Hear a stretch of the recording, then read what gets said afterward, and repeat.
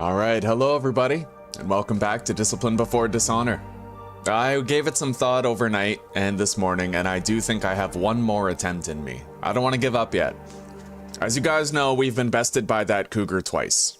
So I gave it some thought and I considered what I would do differently in order to avoid the cougar if going through that area in Ash Canyon is no longer an option. I settled on 3 distinct possibilities. Possibility 1. We go there before day 10, before the cougars start spawning in the world, and we get the technical backpack and leave the region before there's even a cougar there. The second option is if the cougar has spawned in, then when we leave the back of the gold mine, we could actually climb up a rope and then pretty much backtrack the way that we came, eventually getting to the angler's den anyway. The third option, a riskier option, I tested it today so I know it's possible, but it is dangerous, is right outside the front entrance to the gold mine, there's a set of waterfalls that you can jump down, and when you jump to the bottom, you emerge right at the angler's den. But that's very dangerous. It'd probably be a lot safer if I just decided to go the long way back. So the likelihood that we actually get it before day 10 is very slim. I would need to be able to get through the cave, right? I'd need a light source. We'd need to find matches in Angler's Den.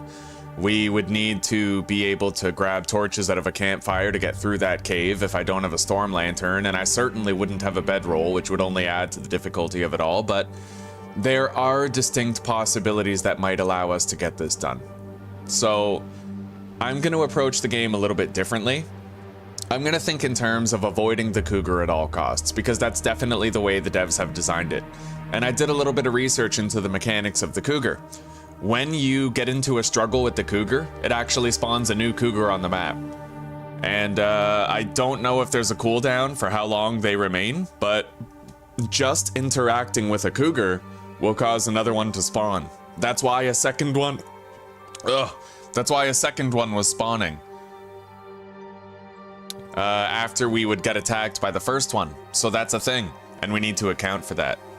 So we're gonna just try to make it work. We're gonna try to get past that cougar. We're gonna try to avoid it entirely, even if it means adding a lot of extra length to our journey. So without further ado, I guess let's prepare and hop in. Oh, you're here, eh, Corey? Welcome. How are you doing? Let's prepare the sandbox. All right, custom. Interloper baseline. Let's get our settings figured out.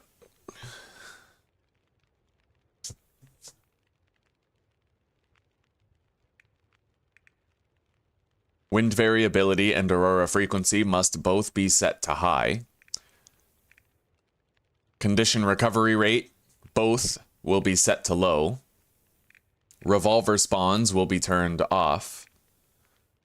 We are going to keep on seeing firearm cleaning kits until they address the bugs, but hey, thank you very much. Thank you. I got this blanket that my wife got me for our anniversary. Nice and cozy despite how cold it is outside.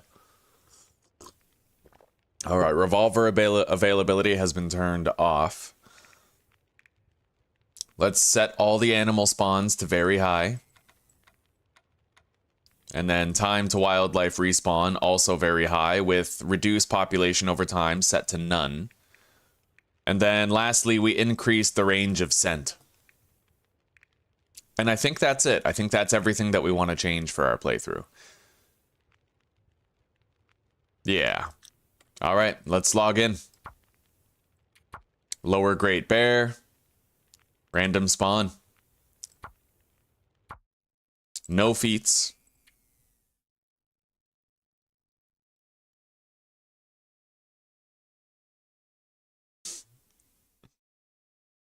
Wonderful. My brother in blanket.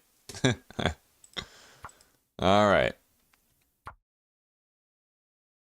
Well, hopefully, buddy, this will be a long one. They usually are. Now, where? Oh my God. No way. We're at the plane crash in Milton, which is a good thing and a bad thing. I'm very far away from the nearest shelter. but we'll try to see what we can do. Tomato soup.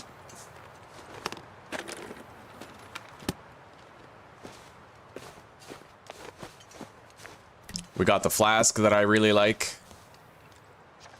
This cave isn't too cold. We got a jerry can right away, and being in Milton means we can immediately search for clothing.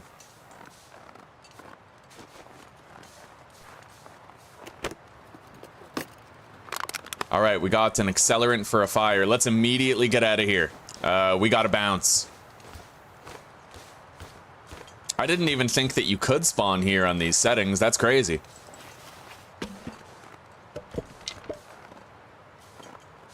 Alright, let's go. We gotta make sure we try to stay warm. I don't have any protection right now against frostbite, so...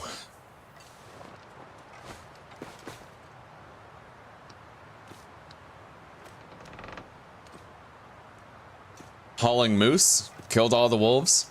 Right on. Hey, have you crafted a travois yet?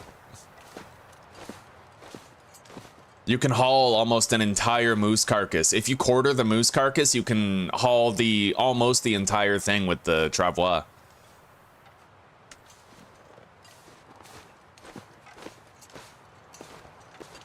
Oh, that wind is vicious, dude. We really don't have long. Yeah, we gotta get to a shelter.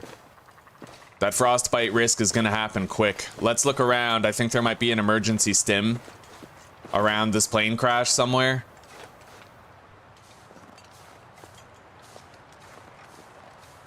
Scrap metal, cloth.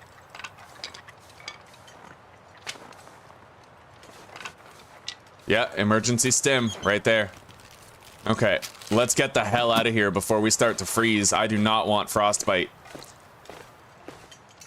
Now, there might be a wolf around here.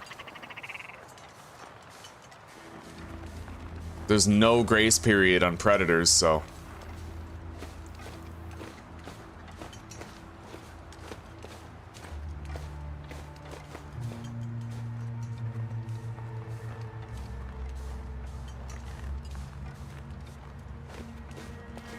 We got quite a ways to go. Hopefully the frostbite risk will not be an issue. I certainly can't afford to stop. We gotta move. I'm glad we got that stim. I'll use it if it makes the difference between whether or not we end up getting frostbite. God, this sucks. Okay. Yeah, we're about to become hypothermia risk right here.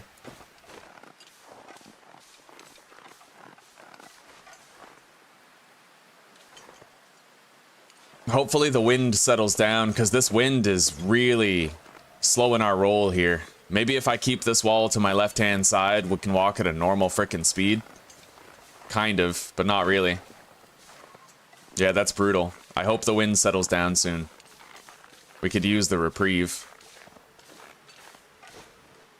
I had no idea that you could even spawn at that plane crash on Interloper. I thought that the travois was included in the free content. Huh. I don't know, maybe I'm wrong on that. It is a pretty powerful item.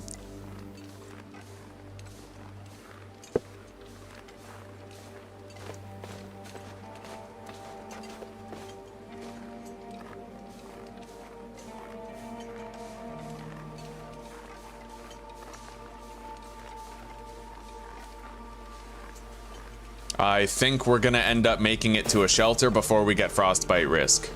I think so. I gotta try to make sure I grab reishi mushrooms, though. I haven't really been looking on the way, and perhaps I should have been.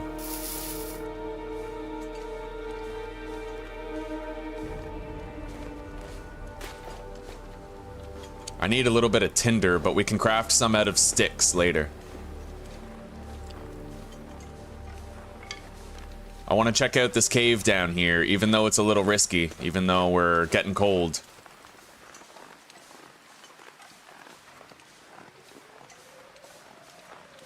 Yeah, we gotta get around that cougar in Ash Canyon this time.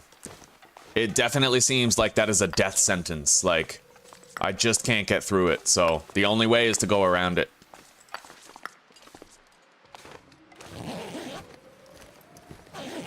Empty. We're warm in this cave. Not very warm, mind you, but we are warm.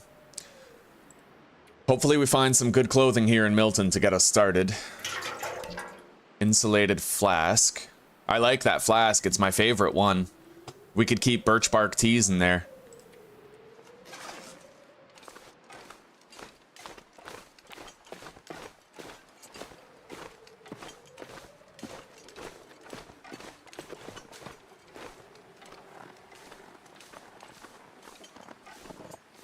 Hell yeah, and when you get the far territories, you'll have even more to dip your toes into. You'll love it.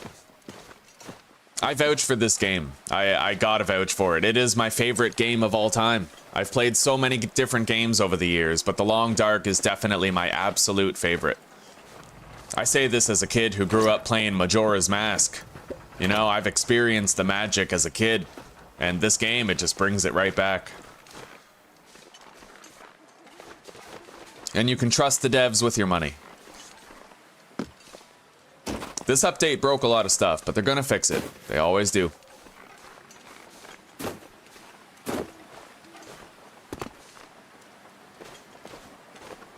Now, we did get our first instance of frostbite risk, but we should be home before it's an issue.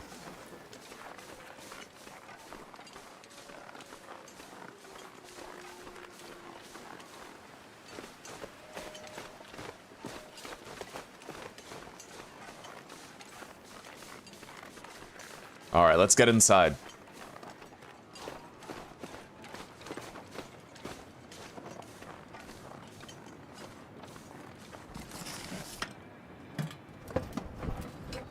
While we're here in Milton, I'm going to want to keep an eye out for a car battery. We need one in order to repair the transmission tower up there for the Far Territories Signal Void questline. All right, we'll explore the area later. For now, I'm gonna need to pass time until night. Right now, we have rudimentary light coming in through the windows that we can use to look around.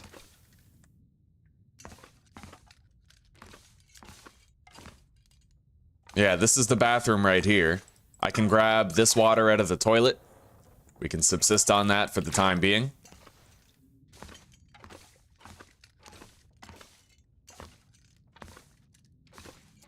It is going to be dark for a hot minute, though. So I can't really loot this place that effectively. Ooh, gourmet broth. That's actually safe food. That's completely safe. I can eat that. Okay.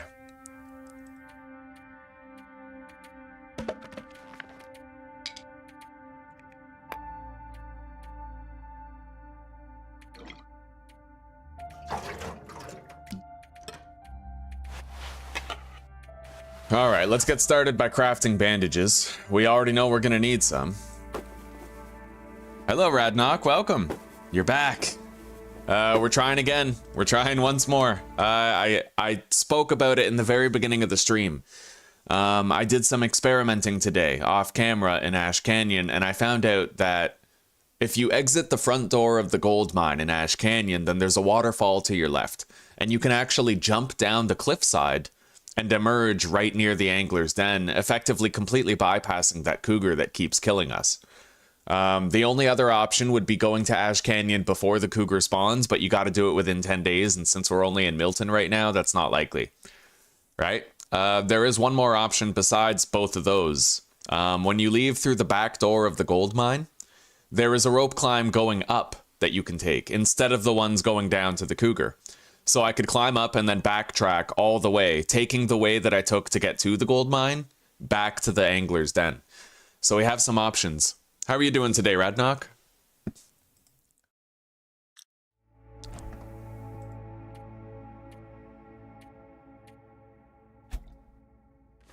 Alright, it's only gonna get darker. How do we pass time until then, huh? It's too dark to do much.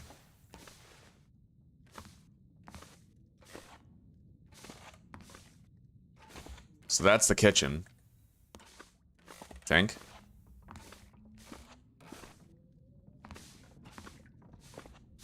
Where are we here? This is where the fireplace is, right? I think so. Hang on. So the door is right here.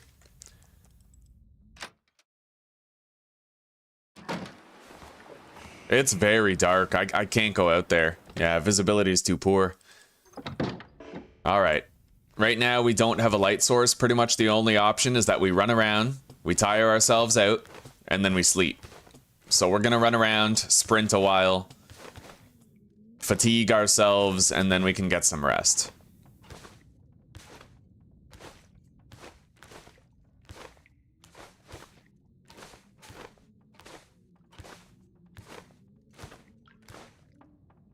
And then we pass time to get our stamina back. And we do the same thing.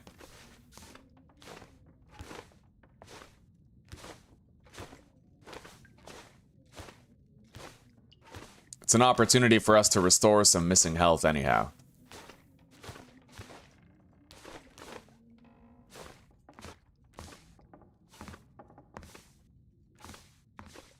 Where am I?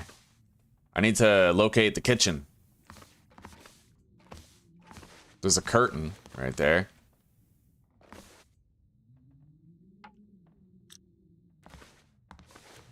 I don't know. We'll find our way back. Oh, that's the staircase. So that means over here is where the kitchen is. Yeah, right here. Let's grab the broth, because that's what we're eating before bed.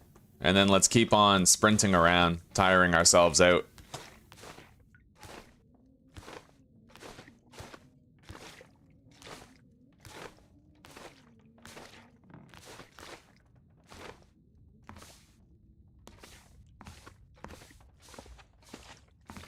Up the stairs.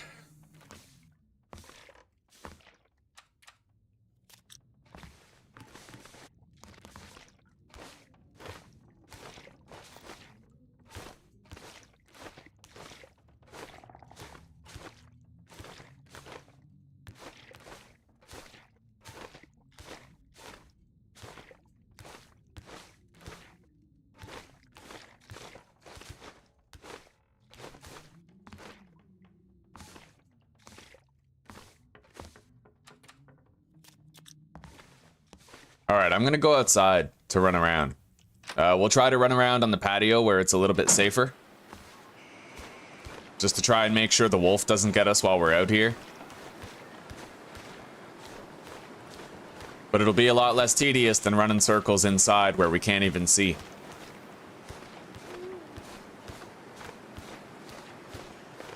And then once we have daylight, we'll be golden. We'll be just fine.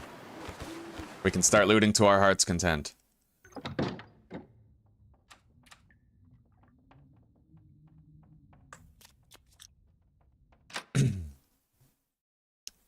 You're doing good, eh, Radnock? Good, good.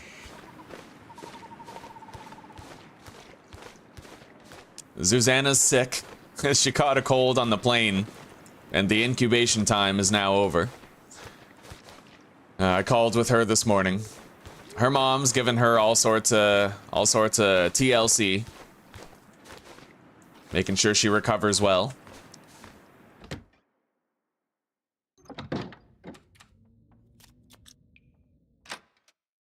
We might actually be able to sleep right now. We'll do one more full sprint.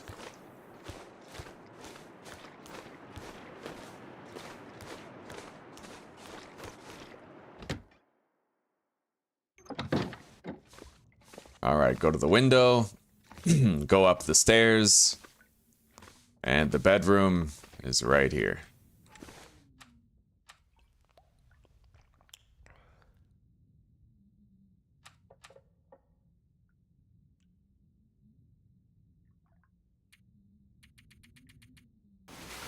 Okay, here we go.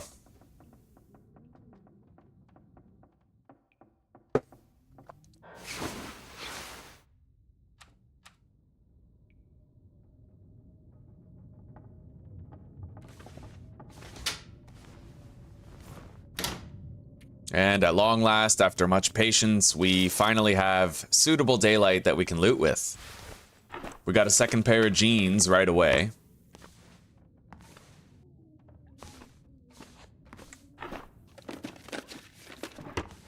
gonna want to look real thorough here. Could be a mag lens anywhere.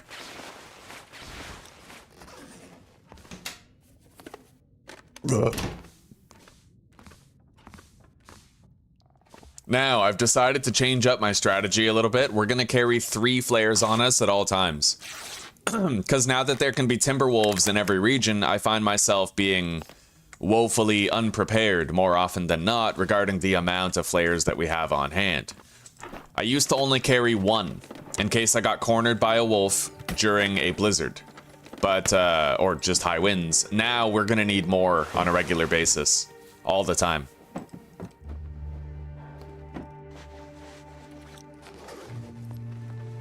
Oh, we got a mag lens.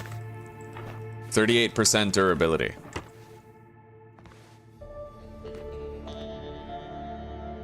No combat pants this time. Okay.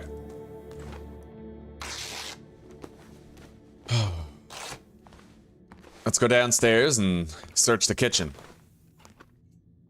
I'm curious to see if there's gonna be like 2 cooking pots in this house. There's usually one right here.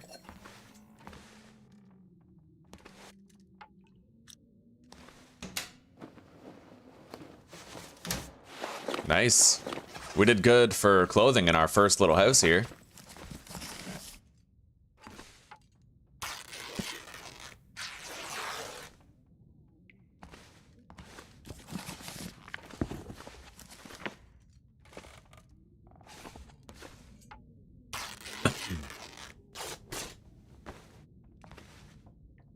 All right, let's see what we got. There's a pack of matches right there. Sometimes there's a skillet on top of here. I found one there before. Potato on the ground. Salt and a sewing kit. Here's another cooking pot. Very nice. We have 2. It's wonderful news.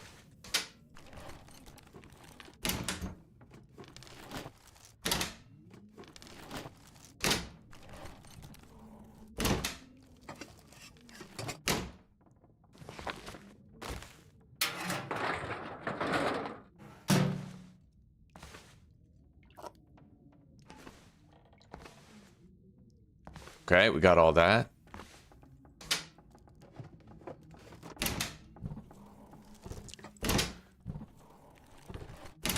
Good morning, Mary. Welcome back. How's your morning going so far? You got your coffee?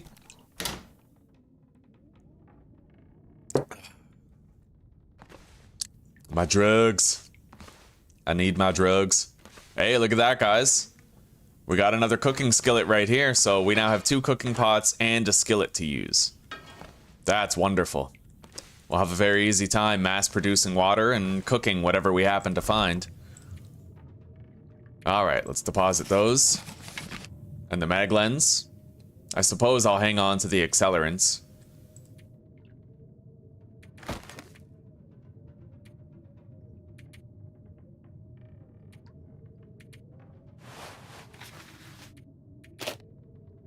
Alright, we can get a lot of looting done now.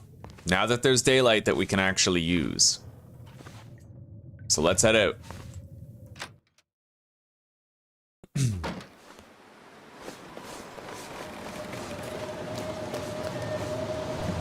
And we're gonna check every vehicle we come across for a car battery. We really need one. In this region, more than the others. Nothing.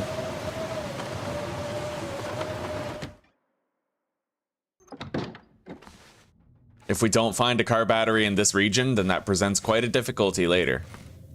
So let's hope we stumble across one.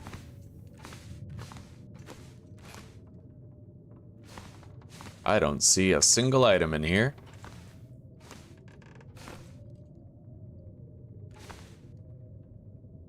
Okay.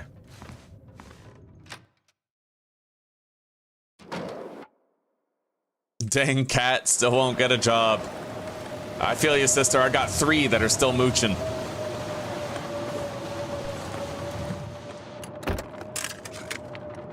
They just want to play killing mice all day.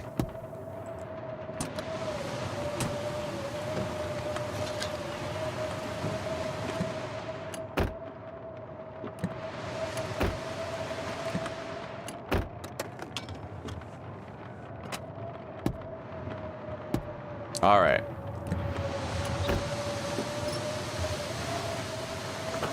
No battery. There's bound to be something respectable in here. There always is. Yep, tin of coffee. This is a major loot location right here.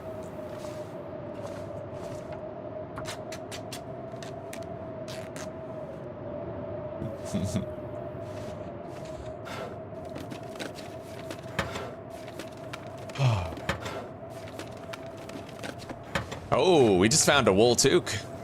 Beautiful. That's one thing I love about Milton, man. You always find a lot of clothing here. A lot of clothing.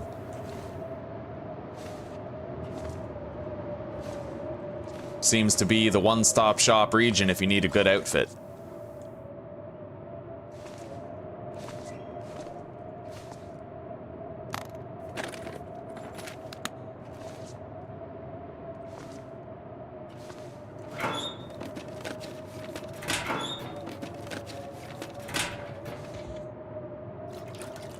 We're gonna take all the water from all the toilets so that I don't have to prepare it myself.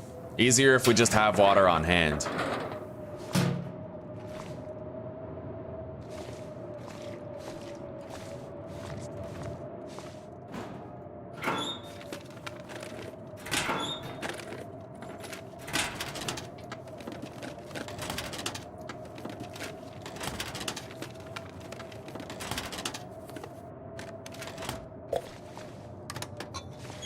Cup of coffee. Duh.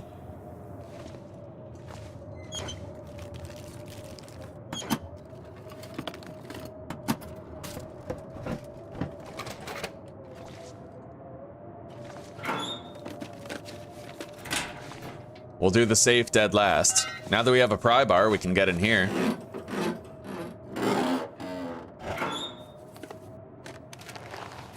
Nice. All right, no longer any frostbite risk.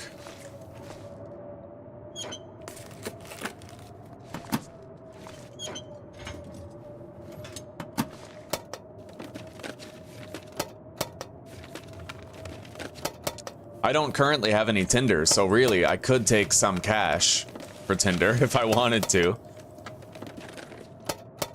Start fires in style.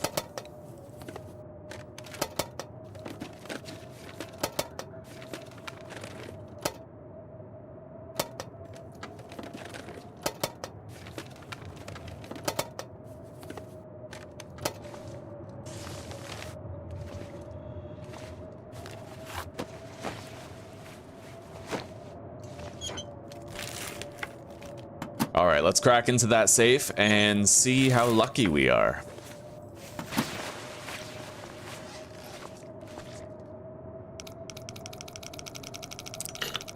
Roughly 18 is the first digit.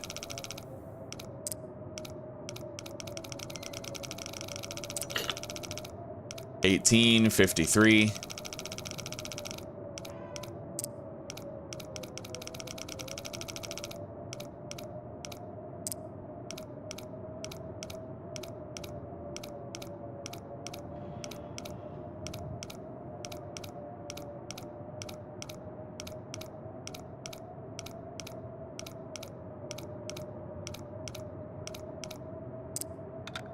All right, we're in. Hell, that's not too bad. Okay. It's not exactly a Mackinac jacket, but we can make it work. It's extra food.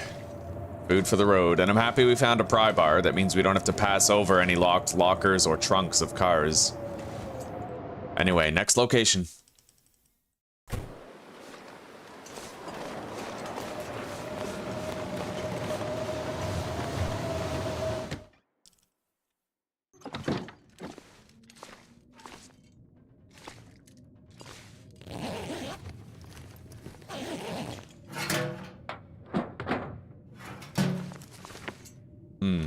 There's a radio here for contacting the trader. Sometimes there's a magnifying lens in here. Not always, but since we found one in the main Milton house, we're very unlikely to find one here.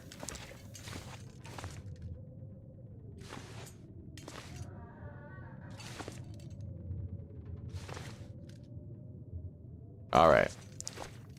Next area.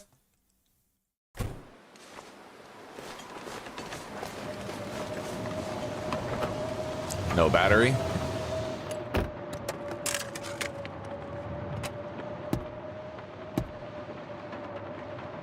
Hang on, is there something there? Yeah, a piece of cloth. All right.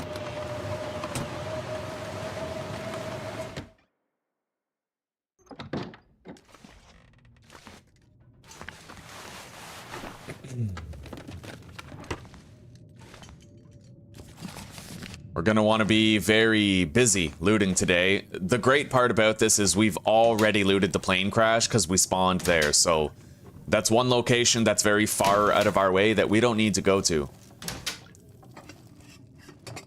I had no idea you could spawn there on Interloper. It's a very interesting spawn, and I actually like it because you spawn at a plane crash. And that's kind of the story of survival, is your plane crashed in northern Canada, and you gotta try to survive as long as possible. So spawning at the plane crash is thematically appropriate, you know?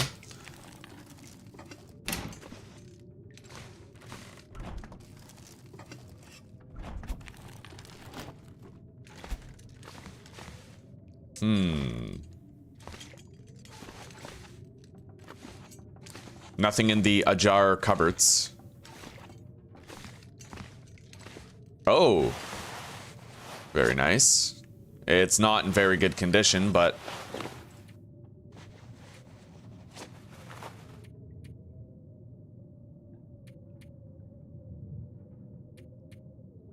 I actually think the dress shirt is better than the hoodie.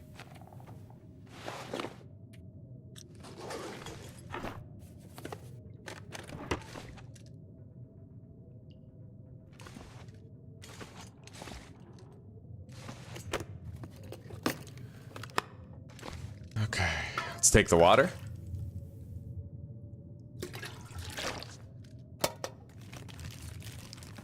I gotta admit, Corey, I would prefer to spawn in Ash Canyon. If I was in Ash Canyon right now, oh buddy, there'd be no cougar, so I'd have a very easy time getting that technical backpack. Oh, that would be so good. But this is a very good spawn in terms of clothing. I am worried about the density of wolves in the area, though. There's a lot of wolves here in Milton.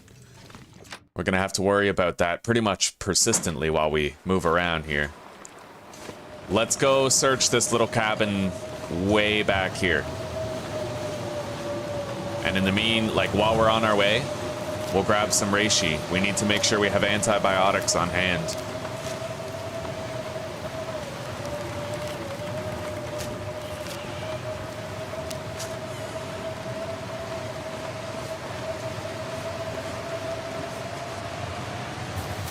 Beard lichen. Alright, we now have enough to make a wound dressing and 2 prepared reishi mushrooms. Let's pop inside. It's damn cold out there. We're gonna want to warm up before we step back outside. Granola bar.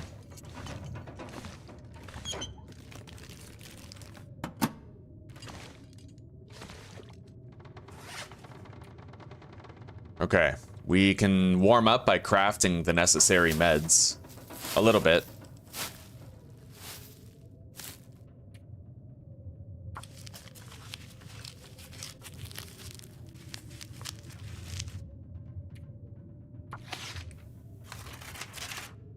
Hello, John Doe.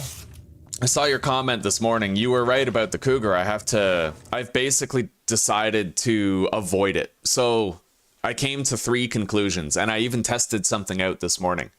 The first conclusion that I came to is that if we get to Ash Canyon before day 10, it's not going to happen in this playthrough, but if we did, then the cougars wouldn't have spawned into the world yet, and I could safely get through that choke point without encountering it. The second option, the more likely option, is when you exit through the back of the gold mine, there is a rope climb going down and a rope climb going up. The downward rope climb leads to the cougar, but the upward one takes you back the way that you came so that you can backtrack. And it takes longer to get there, but you can get to the angler's den that way with no risk of a cougar running. The third option is riskier. but the fastest option of all three.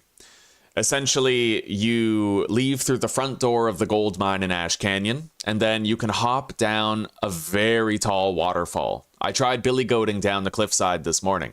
It worked, but there's a lot of really risky spots, and if you choose to drop down at the wrong place, you'll suffer a really nasty fall and potentially even die to one. So what I'm most likely going to do when we get to Ash Canyon is when we exit through the back of the cave, Ash Canyon Gold Mine, I'm going to be doing the rope climb to get up. And then we're going to backtrack the way we came. And then from Angler's Den, I can still get to the place where I want to leave the region from. Yeah, we got a plan. We got a game plan now. We'll do better. It's easy to underestimate the danger of the cougar. It's not just another wild animal. And I also learned that every time you get into a struggle with the cougar, you don't even have to damage it. You just, if it attacks you, then that'll spawn a new cougar in the map. It's crazy. Like, it spawns more and more cougars the more you interact with it. Unbelievable. Oh, hell yeah.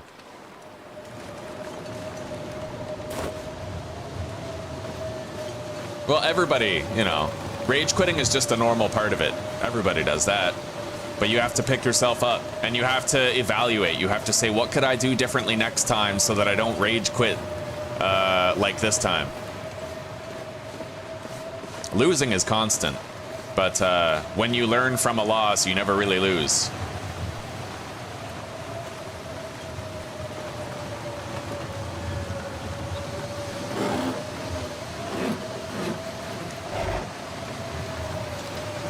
We are damn cold.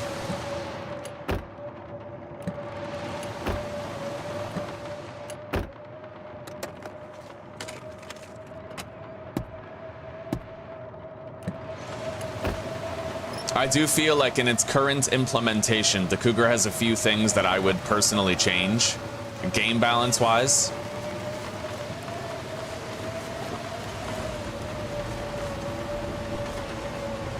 For example, I definitely don't think that the cougar should immediately spawn a copy of itself when you get in combat with it. That seems pretty crazy. A lot of people are saying it has too much health as well, and I feel like certain locations where it is make sense. Like the Ash Canyon spawn location makes sense. It's forcing me to change my entire Ash Canyon experience. But what I don't like is the one in Coastal Highway. There's one cougar situated directly at the transition point between Coastal Highway and the ravine. So probably the most trafficked route in the game between Coastal Highway and Mystery Lake, it's being camped by a cougar, right? So I feel like that should not be the default initial cougar location in Coastal Highway. They should move it somewhere else.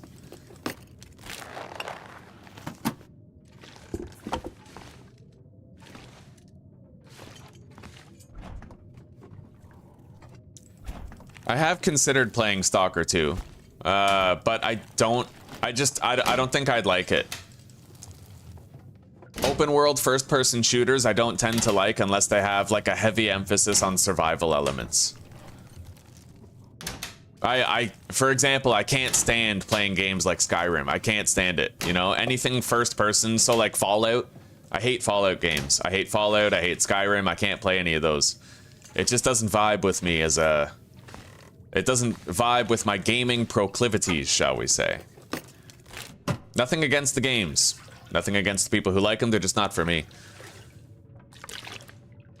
Okay.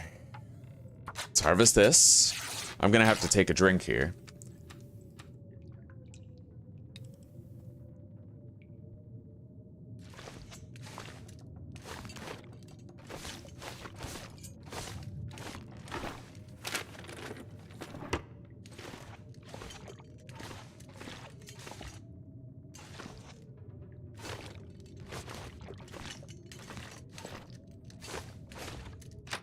All right.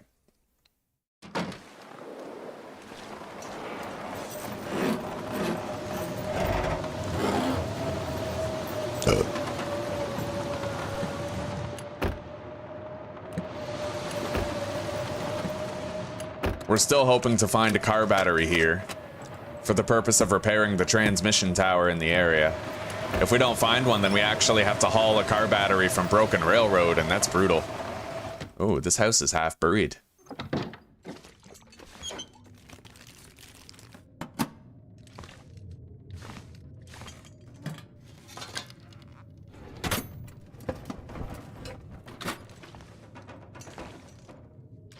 Yeah, exactly. Yeah, just like music.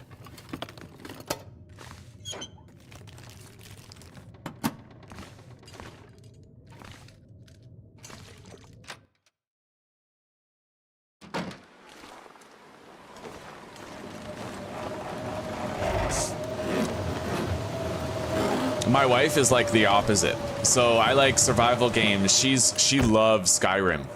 She loves Skyrim. She loves Detroit Become Human. She loves all kinds of games that I really don't like. We're very different in that way. For example, she plays Skyrim and Sims 2 and Sims 3 every year. Like clockwork. She always ends up playing them. Eventually. Yeah, different flavors, different strokes for different folks, as they say.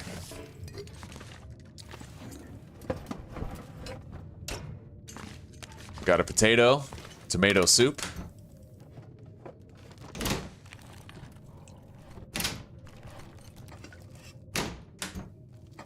Oh, hello, Zuzi.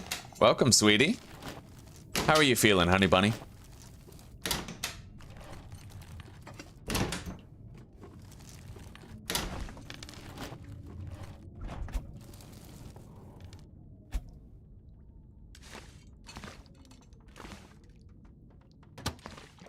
Nothing in there.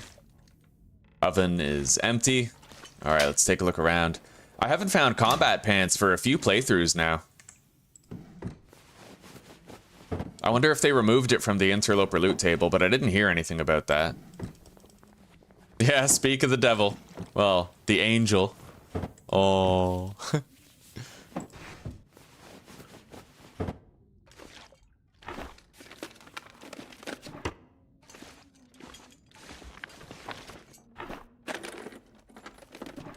We've done a very good job looting the surrounding area today.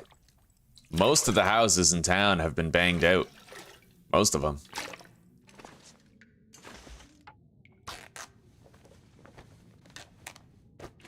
And we've managed to keep our freeze damage down to a minimum.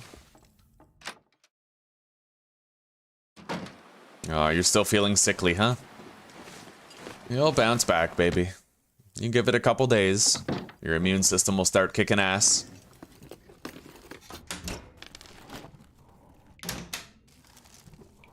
Until then, you prioritize cozies. Warmth and cozies.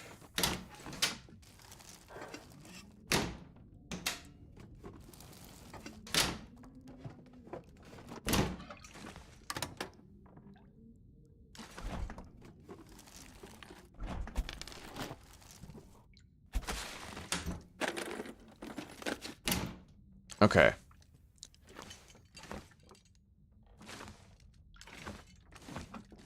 We got a fire log down there. I'll definitely take that. And worn fleece mittens, eh?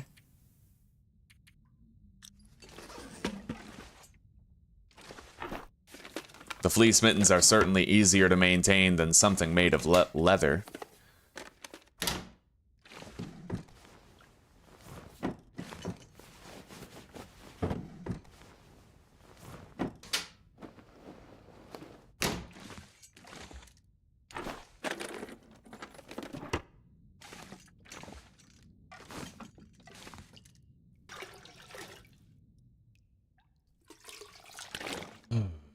All right.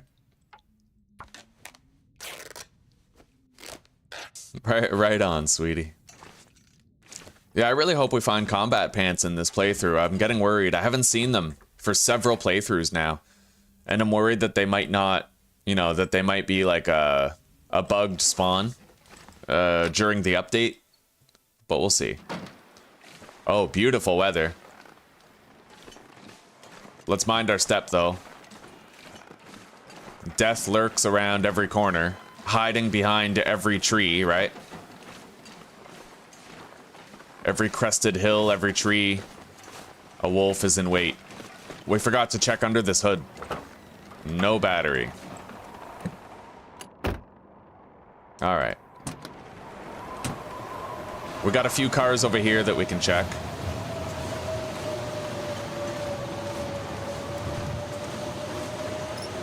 No battery. No battery. Yeah, it looks like we might not be able to get a battery in this region. We'll probably have to bring one later from Broken Railroad if we live that long. Which I have every confidence we will. Now that I respect the cougar enough to avoid it at all cost.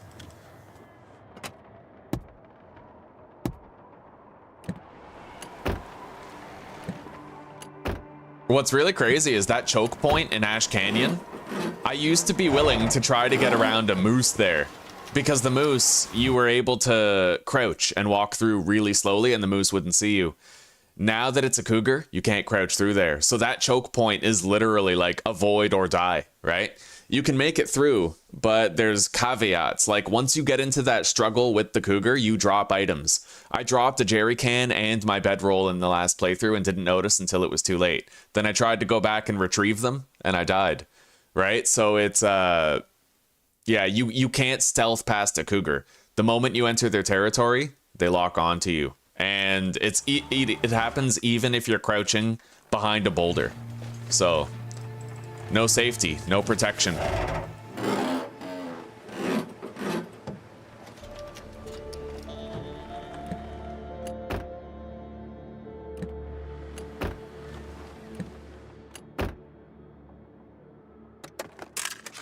I'm not really sure if it's the whole world, John Doe, but it's definitely this part of northern Canada. I like to think of it like this. Justin Trudeau funded a military science project that caused auroras, geomagnetic disasters like earthquakes, and made wildlife ravenous. Yeah. It wasn't enough. It wasn't enough that he was a tyrannical asshole. He had to go and break Canada too.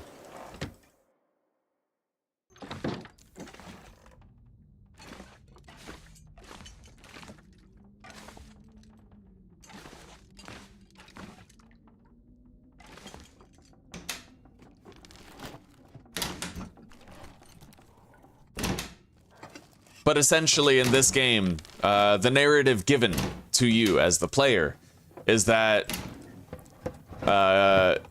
you're stuck in an island, an isolated island in the northern Canadian wilderness with no means of escape. And there are frequently aurora events. And the aurora events cause everything electrical in the area to power on and activate. And during the aurora, in addition to the electrical components being activated, wildlife becomes particularly hostile. So that's kind of the narrative revolving around it. And this island, Great Bear Island as it's called, is prone to frequent earthquakes, which has caused a lot of the island's infrastructure to collapse and the inhabitants of the island to leave. So presumably the rest of the world is fine. But this island in particular is just a desolate, abandoned wreck of a once proud former civilization.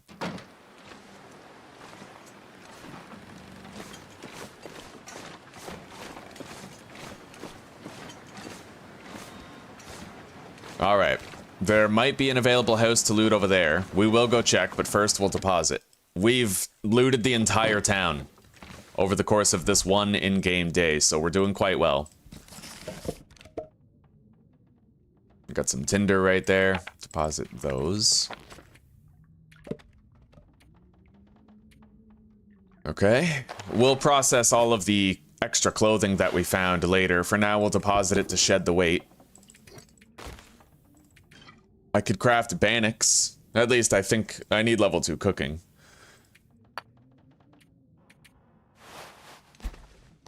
All right, let's continue on.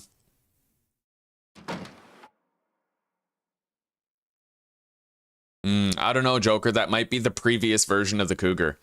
They released the cougar a long time ago, and they made these bombs that you had to use to destroy the cougar den, but people didn't like that version of the cougar, so they removed it. and they recently re-released it. So make sure that the video you're watching wasn't an old one from several months ago. It would have been around 5 or 6 months ago. Yeah, because there's no longer cougar dens. And now the way it works is after a certain amount of time, 10 days on Interloper, the cougar, you see a cutscene where the cougar enters the world, and from that point, it spawns in every available region that it can be in. Yeah, they did change it. They tweaked the cougar a lot.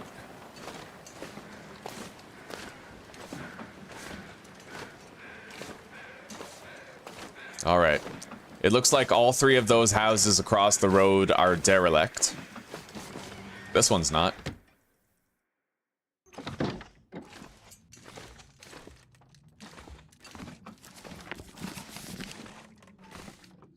Nice, we got a second cooking skillet. We now have 2 cooking pots and 2 skillets here.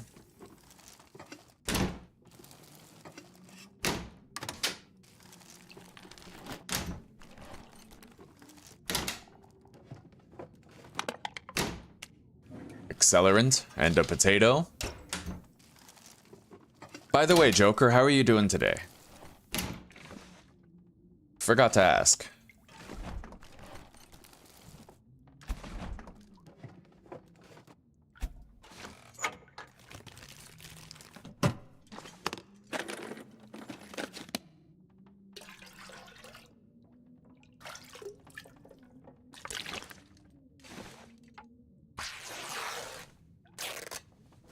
All right, let's go search upstairs.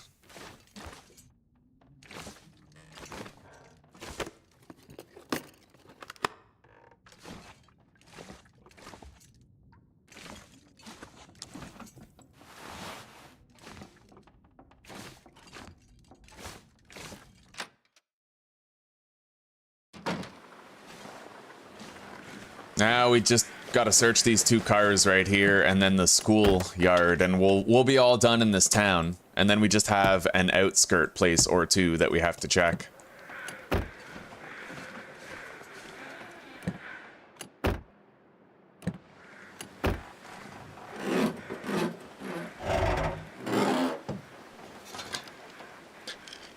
Painkillers.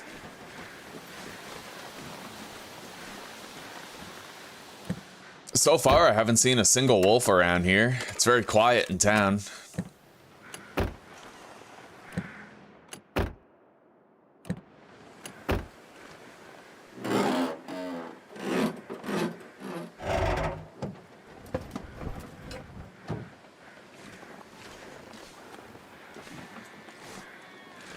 All right, let's go to the school.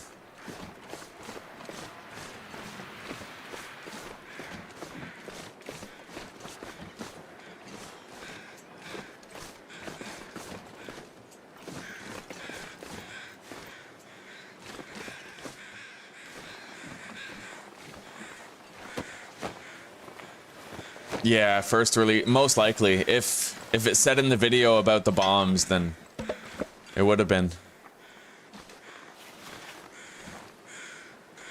I do appreciate the heads up, though. I mean, clearly you're trying to help a brother out. I've been struggling with that cougar quite a bit. Pretty much the conclusion I came to is I have to avoid it at all cost. I can't approach a cougar at all. Like, not even to save time. I have to go all the way around it if there's like a bottleneck, like a choke point where there's a cougar. Got to go all the way around, unfortunately.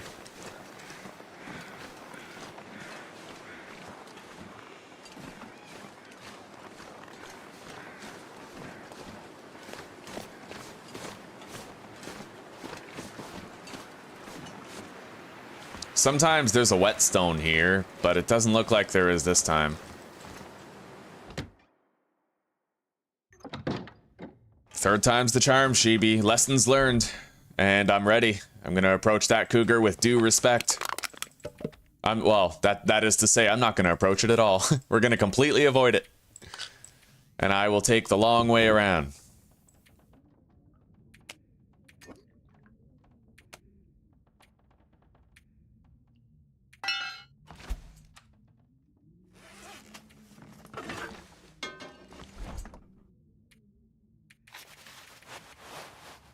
All right.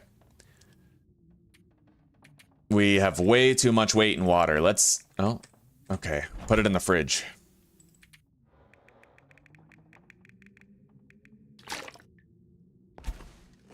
So now we're going to go search the house down at the bottom of the hill.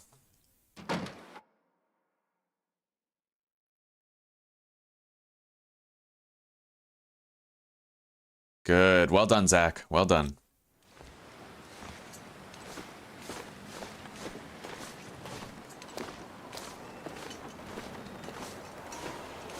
I might want to warm up before I do that.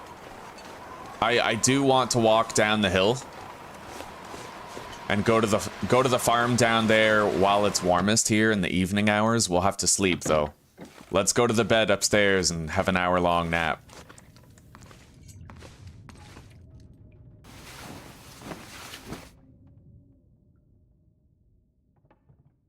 Yeah, I tried this morning, Joker and Sheeby. This time, I performed an experiment this morning. I logged into Ash Canyon on Pilgrim. I went to the gold mine, and it turns out you can actually billy goat down a cliffside near the Cougar's, like, in front of Ash Canyon gold mine. There's a waterfall. You can jump down the cliffside at that waterfall, and you emerge basically right by the angler's den. It's just really risky because not only are there wolves at the very bottom of that cliff, but it's a very steep cliff and you have to be extremely careful to get down.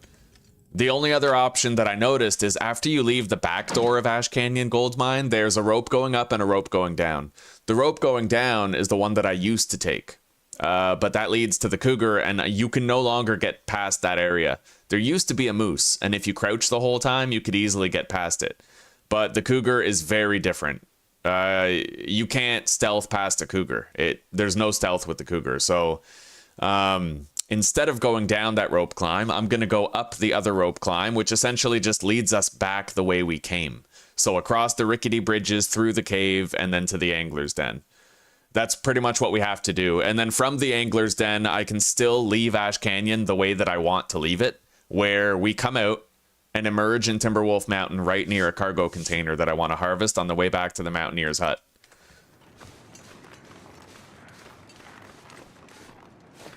Yeah, I died there twice too. Yeah, damn that cougar. Damn it all to hell. I had to change my entire strategy for Ash Canyon because of that.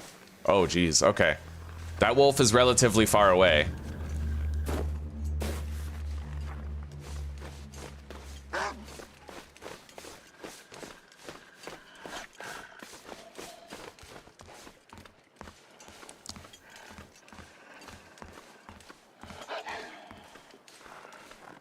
I think I see rabbits hopping across the field here at the Silent Farmstead.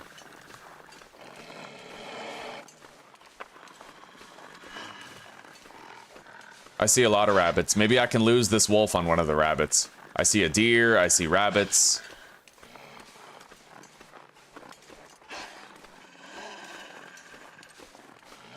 Oh, wolves over there.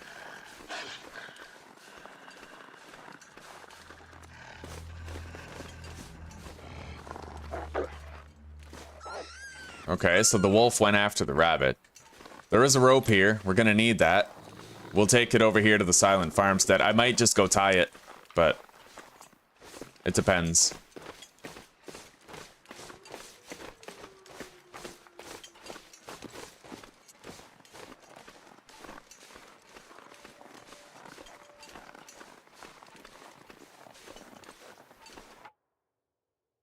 That's one thing I wondered, Zach. Another option is that I use an emergency stim and then run past the cougar. What I'm wondering is, can you even outrun the cougar?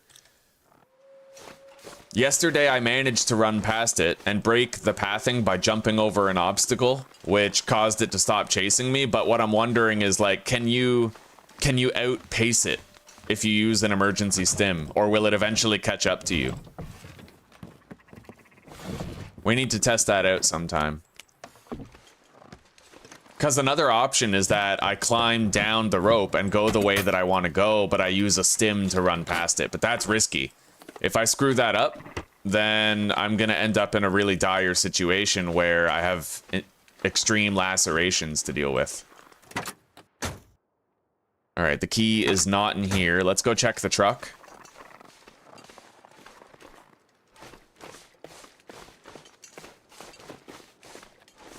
We had a very productive day today. Very productive. We got a lot done. The key is not in the truck, so it's probably on the dead body behind the house.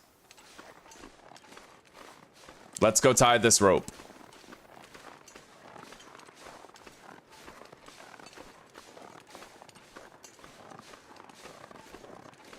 I just hope there's not a wolf here waiting for me. Hang on. I don't hear any footsteps.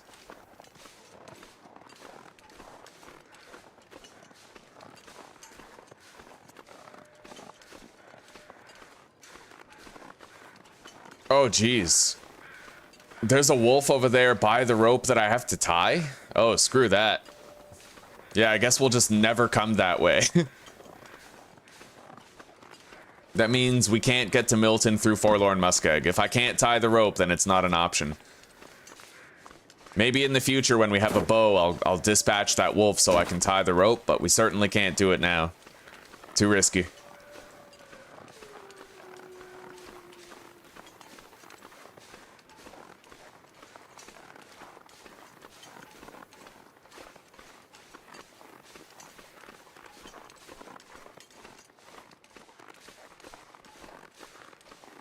I don't hear crows over that body. Hopefully. Okay, good. It's there. There was actually a glitch once upon a time where you could not find the key to get inside this house. People were locked out of it for their entire playthrough. The devs addressed it right away, but it sucked while it was there.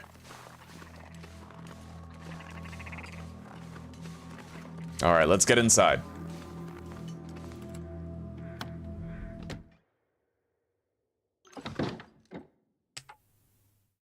You had a 20-foot lead. Well, we can't harvest those twigs yet. Yeah, we don't have a hacksaw or anything. Oh, buddy, we got a new windbreaker. That's beautiful. Okay. Well, let's deposit the climbing rope here. It's where we're gonna need it. And let's get some sleep.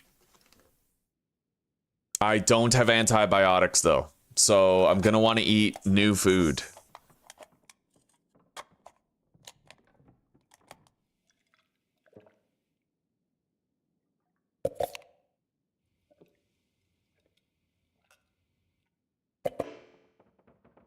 You are not thirsty.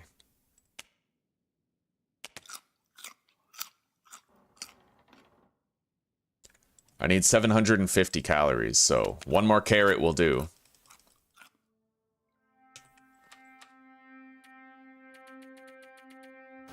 All right, let's get some rest.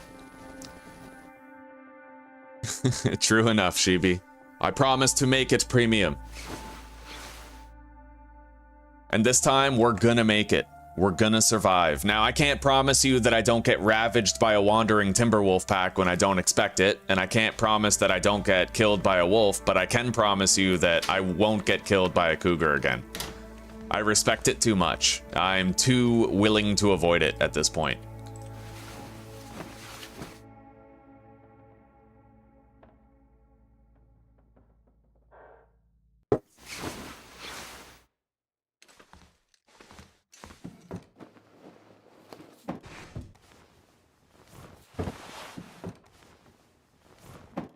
All right, cotton toque.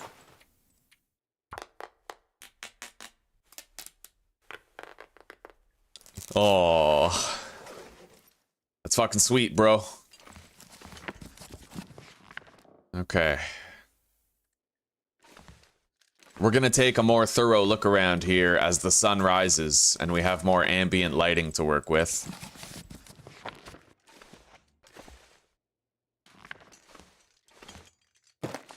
We got some crackers. There's a flare in the tub, and we'll take that water.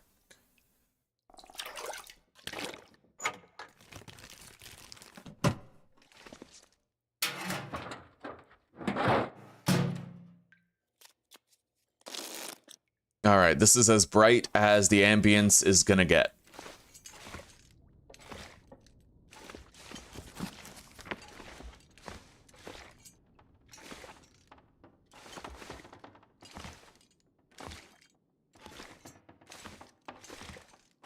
Nothing under the bed. Nothing there.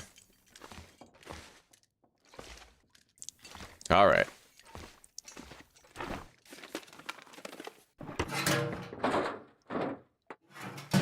Oh, by the way, yeah, I saw that post.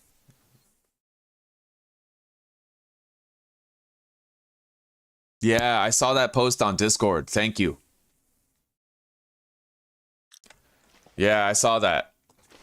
Thank you very much. So next time I play vanilla, I'm probably going to use that. At least if I want to base up in a city, I'll use that, because otherwise I won't be able to.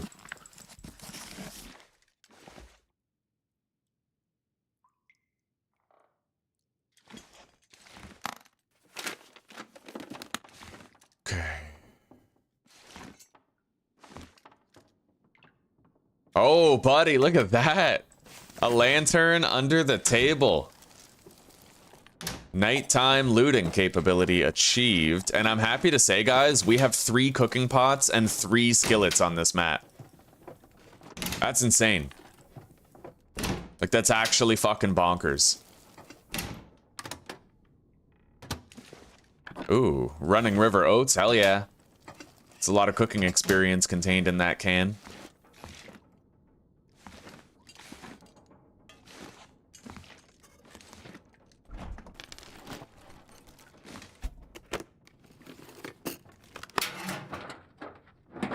Well, Milton has proven to be a very lucrative spawn.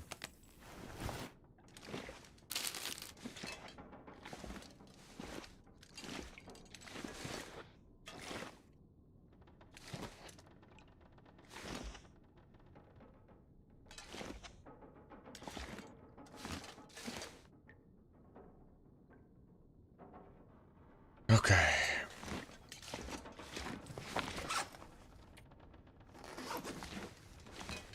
We're barely over encumbered. I am gonna have to make sure that I tell myself here, Milton. Silent farmstead. 1 climbing rope. We know it's there.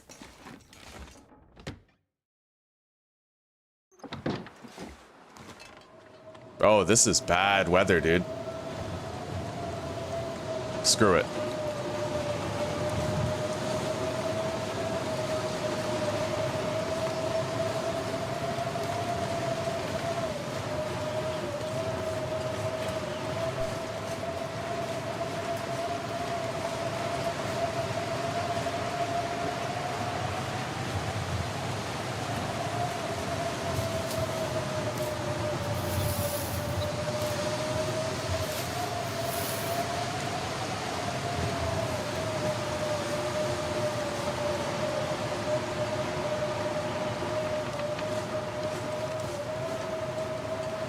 With that global wildlife refresh, I'm honestly pretty scared of Milton. Every spawn could be different. You never know when you're gonna go around a hill and there's gonna be a wolf just waiting for you on the other side, you know? It's different now. Much more fear is due. It's been a long time since I've been killed by a wolf. I remember the last time it happened, too. We were quite far in an Interloper series. We were trying to do the Far Territories content, and we died in Forlorn Muskeg just outside the Forge area. Very near to the Bleak Inlet transition zone. I remember that.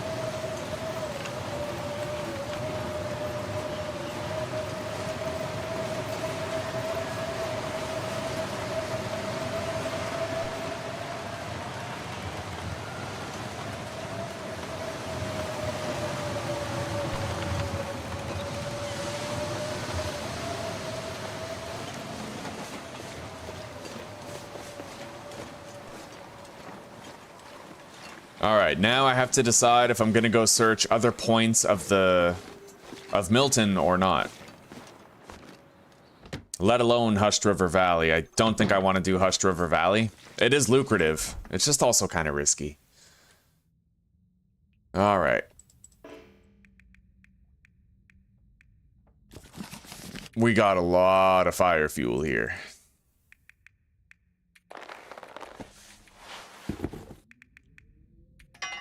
But we can save up some space, definitely.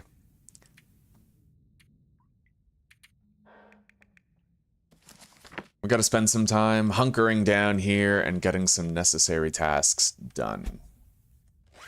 So let's begin.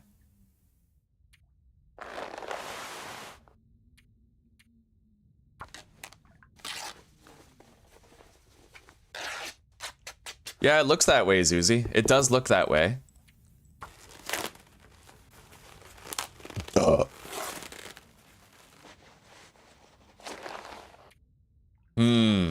You know what, Zach? You're right. Except Sundered Pass. Buddy, Sundered Pass is so brutal. I'm telling you, man, like, Sundered Pass is Hushed River Valley on steroids. Now, in Hushed River Valley, it's easier to get lost. Sundered Pass has the advantage of having a paved road throughout it, so you can kind of... It's easy to learn, easy to find your way, easy to absorb the geography and know where you are through landmarks, but...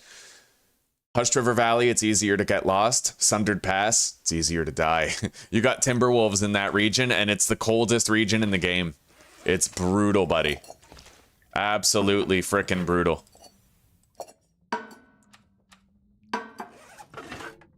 Oh my god, guys, look at this. Look at how decked out that stove is. 3 cooking pots and 3 skillets. That is nuts. That's fucking El Nutsio.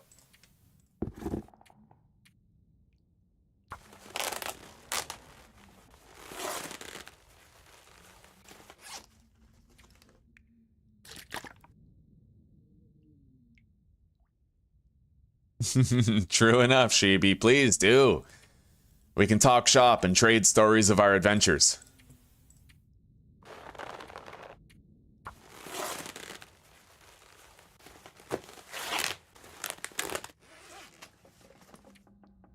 Now, I think I'm just gonna scrap these work gloves and wear the fleece mittens instead. They're easier to repair. They only cost cloth. The Survival Edition, I believe, comes with the Tales from the Far Territory content. So, during the Tales from the Far Territory, they were releasing free content and paid content. The paid content is crazy stuff like the Travois, very useful tools and all that. The free content is bonus regions, but you don't get the bonus items that came with. So if you get the Survival Edition, I think it comes with the paid content from the Tales from the Far Territory. Make sure you look that up, though. Find out for sure on Google or something. On the Steam store, I think there's also a section you can click where it tells you what the DLC comes with. It took me a while to find that section, though. It's kind of hidden.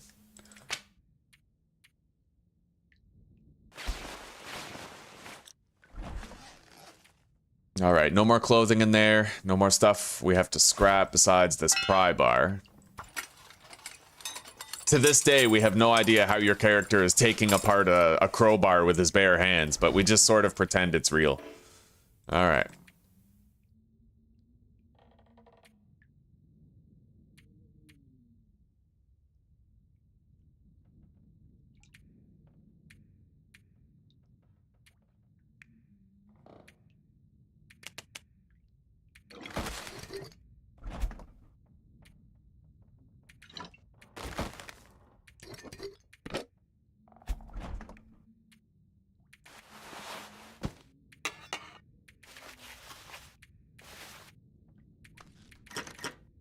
Okay.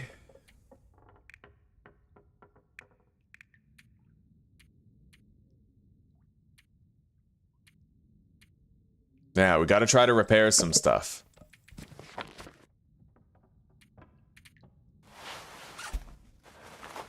Get ourselves road ready, you know?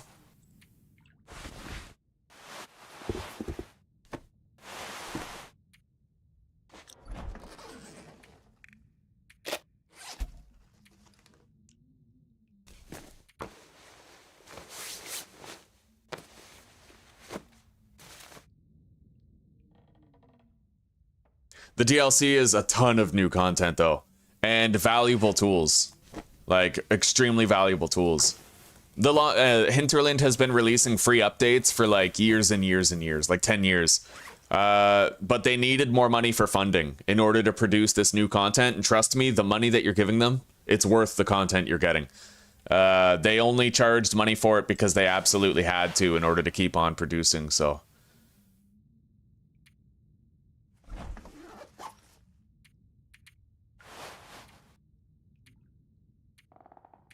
All right, we got 2 repairs done.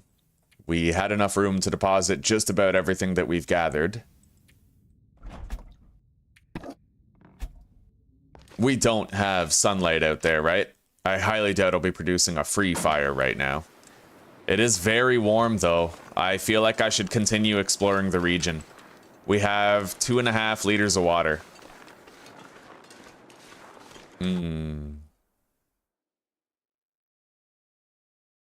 No, we're not going to. We're going to take our time. We're going to research the books here while we process stuff.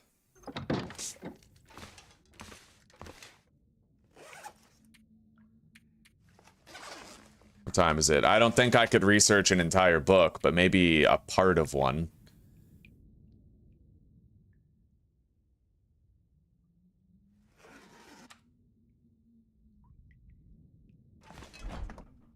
Let's craft a mint condition torch, perhaps. Or I'll just use an accelerant to start a fire. Yeah, that'll do.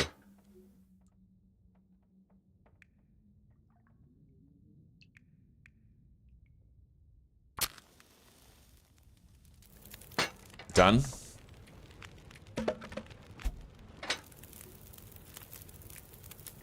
Add the fire log. What is G2A? I don't know. Oh, okay.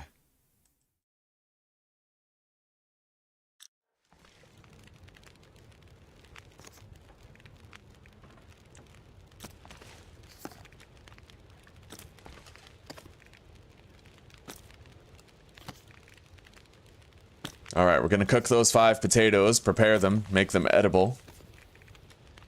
And then we'll do the porridge in that cooking pot right there.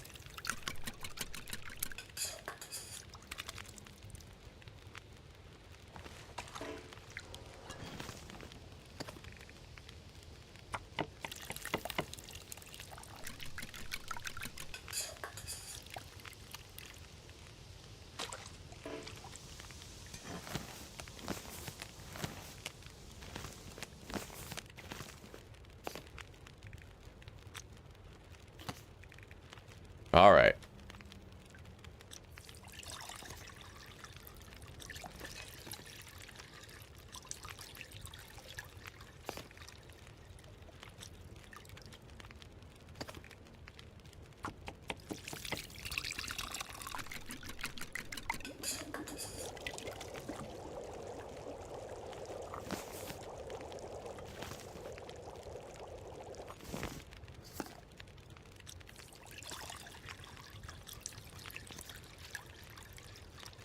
I'd have to smash those cans open. I think I'll try to hang on to them for now.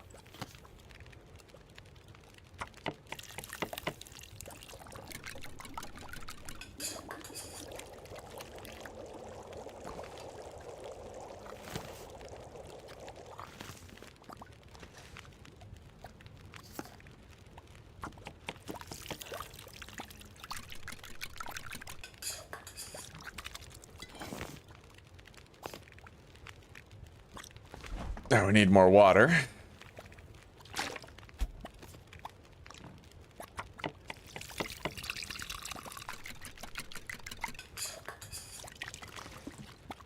And Steam has more buyer protection now. Steam recently changed their terms of service, where now, if a developer sells you a season pass, then they need to give you the exact content that it's going to be offered in the future and an estimated date for release. And if they fail to deliver on what they promised when they promised it, they get a 3-month extension. But after they fail to meet that promise, you, as the consumer, are now entitled to a full money-back refund for your season pass. So if you buy a game with the season pass, like, you know how a lot of devs, they would scam with that? They'd take your money and then they would release, like, they would delay for years, right? They'd take your money and run, or they wouldn't release anything at all. Or like with Anthem, a whole bunch of people bought a season pass for Anthem and then the game flopped and they never fixed it, right? If that happened now, EA would be forced to give everyone their money back. Yeah. Yeah, Steam is God, that's such an amazing change. Like, it's almost it's suspiciously user friendly.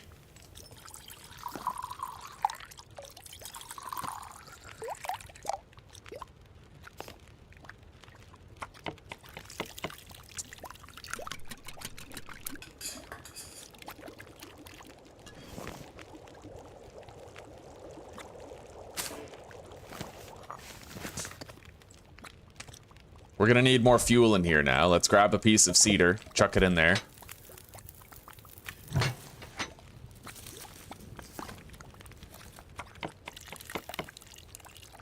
Very recently, I watched an Asmongold video about it where he was reacting to a video someone else had made. All right, guys, we got cooking level 2. It's that easy when you have, what's it called? When you have porridge. The porridge is a lot of cooking experience really fast. All right, let's go drop it outside so it keeps better. We're gonna be eating it to perform research later.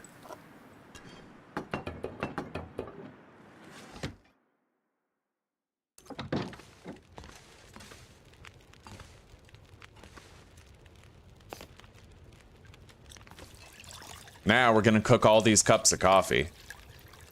We'll get a shitload of cooking experience.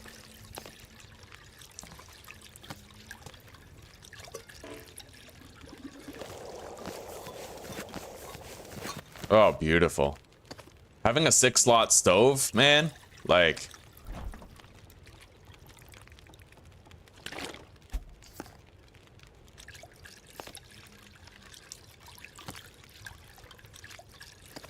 All right, that's it.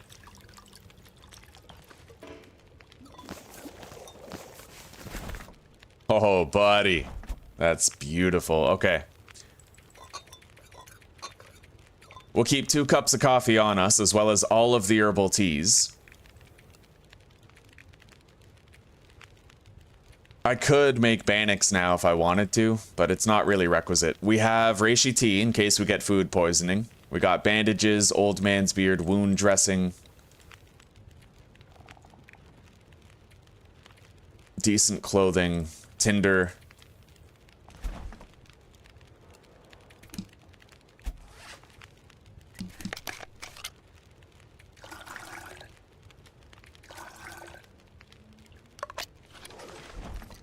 And we'll keep birch bark teas or herbal teas inside that flask. I'm gonna prefer birch bark, but we don't have any yet. Let's refuel the lantern.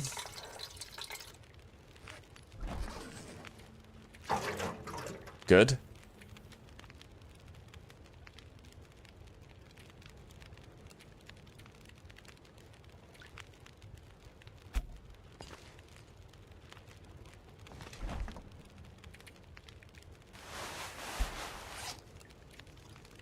I might be able to repair one more thing.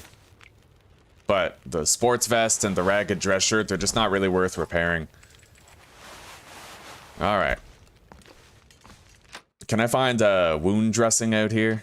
Or an old man's beard lichen in the immediate vicinity?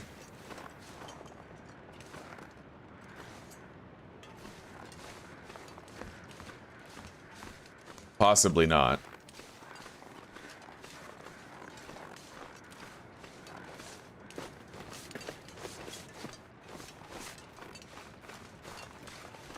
Here we go.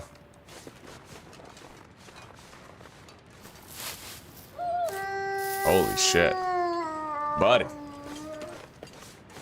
Oh, you know what I forgot to do? I forgot to take a torch out of the fire. It might still be going, though.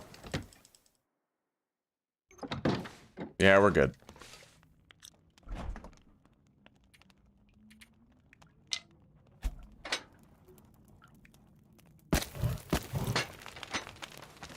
It's not the best torch, but it is a torch. I'll grab one more and we'll see if I can get one that's better condition.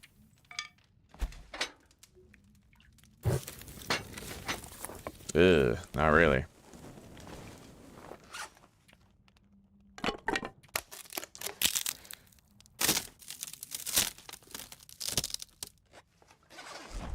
Alright, we're good. We got level 2 cooking. We're gonna research that wilderness kitchen book before we leave, too. We can't really research it now. I might be able to do 1 hour of that research now.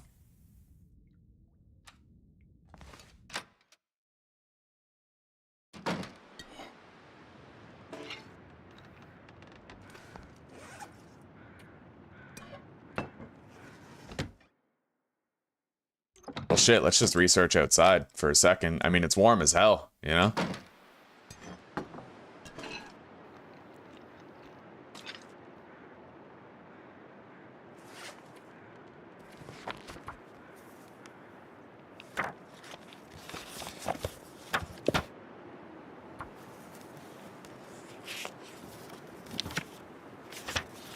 Hell yeah, we just got 2 hours of research done out here. Beautiful. All right.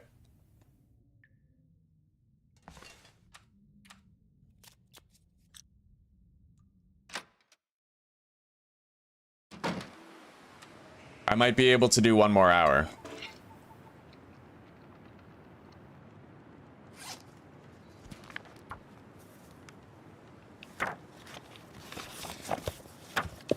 Oh, beautiful. Yes. Now we're ready for sleep, pretty much. And we'll wake up in the morning.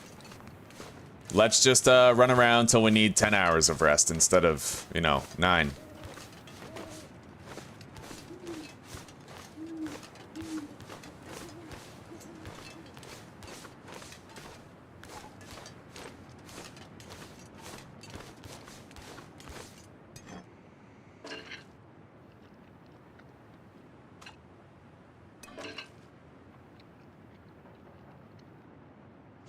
Okay, we have the calories that we need for a very substantial rest, and then we can research the rest of that cooking book first thing in the morning.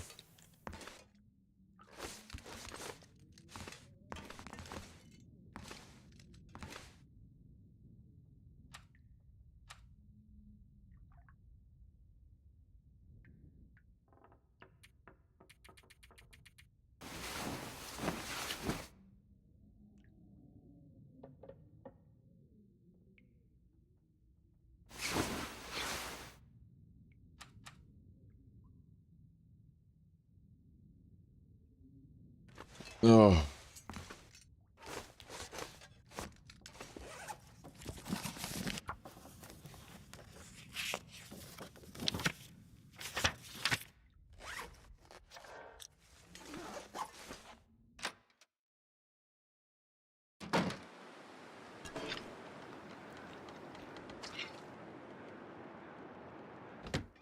All right, let's pack up and let's head to Mystery Lake, guys. We finished researching the cooking book. We just have to mark down everything that we're leaving behind here. All right, we'll start with the fire making tab, and I'm going to do this with a text document. Let's see here. New text document, long dark stashes. All right, so 2 accelerant. How many books first? 38, 40, 41 books. I'll take those. So 41 books, 9 cedar, and 3 coal. As well as 1 mag lens. 7 sticks, and 1 reclaimed wood.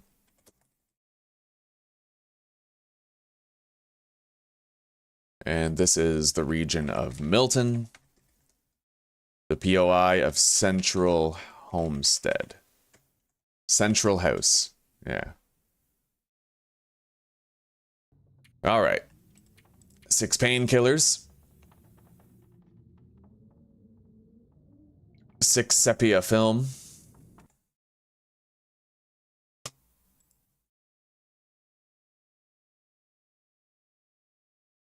1 charcoal, 1 jerry can with how much fuel? 1.79 liters.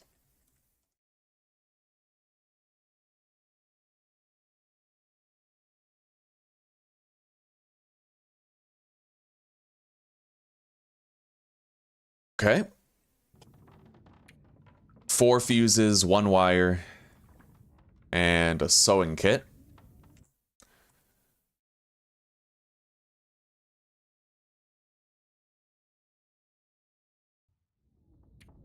$29 cloth, 9 feather, 6 leather.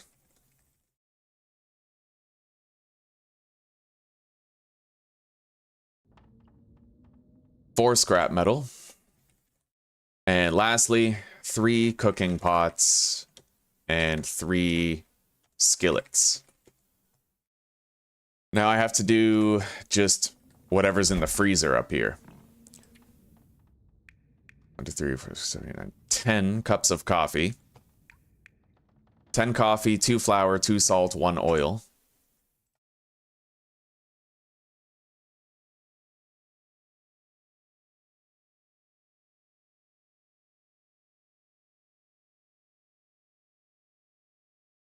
All right.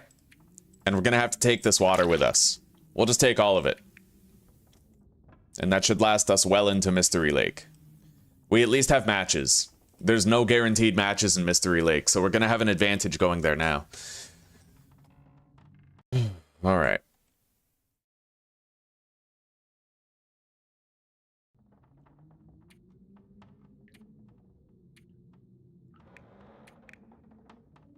Oh, there's 3 salt there. All right. Yeah, I'll change that.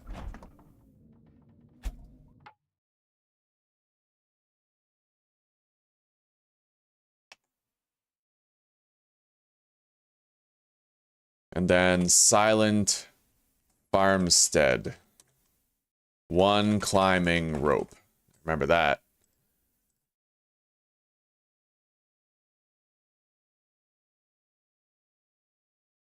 And we'll create the Mystery Lake document now.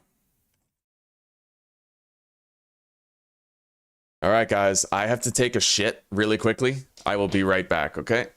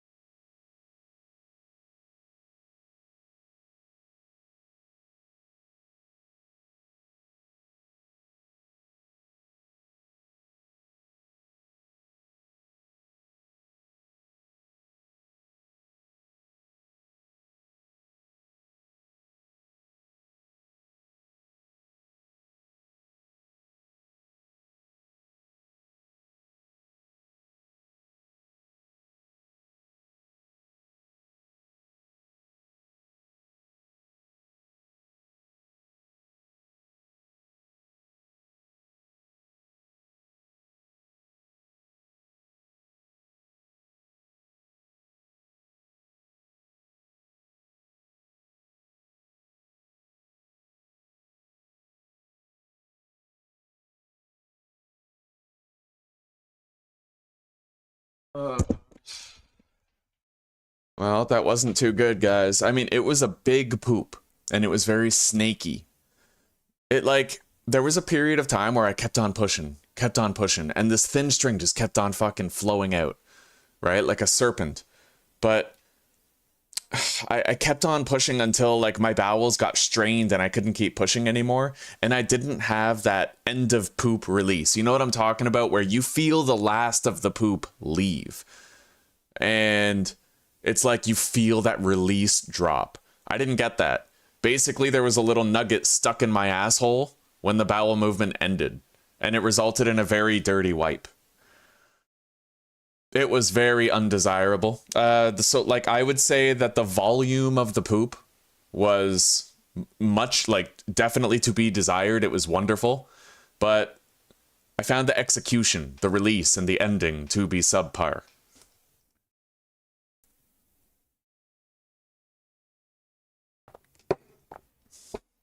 Ugh. All right, let's get out of here. We've marked everything. We got a good stockpile of water. I never really ended up finding a whetstone here. In this entire region, surprisingly. Anyway, let's go.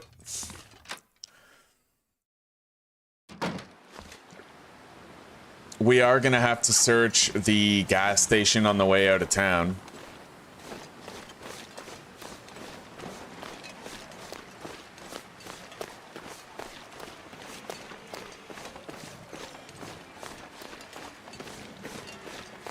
All I wanted was a clean pinch, Susie. That's all I wanted. A nice clean pinch. I couldn't even get it. It was criminal.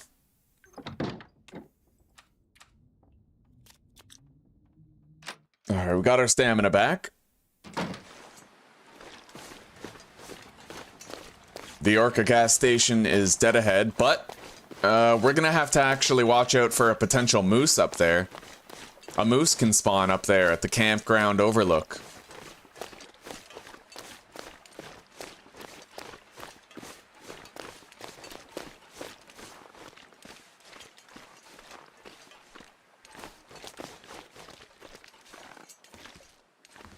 Another wire.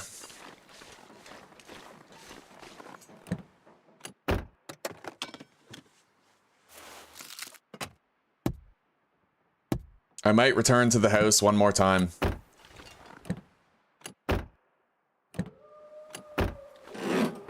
Wait, let's crouch.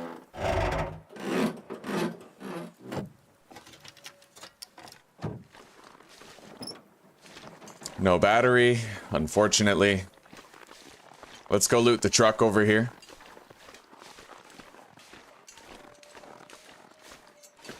I see a wolf.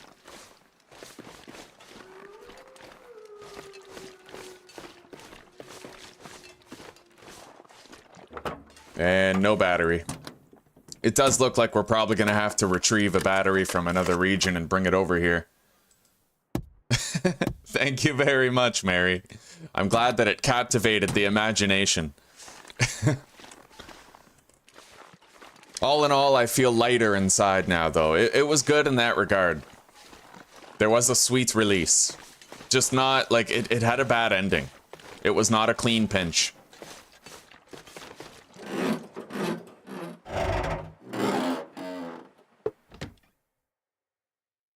Oh, Theo, where's my boy? Where's my boy? Come on. Psst, psst, psst. Psst, psst, psst. Come on. Come on. Psst, psst. You're a good boy. Yeah, that's my baby boy. Come on. Let's go. Psst, psst, psst. You're such a good boy. All right.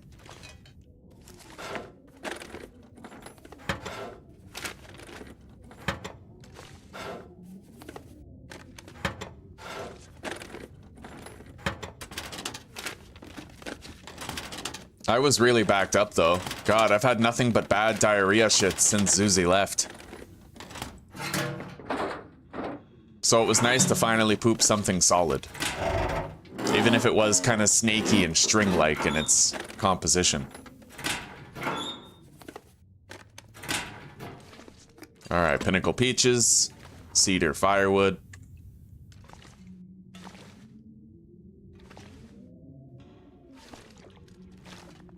I don't really see anything else in here. Let's move on. Take that.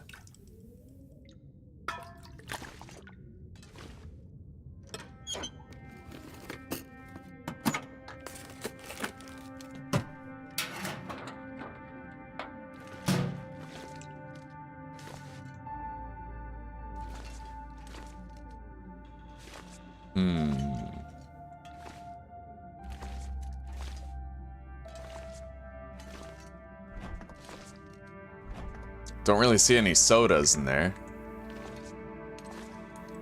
Ketchup chips. Beef jerky. Another tin of Running River oats. A lot of processed food. A box of crackers. Dog food. Sardines. Okay.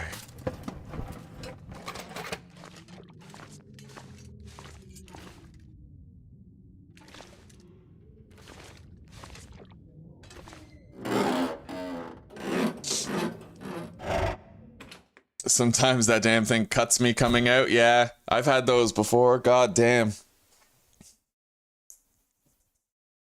It's amazing. It feels like sodomy when it's coming out.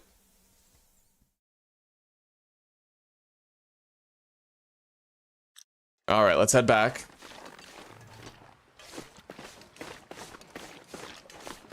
In fact, I think I left a whole bunch of porridge on the front step, so we're gonna want to take that, and I might even cook this new porridge that we just got. It's a bunch of cooking experience, and we don't know when we're gonna find our next cooking pot, so I'd like to use up this porridge tin now.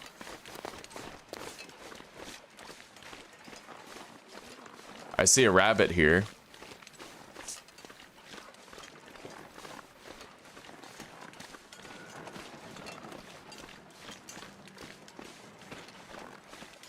Not really seeing a wolf at present.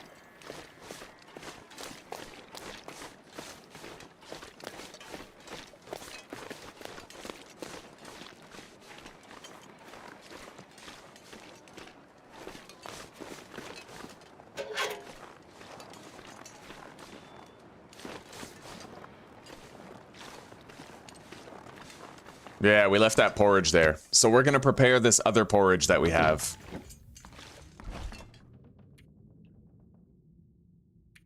I don't know if I'll be able to get like a free fire for it, but we have one more book and one more cedar.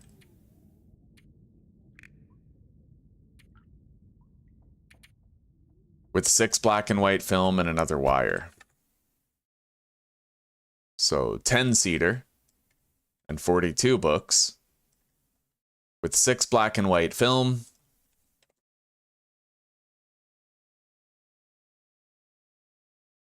I'll just put BW film for short. And 2 wires. Now we have all the fuses and wires that we need. The only thing we still need here is the car battery. 5 fuses. Okay.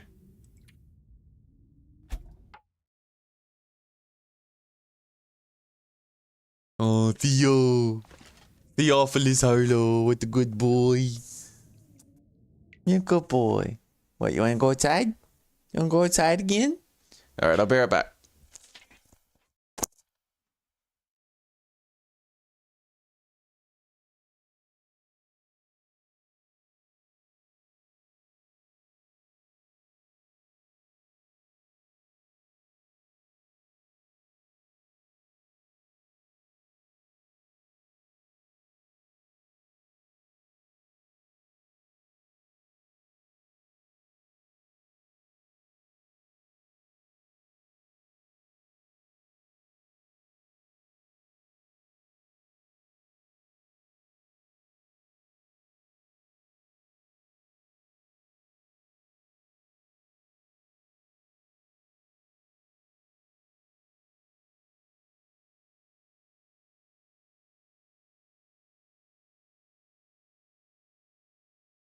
All right.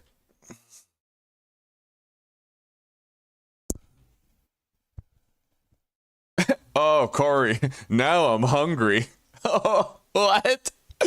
Oh, everybody's talking about wet and spiky shits, and you're just like, gotta get me some of that. Oh, that's funny shit, dude. We've marked everything accurately. Our inventory is cleaned up again. We definitely have to process this porridge, though. It can be our food for a while. I don't want to wait until we have sunlight outside. I would much rather just start cooking it now, so we'll use a match.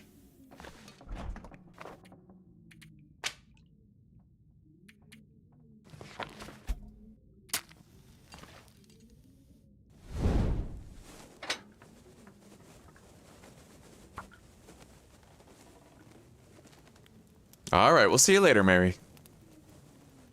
Thank you again for the super chat. We really appreciate it. And for the company. And for hearing out my horrendous poop.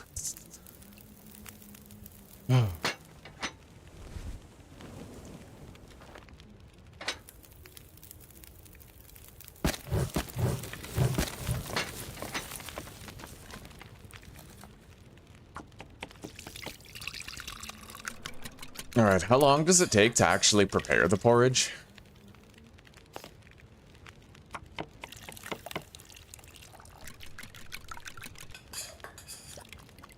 Okay, like 8 minutes.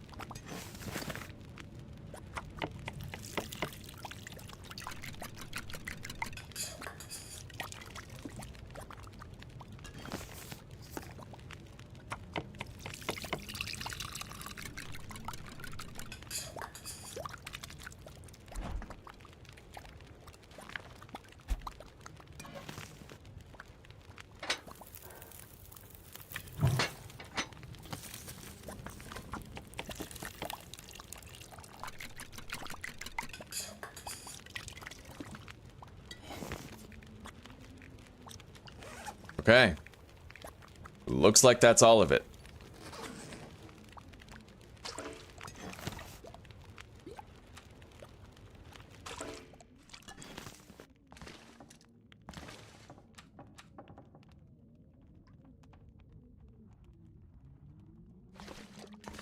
I am gonna want to have a little nap before we go. Let's drop all the porridge outside. I have rope climbs to do, so...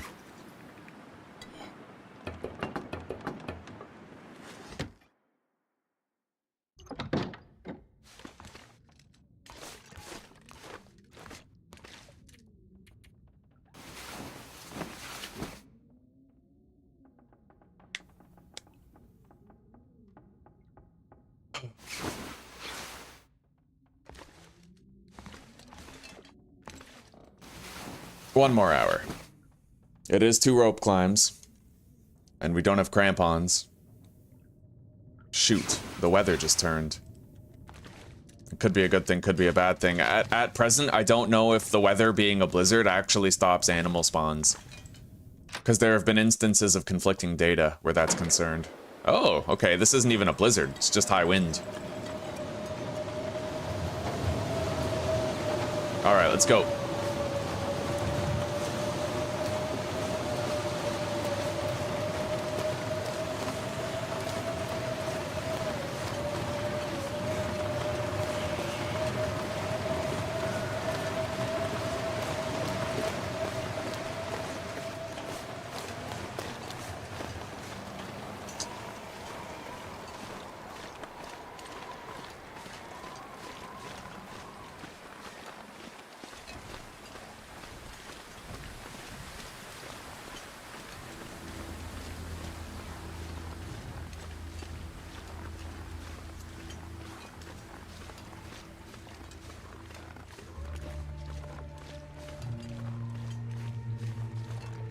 Hopefully there's not a moose at the campsite up there.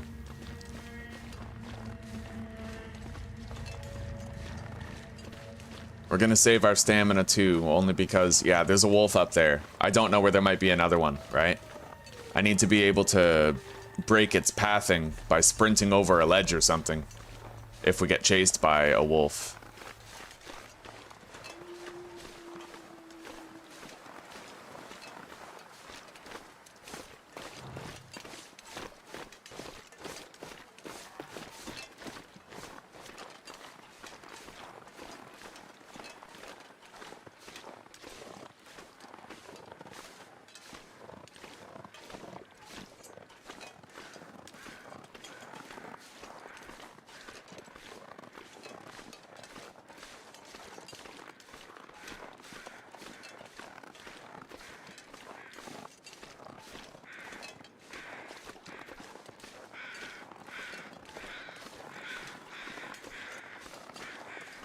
Well, I don't currently see a moose here, but that doesn't mean there isn't one. Let's keep our head on a swivel. Remain attentive.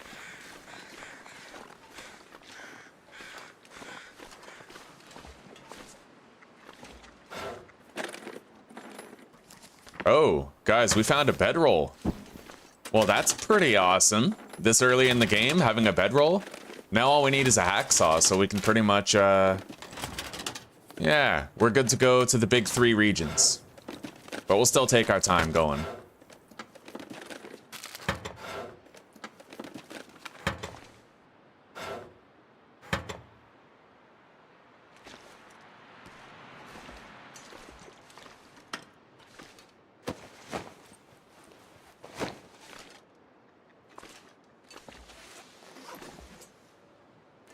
All right, let's move on.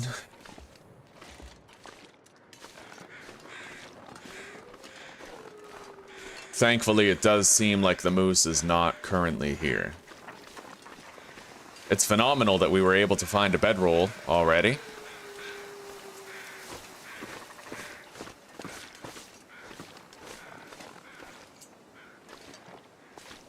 I don't see any food or anything here. Now, is there any way that I can safely hop down here? Like, by climbing the hill? Oh. Well, safely is the operable term, and it does not look like it.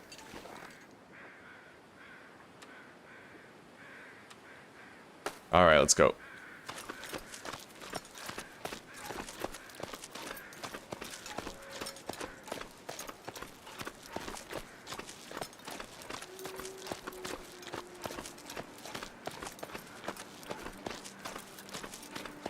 Okay. We got one more rope climb that we gotta do.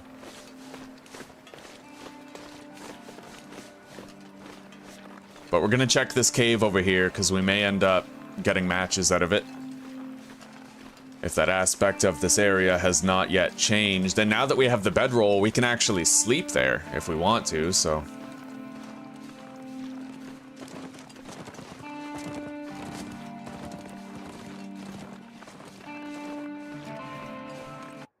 Alright, sounds good, Chibi. You take care for now, and we'll see you shortly, buddy.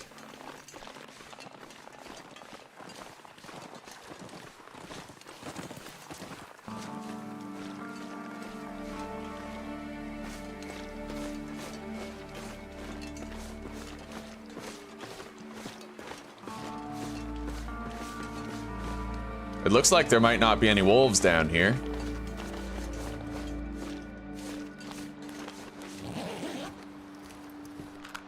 Matches.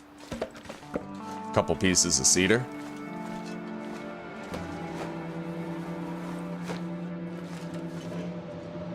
Well, the weather just got a lot worse. Let's sleep for 1 hour.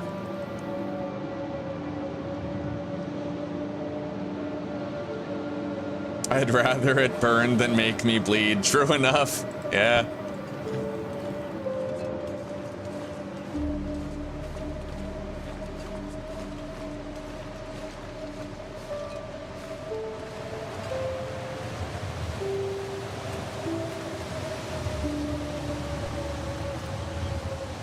Well, we'll be in Mystery Lake soon. We spent a good 3 days, 3.5 days searching Milton. We're gonna really take our time this time. We're not gonna rush through the playthrough. I know that I can avoid the cougar. So that's what we're gonna do. We're just gonna avoid it. We're not gonna take the chance, right? Alright, let's go.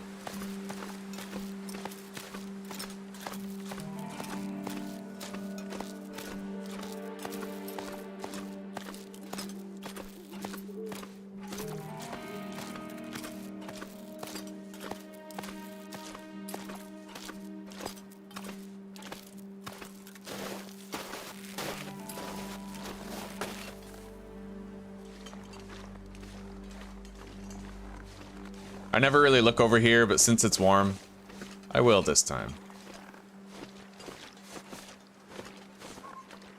Not much. Okay.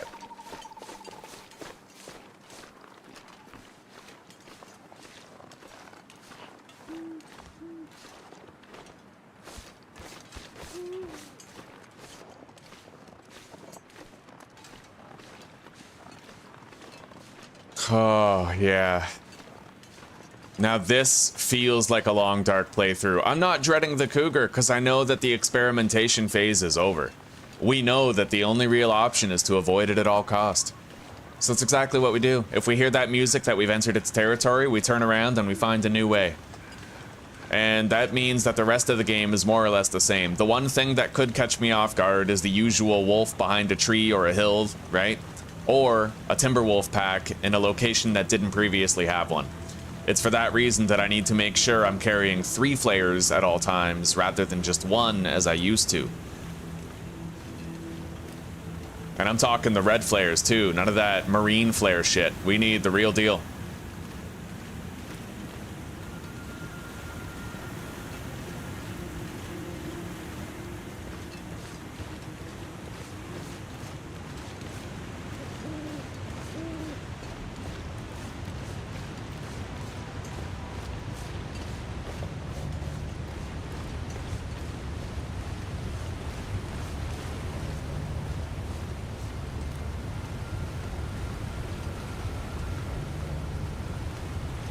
And we'll definitely be stopping by the ravine to make sure that we can get as many birch bark as possible. All right.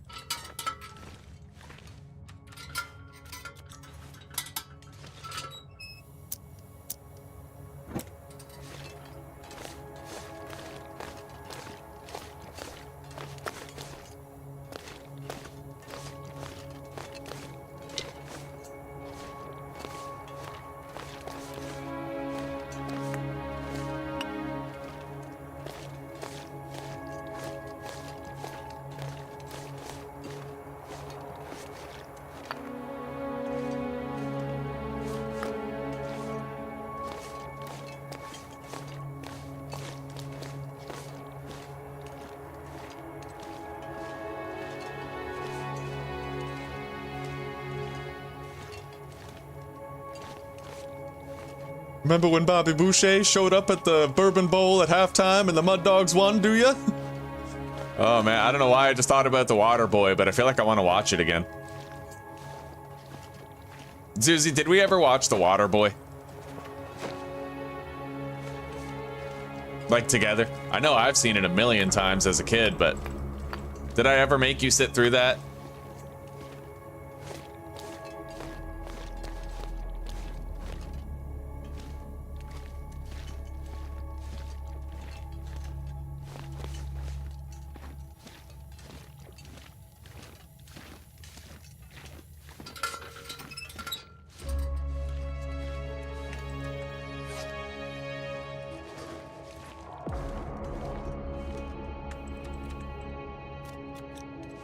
Alright, our stamina is fully restored. We'll be able to easily make the trip over to Trappers.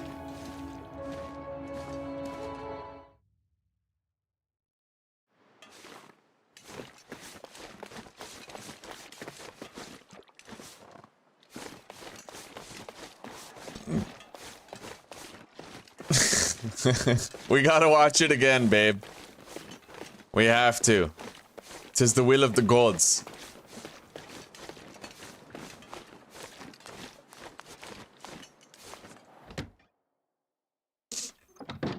All right, here we are.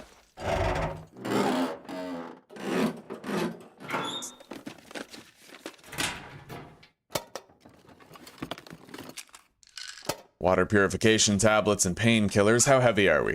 2840? We don't even need to deposit here.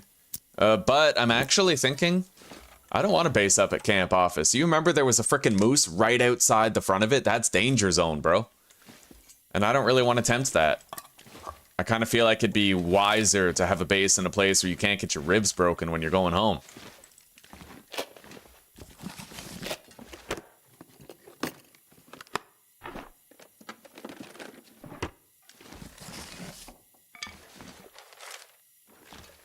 Alright, no cooking pot here this time. No meds on the shelf. We got another storm lantern right there, though. No hacksaw. Cooking book.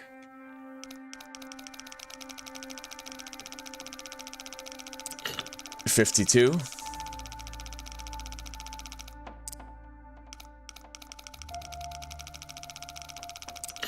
$17.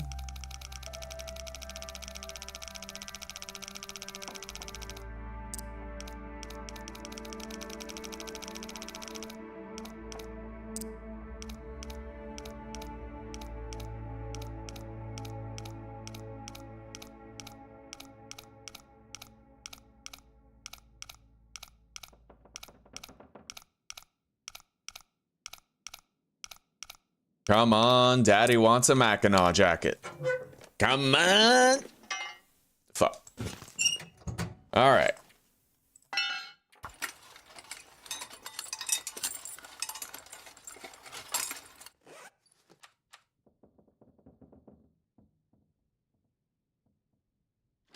Don't worry, sweetie. I'll get you an Ambien so you can sit through it. Okay, we got the bed. We're gonna want to drop our porridge outside though, so it keeps better. It spoils quite fast indoors.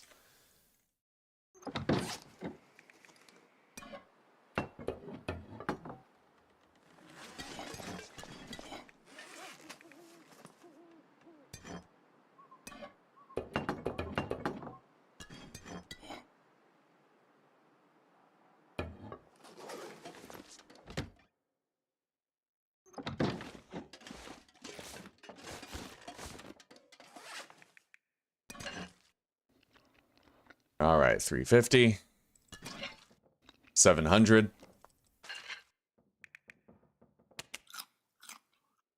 $750.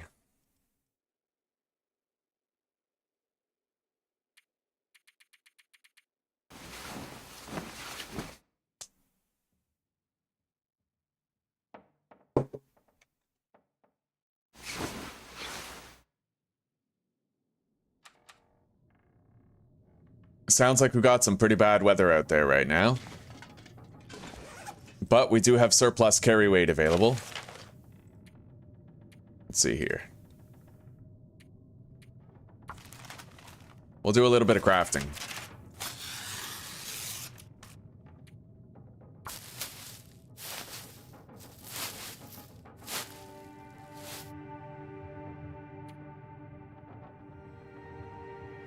And maybe I could research that book too. We certainly have the food for it, right? So why the hell not?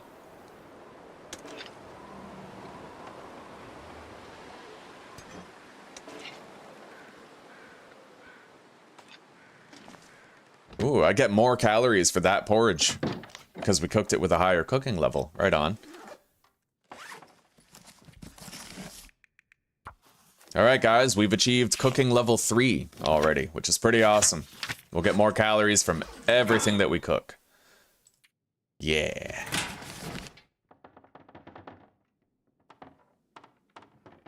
Where is it?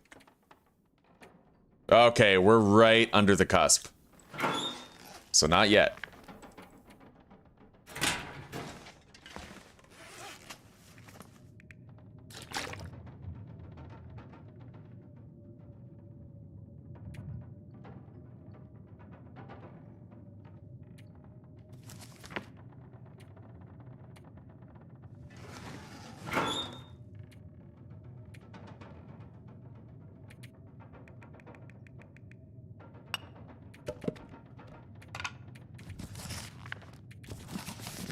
It would certainly pay to leave some fire fuel behind here, because this is usually where we have a pit stop whenever we do a forge run to Forlorn Muskeg.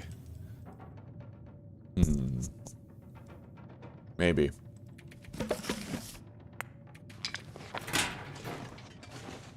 I'm definitely going to want to search the clear-cut area before day 10, because that's when the cougar shows up, and apparently the cougar's territory is the clear-cut area.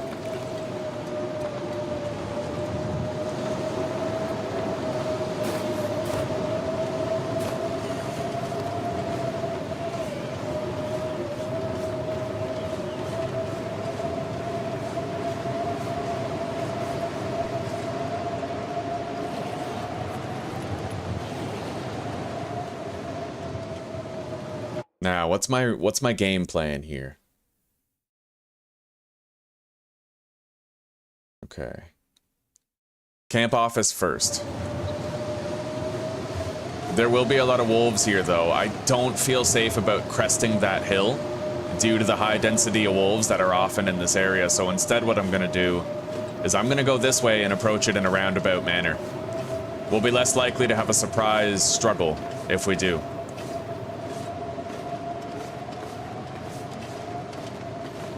Alright, so from here, this is where we approach it.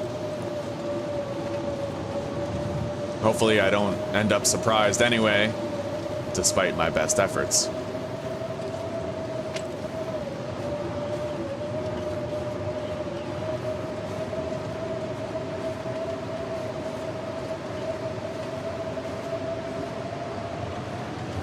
I don't see anything at the moment.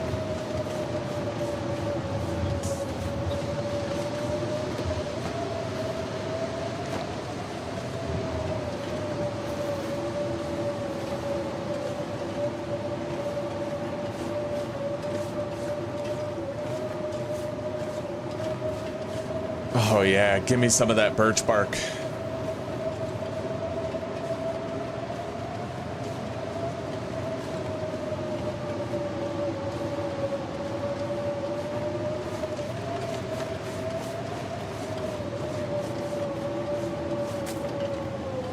We gotta get as much as possible while we walk through here.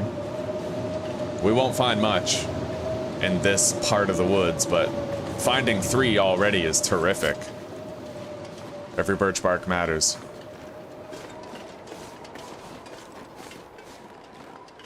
Thank you, Corey. Come on, come on. Let me pick up this birch bark. What is this? Guys, I feel attacked. You see that? I can't grab it. It looks like I should be able to, but I cannot. Oh my god, that is so not cool. Well, I can't chill here trying to grab it. We've been robbed. What about this one? All right. We're good.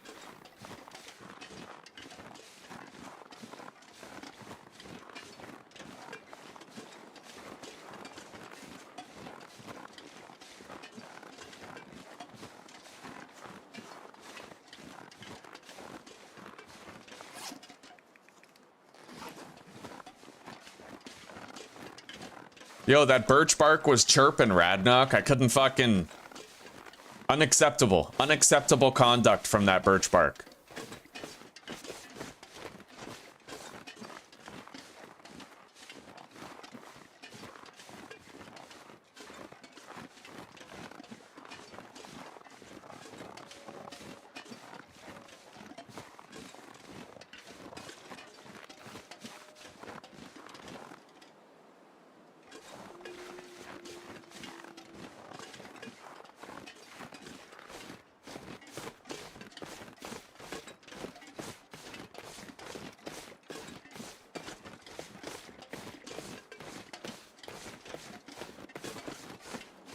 Let me guess, firearm cleaning kit? No? Okay, not this time. We found a bunch over here. For the past 3 playthroughs, we found a firearm cleaning kit here. Skill issue, yeah.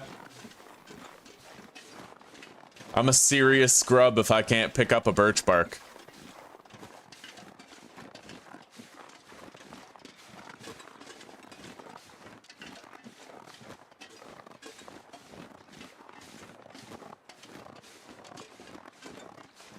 Now, if I scale this hill, doesn't that take me to where the Firewatch Tower is?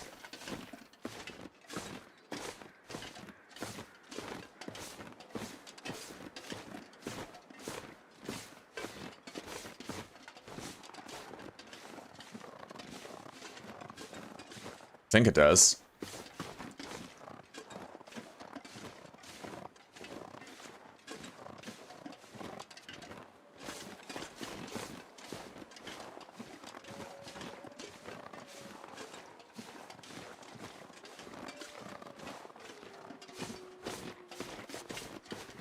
It's very warm, so I'd kind of like to take that trip up to the Firewatch Tower right now.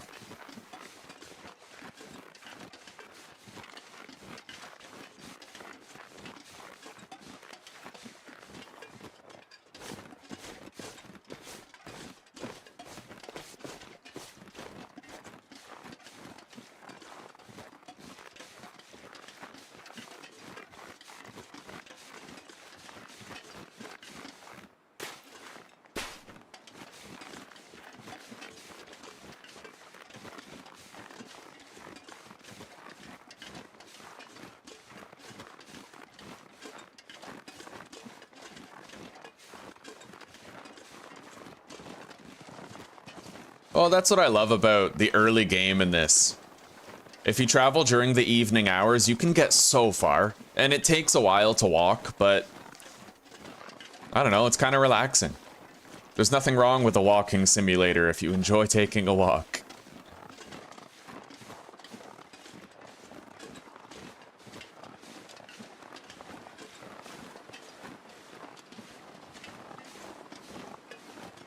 It is definitely starting to get a little bit more chilly, though.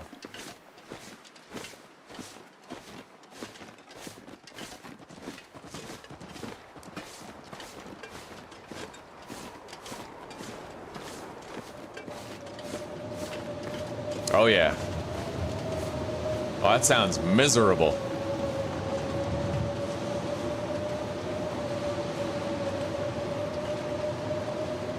Can I search this red train car, or are there wolves there right now? Because I'd like to get it on the way.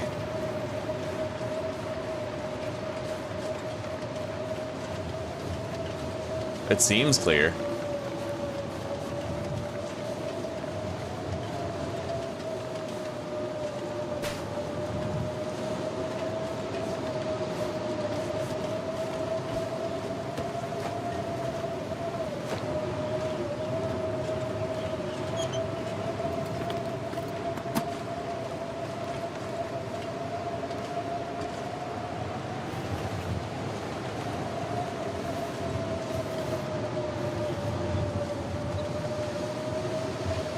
I hope it's clear, otherwise this might be a very abrupt end to our playthrough.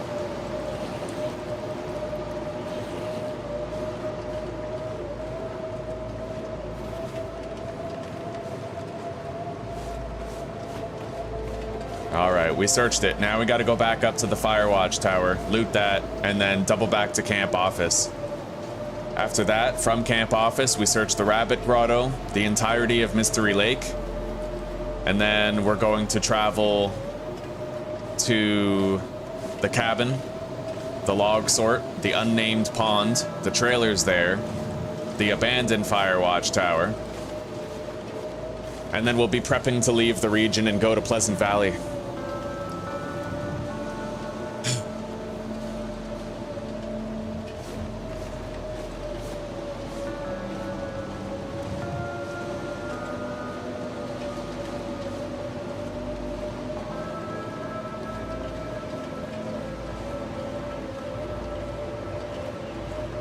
Let's get out of the wind.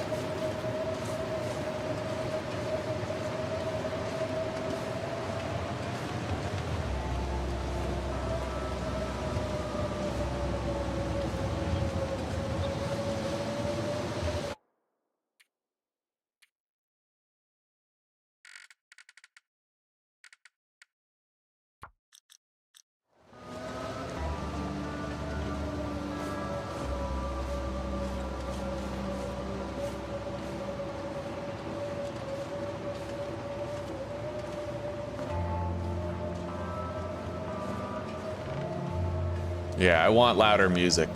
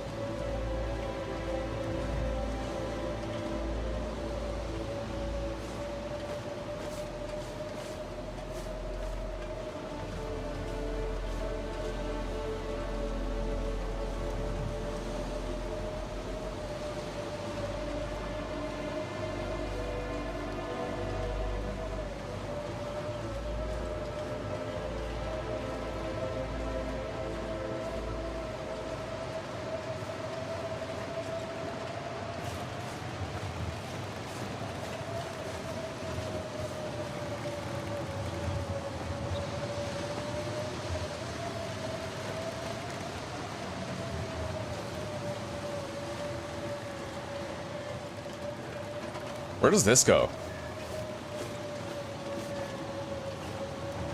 I guess technically nowhere, huh?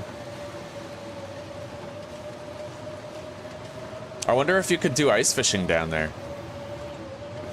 I highly doubt it, but...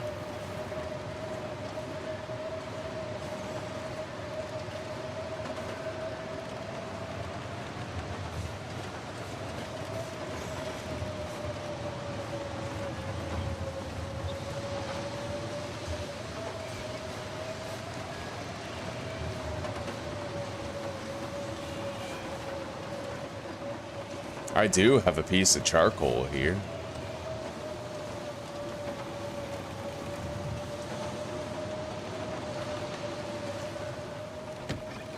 Might not be a bad idea to perform a mapping action. Nice. We no longer need to carry around the reishi tea. We have genuine antibiotics. We found a cooking skillet.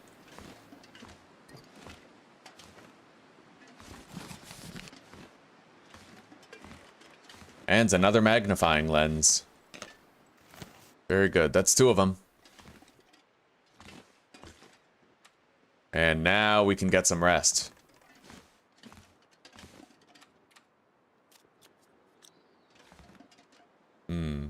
Well, the weather didn't exactly get clearer. I was hoping for clear weather so I could perform a map, but that's okay. Alright, let's drop our porridge outside and only eat what's requisite for our sleep tonight.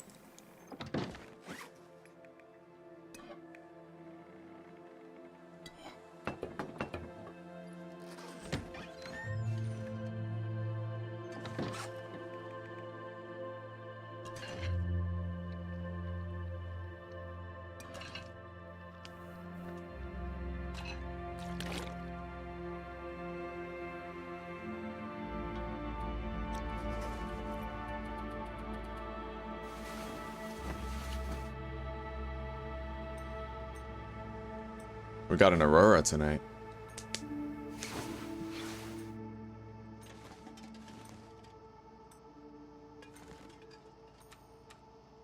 We did find another cooking book. Maybe I could research it, but it really depends on when this aurora ends. I don't know if I'm gonna run out of the required daylight for the research, but we'll try.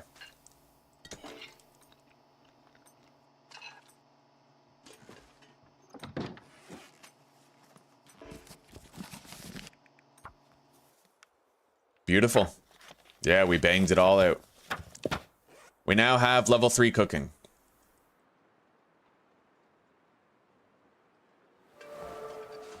Level 3 and some change. Let's have another nap.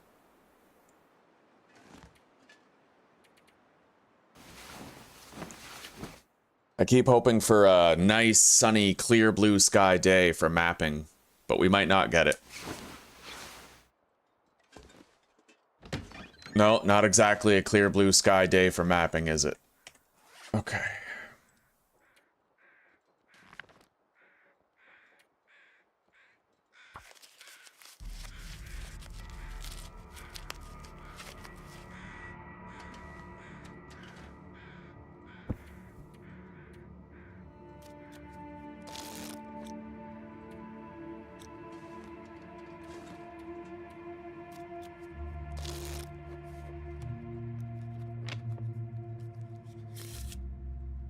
Shit. Yeah, I can't get clear skies. It's just constant fog. I might have to just map in the fucking fog.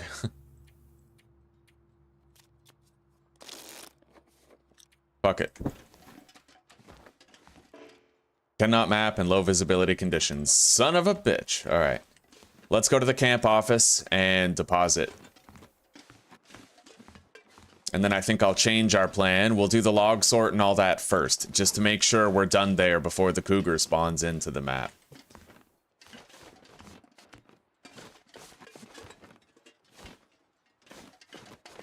I think the train track is that way, but honestly, I have no idea. I'm just gonna go down the usual way since it's warm enough. We have time for a decent trek.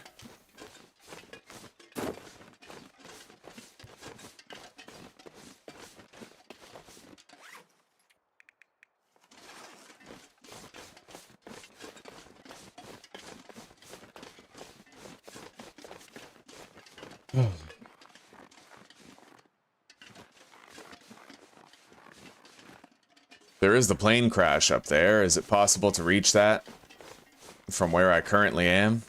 Or did I kind of screw the pooch on that one?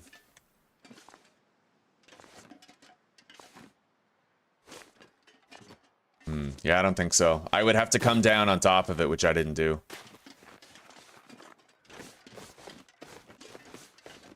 Unless this route leads to it, which is possible. Hell, it even seems likely. Let's take a look.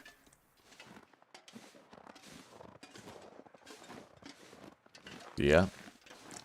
So this is the official way for you to get to it.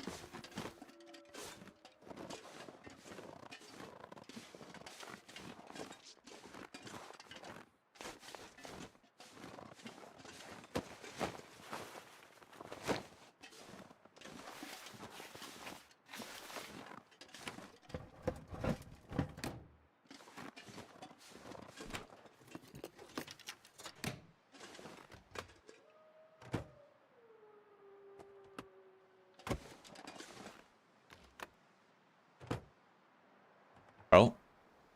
Need those. If for nothing else, then for the leather that they scrap too. Okay. Let's get out of here then.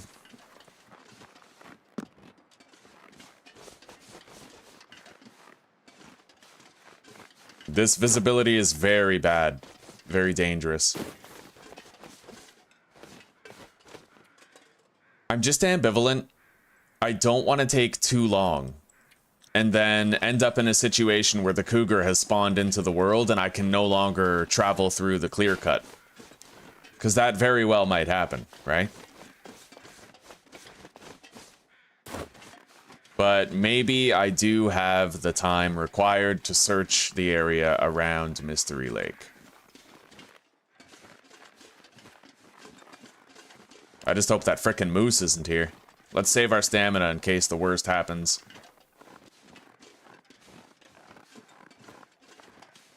I might even want to go up this way if I can. Try to go completely around the moose.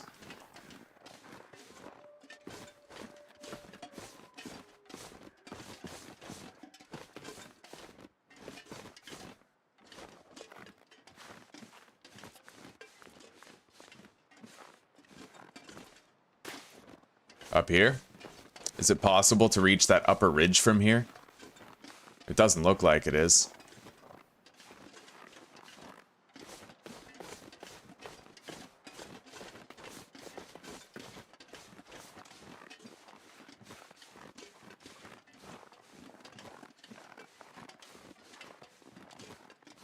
If the moose is spawned in, he's gonna be like right here. Oh, it'll happen, Zuzi. One day, it'll happen. Once I'm ready, once I'm prepared. I need a bow, some arrows, the ballistic vest, a moose hide cloak, and a Mickey of whiskey.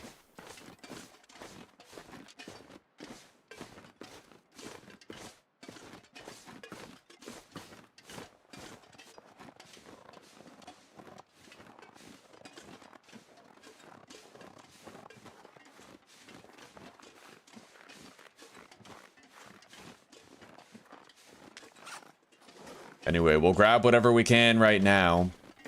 We can do a little bit of extra exploration on the way to the camp office. Try to bang out some of these locations.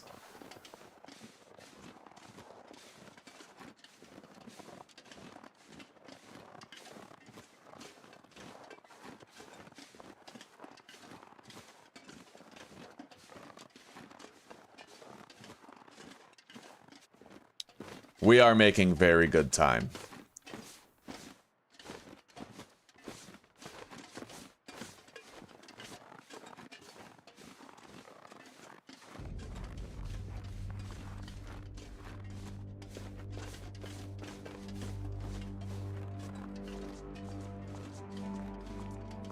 What do we got? 2 archery books. Holy shit. That's something. 3 archery books? What the fuck? Yo, we just found 3 archery books here. Alright, that vista might even be the lake overlook right here.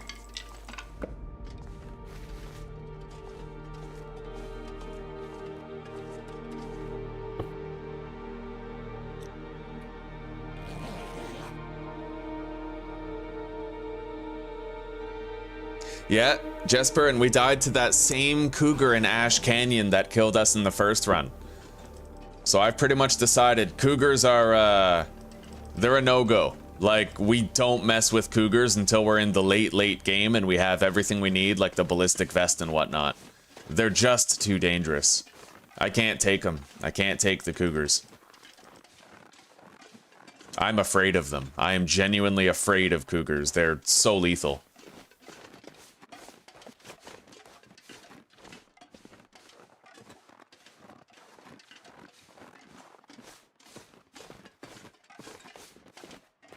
All right, let's get out of here.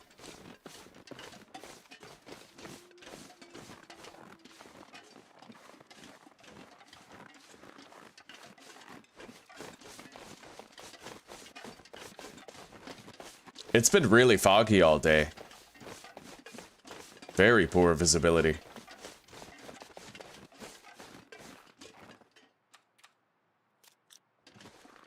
Here we go. Finally, we can see.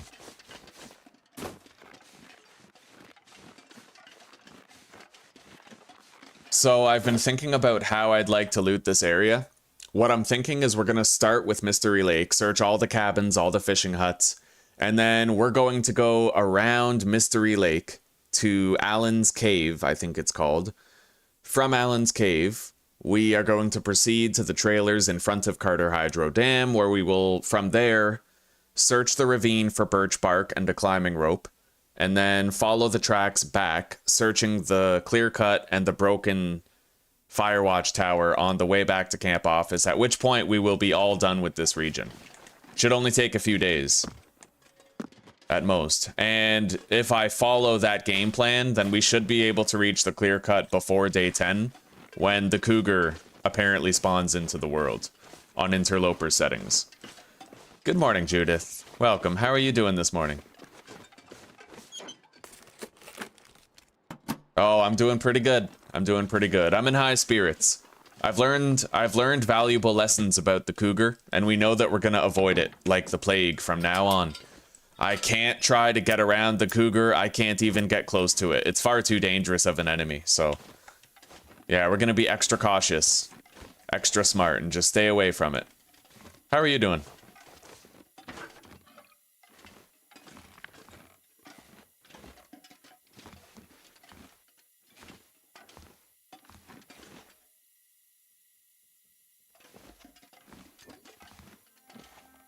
Whetstone, lantern fuel, a bandage.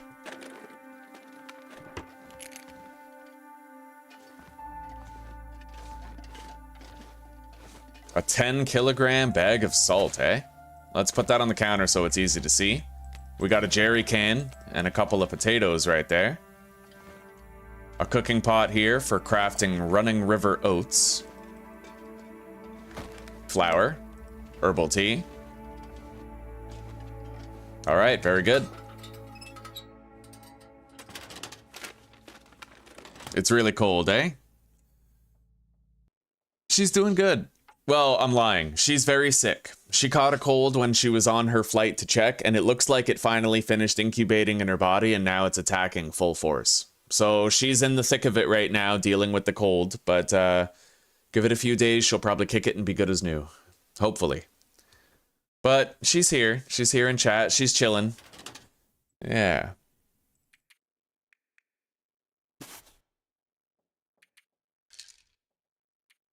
Okay.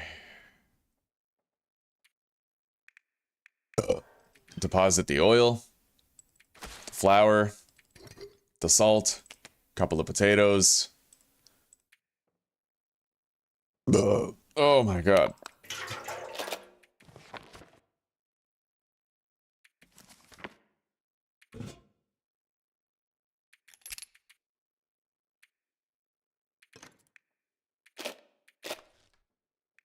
I can't believe we found 3 archery books. That's incredible. All in the same place, too. 2 archery books just sitting on the floor in the cave with another archery book in the dead body in the cave. Like, I can't believe that. That's crazy.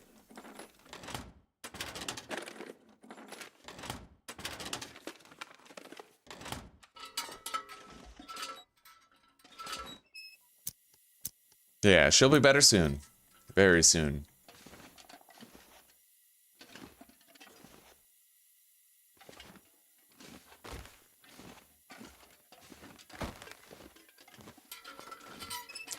We're going to deposit our fire fuel outside here.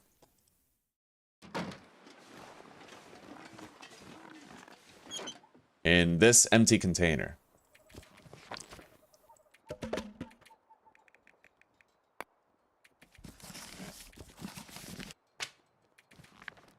Beautiful. Okay. That's a good stash of fire fuel right there, and we're considerably lighter.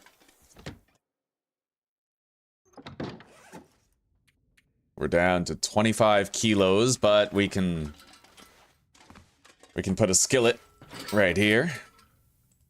And then we can put the other cooking pot and skillet upstairs. We have a spare lantern that we have to scrap as well.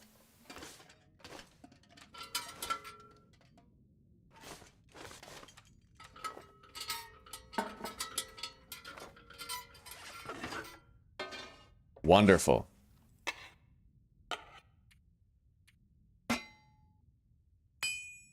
We're very low on water, actually. I kind of forgot about that. How much do we have? Not that much. If I drink sodas, then we can at least sleep the night away. We have no toilets in the area, though. It is going to be requisite that we boil more water very soon. So, for now, I'd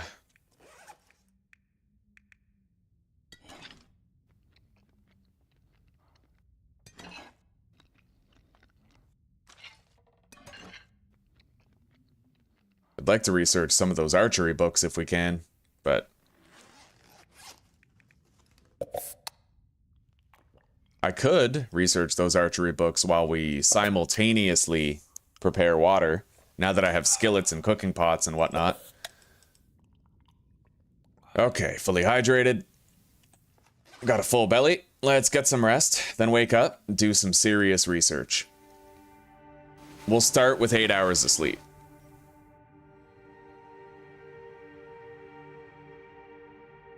Oh, old fart. Sorry, buddy. How are you doing today? Honestly, we're doing pretty good here. We're ready. We're ready for the cougar again. We've learned a lot of lessons from our defeats. Primarily, stay the hell away from it. Avoid it like the plague. So we're never going to risk going through a cougar area, even if it means taking the long way around. Who's the holdout?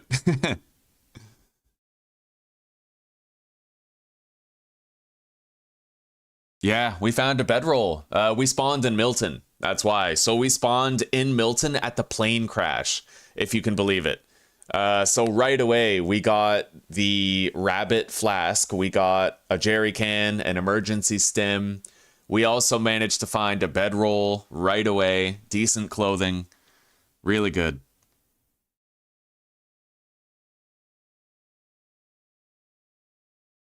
Yeah, no problem. I saw that you messaged me, and then I kind of like I don't know, I spaced out and forgot. I was talking with Judith. Okay. So, let's start a fire. I'll see if I can do it for free, if there's sunlight, but if not, we'll just use a match. Looks like I could potentially do it for free.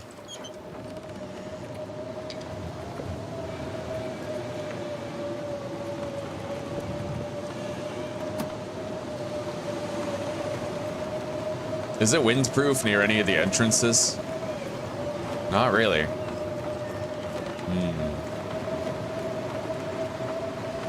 Well, if we do try to take a torch inside, it's very likely to get blown out.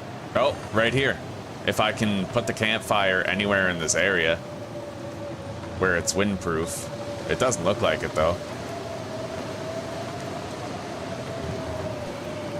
Damn, it won't even let me place it anywhere where I could do it. Hang on. I might be wrong about that. Hello, Tyrion. Welcome, buddy. How's my boy? How you doing? Oh, there's a good boy. It's cold out there, though, huh?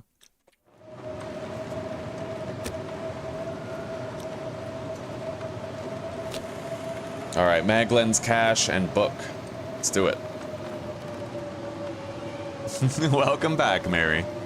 The cats are doing pretty good, Judith. I cuddled with Weasley and Theo last night, and Tyrion is here on my desk as usual.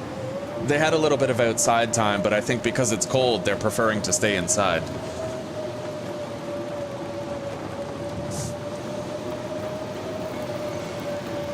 Okay.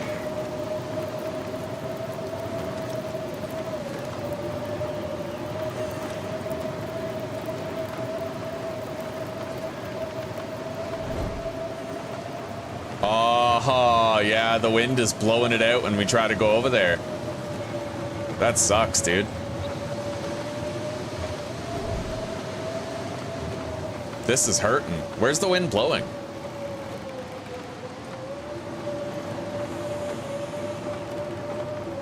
Damn it.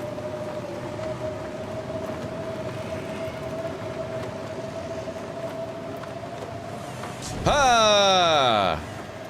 Yeah, I can't do it. Did the wind at least, like, change direction? No. Alright, you know what? This isn't worth the trouble. We're just gonna start a fire with a match. That's the drawback of having high wind variability, right? You can't really control these. So you shouldn't try to. Let's do it. Alright, torch, tinder, and a stick.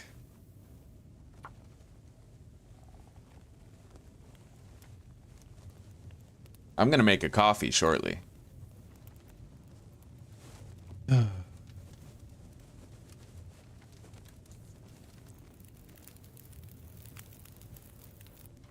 Second coffee. We've had one, yes. What about second coffee? All right.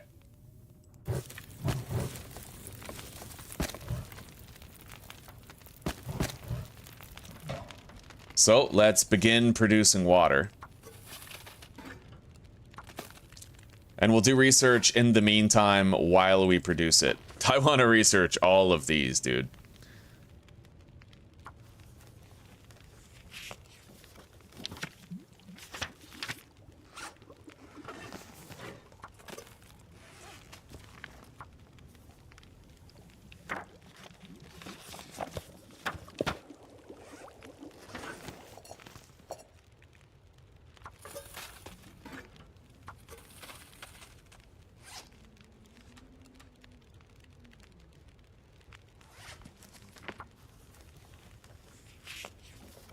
We are going to need more fuel.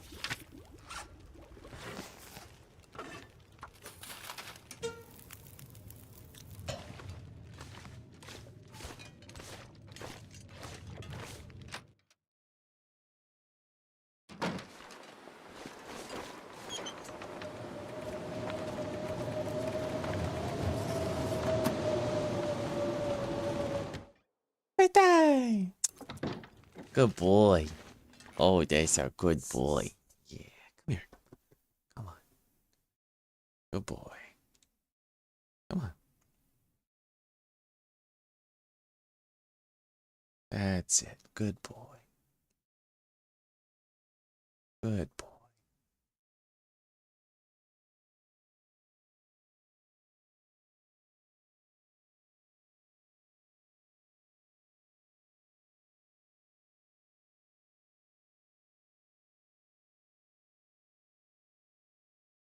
Yeah, good boy.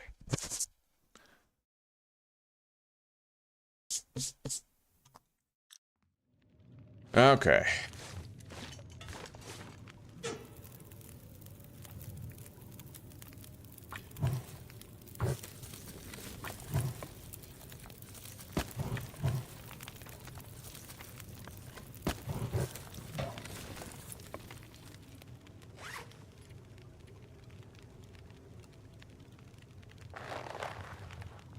I could do half batches of water since we have 4 of those purification tablets handy.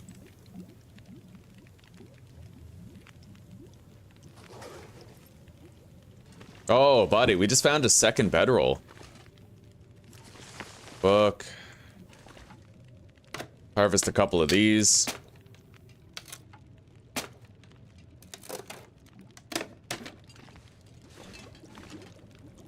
All right. Hello, Dark Brother. Welcome, buddy. How are you doing today? We're back. I guess I wasn't burnt out after all. I woke up and I was like, dude, I just want to play Long Dark. So we're going to avoid the cougar. Like our life depends on it, because it totally does.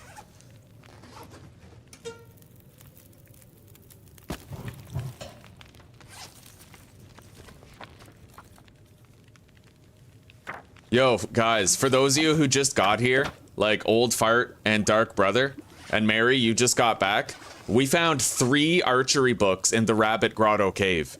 2 of them were sitting on the ground beside the corpse. The 3rd one was in the corpse. We found 3 archery books in the exact same place. How crazy is that?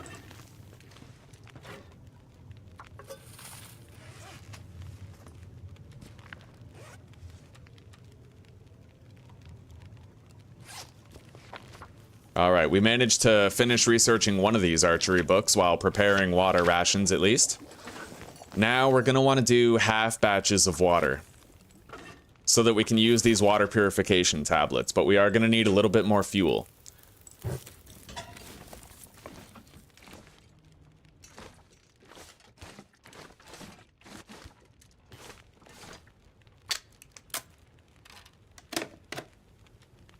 Three archery books in the same place, yeah. I never played any new Final Fantasies. When I was a kid, I played the first Final Fantasy for Nintendo Entertainment System, but I never played any others after that. Yeah. My friend Mitch is a huge fan of Final Fantasy, though.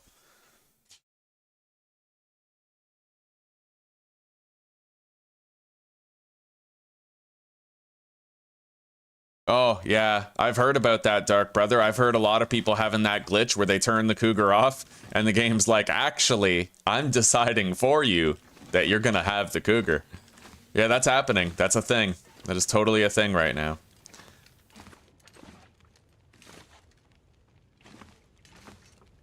We got a lot of chairs here.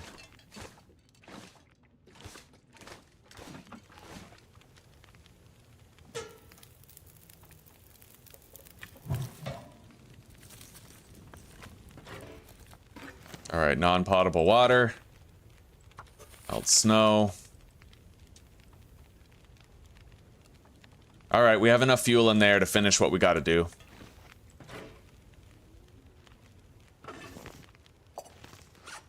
So we now have 4 liters of dirty water that we can use water purification tablets on. And let's prepare the birch bark teas. If there's enough time on the fuel. There is. Okay. And I'll try to do these, but it's unlikely there's enough time. No. Okay. Either way, it is now the warm evening hours. We have a surplus of water prepared. I forgot to use this book, but that's all right. We'll put it outside around the back. And we will explore Mystery Lake today. But I have to make sure that I'm at the clear cut Maybe I should do that now and search Mystery Lake last. Difficult decisions. All right. Yeah, we're gonna do that.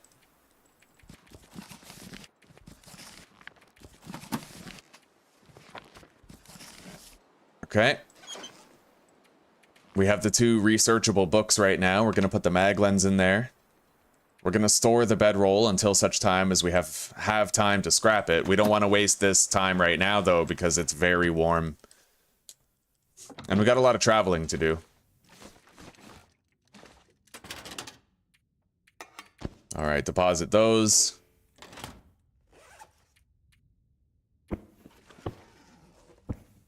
Okay. We got a lot of water on hand. We're gonna have to deposit a bunch.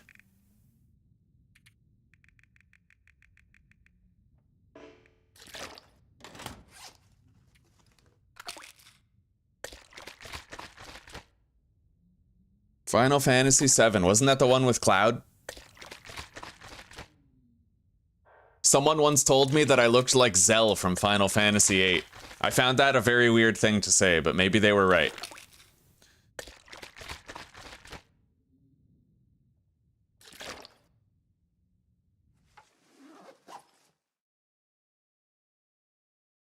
Tai, come on, buddy.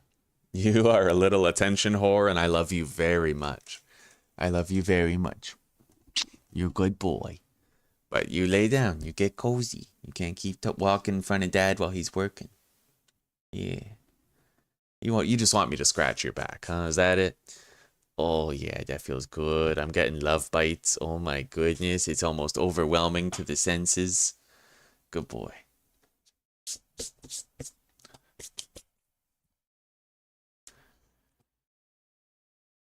Yeah, Legend of Zelda Majora's Mask. I have something to show you guys, actually.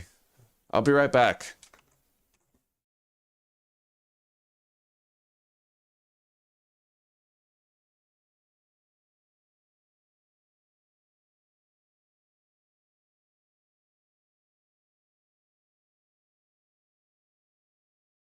Alright, guys, check it out. This is a painting that Susanna did for me. It's a Skull Kid in Clocktown from Majora's Mask. He's got the fairies with him. You got the moon in the background, clock tower over there. You can see the little bodies of water that are in front of it. The awning, right? Yeah, Zuzi made that for my birthday several years ago. And then there's this one as well for you Resident Evil fans in chat. This is Nemesis holding a dead and mutilated Jill Valentine. As you can see, the tentacles coming out of his arm, and her face is all mangled. It's like Nemesis managed to kill her, you know? Yeah, Zuzi painted these for me over the years. I have a long dark one as well, which is pretty cool, but I thought I'd show that to you guys since we were talking about classic games.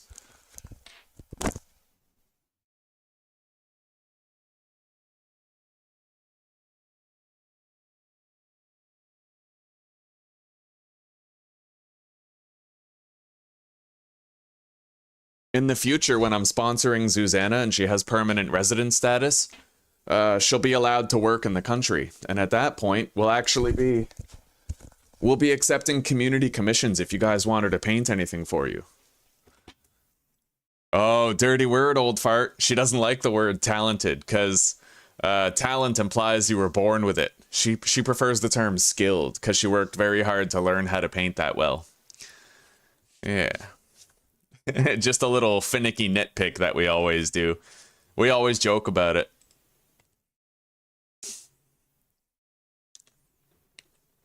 Yeah, Susanna's one hell of a lady. If you guys ever want her to commission a painting, we'll be able to do that pretty soon. Okay. Now, our inventory is lightened considerably. I might want to leave behind some of the food, though. What's the heaviest food that we have on hand?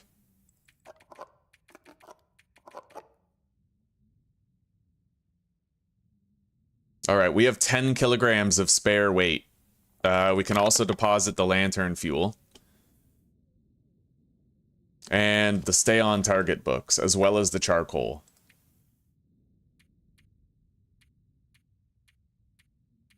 All right.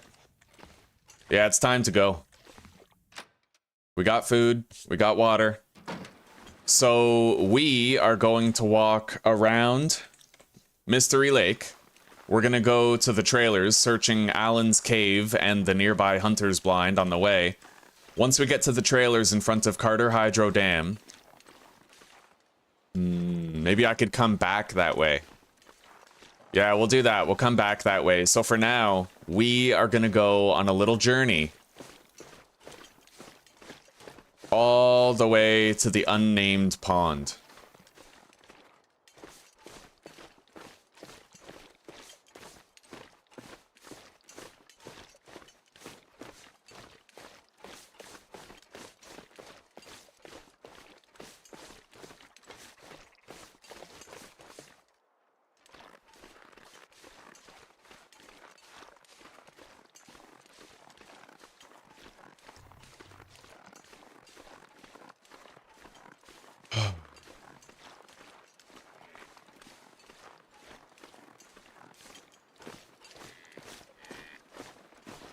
Look at all these deers, man. It's the very high spawn rate.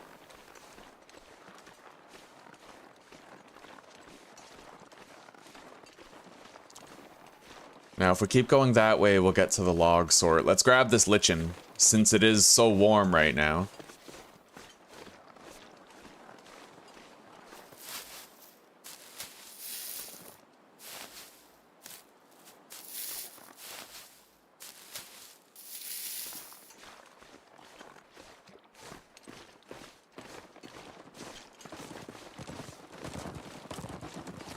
Majestic.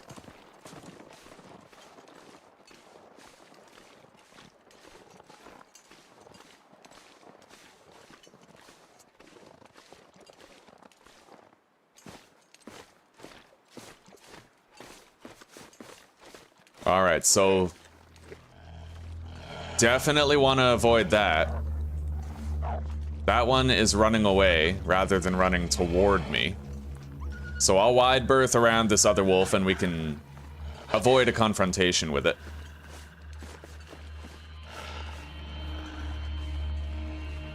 Just in case, you never know what's gonna happen, I'll try to keep this flare in hand in case we need the protection.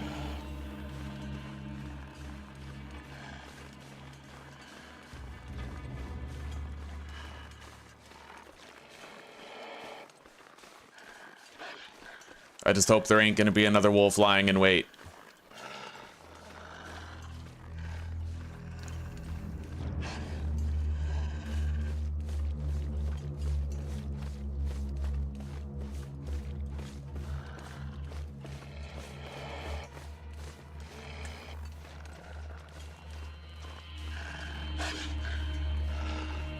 He is getting really close, isn't he? Holy shit.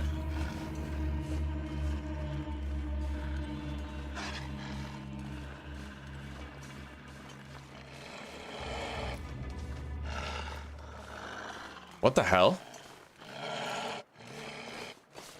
Holy shit, dude. He's like running up on me, I think. Hang on. I can break his pathing here. Kind of.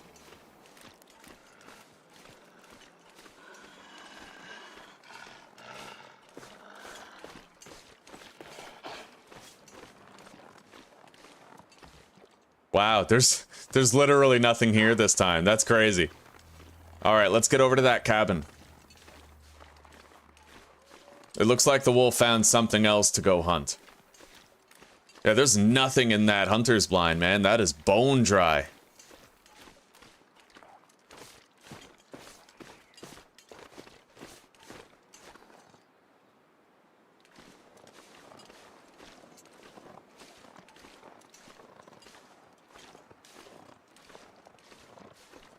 Don't worry, Judith. We're gonna be very careful.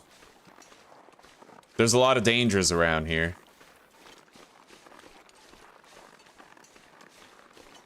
But if the weather holds, which it does not look like it's holding, but if it does hold, I could go over to the derelict fire watchtower up there and give it a search. And then we could beeline it directly for the trailers. I see what looks like 2 maple saplings over there. We're gonna want to mark those on our journal. For the future.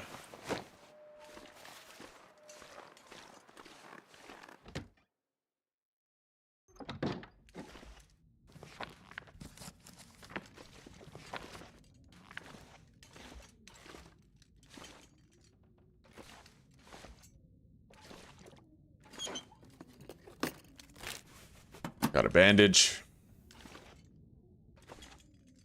All right. So let's go to our text document here, and we are going to put 1 maple sapling at Rabbit Grotto near camp office, 2 maple saplings at the cabin near the log sort. Okay.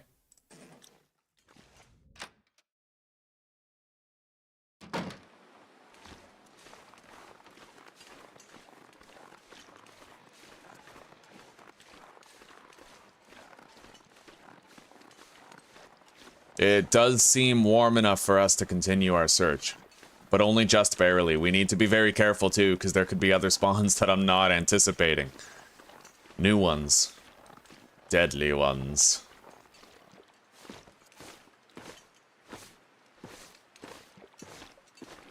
You'd be surprised just how far you can travel and how much looting you can do with one warm evening. If the weather is consistent and it doesn't change on you, you can get quite far, get quite a lot done. Especially if you're willing to walk, because then you'll conserve your fatigue meter, and you won't tire out as fast. Get a lot more done. Alright, let's hop down here. We are now on the upward slope leading to the derelict Firewatch Tower.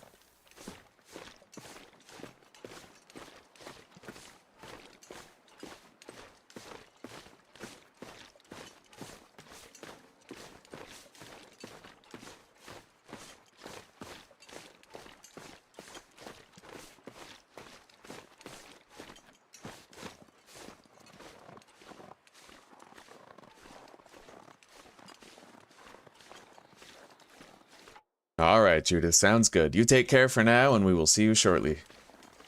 Thank you for stopping by.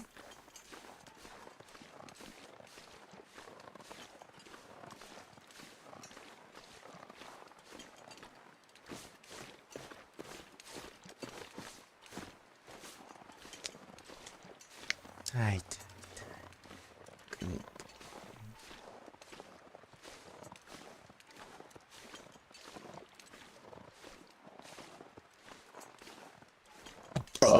Oh.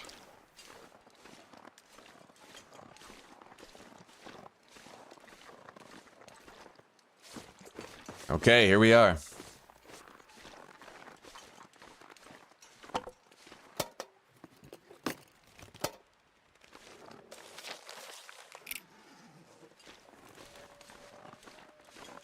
One more maple sapling right here.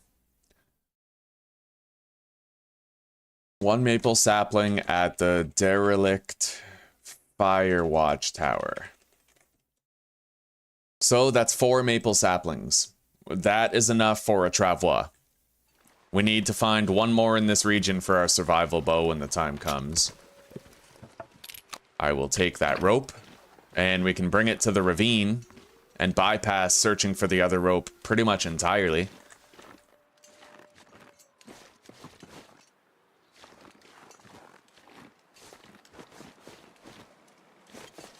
Cedar.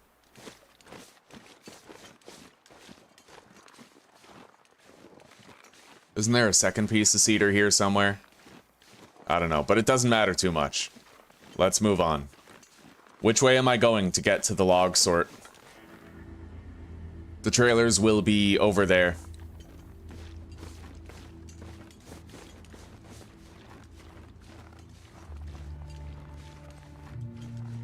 Down that way.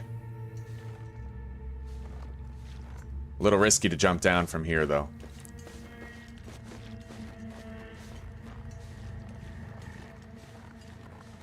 The log sort has become a very dangerous area. Not only is that where the cougar spawns in this region, but there's several more wolves there than there used to be. Probably, presumably the bear would wander around there too. But I think the bear cave was empty when we passed it. Oh, Jesus. Okay, we can get down here. Safely, I think.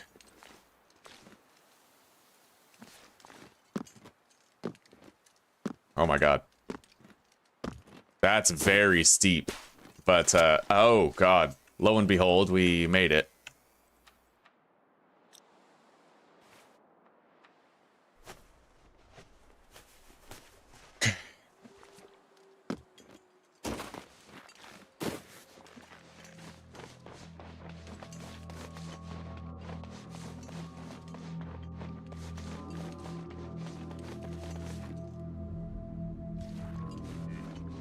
I tried to listen for a wolf and I couldn't hear one. I don't see a backpack there. There used to be one. Might not be there anymore now. Anyway, we're gonna take our time and walk, just in case we have to sprint and haul ass to safety.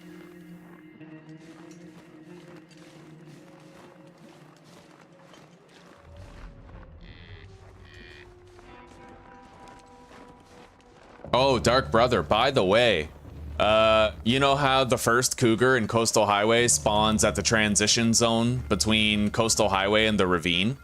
Well, if you interact with that cougar in any way, like if you have a struggle with it or damage it, it spawns a new cougar right at Quonset, right there. To the point where you can't even leave your front door without the cougar running at you. Right? However, you do have all those cars around Quonset to help you fight it, so you can like shoot it, get in the car, shoot it, get in the car type thing. But that's crazy. It literally, so all the initial cougars spawn around the edges of the map, but if you interact with one, like get into a struggle with it or damage it, it spawns more in the more centralized, vital passageways in the map. I do feel like they're probably going to patch, they're gonna patch it most likely and make it so that the starting cougar in Coastal Highway is not near such a vital transition zone. It's de-incentivizing a lot of people from traveling to Mystery Lake from Coastal Highway, and I do think they're gonna probably patch that. Hello, Load Tree. Welcome. How are you doing today? Alright, the weather just became much worse, but we're almost at the trailers. We can take shelter.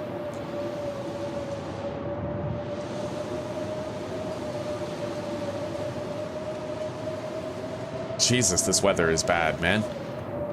We're almost there. Almost there.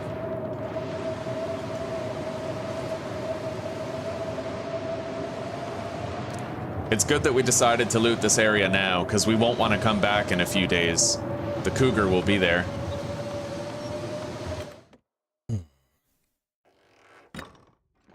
Alright. So we're gonna get some sleep pretty much right away.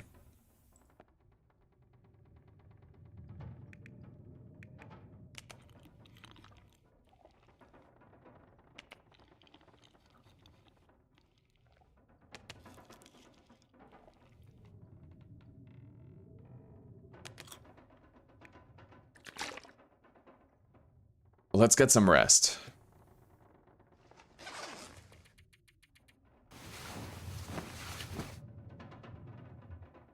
Yeah, I agree, Dark Brother, I agree. They're definitely gonna tweak it. Like, they have to. It's just a common sense play. I feel like what they should do, keep it as strong as it is, keep it as dangerous as it is, but make it so there's only one, and when you kill it, it has a respawn timer like anything else. At most, one per region. Like, it shouldn't be too common.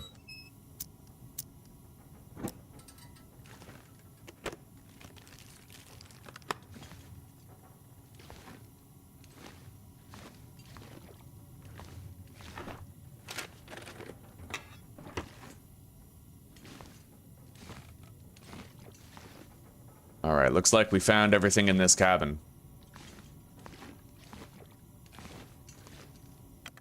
Let's search another. It's a nice night out tonight.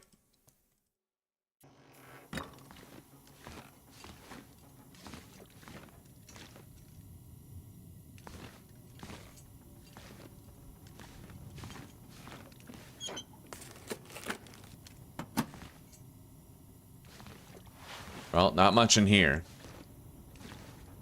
Next trailer.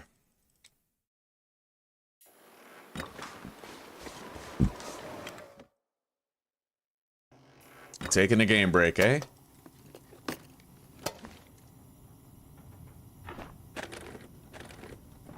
Oh yeah, hopefully they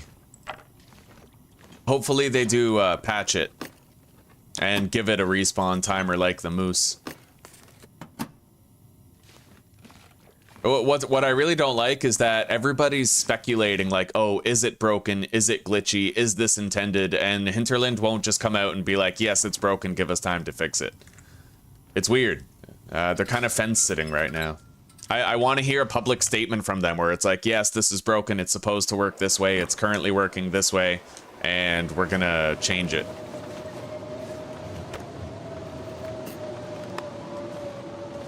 Hey, guys, look at that. There's a fire striker behind that wood stove. It's low condition, but that's still pretty awesome. Anyway, leaving during an aurora would not be wise. We're gonna nap a little bit before we continue on.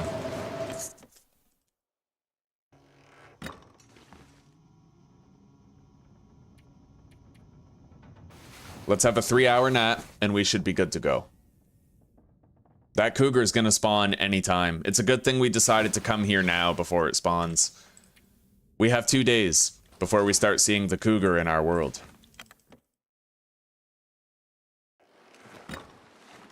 Beautiful day today. All right, let's move. Unfortunately, we're walking against the wind, but we still got a lot of available carry weight.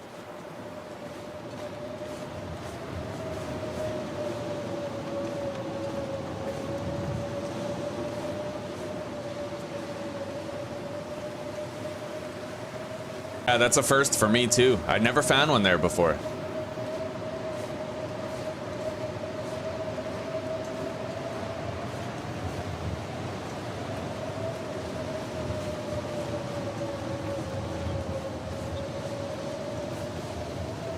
It is very cold right now. I picked a particularly frigid time to leave, but we're in a good place. This evening, we're gonna find all the birch bark in the ravine. We have a climbing rope that we can secure to the climb down to the ravine basin. It sucks, you know? The ravine basin used to be something that I definitely always climbed into, but now I never find a flare gun there, so I don't bother. There is an emergency stim there, which is worth getting, but there's no flare gun there, at least not on Interloper anymore. Sometimes you find the flare gun, but you don't get any flare shells. Other times you don't get anything at all. It's brutal now. They heavily gated the flare gun, which sucks. Because on Interloper, getting the flare gun was it was useful. You could lean on it. In fact, a flare gun, I've tested this out, you can actually scare away a cougar by shooting it with a flare shell. I've done it before, and it works, buddy. It makes it flee from you, like... It'll just run away like any other animal if you shoot a flare shell at it, but... So I'm conflicted. I'm conflicted about, like, do I search the ravine or do I not, right? Do I even bother? Knowing that I'll probably come up short and we'll spend an entire day getting down there. It's a difficult decision.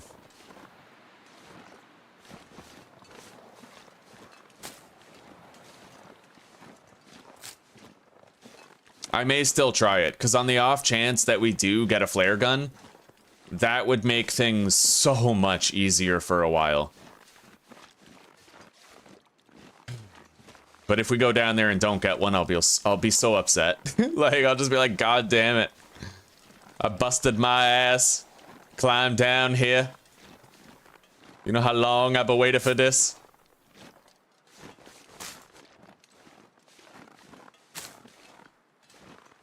We got a really good start on birch bark, though.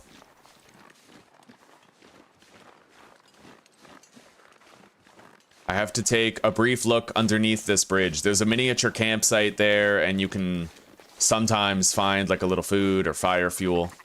What do we got? Just the campfire, nothing lootable.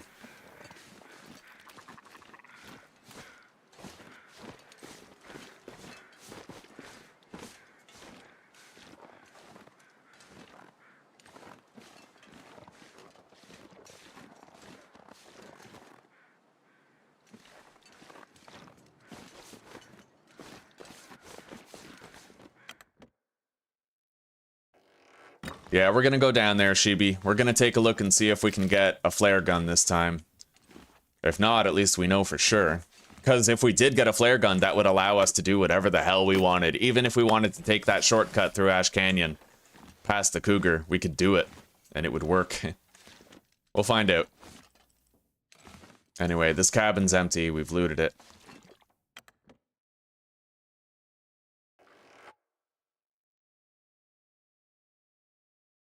Yeah, this is a new run load tree. Yeah, when the cougar attacked us in Ash Canyon, I ended up dropping a jerry can and my bedroll, but I didn't notice it at the time. We were doing good, and we were gonna end up beating the laceration debuff, like we would have survived.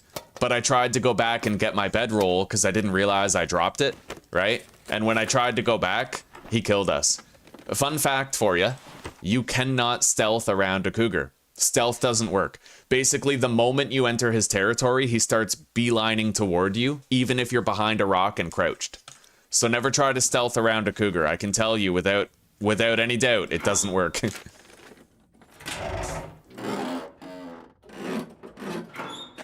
This is Interloper, made to be a lot harder. It's a custom Interloper with a lot of the settings made worse. Yeah.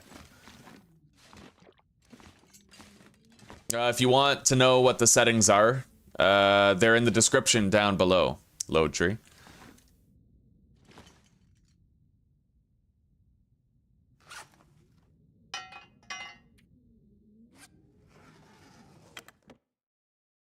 Poo or poo not. There is no constipation.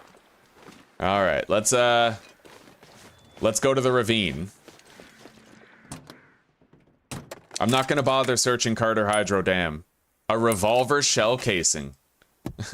That's an old bug, but a good bug. I'm happy to see that it's still a part of the game. Yeah, we're not going to bother searching Carter Hydro Dam right now. That happens later. For now, let's have a little nap and get fully rested. We need the warmer evening hours, and we're going to create a temporary stockpile here to unload some of our heavier things.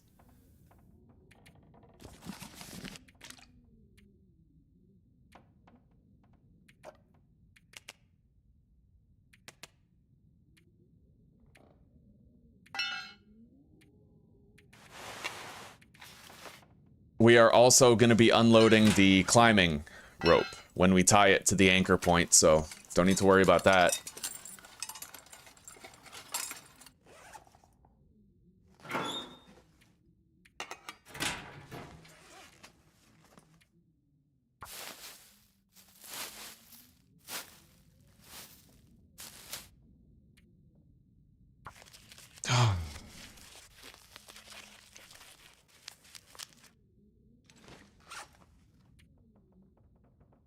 All right, we're gonna have a little 4-hour nap.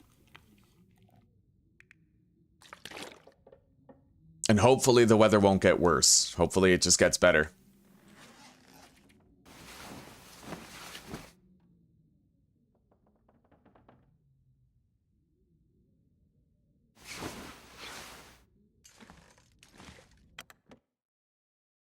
It sounded calm outside, but it's not. This weather's kind of shitty. Hopefully it improves over time. It's very warm if we're in a windproof location. So at least knowing that, we can try to stick to windproof areas, you know? One good strategy is whenever you run out of stamina, take shelter behind a tree and then pass time to get your stamina back. And just keep on, like, doing that over and over again. But I also need to try to walk as much as possible here so that I conserve my energy, because we do have to do that rope climb into the ravine. Anyway, let's get started by trying to find birch bark as much as we can.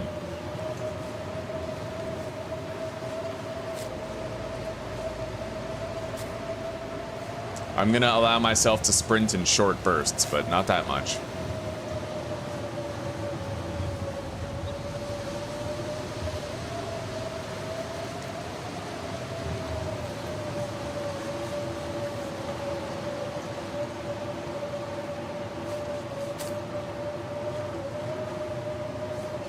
This birch bark is essentially our lifeline. We desperately need it.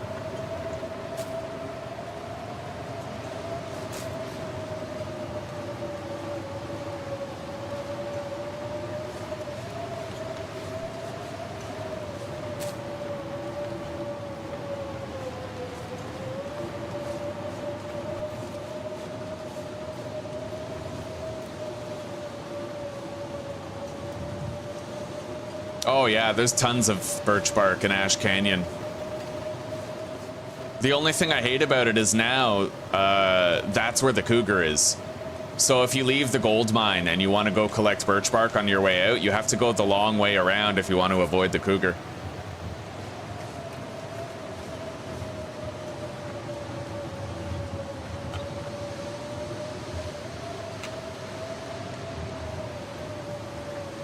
All right, we got a toolbox, beef jerky.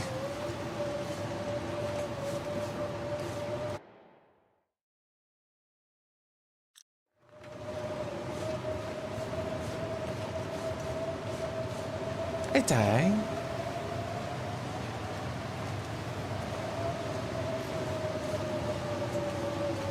Oh yeah, I've seen those. The larger birch bark models. Yeah, they're enormous, dude.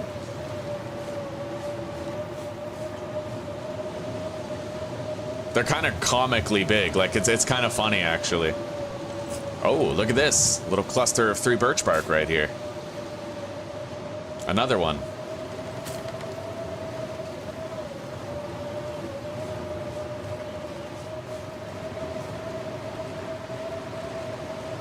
Okay.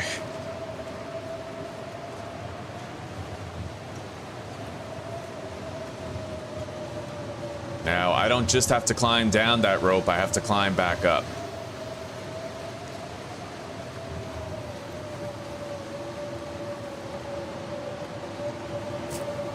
So we'll see what we can do.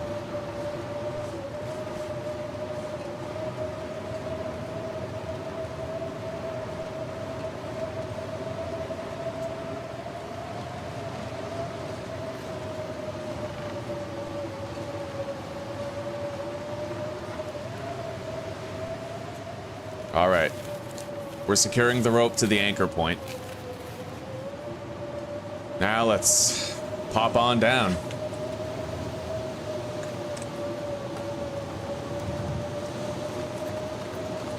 If I need to, I have a bedroll. I can sleep in that cave nearby.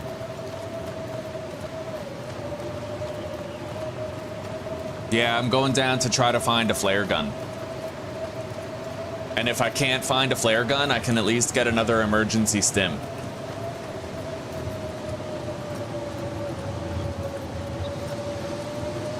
However, on interloper settings, it's very often that you don't find a flare gun and flare shells down here, so I'm kind of worried about that. We might fail to find one. In fact, it's likely. Nothing. Nothing. Well, we got the stim, but as you guys can see, there is no flare gun here. It's not a guaranteed spawn here anymore.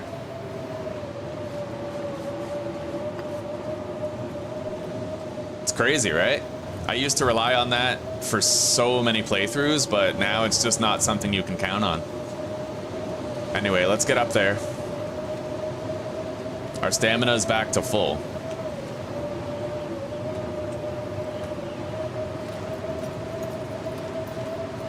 Definitely gonna have to take a rest at this ledge up here.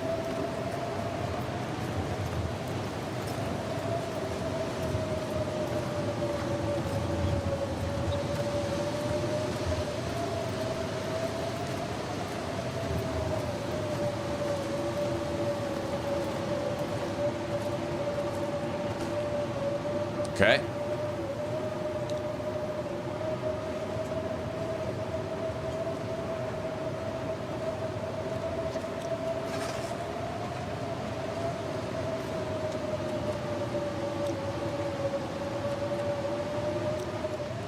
Okay, our stamina's back, but we're going to be climbing very slowly.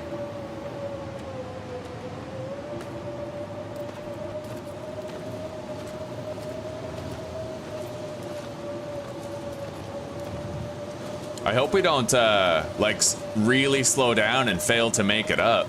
Can you imagine? All right, we're good. Just barely, but we're good. That was close. No, I'm not going in there. There's timber wolves there. I checked the watchtower in Mystery Lake, but if you're talking about the watchtower in Bleak Inlet, I don't want to go there yet. I feel way too vulnerable.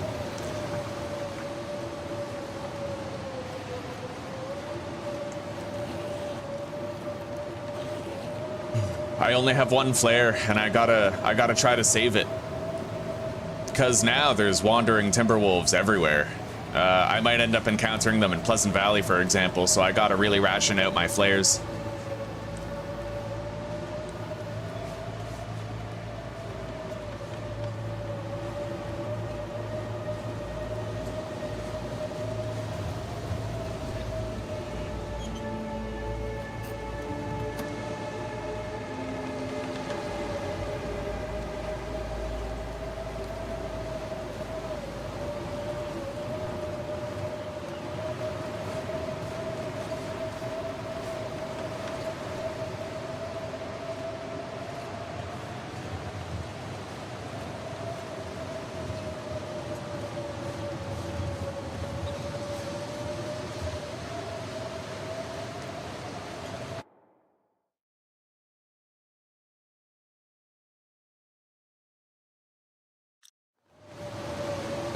True enough, Lowtree. I thought you meant the Bleak Inlet one. Yeah, we checked the watchtower in Mystery Lake. Sadly, nothing there. We did find a magnifying lens there.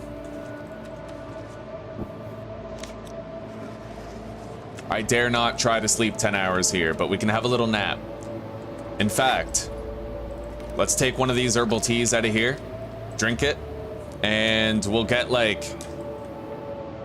6 hours of rest, but 1 hour at a time.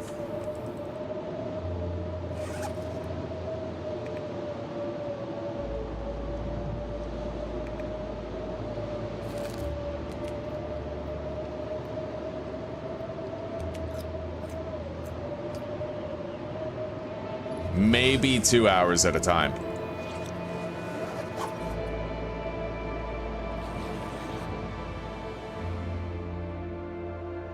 Yeah. No way I tell you to go Bleak Inlet on Interloper starting off with no flares. True enough, bro. True enough.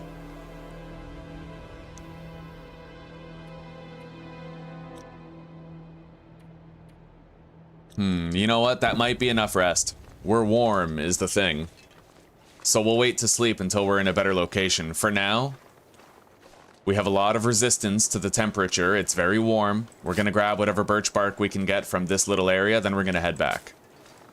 How much have we gotten? 16. That's very good.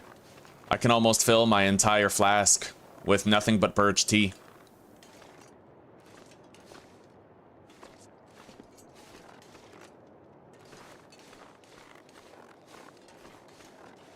There's another. And another. Alright, let's head back. I should be able to comfortably walk back. It isn't too cold right now. -7 gives us a solid minute and a half before we start to freeze.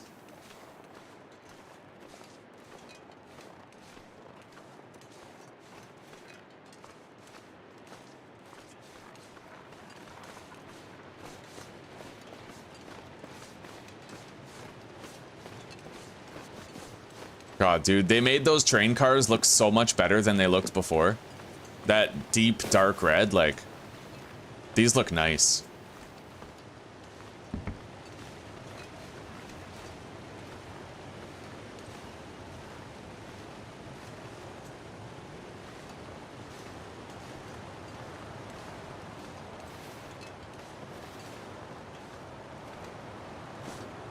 All right, let's try to run all the way to the wall over there. I need to be windproof as often as possible here. We found another piece of coal. Oh yeah, it just got real cold. But as long as we're windproof, we'll be all right. Oh yeah, if I'm gonna take on the cougar, I need a bulletproof vest and a moose hide cloak. Definitely, we need that maximized protection rating. I have not found a hammer or a hacksaw, but I have found a bedroll, thankfully.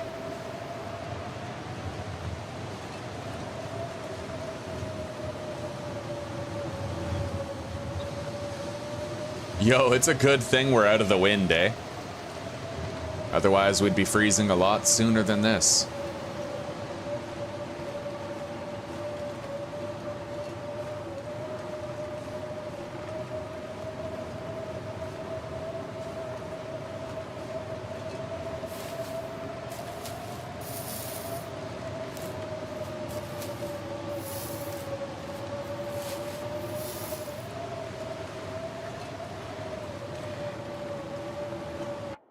Don't worry about it, Evo. It's going pretty good. We searched all of Milton. We're searching Mystery Lake. We're making good progress. How many saplings are there? 3 saplings right there. I have to mark that.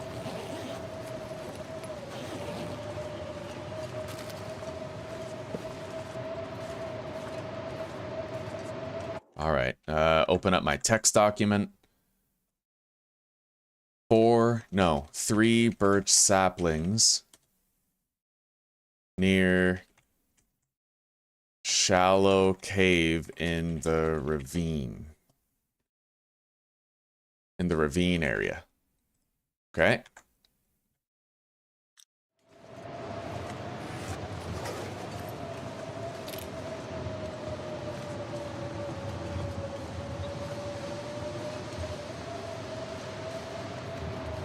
We'll be able to get a few more pieces of birch bark walking through here. Let's just hope that we can stay out of the wind for the majority of the walk.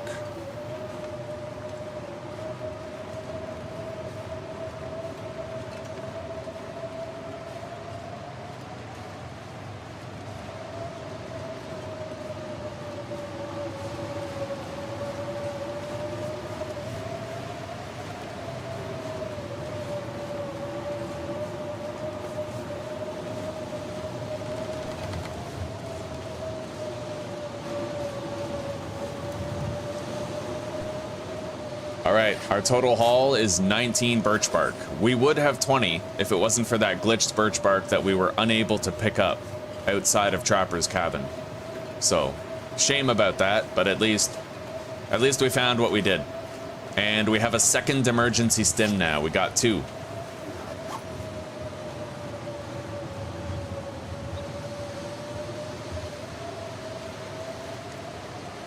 The cougar is on. And I pretty much just decided that I'm going to adapt my playstyle around the threat of the cougar. So I'm going to avoid it at all costs. I'm not going to interact with the cougar at all in any circumstance ever. Right? That's just the way we're going to handle it. No cougar confrontations. Not until we have the ballistic vest, the moose hide cloak, a bow, and several arrows.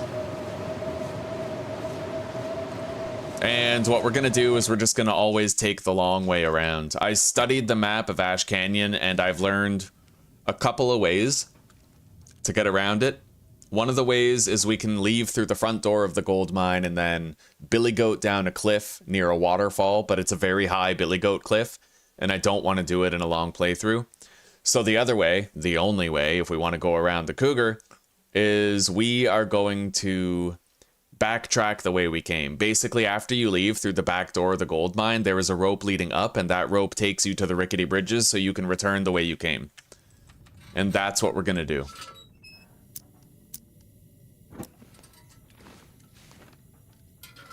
Alright, let's get some sleep.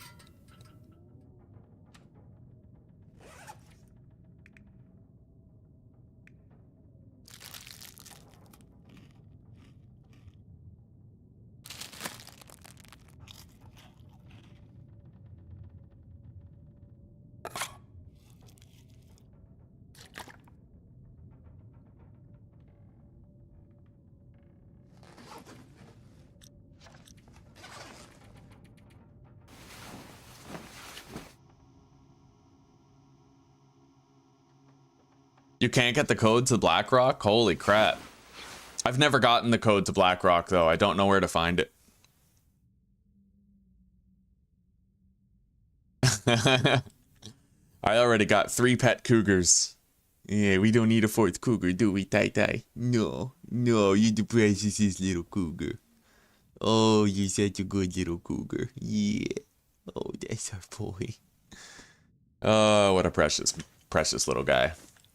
All right, so now we have to backtrack. We have to return to Mystery Lake, and we're going to take the back way. There is some loot that we passed up that we need to go get. How cold is it right now? It's pretty cold. We would definitely take some unnecessary health damage if we left right now. Let's grab whatever we left behind here.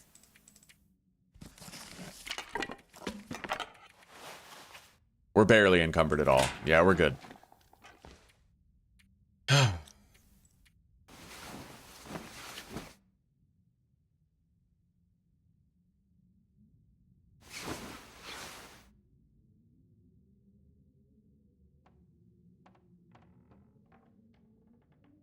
Well, that's the thing, Evo, is that you can tame a tiger, but you can never domesticate a tiger. So taming a beast is like when the beast is always deadly and it always has a chance to kill you. You tame a bear, you tame a chimpanzee, you tame a tiger. You can never domesticate those animals. They're way too like instinctually driven and dangerous, right? It's not like a cow or a sheep or a conventional house cat or house dog. Yeah. There's always the risk that those animals will kill you. I heard about this woman where she had 4 pet like dire wolves. They were literally like 7/8 wolf, and she got mauled to death by all of them because they took the ball. She was playing fetch with them, and she tried to take the ball from one of them, and it mauled her neck. She bled out.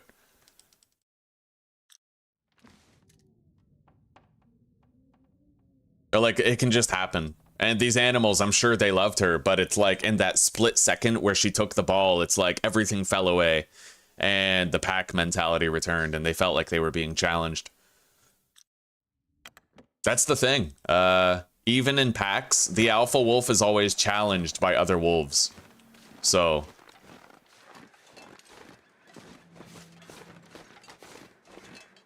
we're gonna leave the water in the toilet over there. And I certainly feel like I shouldn't leave while it's this cold still. So we're gonna kill a little bit of time here somehow.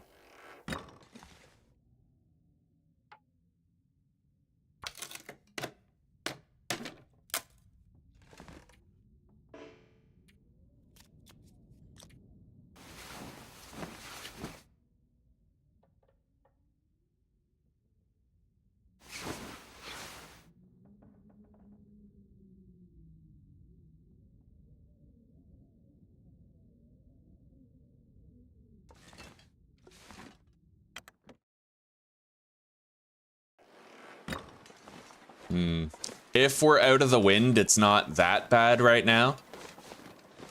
So we'll try to make the trip outside of the wind.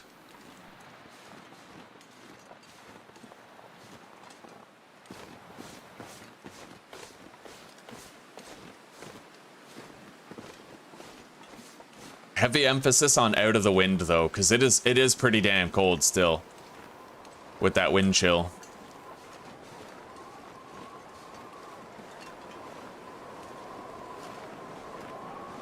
Damn it, we're not out of the wind right now.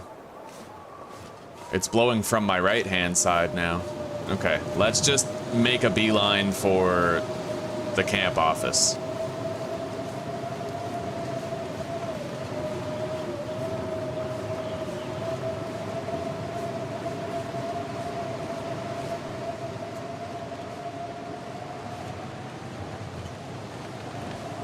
Yeah, that is true, Corey, that is true.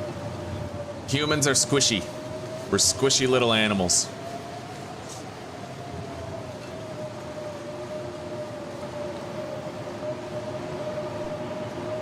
I have seen a wolf here since the wildlife refresh. I have to tread carefully.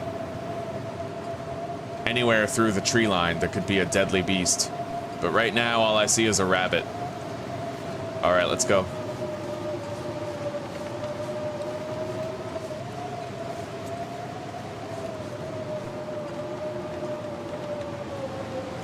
Nice, we got a second flare. I'm very happy about that. We need at least 3 flares at all times now that there's randomly wandering timberwolf spawns. Very dangerous, very deadly.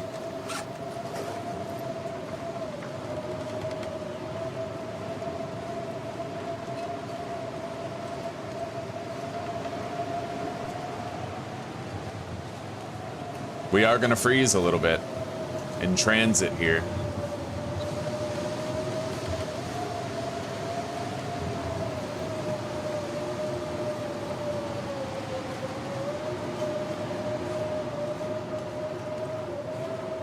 And I'm happy to say that the wind is directly against us, which is gonna make this take far longer than it has to. God bless America, all right?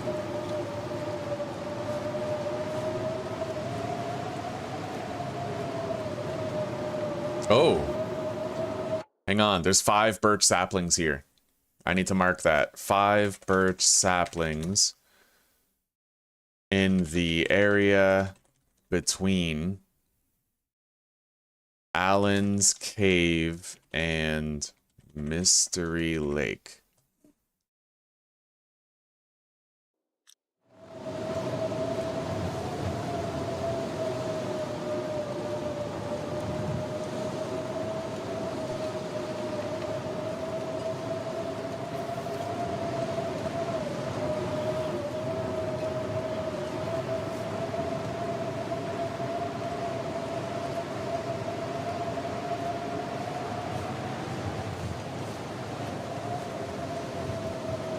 We got a deer out on the lake there, but we don't have to worry about a deer. Not exactly gonna get our throat bitten out by a deer. Let's hop up here if we can.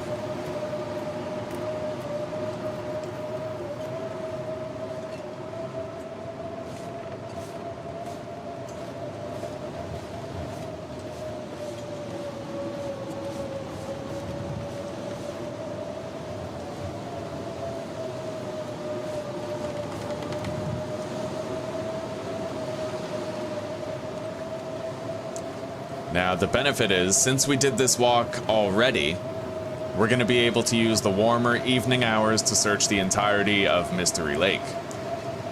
At which point, it's going to be time to leave and start heading toward Pleasant Valley.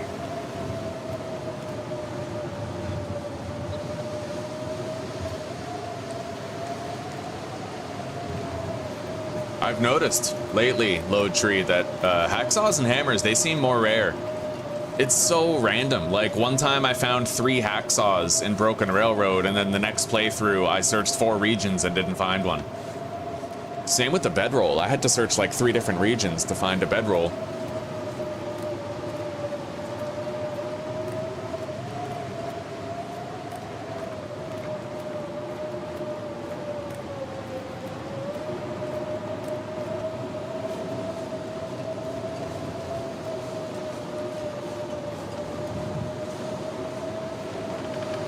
After a particularly cold and frigid walk, we're finally here.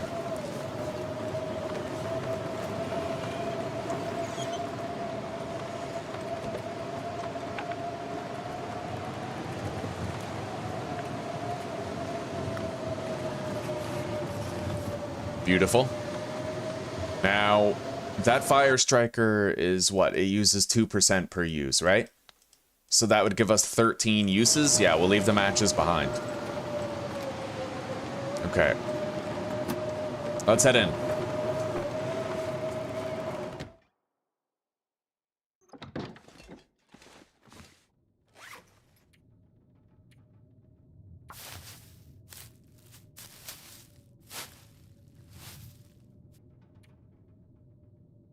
Oh, yes. 9 prepared birch bark. That's all the healing we're gonna need for a while. I'm gonna let my cats out. They're kind of climbing the walls and driving me crazy. Let's go outside.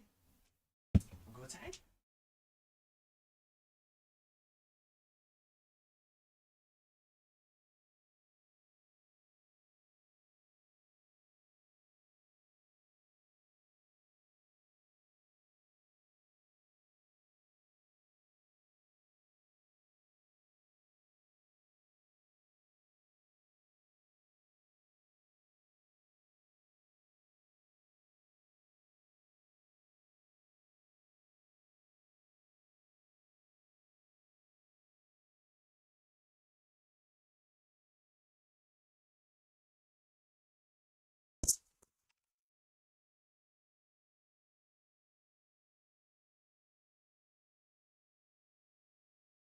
Yeah, we have 3 orange cats.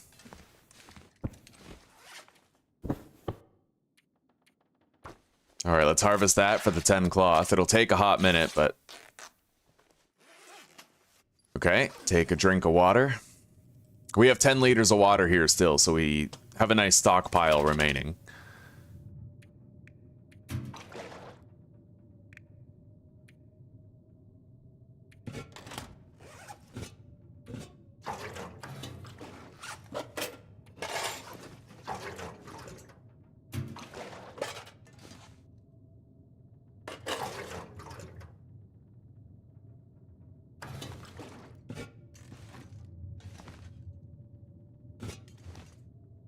All right.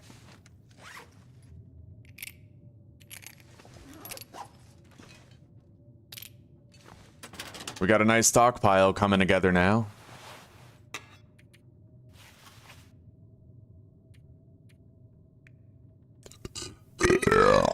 Oh, yeah. Oh, that was moist. Okay.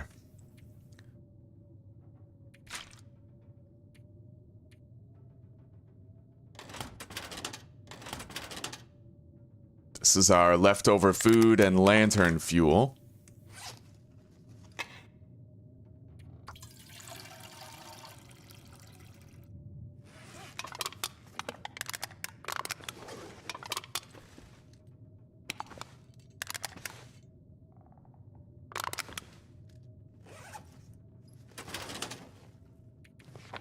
And we got some archery books that we could read to pass the time, but it might be warm enough now for us to explore anyway. Kind of. It's very windy, so let's do tiny amounts of research until it's not so windy anymore.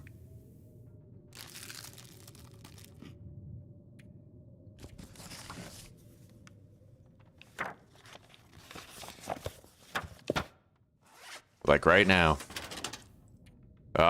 It stopped being windy and then it started getting windy again, but that's a common occurrence when you have wind variability set to high. Yeah, let's keep doing research then.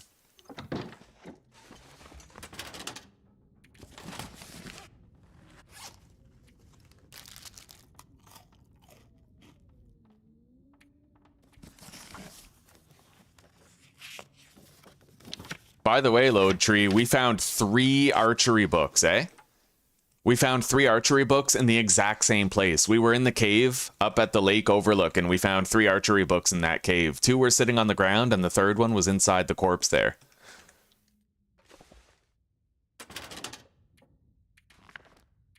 All right, we got water. We need a little bit more water. Okay. We now have enough for a complete round of hydration. I need to leave some stuff behind and lighten my load a little bit. Just for now.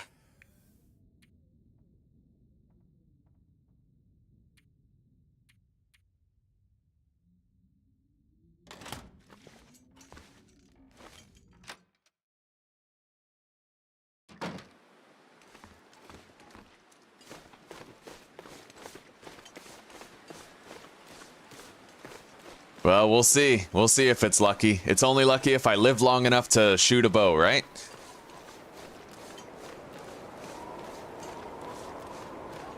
That's your forever headset, huh? Audizi Maxwell. Sugondiz Maxwells.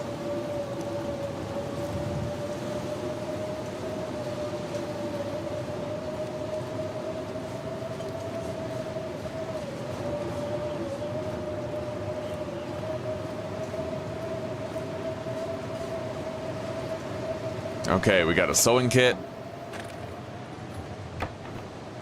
So much for searching during the warmer evening hours, eh? Alright, we got herbal tea and a sewing kit in here. I see nothing else. Wait, there might be a fishing book in one of these corners by the fishing hole. You have to check. I see a family of deer over there.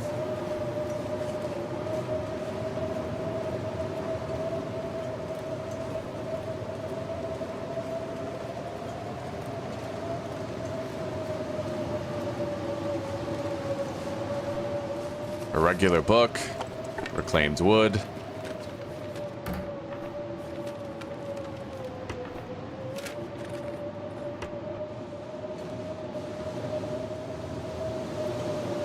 We got deers and wolves on the lake right now.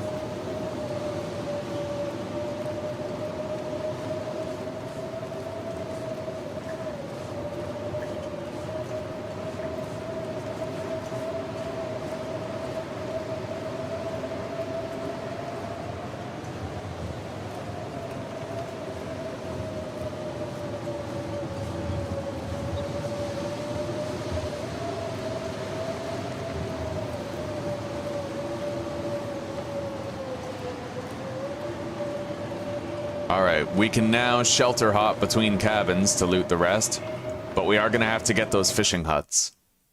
Eventually. Hopefully the weather settles down a little bit.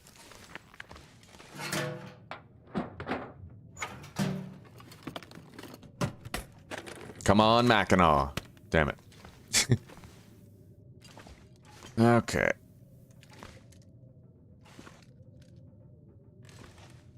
It's happened to me once in my life where I've asked for a Mackinac and then got it. We did it during a live stream during one of our series. I was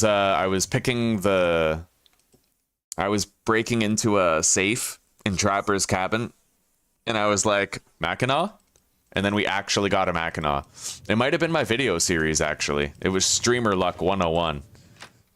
Totally unreal.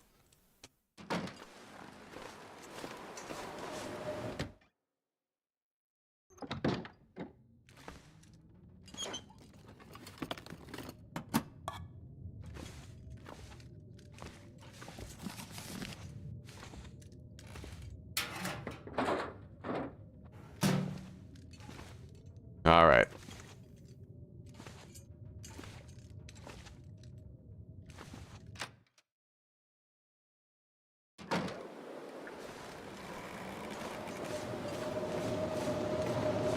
Normally I would walk over that hill, but with the spawns changed around, I don't know if there's going to be a wolf waiting on the other side of that hill. So we're going the long way around.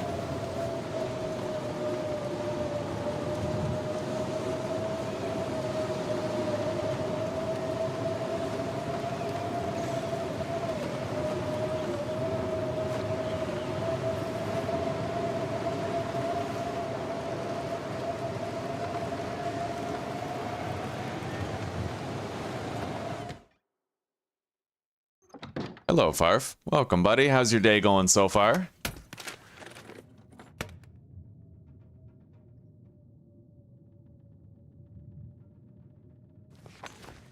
Oh, yeah. If you place teas beside a fire, they can still burn. They have a burn timer.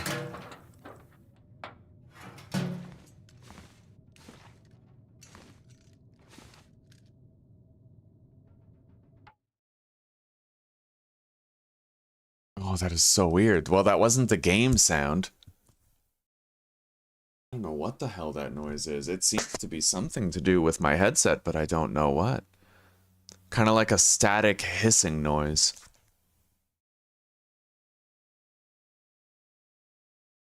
I don't imagine it has to do with the furnace downstairs, because I have my shit plugged into an uninterrupted power supply, but very strange. I keep hearing this noise in my headphones once in a while. I just paused the game to find out if it was coming. Maybe it's not my headphones. Maybe if I take off my headphones, I'll hear it coming from elsewhere outside, but right now it seems like it's coming from my headset.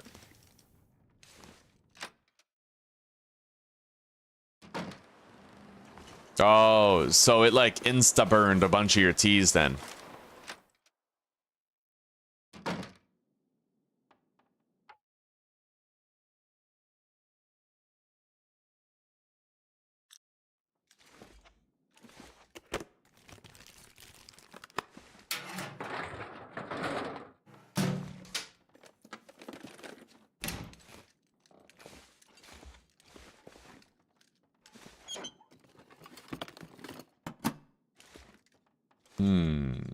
Don't really see much else of value in here.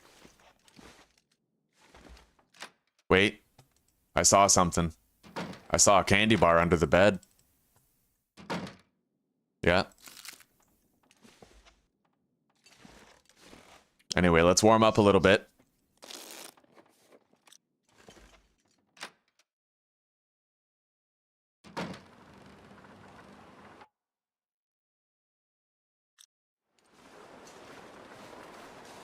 It looks like those wolves might be gone now. So this is my shot. This is my one chance to get out there and search those fishing cabins without having to worry about being harassed by them.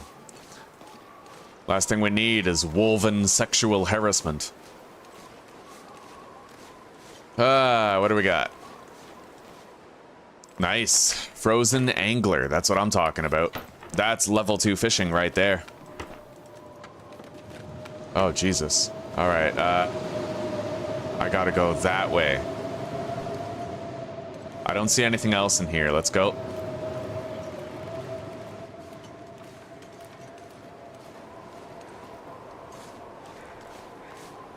With all these fishing huts successfully searched, we'll be able to just bide our time in there. And that's the last place we have to search over there. Then we're done in Mystery Lake. We can leave. With any luck, we'll find a hammer and a hacksaw going through Carter Hydro Dam. All right, Farf. Sounds good, buddy. I hope to keep the voice nice and soothing for you.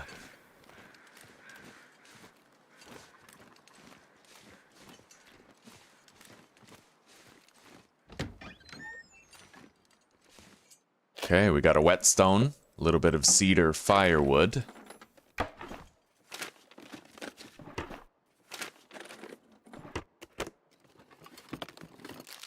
And a little bit of food. Looks like that's it, though, for Mystery Lake. Besides this cabin. Oh, I see the wolves out there now.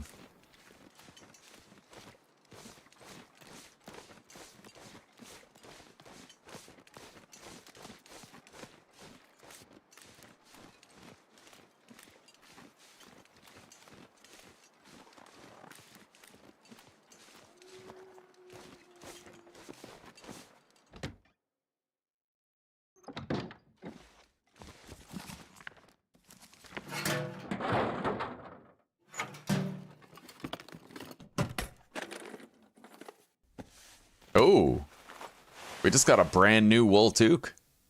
That's our second one. That's wonderful. That's another degree of warmth. Okay.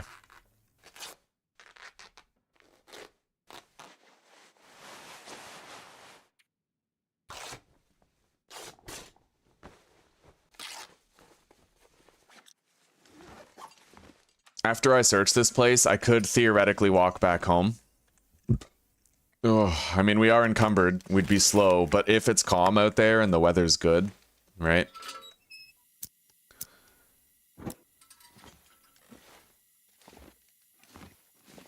I mean, as long as we don't encounter any timber wolves on the way back, it's nothing.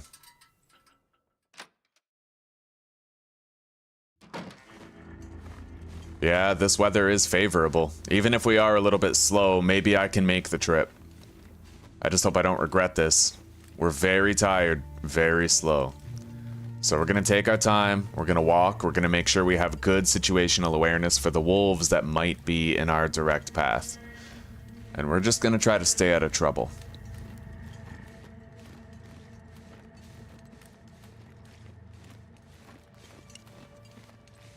It seems quiet. All's quiet on the Western Front.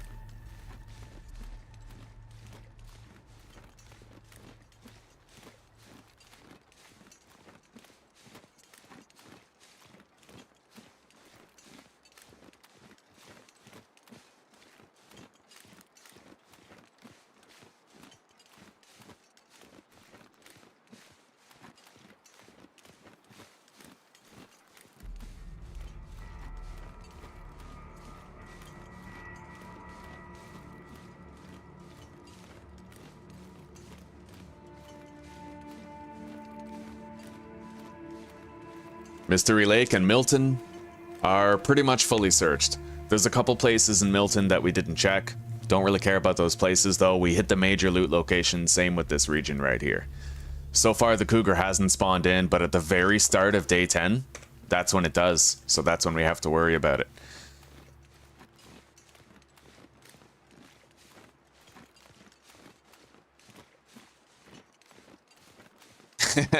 Yeah, now that I decide to make the walk while I'm really tired, there's going to be timber wolves, and because it's the end of the night, well, because it's the beginning of the night, we're going to get an aurora right as soon as I get there so that the flare doesn't even scare them away. Wouldn't that be funny? Oh, buddy. I hate that. I hate the thought of that. You're walking around during an aurora and a timber wolf pack sees you and your flare doesn't fucking work. Right? Man, that's different. That's a different level of terrifying. They'll just pick you apart till you're devoured.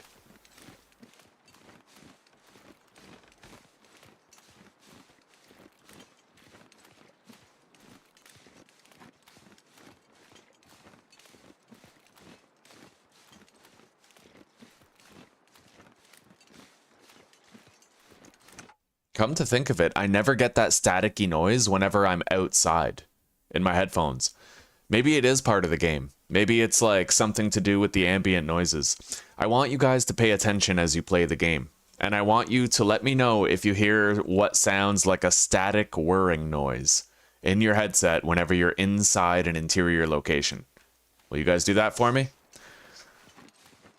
Maybe we'll stumble upon an audio bug and we can report it together.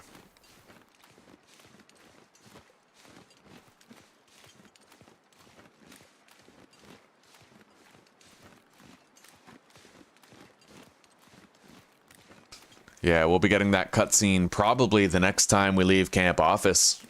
There is one thing I'd like to do right now, though. We're probably not going to find anything. I never do. It's always empty. But we're going to check that locked box up there. We got the key. So we'll see if we find anything in there. Anyway, we made it home. We're good.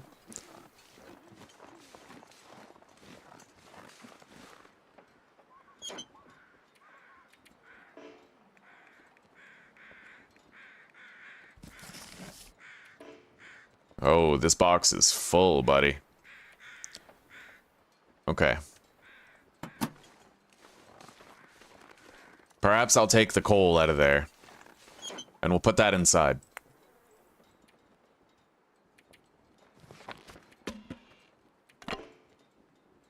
Same with the reclaimed wood. That's more of a crafting item. Used to make snares.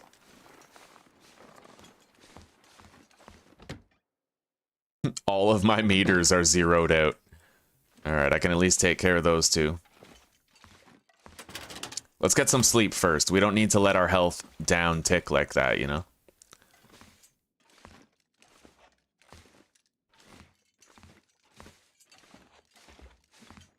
Now, let's devour one of these green teas for boosted restoration.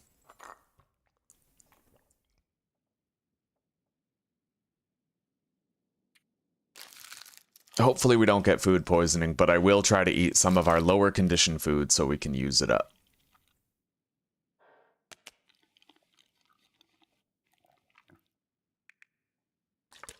Alright. Brandishing? Wasn't brandishing like where you would swing the torch? I never had brandishing when I started playing. It was already a thing of the past. But is that what you're talking about? Like the ability to swing the torch around?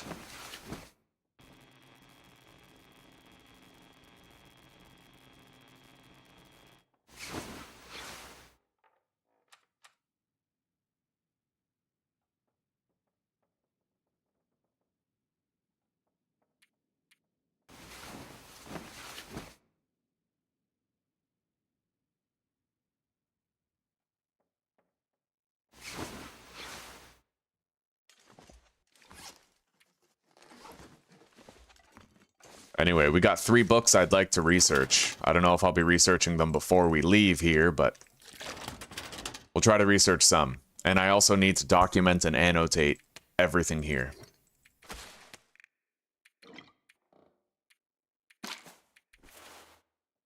Okay, meds. Deposit those in here. Same with the coal. We can't fit all of it, though. That's going to need its own box. Okay. Done. Benito.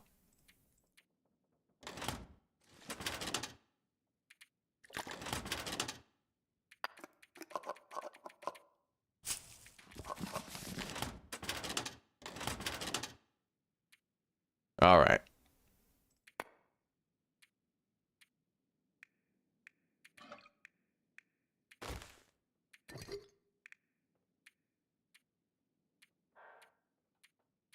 We got some meds. We're going to deposit those in here. That's it. I want to keep all that birch bark on me. Okay.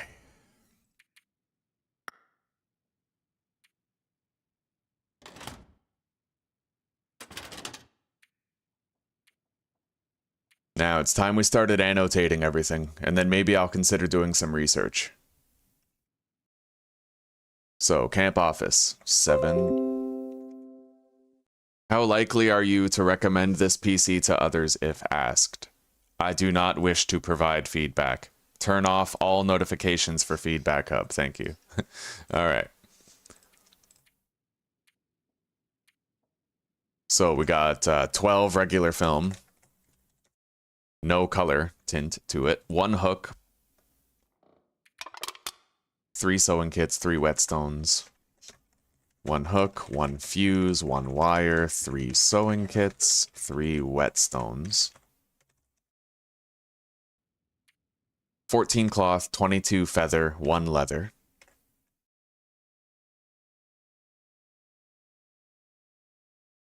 9 scrap metal.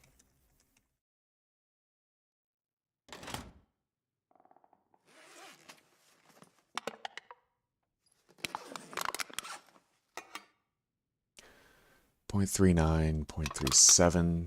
That would be 0.76. And then 1.08 liters of lantern fuel.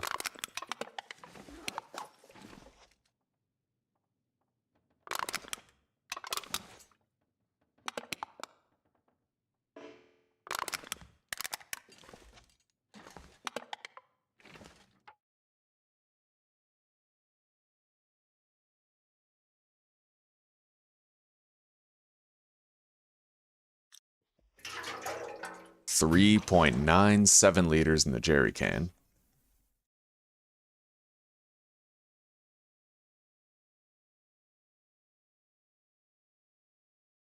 So in total, that would be 4.05, 5.05. 5.05 liters of lantern fuel. Bracket jerry can as well. Close bracket. We also have 1 simple tools. 10 kilograms of salt. Oh my god, there it was again. I heard it. I heard it. Yeah, I don't know what that is. I keep hearing a staticky noise in my headset. It's fucking weird. Could just be the headset. But I can't really... Maybe my wife left her headset here and maybe I could swap them. It depends on whether or not she left it here. I don't know. Alright. So now, 16 coal, 1 oil, 1 flour, and 2 salt.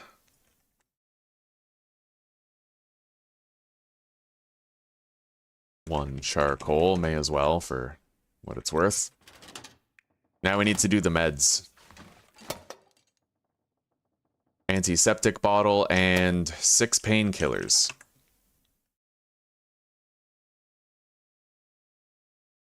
As well as 2 skillets and 1 cooking pot.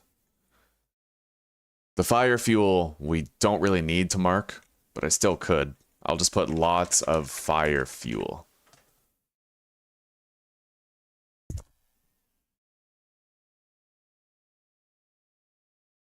Okay, I've just verified that noise is not coming from my headset. It's an exterior noise coming from somewhere in the house and I don't know what it is.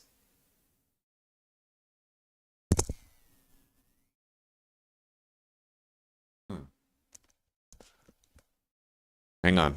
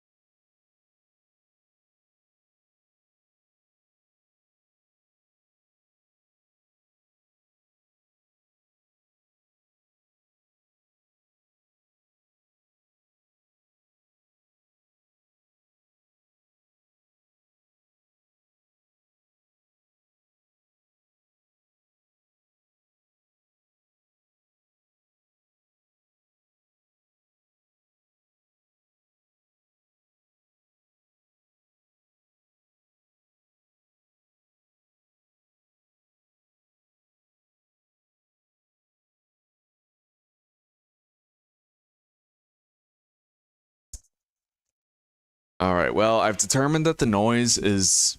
It's definitely coming from my immediate vicinity, but it might actually be the fuse box downstairs. Or it's my computer.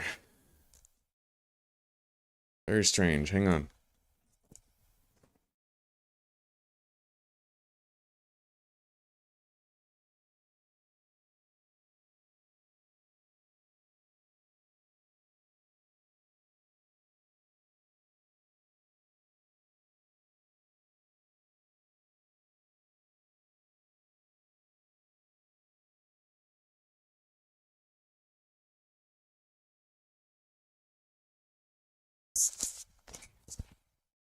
Well, I got no frickin' clue.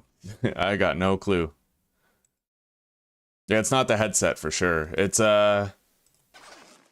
definitely something in my house.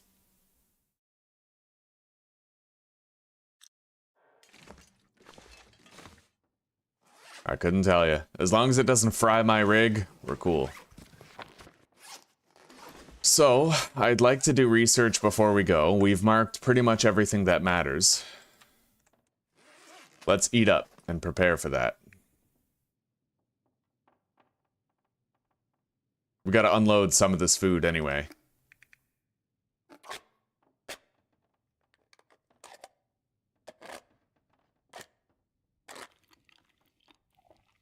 I doubt I'm putting too much, like I have an uninterrupted power supply. So I don't think that it would be happening.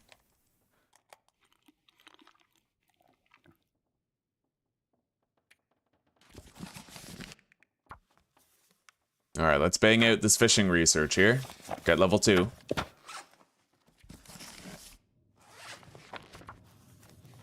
And 1 hour on archery.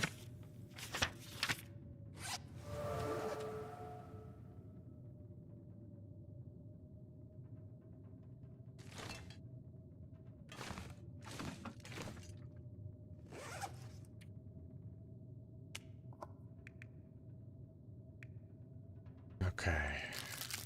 Eat that.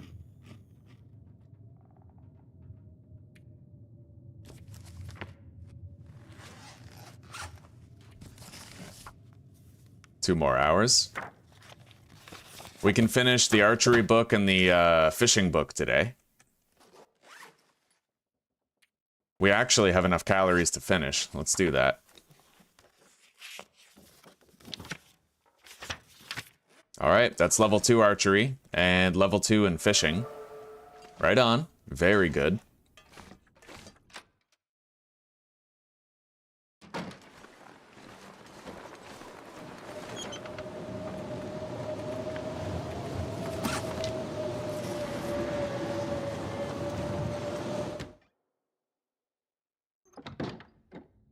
It does sound like it's coming from my PC. If I'm being honest, it does sound like it's coming from my PC, but it never used to make that noise. And now it's making it very regularly, like every 30 seconds. Kind of worried about it.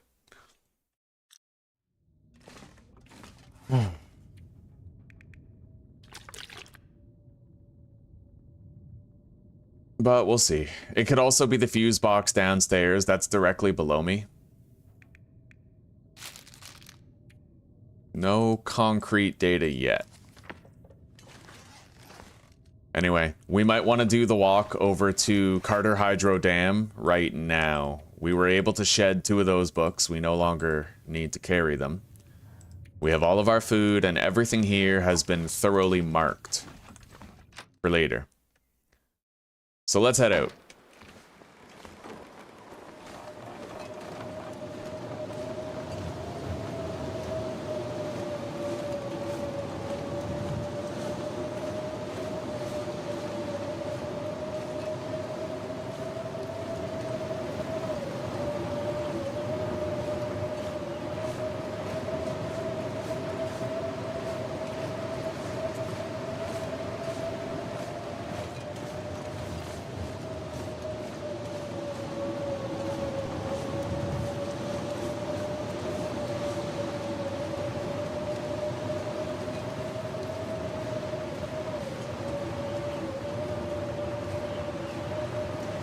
Would an uninterrupted power supply like bottleneck the power going into the GPU, or would it still be possible for too much to go through?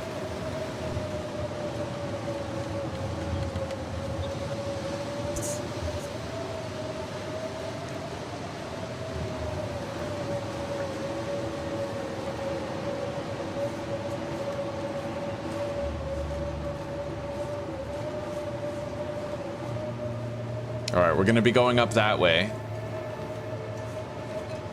to continue out of the region, but for now we have to check this box. It's probably empty. Yeah, that box is always empty on Interloper. It's kind of a buzzkill, but there's nothing you can do about it. Alright, the wind has calmed down. We can make good progress just by walking at this point, but I have to watch out for wolves.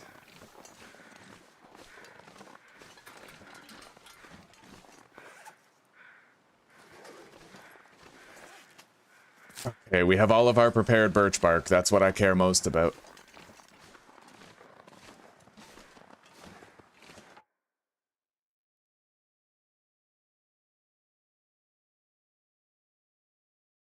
Oh, breaker box. It's got the twist-in glass things that you put in there.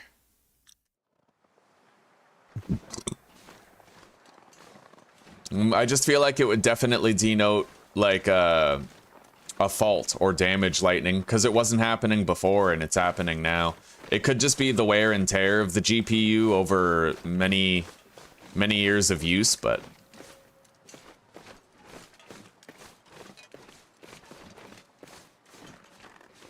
Alright, that's the red train car down there. We're gonna follow this upward path all the way over there.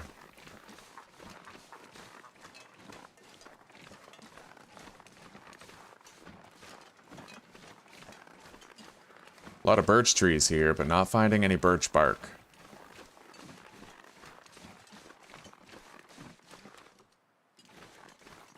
It's honestly a pretty old house load tree. Pretty old.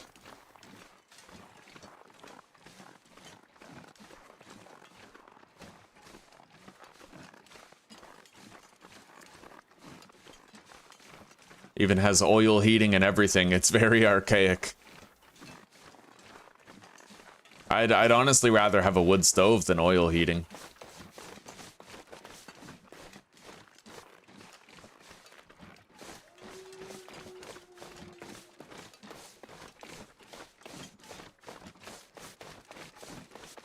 Alright, we got a wolf directly in our path between us and the Carter Hydro Dam. So I'm gonna have to go around.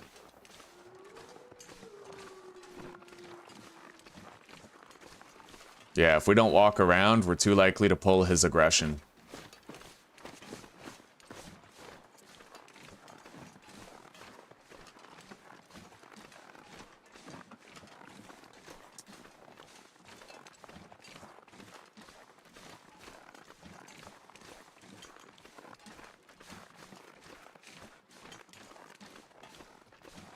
I do have an FPS limiter at 60. Yeah, I use the NVIDIA setting for 60 FPS limit.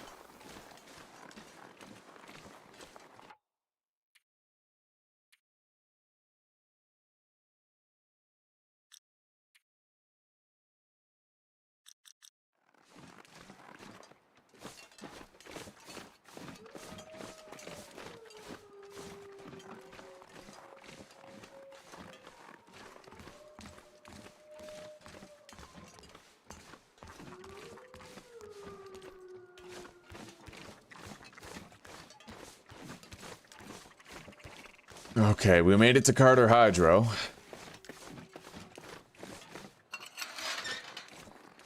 Now all we gotta do is press on through it, but I don't necessarily know that I want to press on through it at nighttime. That would be very dangerous.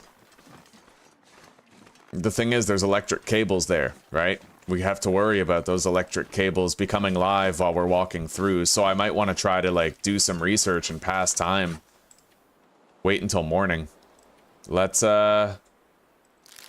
eat this and try to get an hour of research out here. Not a chance in hell. Alright.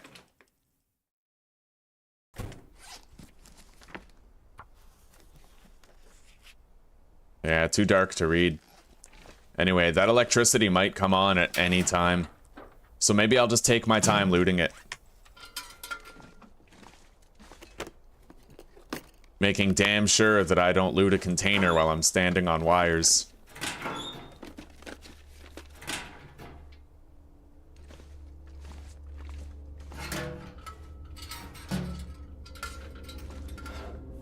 It hasn't happened in a while. And it didn't start happening until very recently. So, we'll see. I'll keep tabs on it and I'll try to figure out more about what it is.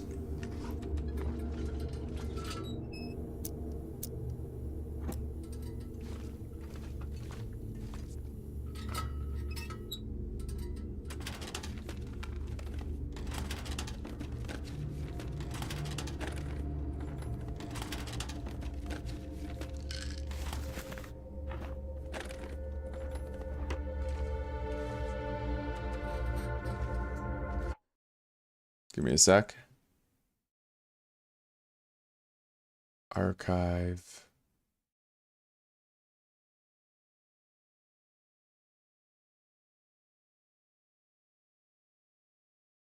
Okay.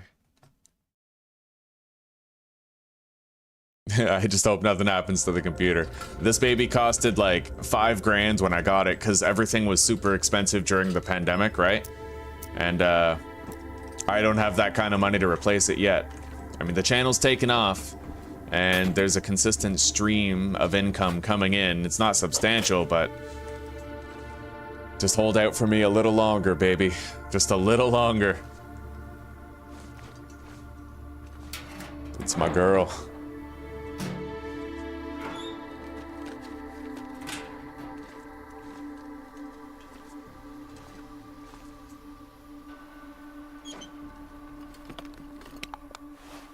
Hey, we got a second pair of thermal underwear. I really don't think this is how posters work. You guys see that? Oh, that's funny. All right.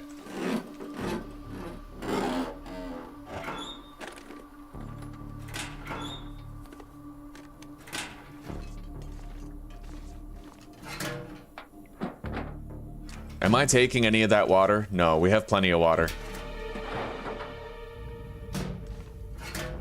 I might have even brought too much water, to tell you the truth. We'll see. As long as I don't find an inordinate amount of loot here, we'll be alright.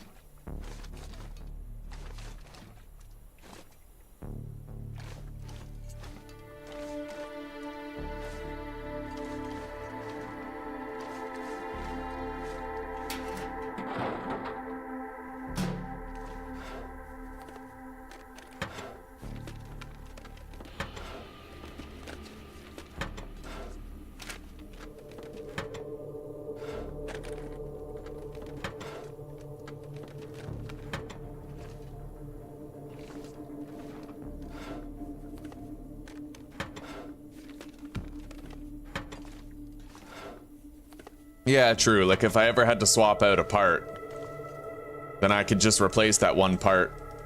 I guess that's the upside with having a gaming PC. Although, that can be a nightmare, too. A lot of people don't know when to let their PC die. Like, what if my CPU started crapping out, and that fried my GPU, and then I replaced the GPU, and then my faulty CPU fried my GPU again, right? Like, frickin' horror stories, man. Computers can be time and money sinks. If only things worked the way they were supposed to, but planned obsolescence doesn't just apply to kitchen appliances, does it?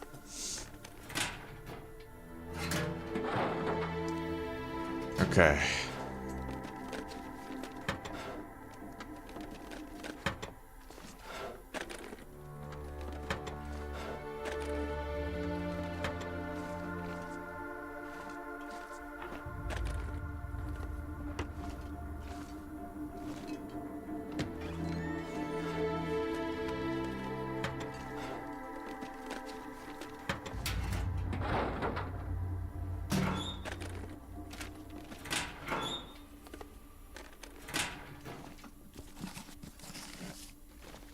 I've had a couple people tell me that my rig is high-end.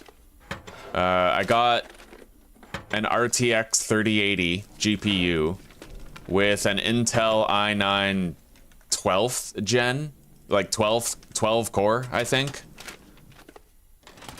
CPU.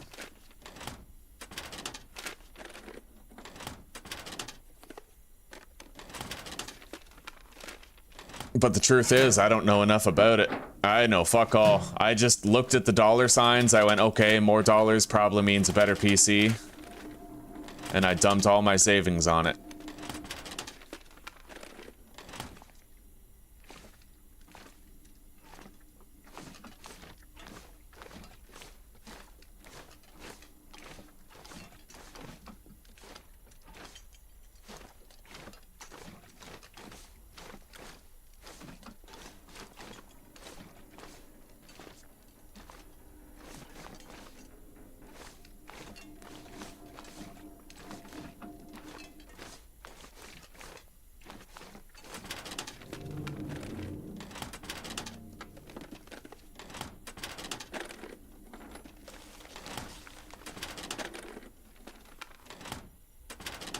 Well, I didn't buy the parts. I bought a pre-built, right? So what they did was they gave you a list of compatible parts that you could put together.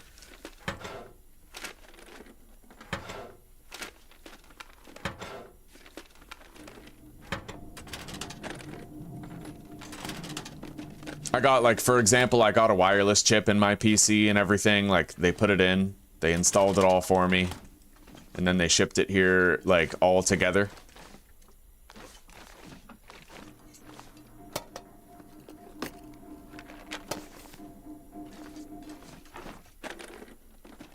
Because the only surefire way that I know to destroy my computer is to try and build it myself. I can't do that. I don't know enough about it.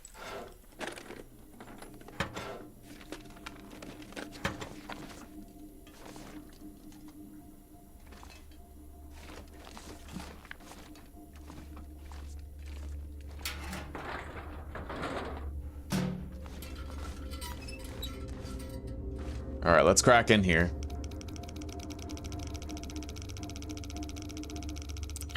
$57.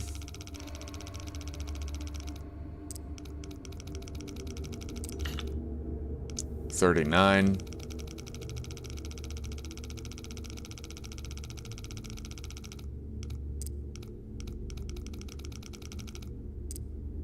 Okay, 57, 40.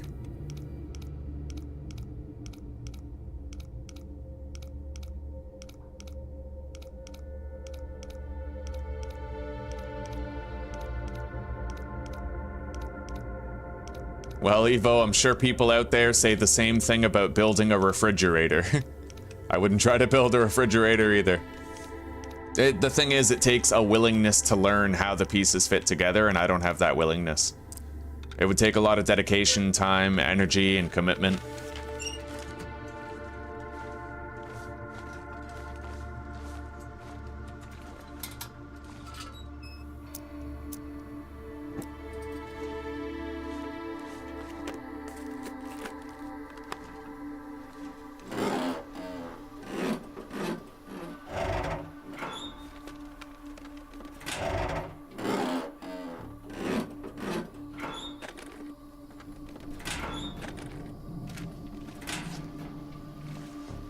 We're still not that over encumbered. My limit is probably like 35 kilograms.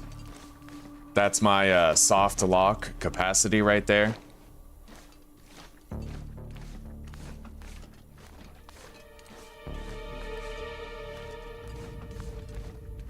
I feel bad for the people where they do their research and then they still get screwed over anyway. What was it? The Intel...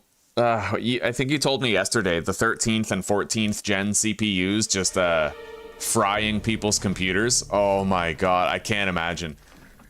If I had just waited to get my computer for another half a year, then I might have ended up with one of those shitty-ass CPUs. Oh my god, like, I can't even believe it. And who do you hold accountable for that, right? It's not like you can sue the computer company, or you can't sue the CPU manufacturer and be like, you did this, therefore. I don't even think... Yeah, I don't think you could do anything about it. That's brutal.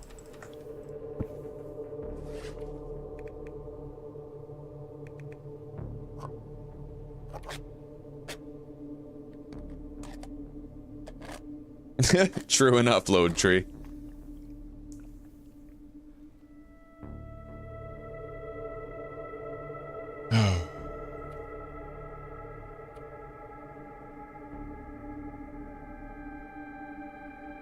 You can save hundreds easily if you build it properly, but if I built it improperly, I would waste thousands, right? That's my perspective, is like, I'd rather pay extra to have someone make sure my computer doesn't fry itself than try to do it myself and risk losing a shitload of cash in failed attempts or mistakes.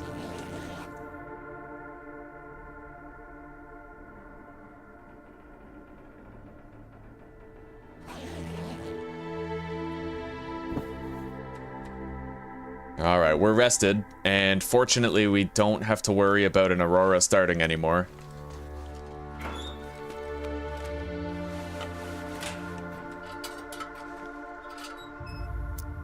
We don't need that wool scarf. We already have 2 wool toques. We'll scrap it. So far, maintained mobility is good.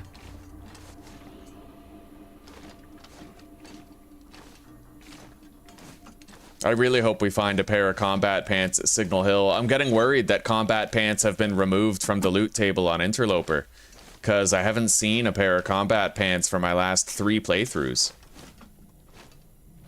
I love combat pants. They're like my favorite clothing item. They give you the same amount of warmth as deer pants, but far greater mobility.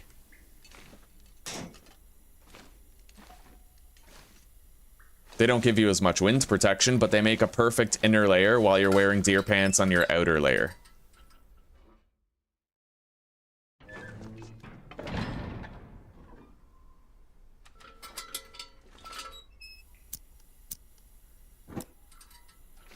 All right, we got another flare.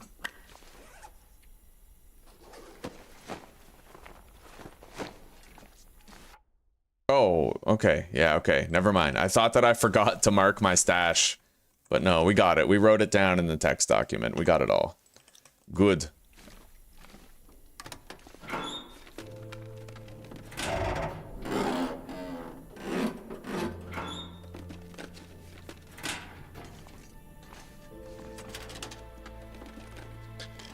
Painkillers. They're not removed, so since the update, you've managed to find combat pants on Interloper?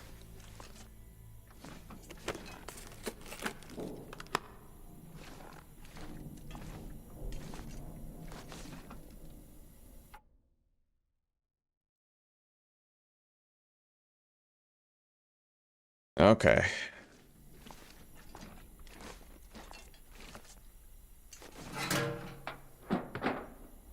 Fresh air. I need a moment of fresh air.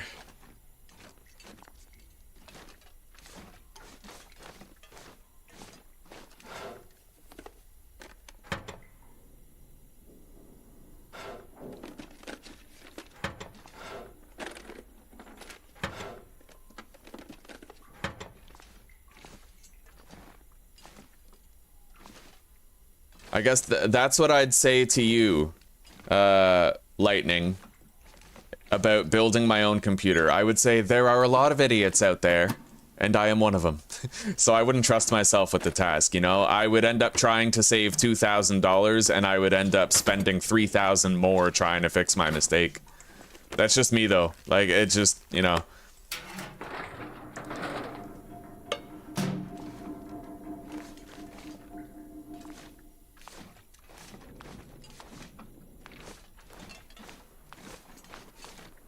We found trail boots here last time we were in this area. Sadly, no trail boots this time. But we've almost searched the entirety of Carter Hydro Dam.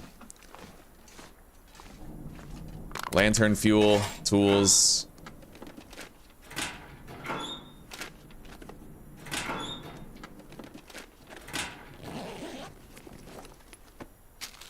Wool socks, very nice. Extra warmth.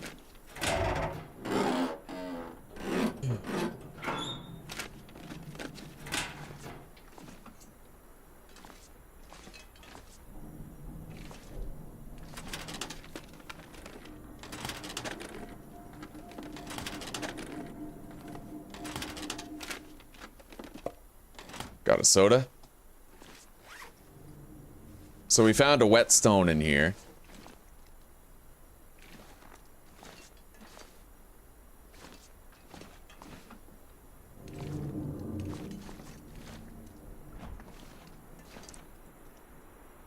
I used to always find a cooking pot here, and now I never do. It's crazy. Like, every single run on Vanilla Interloper, I would find one there. I don't know if that's part of, like, a loot refresh that they did or what, but I have not found a cooking pot there for the past 3 playthroughs since the update.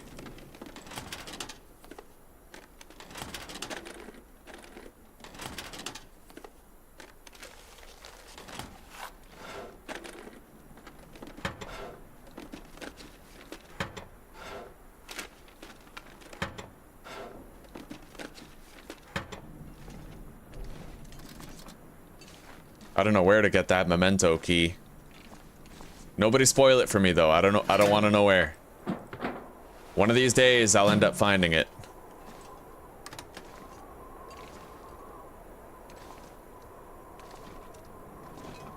All right, we got a sewing kit and a whetstone passing through here. It's time that we headed back to the entrance and left. Although it does sound pretty nasty out there.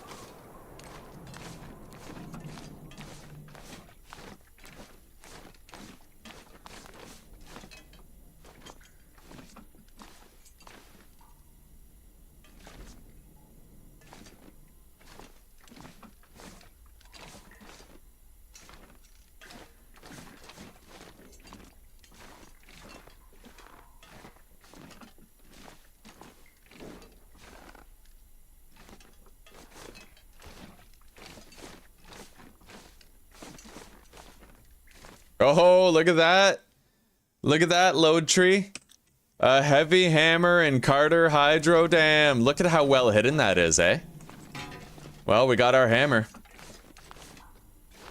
It was you earlier, right? Saying that you never managed to find a hammer here? Well, there you go, buddy. We found one together, huh?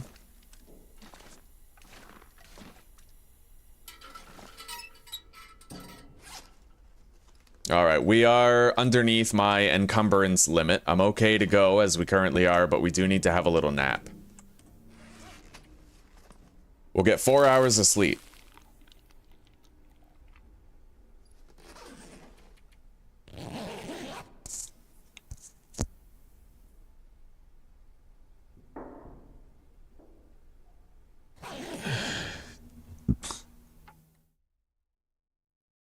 I'm not sure, Evo.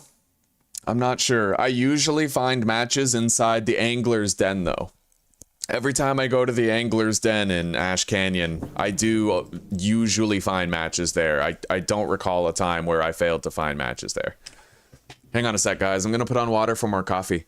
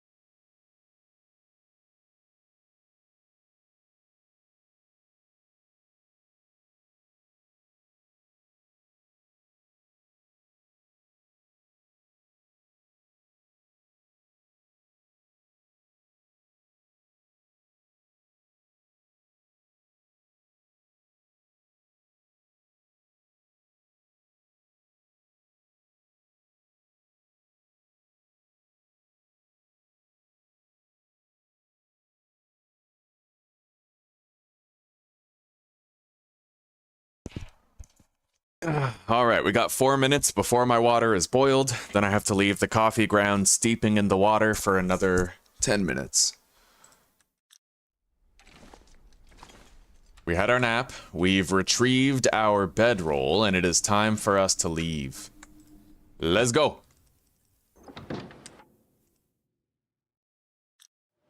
Oh shit, I just left during a blizzard. You know what, let's go over here and head back in then.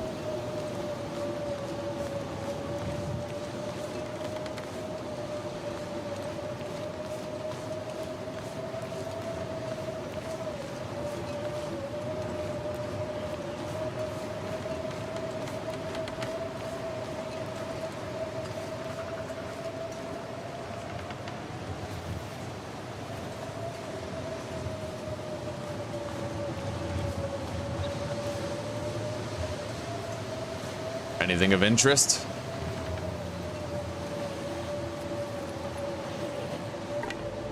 Not that I can see. Anyway, all we're missing now is a hacksaw, but if I got into a struggle, I could defend myself.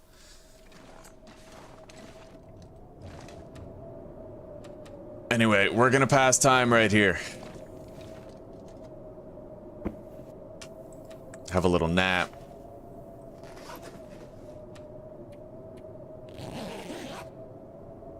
We can hear the wind from here, so if the blizzard stops, we'll know it. Okay. I think that'll do.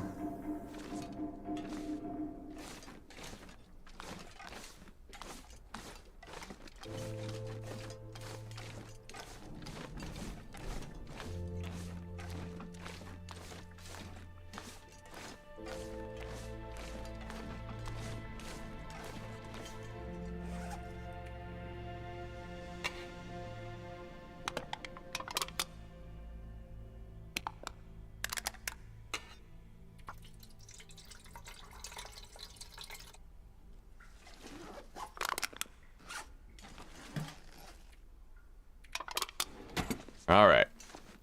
We can pretty much make out the walking path while we're in here. Without using our lantern. It's relatively illuminated. Now it is not. Oh yeah, it still is. Alright. Hopefully it's nice and calm out there. Decent weather. We can get through it very easily. Moo-moos for Icarus. We'll shake moo-moos for Icarus. We'll play more Icarus one day, definitely. I learned to enjoy the game. I did. It doesn't have the usual charm that this game has, but I did really learn to enjoy it. I just hope that they issue some quality of life fixes, like making mounts jump higher so that they can get over like low obstacles, and cleaning up the animation of the animals running while you're mounted on them. I would really appreciate changes like that. Just polish, you know, polish. The game is, mechanically, it's just fine, but I want to be able to boil clean water over a campfire, and I want to be able to just look at myself riding a mount and be like, yeah, that looks pretty cool. Okay, I see a rabbit over there. I know that there can still be wolves here, but...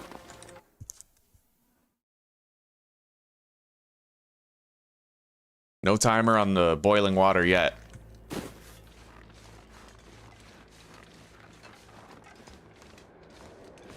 Alright, for the moment, we are clear wolf-wise. We're gonna head up to the top of that cliff right there.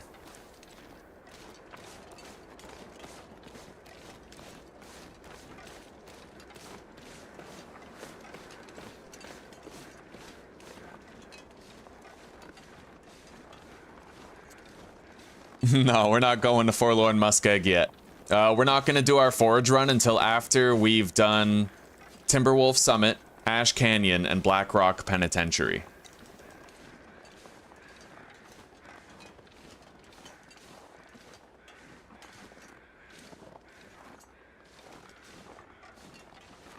I'm not sure about that load tree. I stepped outside during a blizzard and then I heard a wolf cry and run away from me.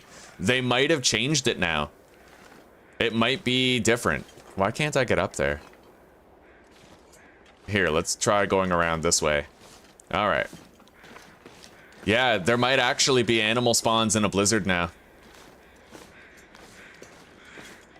That has been my experience lately, at least. Oh, we found a pack of matches up here. Tin of sardines, fir firewood, and look at this. 3 maple saplings. We're gonna mark that.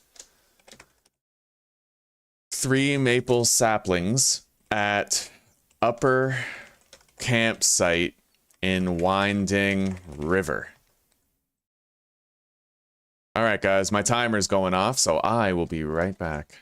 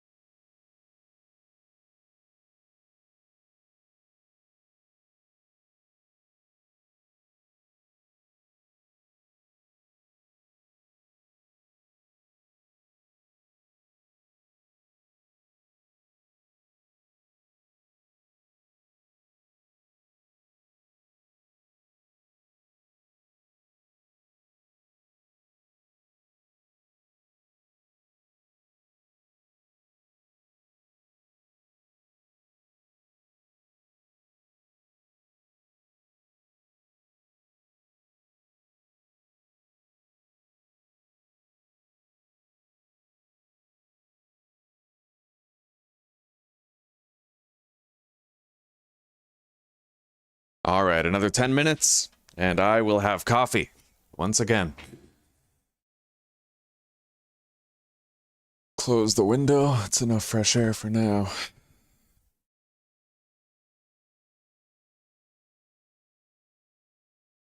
Yeah, they might have changed it, dude. That's scary, though. By the way, Santa, how are you doing today? I forgot to ask, I think. You keeping a list of who's been naughty and nice and checking it twice? Huh? Sorry, that was a terrible joke. That's a common thing around here, though.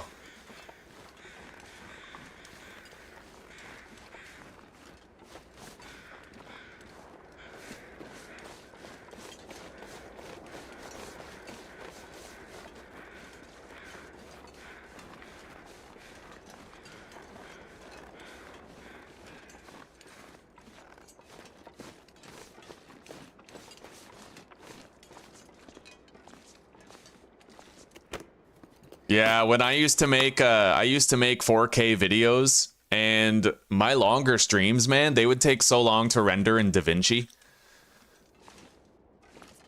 Okay, let's move on. We are quite encumbered, but we should be able to get to Signal Hill before the cold becomes too pressing of an issue. Hopefully. I at least have space for the beard lichen.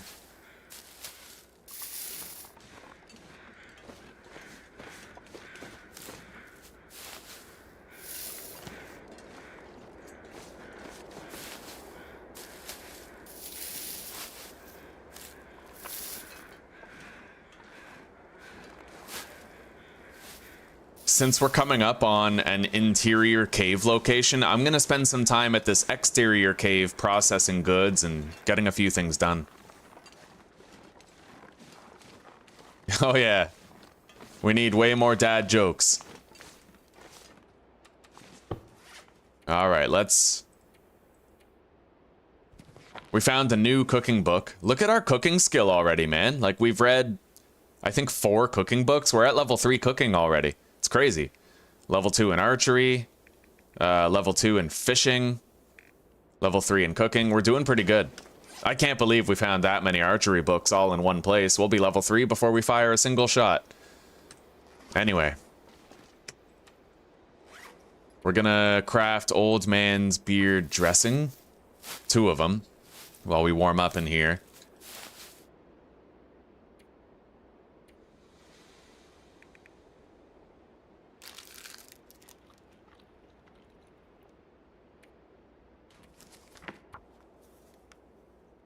Get an hour of research. Eat a little bit more.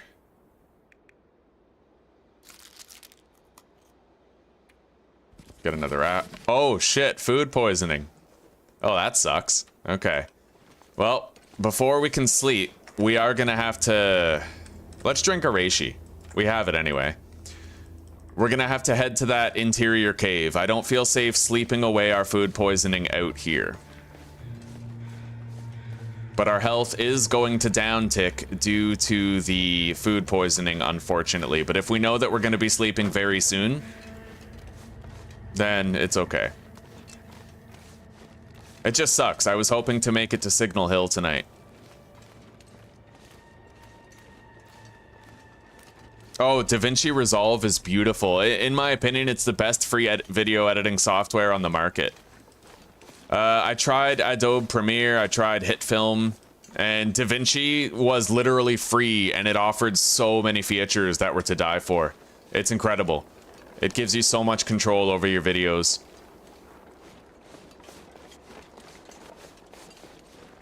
Free 4K rendering was a big selling point for me. Free 4K rendering. Highly intuitive features, man. The editing tools are amazing. It's completely free, too. You can buy a better version, but they give you so much in the base version that it's like you don't even need to spend money on it.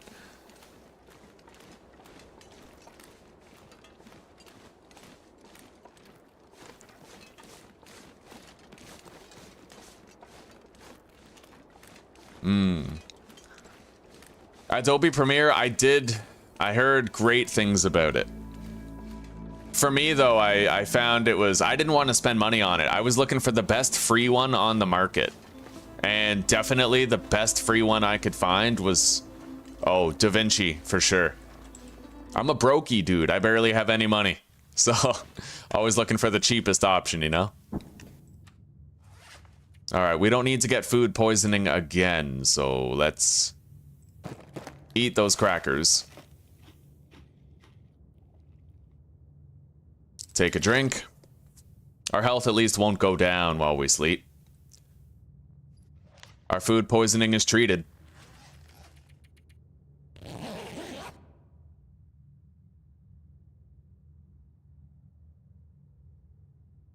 Anyway, when we emerge from this cave, it's entirely possible that we're gonna get that cutscene for the cougar. We got an aurora tonight. Maybe we'll stay here and try to do some research, but this time I'll eat better conditioned food. Make sure we don't get sick.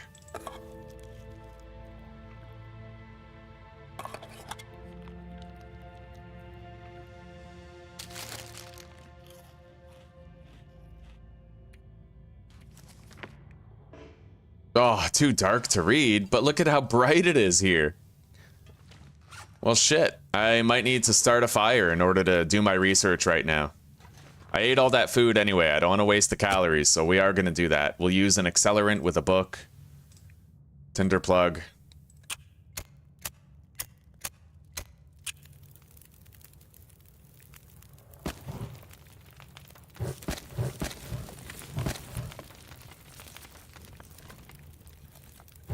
It's going to make us lighter on our feet anyway. All right.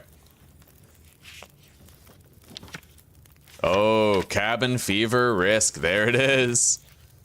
All right. There is an exterior cave that we'll be coming up on that we can theoretically stay at for a little bit. I don't want to waste this fuel, though. Let's make a little more water.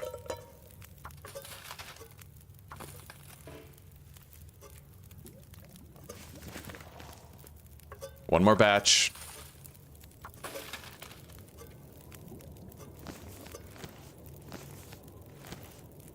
All right, let's go.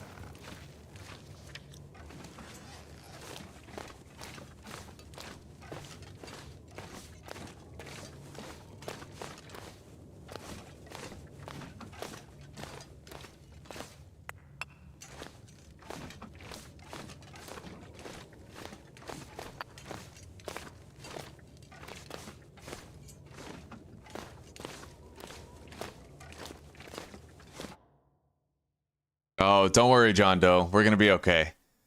Yeah, we're gonna be okay. As long as I avoid that cougar, I can deal with the entire game as it is, but that cougar was one hell of a curveball that I was not ready for. An extraordinarily dangerous creature. There is no two ways about it. You go around, wide berth around that cougar.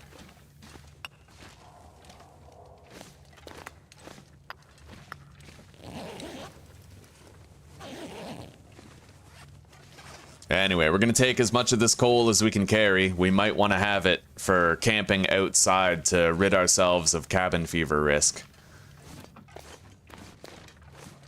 There are a couple of caves that we can use.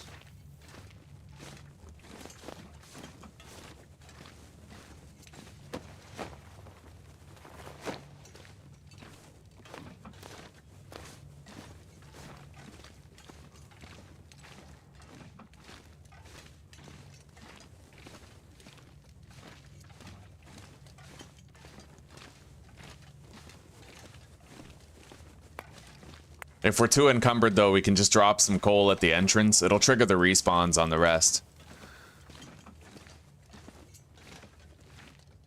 Ash Canyon is a very hard start, yeah. You pretty much need to beeline it for the Angler's Den so that you can get the matches right away. And then once you have those matches, you can start making your way toward the technical backpack. I actually, on the best series we ever had on this channel, I got the technical backpack on day 1. And then we ended up getting the ballistic vest by day 3. We spawned in Ash Canyon, I went to the Angler's Den, we got our hands on the matches, and that's all she wrote. We actually pulled it off. It was amazing, dude. Day 3, and I had done almost the entire circuit. All I had to do was go into PvE, find a bedroll and a hacksaw, then we went back to Timberwolf Mountain for the summit. It was extraordinary. It was very, very extraordinary. Sorry. Little Rascals, anybody?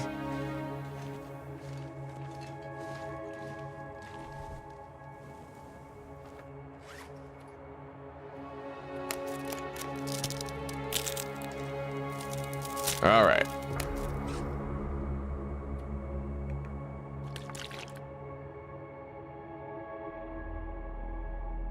We are very over encumbered right now. But we just got to get to that exterior cave location. Oh, timer. Coffee. Be right back.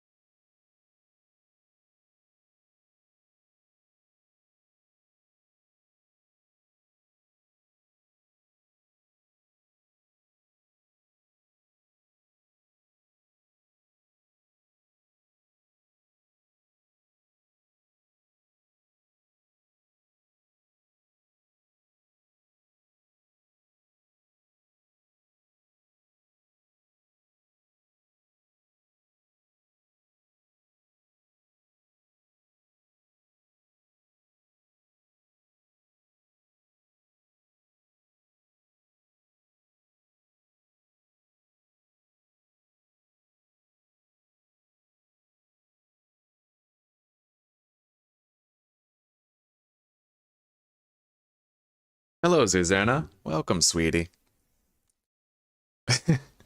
So I take it you've been lurking, sweetie. Yeah, we are carrying quite a bit of water. But that just means we won't have to make any for a while.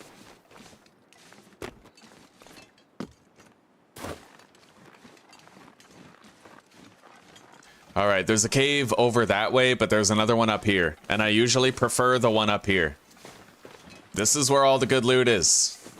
Particularly, there's a couple of maples that you can get up here, and a lot of feathers around 2 carcasses.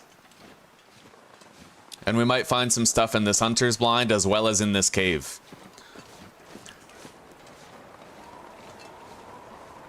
All right, I count 2 maple saplings here, so I'm gonna mark those. 2, wait. All right.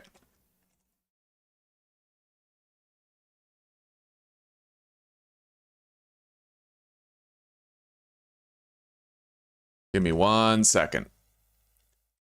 3 maple saplings at upper campsite in Winding River. We're gonna put that in the coastal highway section. Oh, right. Pleasant Valley, not coastal highway. All right.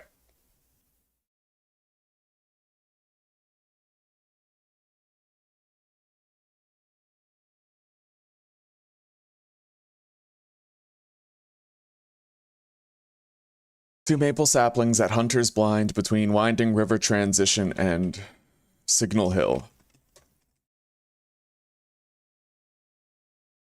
Done.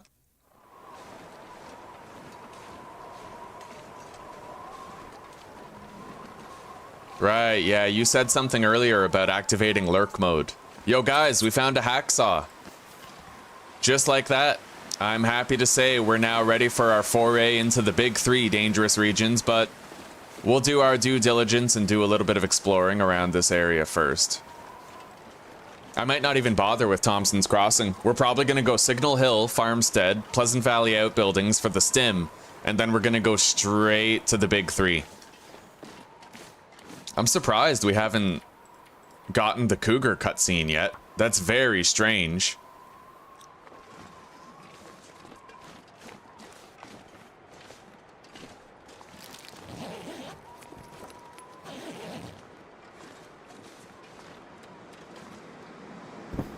Alright, well, we're in the back of the cave, but it is pretty cold here.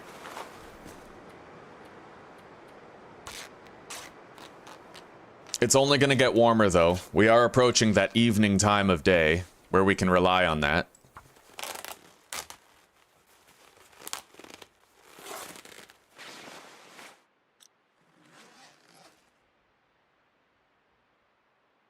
I don't think I can, I don't know, Load Tree, I don't think I can get the Moosehide Satchel over in Hushed River Valley on Interloper settings. Alright, let's eat a little bit of food and try to continue researching that cooking book that we found.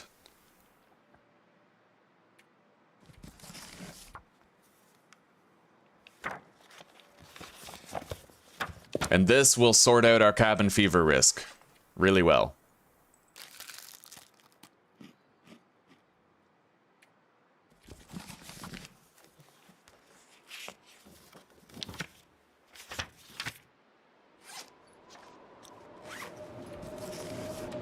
I think I can do 1 more hour of research with the calories we have on hand. Yep. Okay. Archery is most of the way to level 3. Cooking is part way to level 4. We're doing well. The sport vest is almost destroyed, but I don't care much about the sport vest. It's time that we got going. We spent more than enough time out here. Is there a bow and arrows on Interloper in Hushed River Valley?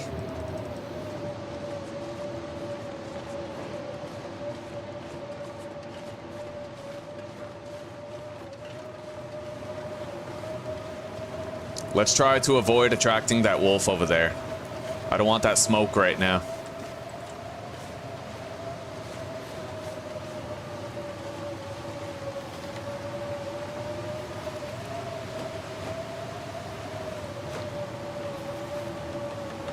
Yeah, this place rocks for feathers, man. With the 2 carcasses, you have a good chance at getting at least 5. Sometimes like 8. I see another wolf over there in the tree line.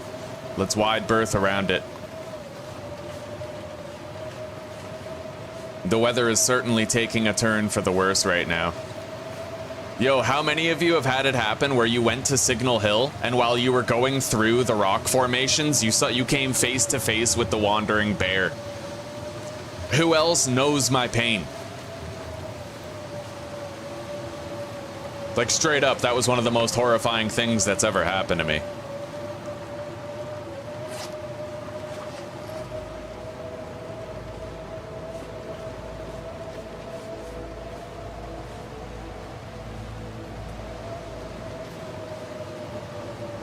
This is going to be a pretty cold trek. It's going to take us a while to get where we're going as long as the wind is howling this badly. That's the one thing I love most about this difficulty is the wind variability being set to high. There is so much chaos contained in the wind. It changes direction all the time.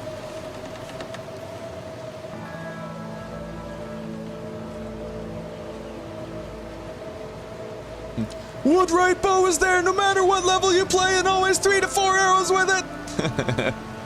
I'm only fucking with you. Yeah, caps lock.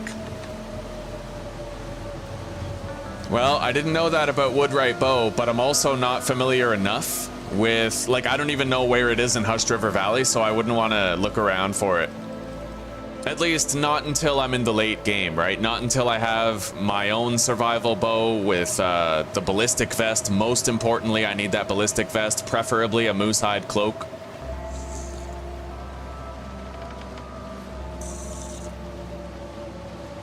We are very slow. We are going to take some freezing damage here in transit, but I'm going to have to save my stamina. I might need to sprint up on top of a rock formation in order to be able to avoid the bear. Which means we might get a sprain. I just hope we don't sprain our ankle, otherwise we ain't running away from shit.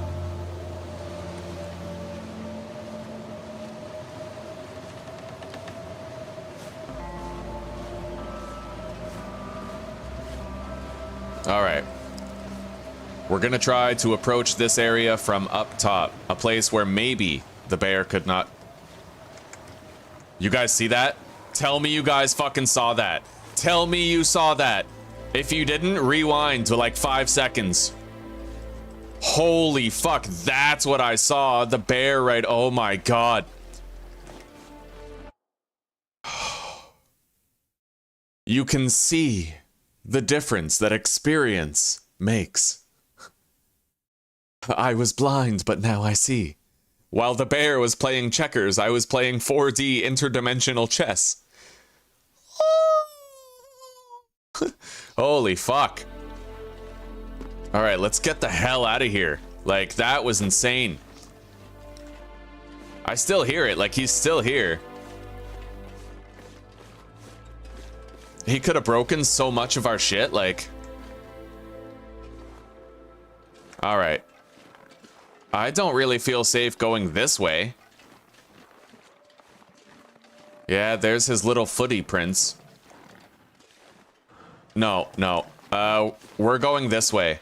Because I think he might actually be coming back to get me now. He might smell me. Yeah, we're going the long way around. I don't trust that for shit.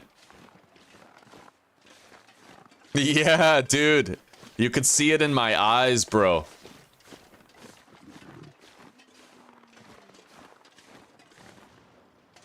You see that? He actually came back to try and get me. I gotta stay crouched. Oh my fucking god. Go. Go. Go. Go. Go. Alright. It ain't all about the cougars. It's easy to forget that. That was peak. That was peak entertainment. Yoshibi, you see that?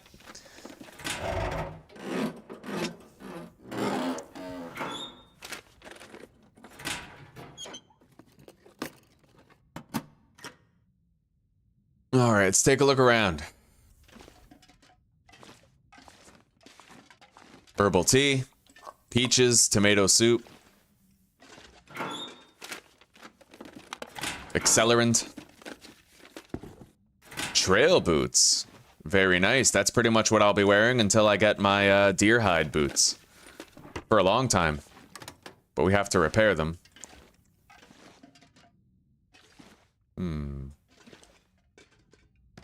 Got a couple wires.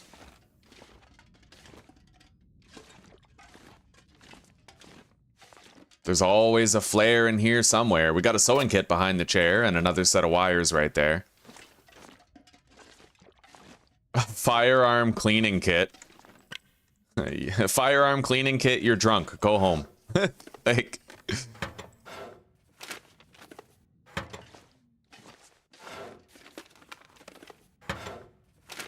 I guess Sheeby didn't see it. Oh, it's a damn dude. He would have shit a brick at that. That was something else.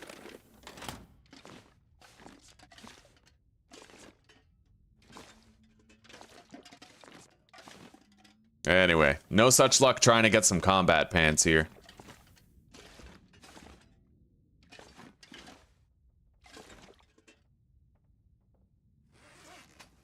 Let's see here. Harvest these. We can take a little bit of health damage here, harvesting them.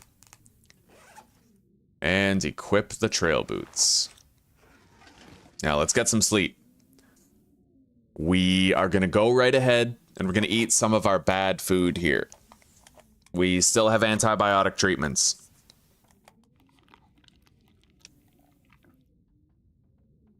We got food poisoning, but that's all right.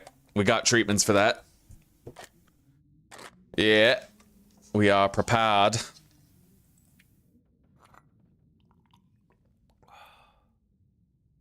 All right, hydrated, good calories, food poisoning's treated. Let's go to sleep.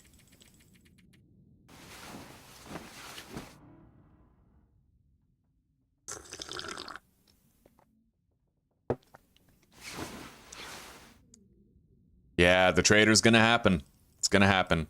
Hang on a second. Lightning Evo, was that you who earlier said like $1 million content or something? It was either you or Sheeby. I don't remember.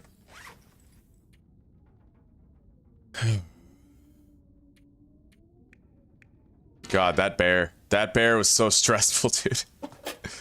That was something else. What time is it? It's almost morning time. After we have another 2-hour nap, we should be good to try and repair a couple pieces of clothing here. Not much, maybe just the boots, but we only have a few leather, and we might end up failing more often than we succeed.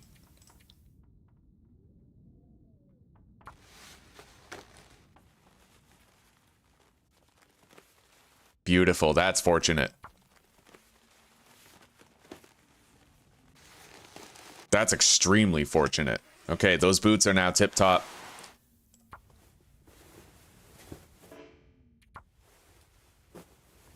Okay, so it was definitely Sheeby. I'm gonna have to try to remember that when Sheeby gets back. I gotta let him know when that happens. So that was roughly 5 hours and 10 minutes in. We're just gonna scrap this sport vest now. It's so damaged that it's not giving us any insulation anyway, and I don't want to repair it because we're probably going to find something better soon enough. Same with the dress shirt.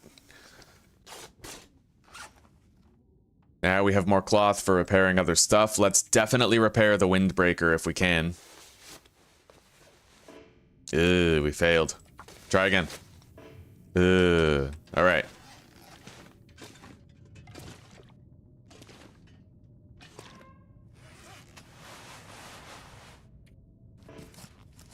We've done a lot of research in this playthrough, and it's pretty cool how we're still making good time despite that research that we've done. Okay. We got plenty of extra flares, I'm happy to say. We have the amount that I want to have. We have 3 flares prepared for any run-ins with random-ass Timberwolf packs while we're out and about. And plenty of water. No need to stop and make more. Let's continue on our merry way. Oh, here it is.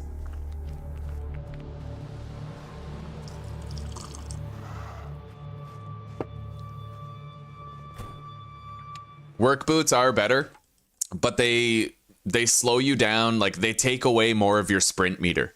Every time I'm evaluating how good clothing is, I always look at 3 things: the protection, the warmth, but also the mobility.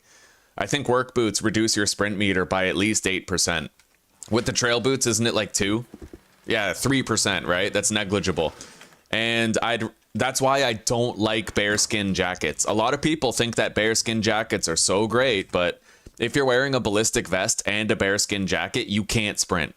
So you actually end up freezing more. That bearskin jacket is only useful as long as you're not freezing. Once you're freezing, it's just a heavy piece of nothing, right? So what I'd rather do is stay light on my feet, wear clothing that's going to allow me to sprint as much as possible, so I spend as little time outside as possible. Yeah.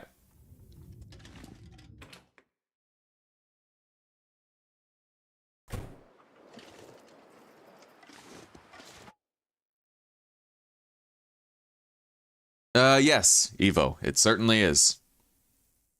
Cougar, cougar, eh. Cougar, cougar, cougar, eh. It's a cougar, fucking cougar, cougar, yeah. Oh, that's a good one, Zuzi.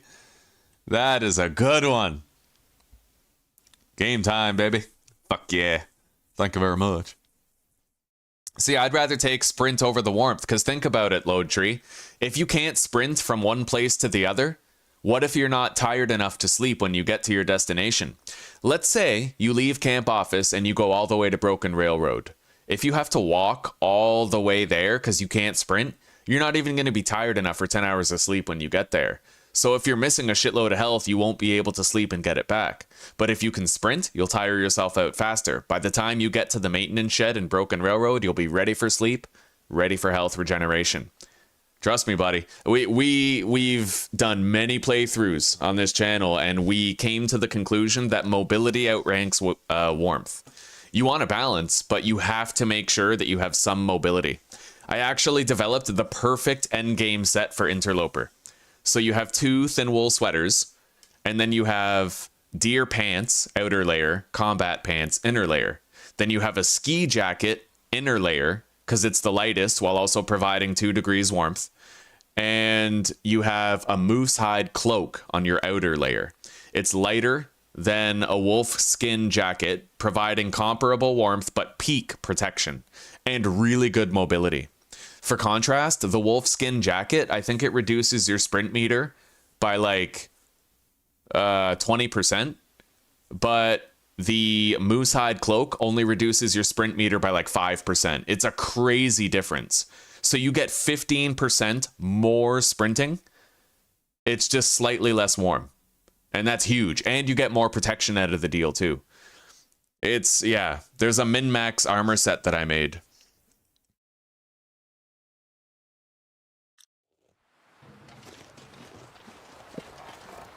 All right, we are going to leave behind whatever fuses and wires that we have here. Along with the car battery, we'll move over here.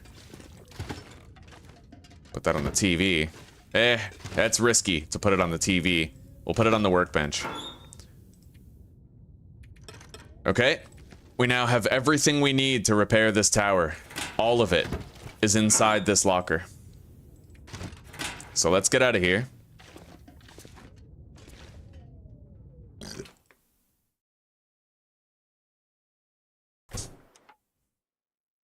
Yeah, I want the wolfskin hat. It actually has like a wolf head on it. It's dope. It looks so sick.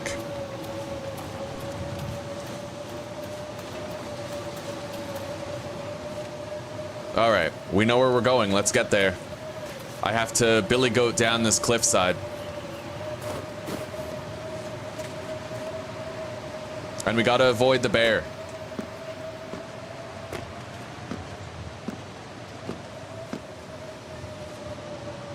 Of course I knew what you were saying, Zuzi. You know who loves you. Alright, the bear is way over there. We don't need to worry about him. Let's haul ass. If we're quick, we'll only freeze a little.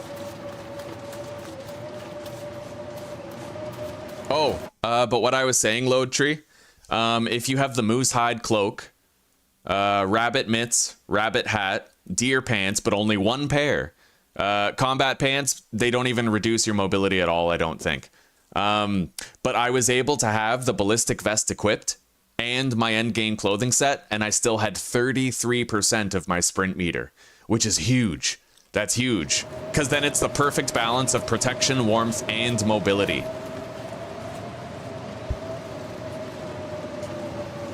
I remember in one of my previous series, in the description of the live stream, I actually detailed what changes I was making to my armor set and why. I used to do 2 wolfskin jackets, but that's way too heavy, way too encumbering. I found it much better to do a ski jacket and a moose hide cloak. The mobility was, oh, it was fucking superb. The cougar spawn in this region? I'm not sure. I think I heard somebody say that there's a cougar in Pleasant Valley near the outbuildings, which is kind of crazy. I hope there's not a cougar at the outbuildings, but that might be where it spawns after you have already fought with one. I don't really know where the cougar is in Pleasant Valley. I don't want to know either. I want to be surprised if I run into it. I have done a good job of preparing a lot of antiseptic wound dressings. We have 6.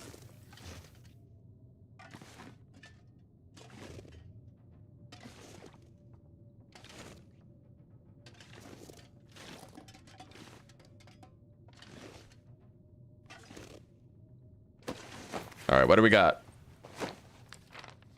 Okay, well, the cougar is here, but I have no idea where that is. What the fuck?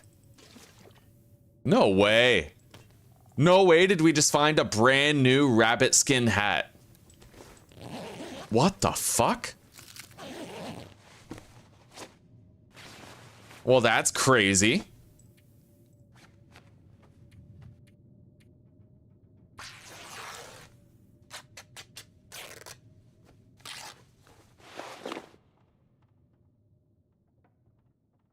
That's crazy. I didn't even know that you could find that.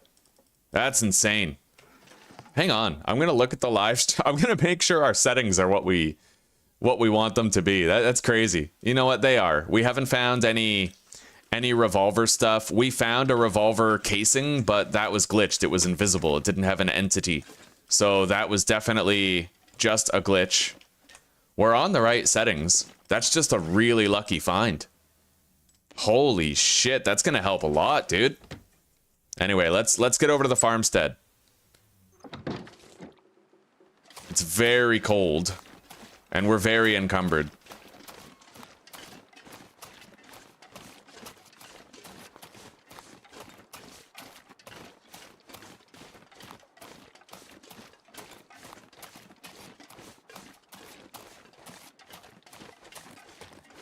Yeah, we're on low resource availability, so no knives, no hatchets, no good clothing. Like, that's insane. I can't believe you can just find that on Interloper. Hang on, I gotta Google that. Like, rabbit skin hat, Pleasant Valley barn.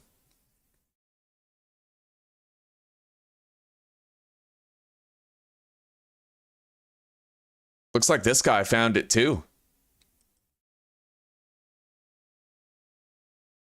Yeah, everybody else is reporting it too. That's dope. So this is just an authentic, really, really rare find.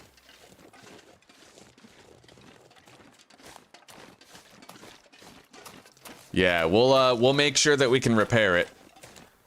I'll leave behind some rabbits somewhere. What I'll probably do is try to hunt rabbits in Timberwolf and cure their hides in the Mountaineer's hut. All right, major loot location. Let's get searching.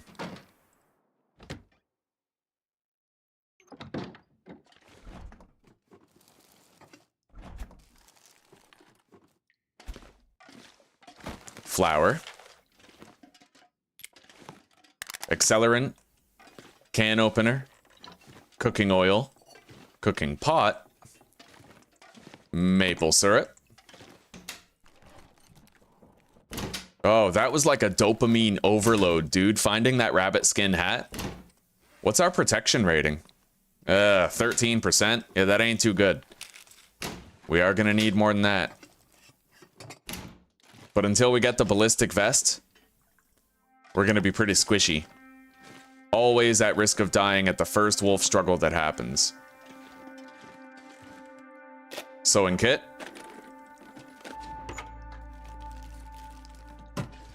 Very true, old fart. If we go to the summit of Timberwolf, we should get at least 2 rabbit hides.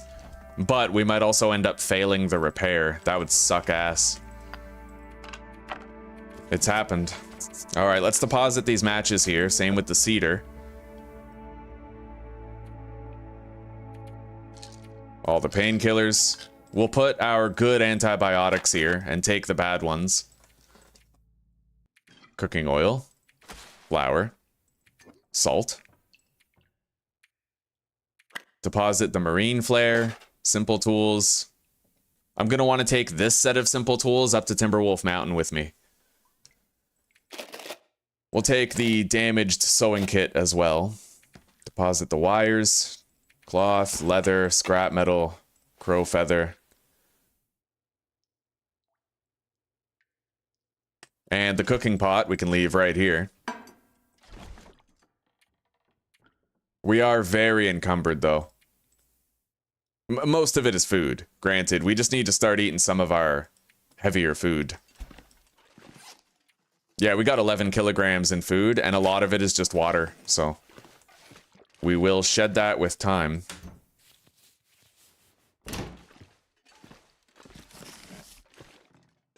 Lantern fuel, a book, another cooking book that we can research.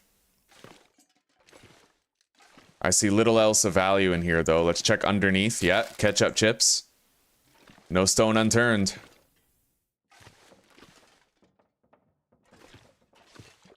Can of soda behind the bench. Couple more books. We got a candy bar down there. Another book. Okay. We just got another wool toque. You know what? I might leave that wool toque here just in case something happens to the rabbit skin hat. If it ends up ruined, we'll be happy to have that second wool toque available. So yeah, let's just deposit that. It's 83%. It'll last. It'll withstand the test of time.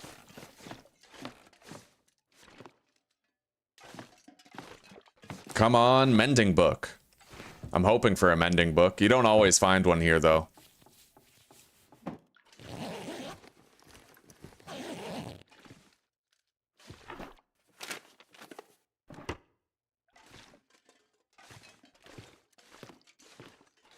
Broken Railroad can be a terrific place for mending books. Sometimes you find a mending book at the hunting lodge, and then you can find another one in the Broken Railroad ravine. Oh, buddy. So, we just found a ski jacket. We're gonna throw that on our inner layer and wear the windbreaker on the outside. We gotta try to repair both of those. The reason why we're going to wear the windbreaker on the outside is because I want to preserve the ski jacket. If it ended up ruined, I would be heartbroken. We're going to want it when we have our moose hide cloak.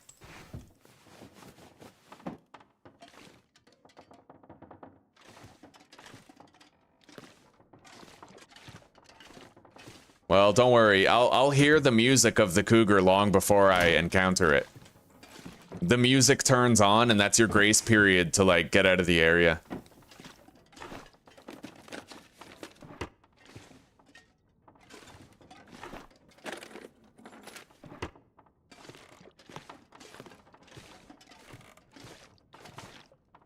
Alright, let's go downstairs and loot the rest of this place.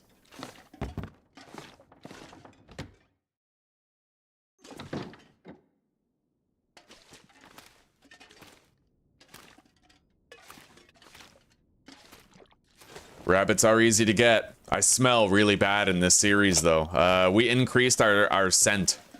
So we actually have to worry quite a lot about traveling while we stink like guts and meat. We increased our scent radius to very high, and our scent increase from meat and blood to high. That's a twofold increase on the power of scent. Alright, accelerant. From there.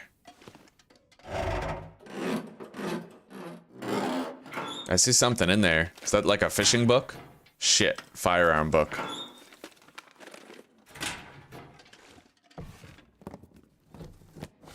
We got a carrot. A couple more carrots. Sometimes this game just doesn't care at all. Another dad joke. Scrap metal. Wires. Yeah, the wildlife can smell me even if I don't have meat or guts. Isn't that crazy?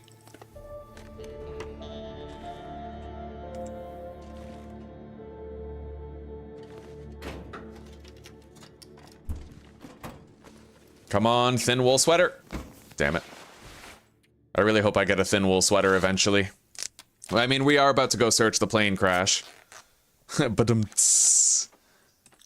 I have a lantern right here. Yeah, we just haven't really... You are right. Maybe I could benefit from whipping it out and taking a look around to see if there's anything that is eluding my detection at present. Nothing under there. Nothing over there. Nothing around here. There could be something inside that crate. Oh, wow. That's a double stack of boxes. Okay. Hang on. Yeah, I don't see anything underneath those. God, they could start putting loot in those places. What if they start putting loot, like, behind shelves, underneath this cardboard, you know? Like, in those weird-ass, obscure places. Not gonna lie, I'm all for it. I think that'd be pretty dope. Really make people search, you know?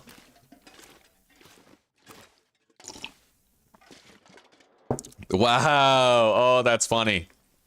Oh, Zuzi, that's hilarious. And they don't know that when you take a cold shower, you actually increase your T cell and white blood cell count. Oh my god. Well, that's a common misconception, right? So. Okay, deposit that.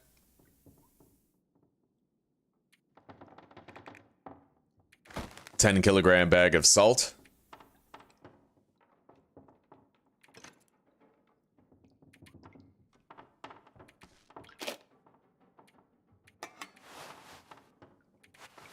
Let's attempt a repair on the ski jacket.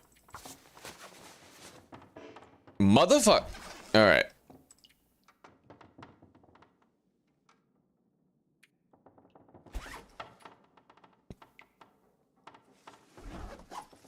We are very encumbered. I just have to drink some water while we're traveling, and I should have an easy time climbing up that rope. We're gonna create a new stash at the abandoned Prepper's Cache. I might benefit from cooking these potatoes too, but let's take a look outside. There's a car that I haven't searched yet, and I should check the patios.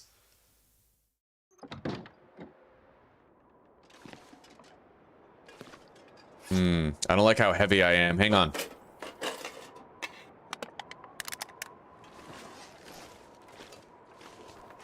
We're saving our sprinting energy in case we gotta get away from a threat. Alright, we're good. Yo, no way did we just find a 4th archery book. The fuck is that? Oh shit, that's a timber wolf. No fucking way. All right, guys, we might be stuck here for a little while.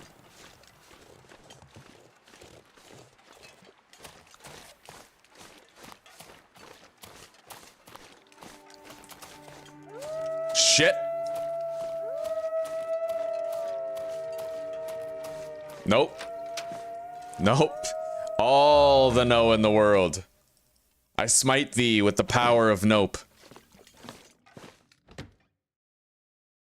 Yeah, we're gonna have to stay here and do some research, but fortunately we did give ourselves a considerable buffer against cabin fever.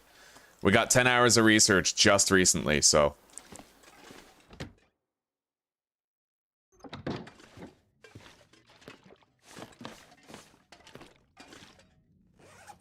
Well, let's do that research then. If there's nothing else we can do, then that's a good way to spend our time. What time is it?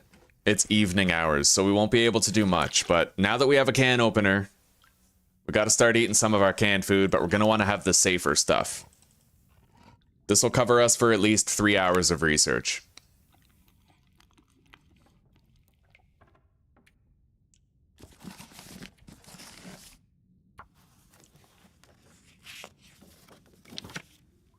We might be able to finish an entire book before nighttime. Alright, drink the soda. We should be good for the last 2 hours now.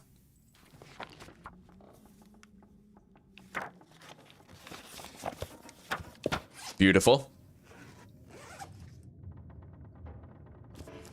So that book is now done. We could theoretically research outside, right here. Theoretically, it depends on the ambient brightness.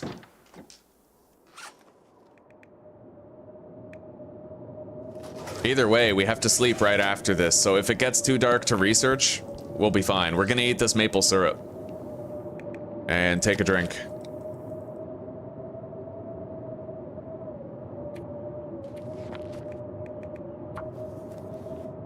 Ah, too dark to read, but we did manage to get 1 hour of research at least. So let's go up to the bed and get some rest.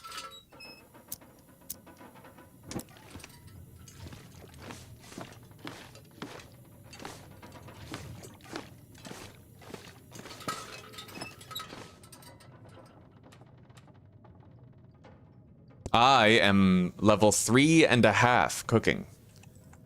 We've made great progress, dude, just with what we found.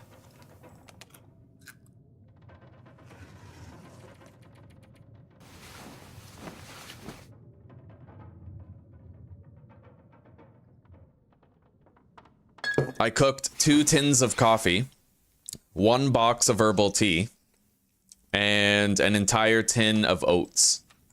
2 tins of oats, actually.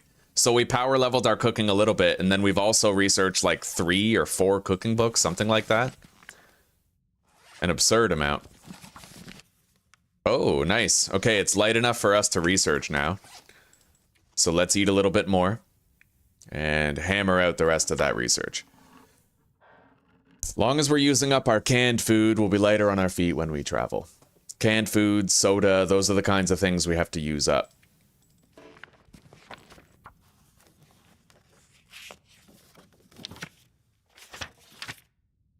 Okay, a little bit more.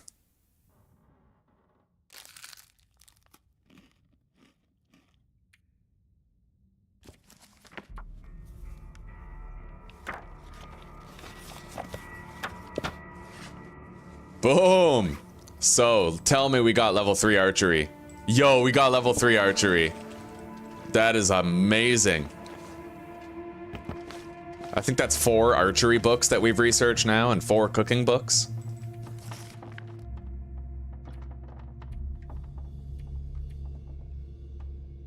Anyway, if those timber wolves aren't gone, then I can't go anywhere.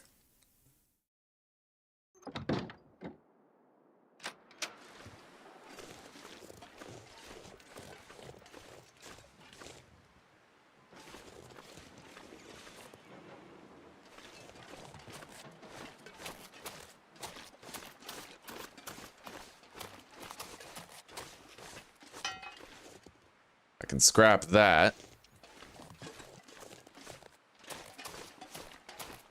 The timber wolves are not gone. All right. We'll try to repair our clothing for a while then. I am worried about the eventual buildup of cabin fever risk, but once we're at the plane crash and we're looting it, we'll be able to undo a lot of that.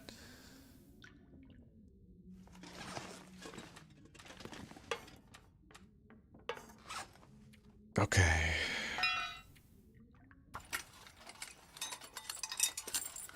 I could do a torch or a flare. Probably a flare I would prefer, because the torch might get blown out by the high wind variability, but I want to save it if I can.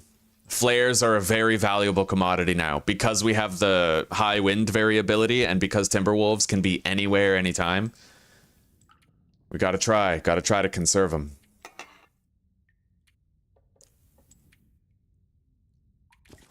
So let's just double check. I'm pretty sure all of those have been researched. Yeah, they're all done. That's amazing.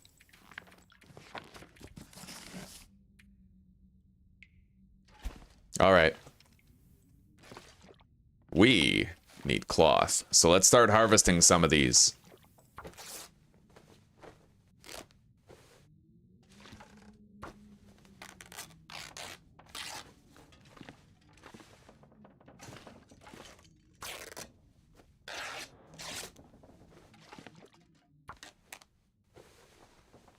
And we gotta hope that those dire wolves, well, timber wolves, give up soon.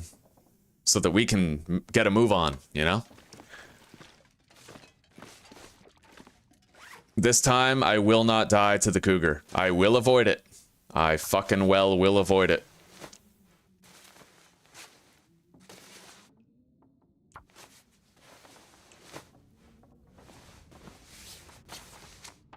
Okay, there we go. Ski jacket is restored. Let's try to repair the windbreaker.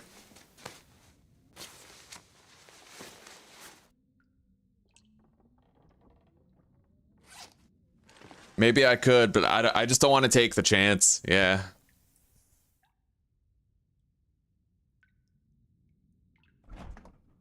Yeah, I could travel by the river. I have to just reach the river safely.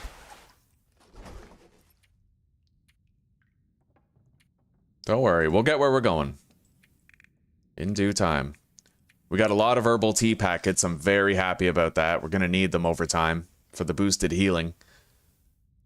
I'd like to take this lantern fuel with me up to the mountaineer's hut. The simple tools have to come with us too.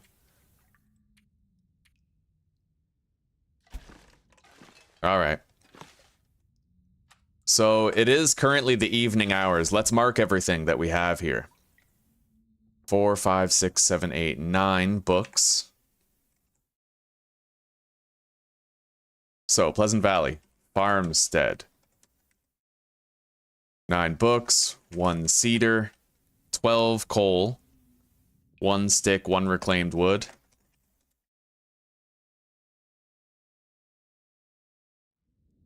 Oh, and 24 matches. Followed by 18 painkillers, 6 antibiotics, and 1 antiseptic.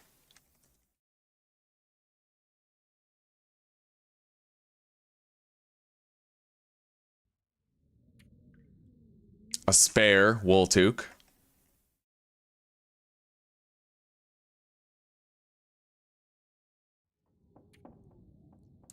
Flour, oil, salt, and a 10-kilogram bag.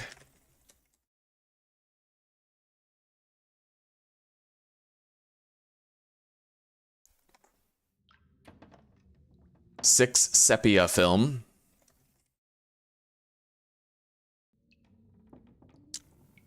Two sewing kits, 2 whetstones, 1 simple tools, and marine flare.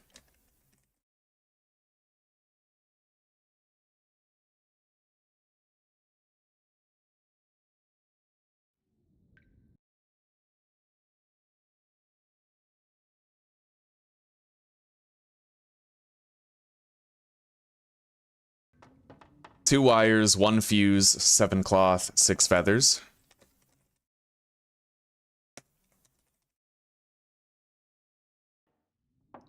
One leather, 5 scrap metal.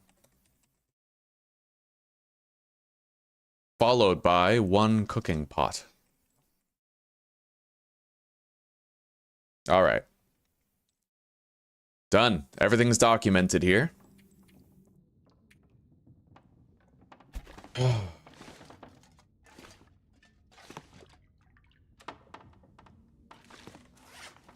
We're traveling light. We can get where we're going.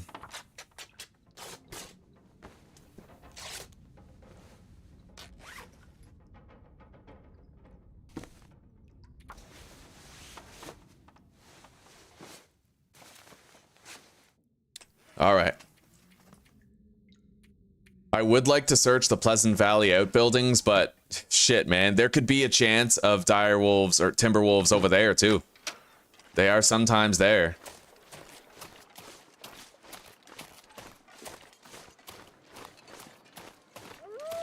Motherfucker. Well, that didn't work. Some of them have despawned, but not all of them. Alright. I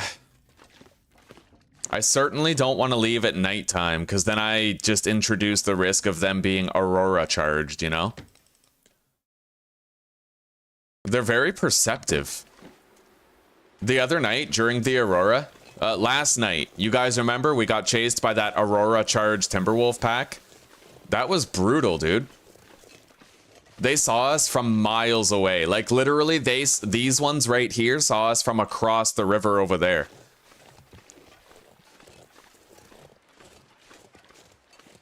I better not back up into a fucking bear trying to avoid them.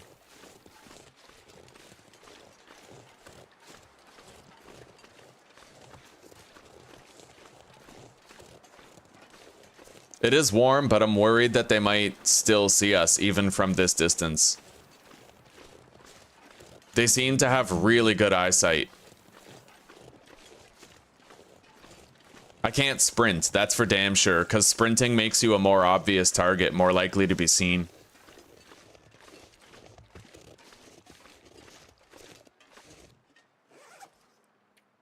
Yeah, don't worry, guys. Our inventory is sorted. Look at these guys.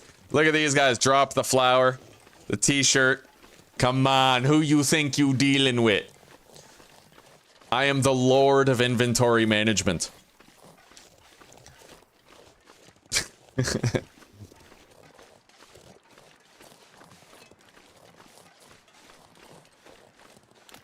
We're good.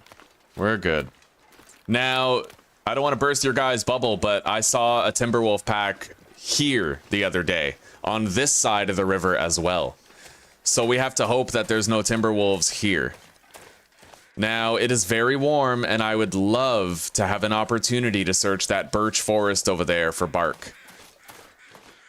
We will see if we can squeeze it in.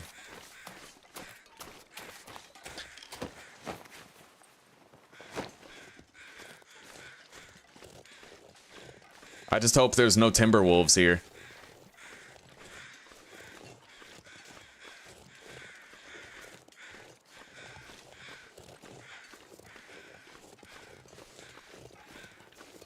Yo. I think those are Timberwolves, dude. Okay, we're going the long fucking way around. They're everywhere now, right? Like, you know what it probably is, though? It's because I have my Timberwolf spawn rate set to very high. I'll bet that the game factors that in when it's rolling the dice to replace certain wolf spawns.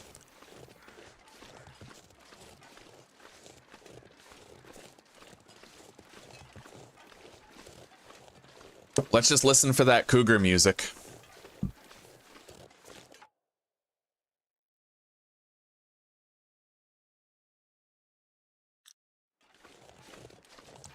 And if we hear it, we gotta get out of here. Whether we loot the outbuildings or not, we can't risk it. Because it's not worth trying to get the stim over there if I end up ravaged with severe lacerations, you know? Priorities. We gotta watch out for a bear over here too, because there's every possibility we come face to face with one. Hang on. We're gonna have a sip of coffee. We're already fatigued as is. I want it to go down as little as possible while we sprint.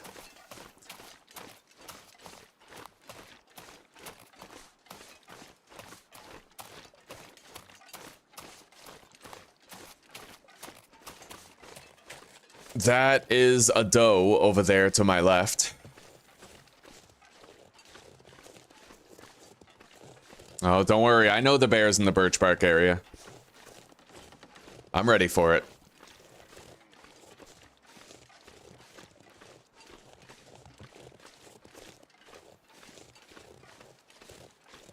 Oh, don't worry. Yo, you're right, Load Tree. I do want it harder. I welcome the challenge. I thrive in this element, bro. We got this. I'm not even sweating it. Not even scared. We're good.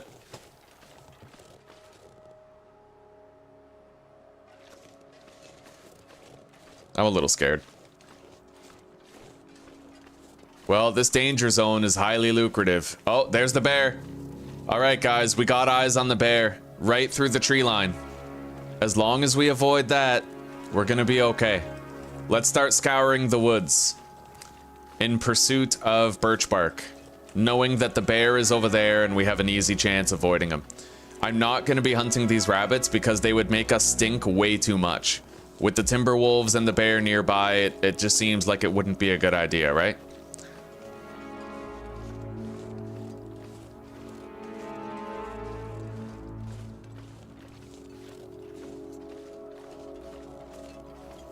So far, no birch bark to be found, but as long as that bear is far away, we got time.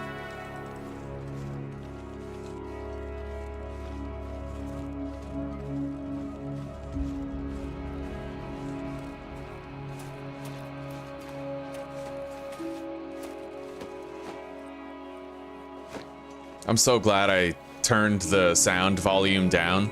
Now the music seems louder.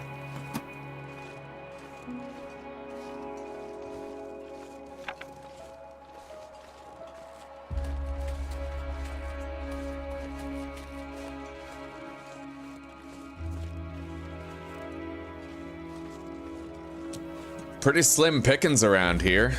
Considering how many birch bark trees are here, the bark is considering how many birch trees are out here, the bark is extremely rare.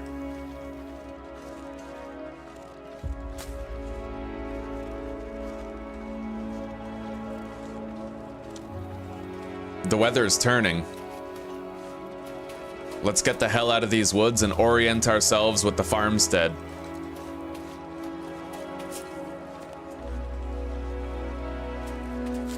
Because if a blizzard was to start and I lost all visibility, I would want to know that I was already headed in the right direction.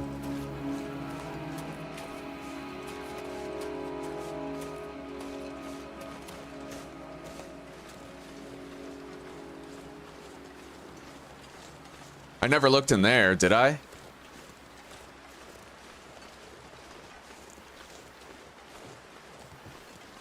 Yo, I see those fucking timberwolves over there. You see that? Way off in the distance behind that hill with the 3 trees. Hell no.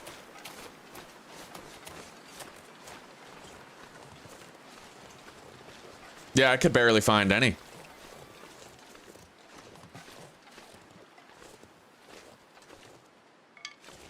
But I welcome challenge.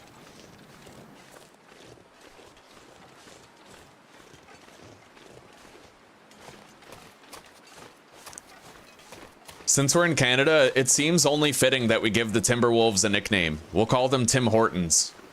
So it's a pack of Tim Hortons.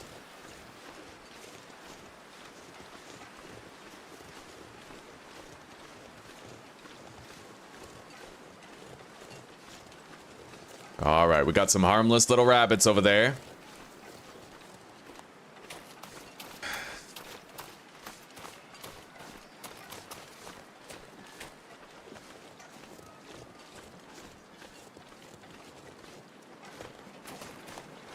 Let's get inside. It looks like we're going the rest of the way to the plane crash tomorrow, not today. I mean, possibly today, but it would be dangerous. Couple reclaimed wood, 75% torch.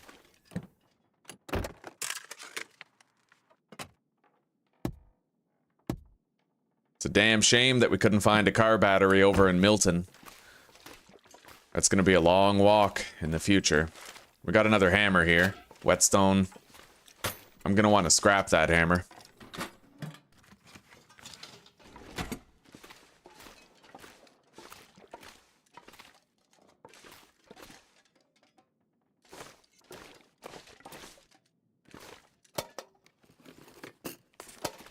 Honestly, I can't think of a single survival game that rivals 7 Days to Die in terms of, like, mechanical and atmospheric finesse. I really can't. Like, they've done such a good job at crafting this experience. I feel like maybe Stranded Deep is really, really good. It's got an amazing atmosphere, but it's so limited in scope. It doesn't have anywhere near this level of TLC put into it. Green Hell is good too, but again, very limited in scope. Tiny ass game world, not that much to do. The Long Dark is essentially unrivaled, yeah. It's the pinnacle in survival gaming, definitely.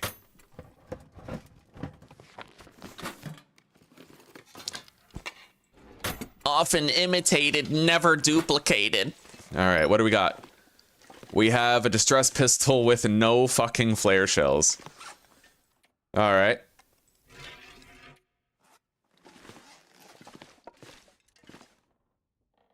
There's usually something over here, like a candy bar. No candy bar this time? Damn, there's always a candy bar here. Yo, I feel robbed. That is crazy. Oh, dog food.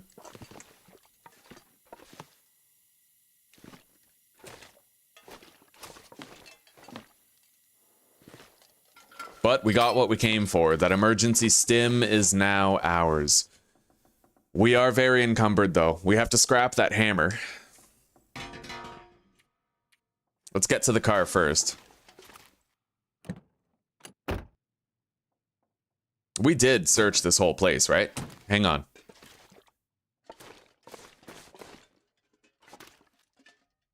Yeah, it's good enough.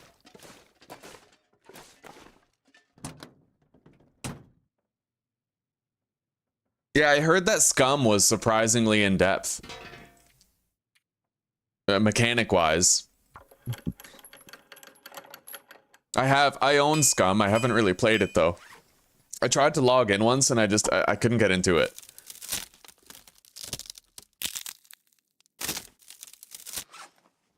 There's an idea load tree. Why not just drop the hammer? I don't know. I'd rather consolidate the scrap metal into one of my many outposts.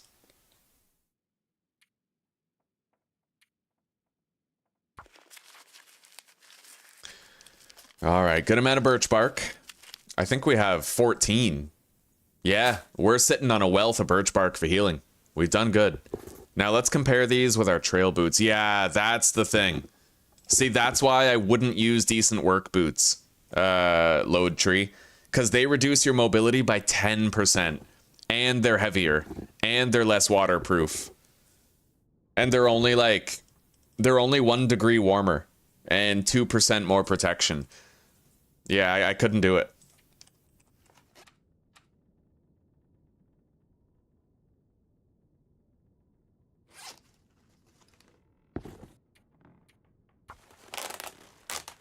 Isn't that funny?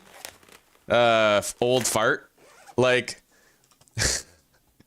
everyone was like, well, Undead Legacy and the guy who made Kane, who made Darkness Falls, both of those devs were like, you know what? I'm gonna wait till they release 1.0 so that my changes will stick. And now 1.0 is out, but there's still an experimental beta every month for 7 Days to Die. So did you release the game? Or not, you know? They just keep on doing early access betas still. It's crazy. Absolutely fucking bonkers. All right, let's eat some of this right here. That is 6 hours of rest.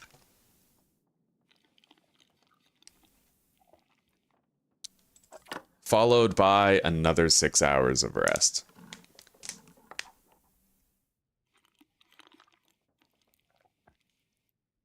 All right, we did not get any food poisoning there.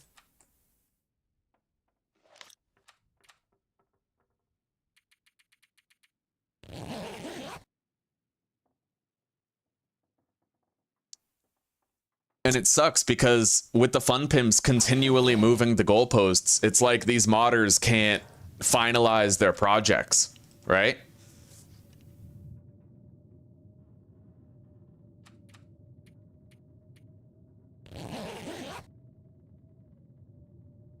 Oh, my coffee is gone and I'm depressed now.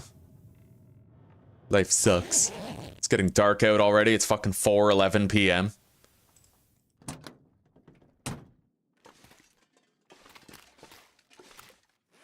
All right, we weigh a lot less now.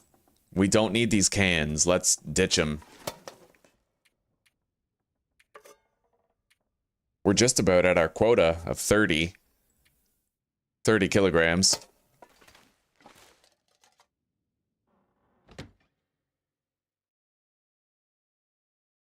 Yeah, they might be old fart. Well, that's everybody's consensus seems to be that the modded versions are superior mechanically and immersion wise to the base game. It's because they removed all their survival elements and they turned their game into a Fallout clone.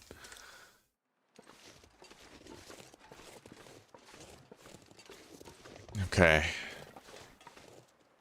That might be a normal... No, those are Timberwolves over there. Definitely Timberwolves. Let's make our way over to the Pleasant Valley plane crash. Oh, Pingu fell. Hang on. I gotta retrieve Pingu. Oh, yeah, Pingu. Wave hello, Pingu. Wave hello, buddy. He's our little Nazi penguin. He's got the armband and everything, right? Yeah. He's a horrible bastard, but he's adorable. I'm just joking, Pingu. You're all right. Okay. Yeah. That is one of Zuzi's favorite stuffed animals, with the other one being the grub from Hollow Knight.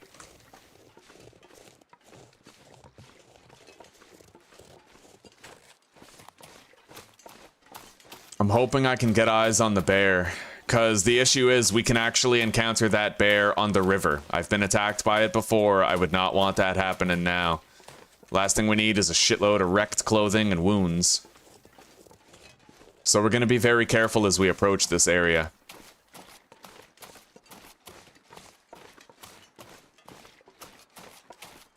Okay. We're going to take this nice and slow, and I have to start building up my stamina. If the bear sees me, then I can possibly break its pathing by going up on a rocky ledge. Oh. Oh no, that's not the bear. That is a hay bale.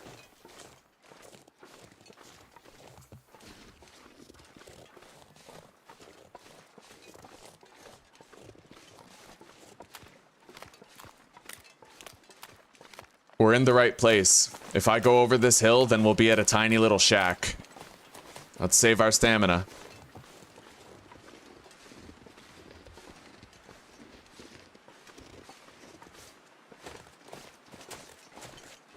Shitty part is, I was looking at the Fun Pimps roadmap the other day in a Guns, Nerds, and Steel video, and adding workshop support is the dead last thing that they want to do. The very last thing that they want to do is add workshop support. So it's like, you know, it's going to be so long before we can just mod the game to our liking. It's crazy. They took my favorite, like one of my favorite survival games and turned it into a fucking looter shooter fucking RPG. Ridiculous. It was a rock solid single player survival game. All they had to do was expand on the formula, but instead they scrapped the whole formula and recombined it.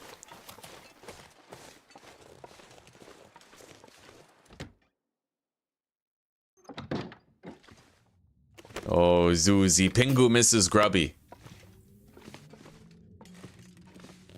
Is that another pair of wool socks? Yeah, beautiful. Okay.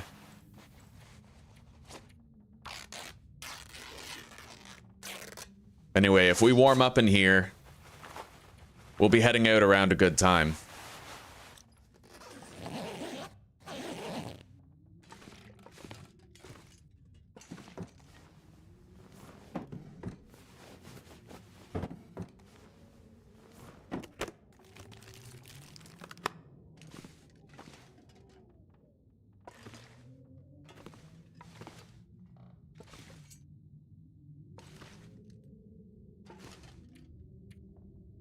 All right, 2-hour nap.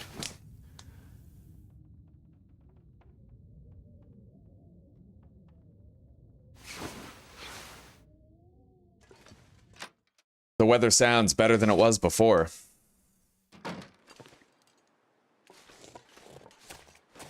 I notice now, ever since the update, that whenever I leave an interior location and go outside, there's a 2-second lag that happens.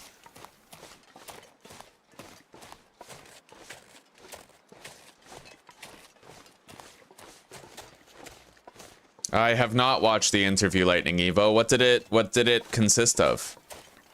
What were their statements? Anything concerning or outstanding?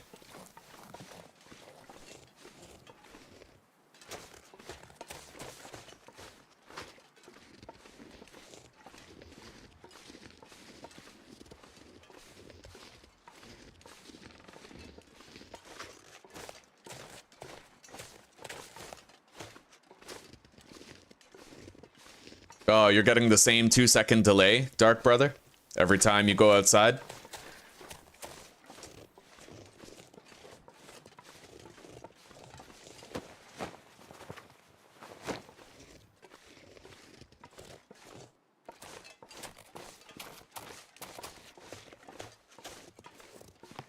All right, guys, cross your fingers. We want combat pants and thin wool sweaters. I will accept either of those. I will happily take either of those.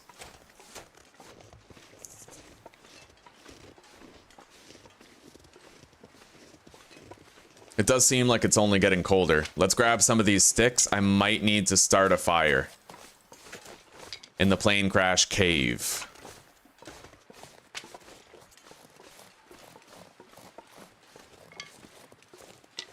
But we'll see if the weather settles down before then.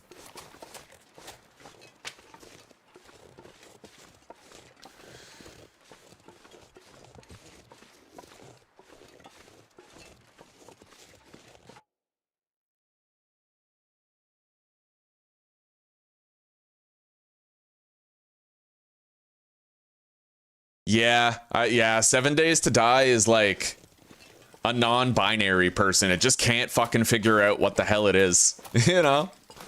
And what sucks is that it had a rock solid identity and then they started changing it.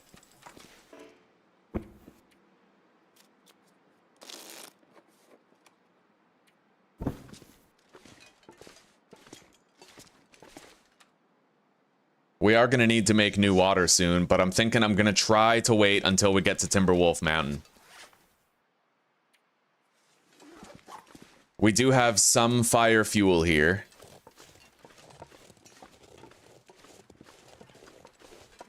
In case we have to start a warming fire and spend some time outside. Might not be a bad idea, because once we get to Timberwolf Mountain, it's going to become harder and harder to camp outside. So we might want to try to give ourselves a suitable buffer against cabin fever now ahead of time. Spend the night outside or something. Get some rest here, you know?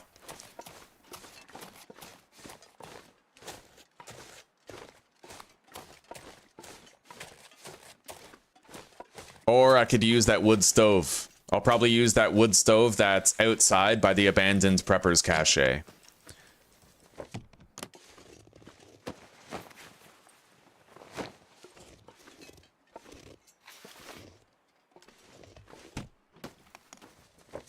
Hello, Lee. Welcome, buddy.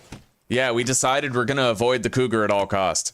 That the cougar is just one massive no-fly zone. So if it means going like really long way around it, then that's what we're gonna do, right? We're just gonna completely avoid it. Like the plague. God damn it. Thin wool socks. Give me combat pants or a thin wool sweater. We're getting haggard clothing. How are you doing today, Lee?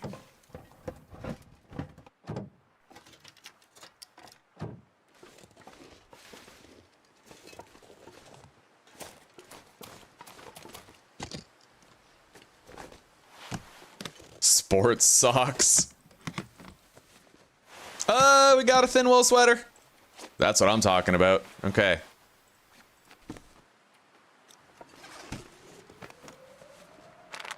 Antibiotics. I'm actually pretty happy about that.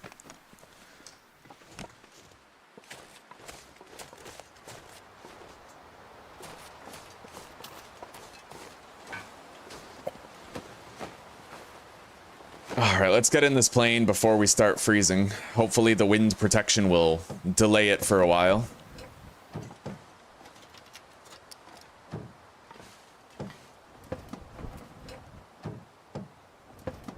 I am happy that we got that one thin wool sweater at least. Here's hoping eventually we find some combat pants. Decent wool toque.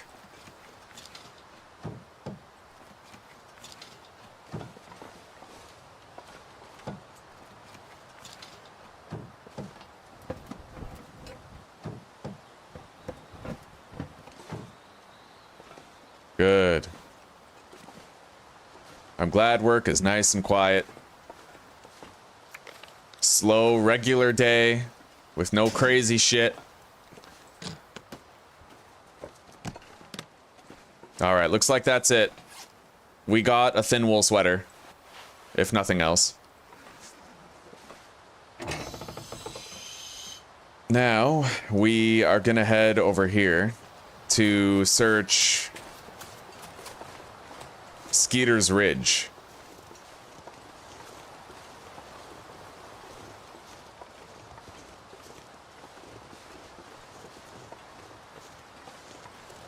Hopefully there aren't any wolves lying in wait.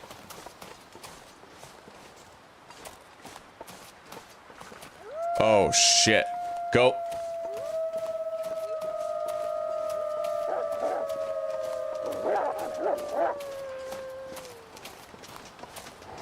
Ah! Okay. That was a pretty nasty bite. I was hoping I could avoid it. But we're here.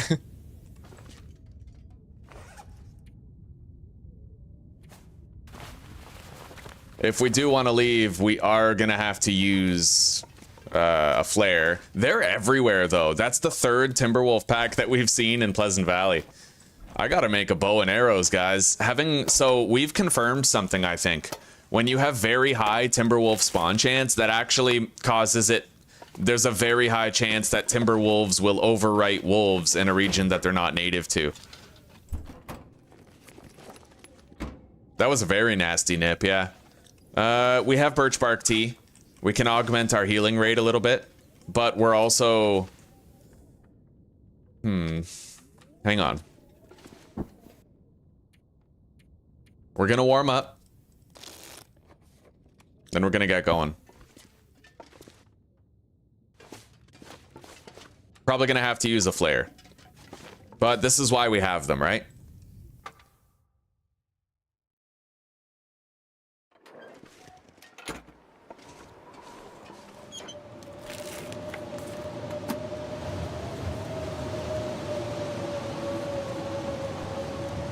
Strange, they're not here yet.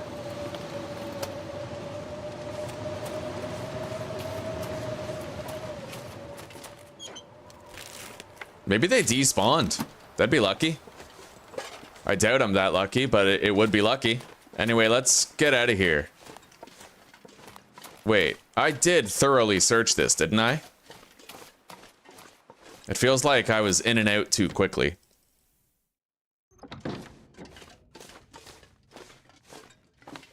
Looks like I did. Nothing hidden. I hope. Imagine if that respawned them. All right, let's go. Either way, we're leaving right now. Our stamina is restored to us.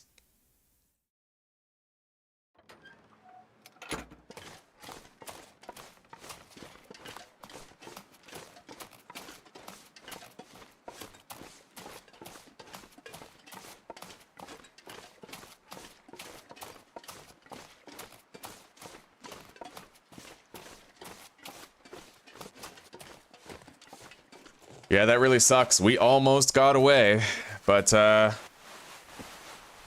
looks like they didn't really damage any of our clothing. Oh, here we go. All right, we gotta haul ass and get the hell out of here. We're not gonna manage to demoralize the pack, but this one flare should get me all the way to the abandoned Prepper's Cache.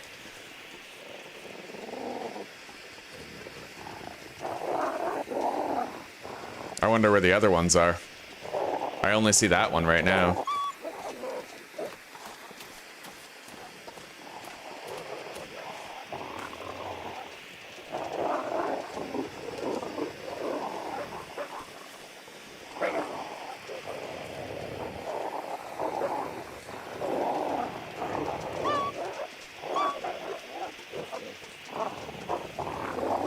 It always makes you sweat, doesn't it? These bastards running up at you, growling at you. Very nerve-wracking experience. It sucks that we're gonna have to experience it more and more.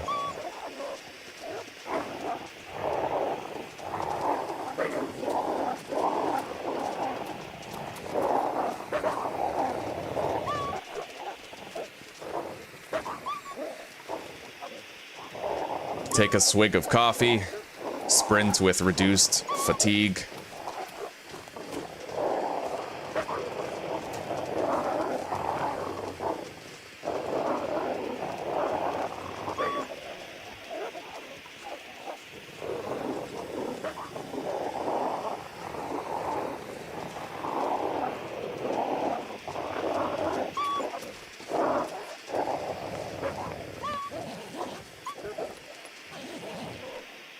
Very strange, yeah. There's an invisible bench here in pretty much every playthrough that I have. All right.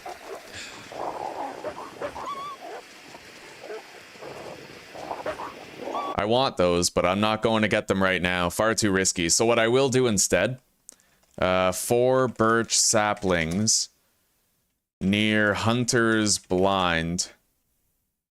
Wait. At the Hunter's Blind near the abandoned Prepper's Cache.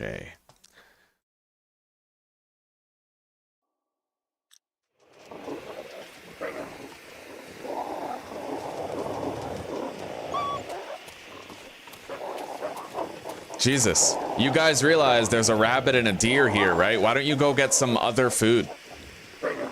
Christ on a crutch.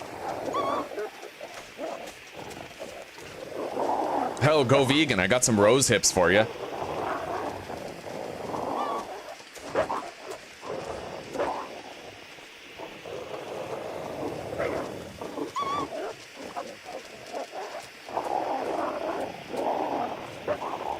The really scary part is that Timberwolves are actually able to have a struggle with you.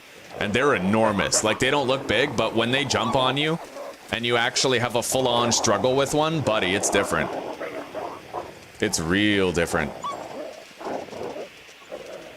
Anyway, we're gonna use one of our accelerants to start a fire here, and we're gonna spend some time outside. I am quite worried about the wolves, but, alright, let's try going in and then coming back out.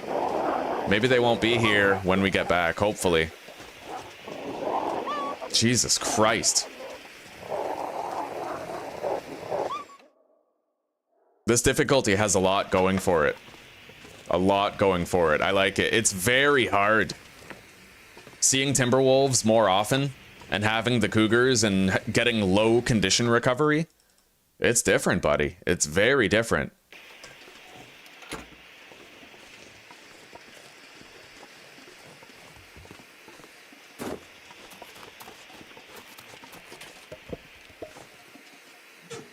Anyway, it does appear at the very least that they're gone for now. Definitely using an accelerant.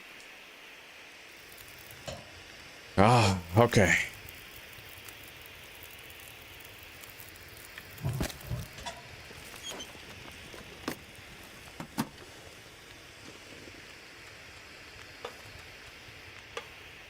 I can prepare a little water stockpile to leave here. At the very least.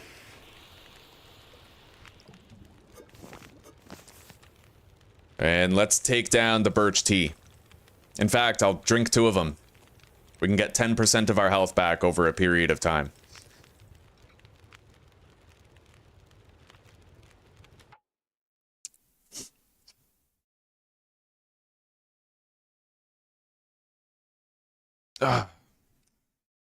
Yeah, very good training for me.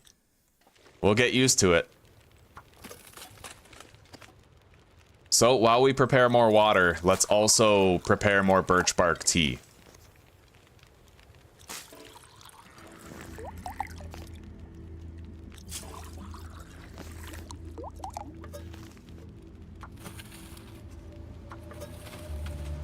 All right.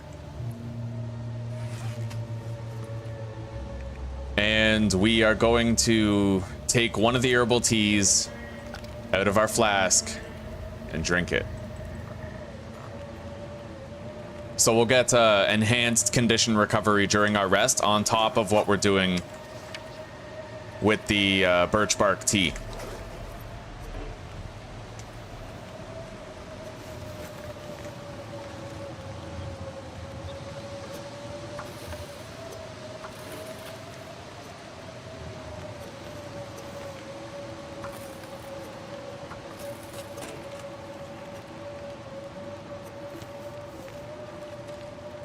Now let's drink another. This is why you gotta haul, like, you gotta hoard that birch bark, man. 100%. Crazy useful.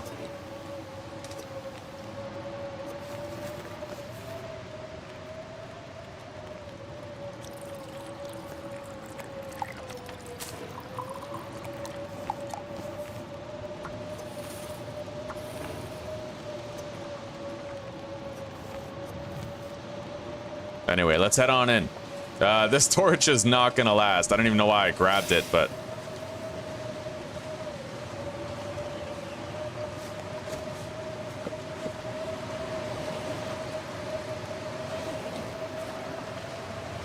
Our health is gonna be looking a lot better. As long as those Timberwolves don't show up now and force me to use a second flare, I'm happy with the outcome. Oh, can I get on top of here? Looks like I can. Yep. Hardcore parkour. All right. Let's get some sleep now, and then we'll loot this place and organize our loot in the morning. We need to make sure that we don't get sick before this period of rest. So this is 6 hours worth of calories right here.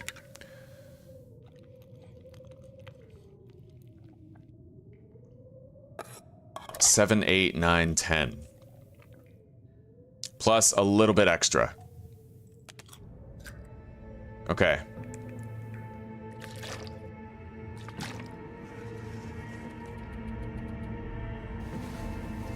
And our health, even though we lost a shitload of it, even though we have low condition recovery, it's gonna look really respectable when we wake up. Mashing birch bark teas and herbal teas is how you survive this difficulty, definitely.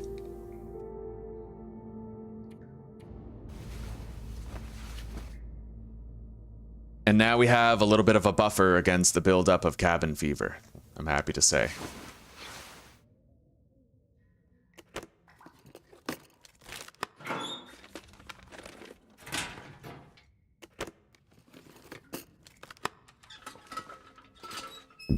We are on our way to Timberwolf. Very shortly.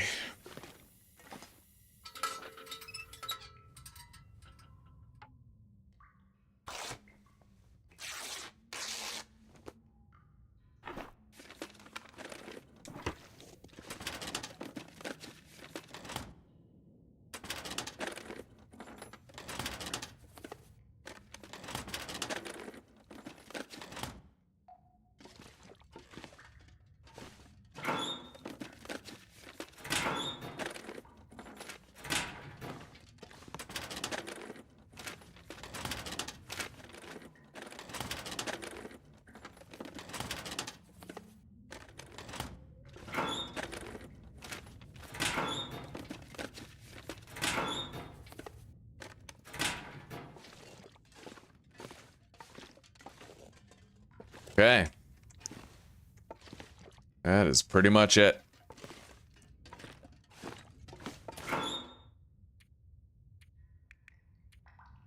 I would like to take that fire fuel with me, but a lot of this stuff is just really heavy, you know? Let's see here.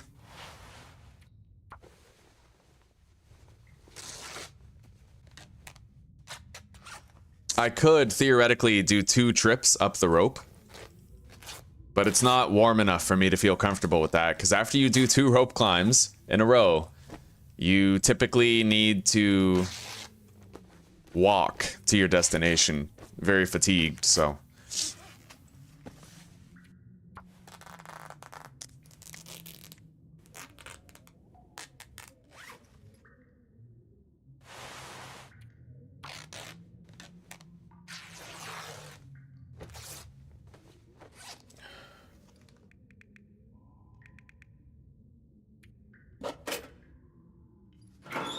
All right, we're gonna leave the simple tools here.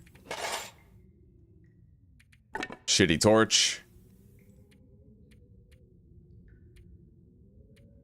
Definitely gonna take 2 climbs on that rope. Most definitely. Okay.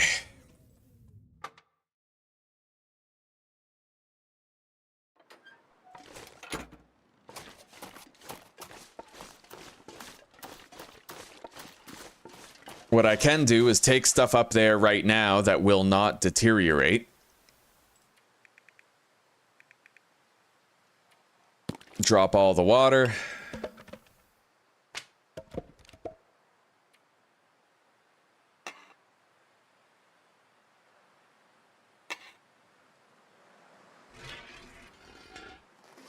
All right.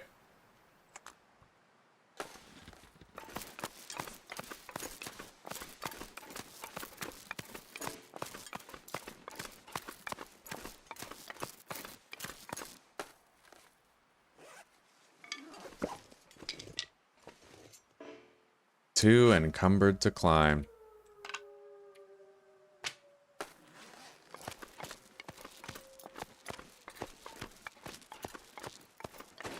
We gotta drop quite a lot of weight here. But we got a lot of weight. Fire fuel, sticks, books.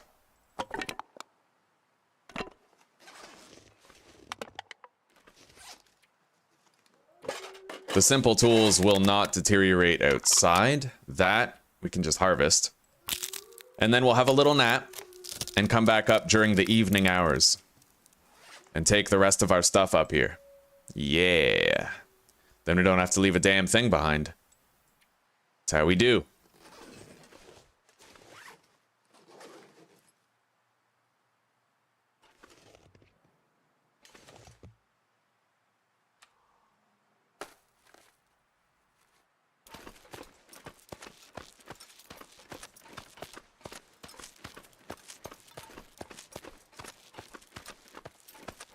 Don't worry about it, Dark Brother. We need that wood at the Mountaineer's hut just to make sure. Sometimes you get really cold nights, like with blizzards there. Okay, we're slightly over encumbered. But if we have a nap and then drink some water, then we could be good to go over the rope again. I'm missing a can. Huh. Well, if I eat another thing of canned food... Here we go. I left my cans here. All right.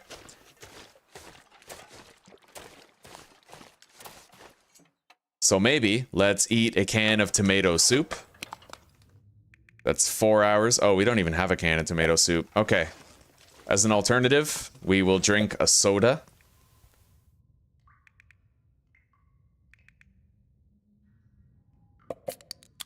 That's 3 hours of sleep.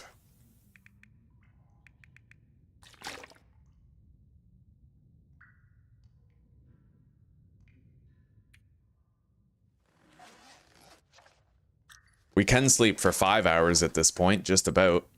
So...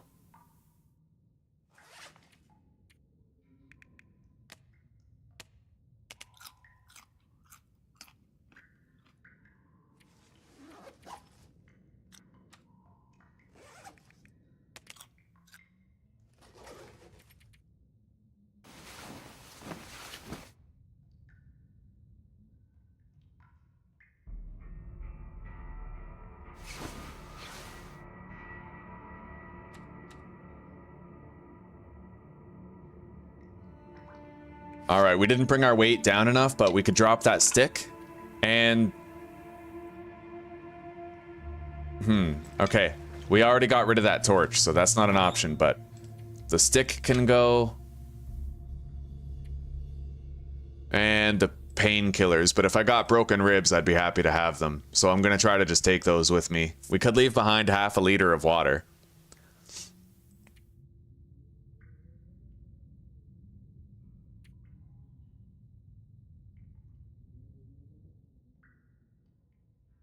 I thought we had more lantern fuel than that.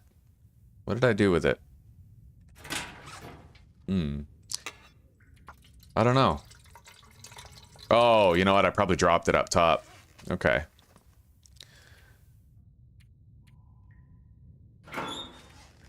Alright, well, we're just gonna get rid of 2 tinder plugs. We can replace those easily enough.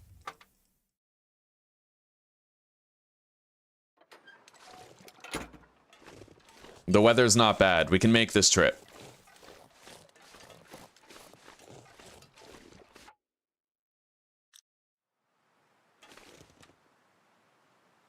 All right. Let's go.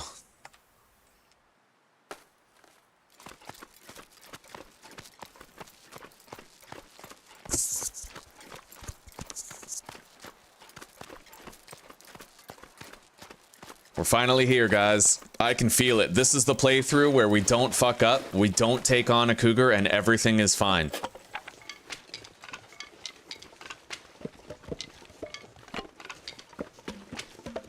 But we're not really going to be safe until we have the technical backpack and the ballistic vest. That ballistic vest is the whole damn opera. Like, if we get in a struggle with a wolf right now, we can still die. Right? That's the thing. So...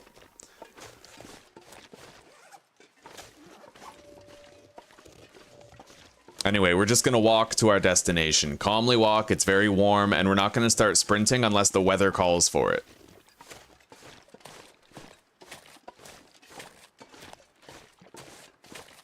A show about a man dating multiple women watched by women that hate when men date multiple women. Yeah. Oh, that's funny. Backed by science. Oh, man.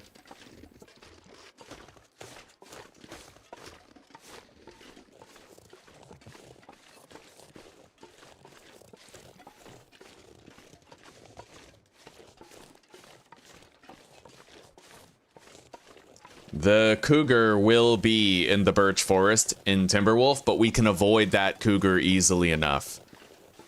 In the last series, I was able to get close enough to the hacksaw container to loot it, despite the presence of that cougar.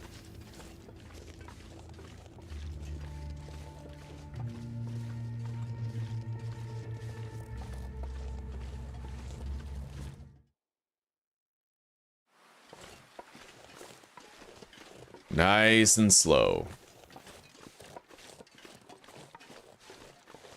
We'll finally be able to dump the vast majority of our loot when we get to Timberwolf Mountain. Create a stockpile, a nice stash, move with complete mobility.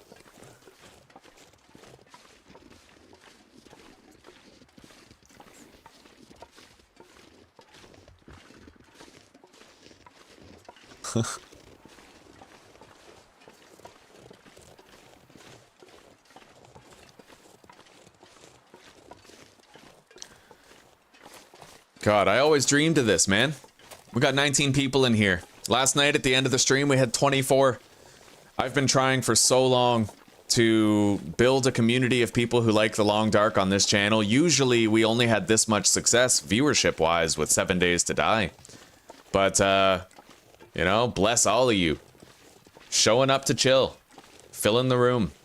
We appreciate it. Oh. We finally have a community where everybody can vibe with Long Dark, you know? It feels good. We don't have to sacrifice viewership just to play it.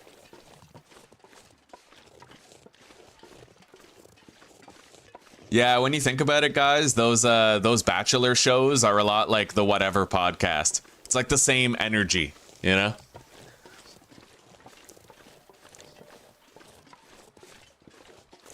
Conservative man destroys Bimbo 304. Ah, thank you, Dark Brother.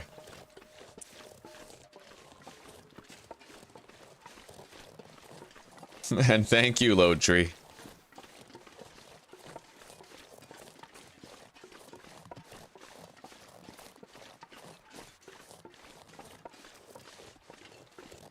I really hope that we don't have to deal with too many more Timberwolves.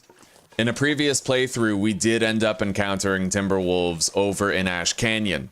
In another playthrough, we encountered Timberwolves right here at Crystal Lake. I pray that this time there's just going to be normal wolves that you can easily avoid.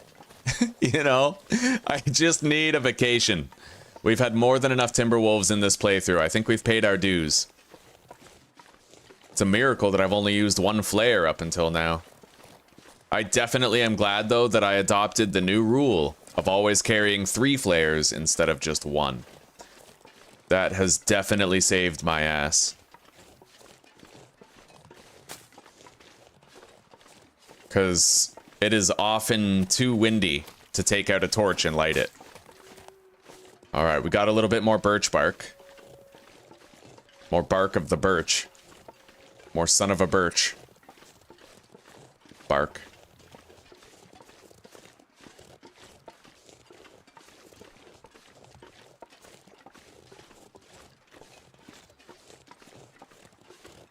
We're so encumbered now that if a wolf started chasing us down, I couldn't even light a flare while running away. He would gain on us too quickly, so we're particularly vulnerable right now to an unavoidable wolf struggle. Now, in my last playthrough, I saw a wolf scaling that hill in front of me on the right-hand side. So we are going to approach that hill from the left-hand side. and hug this rock formation on the way.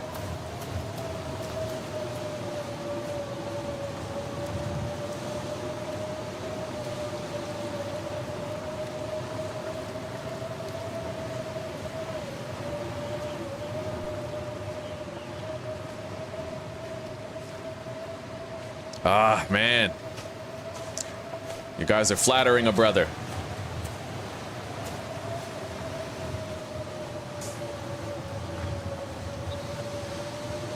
I'm happy you guys are here. Here to chill.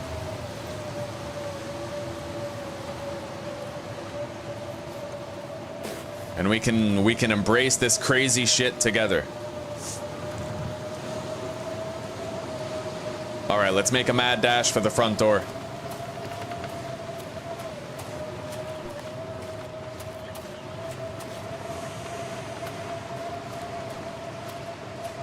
I don't see any wolves on the lake right now. I think I saw a fishing book down there. Yes, I did. Oh, wow. Fishing book, sewing kit, ski jacket, mag lens. Oh, that's crazy. And what the fuck? An aviator cap as well. Oh my god, we're not even gonna wear that, but that's incredible. Oh, maybe. What would that be? 2 and 2? Technically, the aviator cap is better than the rabbit skin hat. The only issue is that you need leather to repair it. But I suppose that's easier to repair than requiring rabbit skin, right? It's for right now, it is more abundant. So we're gonna swap this out with the ski jacket. The ski jacket's not as light, and it does give us more encumbrance, but it has more reliable temperature protection. So we're done with this. And we are now gonna start wearing this on our outer layer, and we're gonna deposit the rabbit skin hat.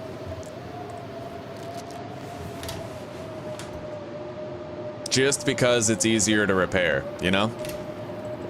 We'll have an easier time maintaining it.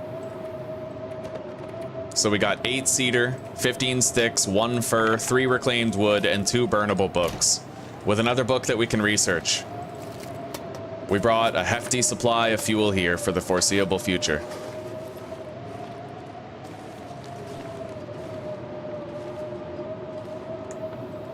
Doesn't look like there's a hacksaw here this time around, but thankfully we brought one. And we also brought simple tools to keep it repaired. We do, however, need more tinder, so let's take both of these newsprints and process them into tinder.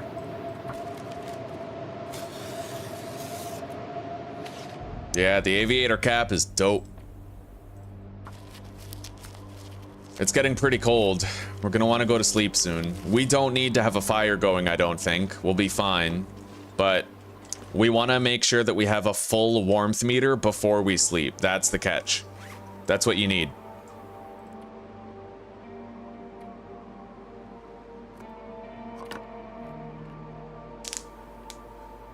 Okay.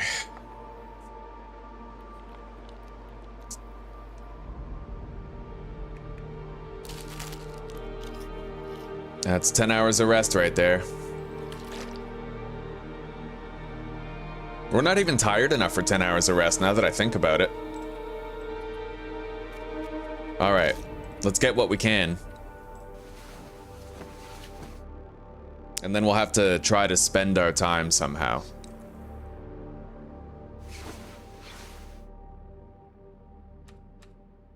I highly doubt we have the ambient lighting required to research this book, but we will attempt it. Wow, we actually can. I think we could get another hour of research on the calories we still have. Not a bad way to spend our time. All right.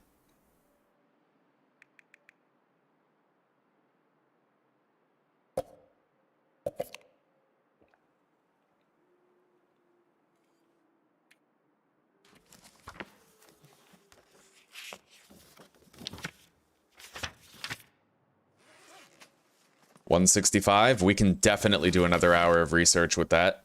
But we're gonna have to pass time in our bed soon if the temperature doesn't warm up. Here. Alright, it's getting warmer now. Slowly, but surely, it is getting warmer.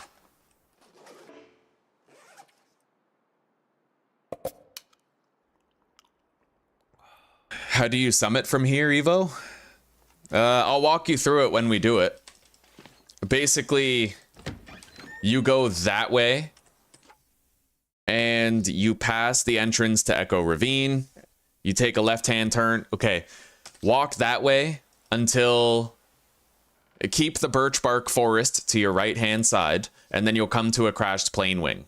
And then you follow the bend from that crashed plane wing, cross a log bridge, do a rope climb at the end. It's a whole thing, but, you know, I will walk you through it when we go.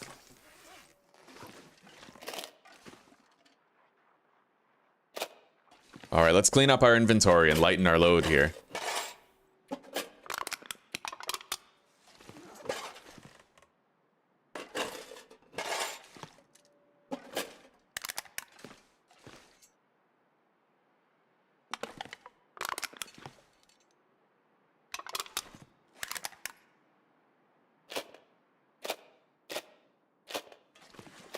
Oh yeah, just enough loot to decorate it nicely. That's why I love Interloper, man. You never find too much shit. Even when you do the summit, you just find a respectable sum of loot, but not a crazy amount. Alright, and here we put our meds. We'll put the good conditioned antibiotics in there, same with the painkillers. I'm gonna keep all the emergency stims on me. This is that kind of game. If I ever find myself getting chased by Timberwolves during an Aurora, I gotta be able to hoof it. Like... because my flare isn't gonna hold them back.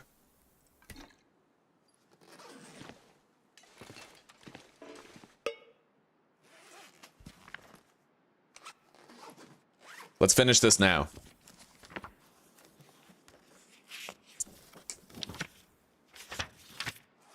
Alright, we have researched the fishing book. That is now fire fuel.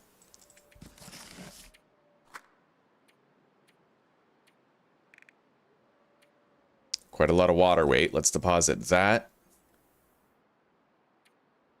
Certainly all the cloth, leather, scrap metal. I might want to try to repair my hat, though. It's brand new. We don't want to let it ruin. Beautiful. Okay, first try, and we got it.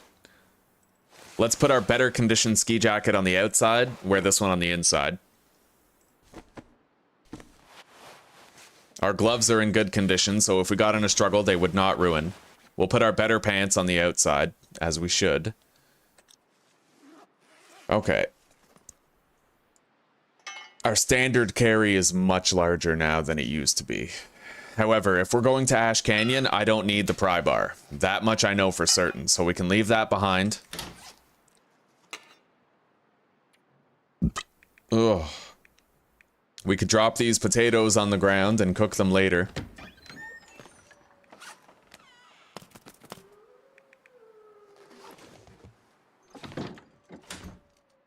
Sort our food by weight.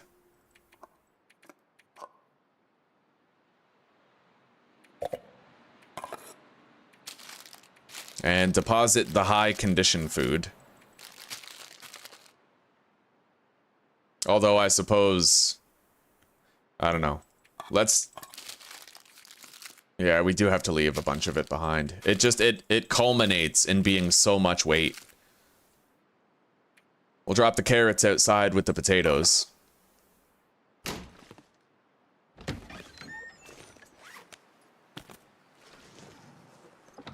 And then we'll deposit our 2 good containers of herbal tea. So we now have a surplus of roughly 8 kilograms. We have 5 tinder plugs, 3 accelerants for the road, fire striker. We don't need the mag lens. We can deposit that here. Yeah, we're doing quite well.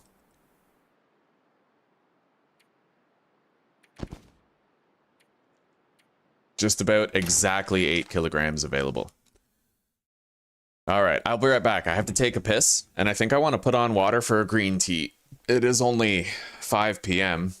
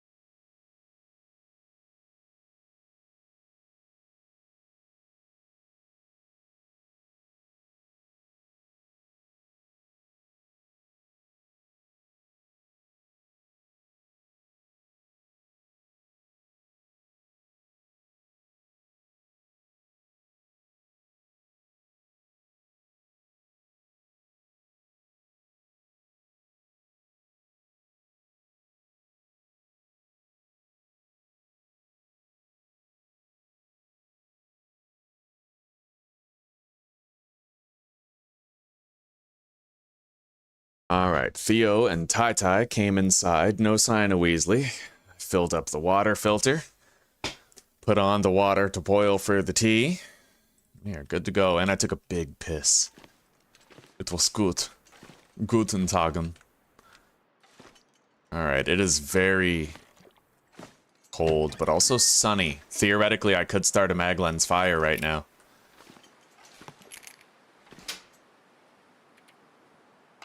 Mass prepare some water.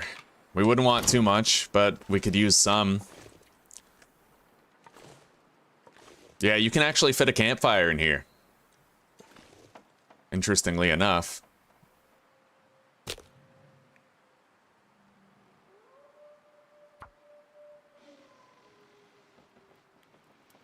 Oh, we got the can opener. Yeah, we have one.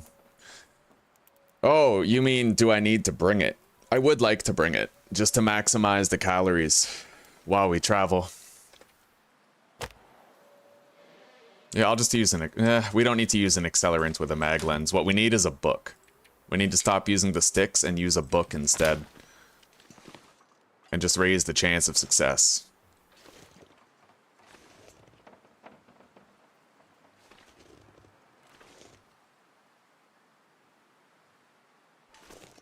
There we go.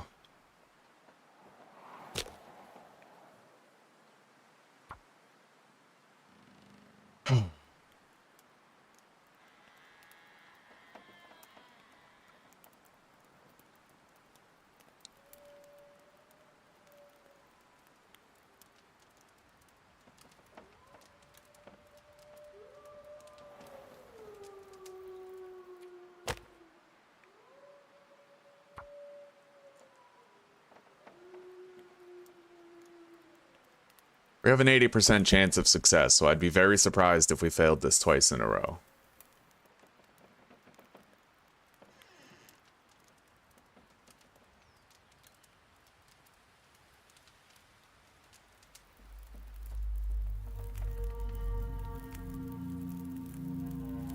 All right.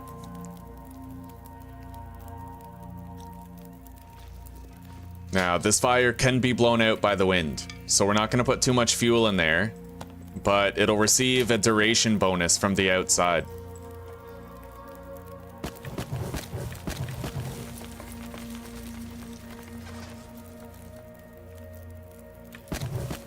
We'll put 15 sticks in, and then do what we can.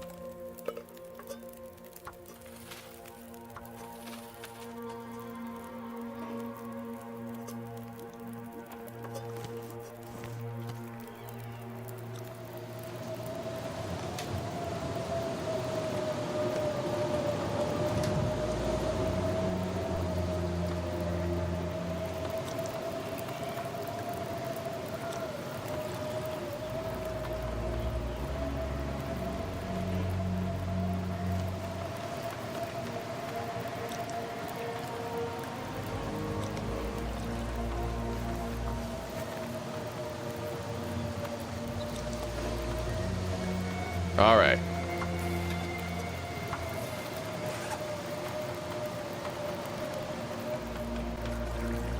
There we go. We now have nearly a full insulated flask of herbal tea.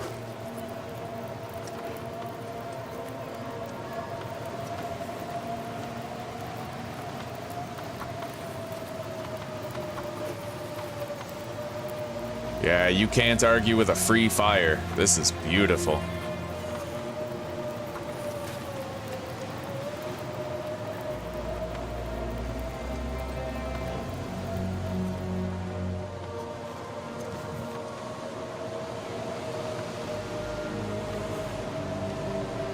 Okay, now we can deposit a bunch.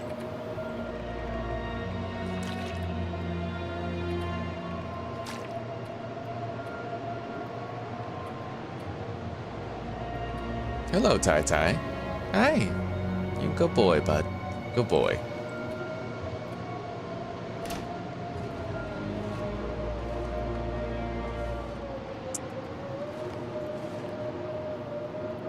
All right. Now, I don't think I need all of that birch bark. We'll take like 2 extra, and we have 4 teas made already. Reduce our load a little bit there. We're bringing very little food.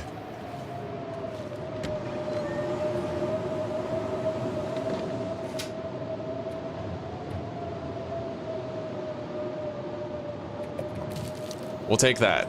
A little bit extra, just to make sure. I hope the rest of your shift flies by today, Lee. We'll see you shortly, eh? This time, we're not dying. Not unless it's to a wolf, but the cougar isn't having none of this. Like, none.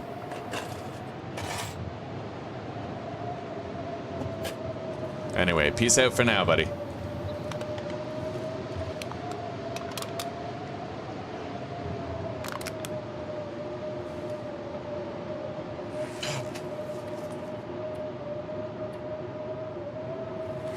All right, let's have a brief nap and see what happens to the weather.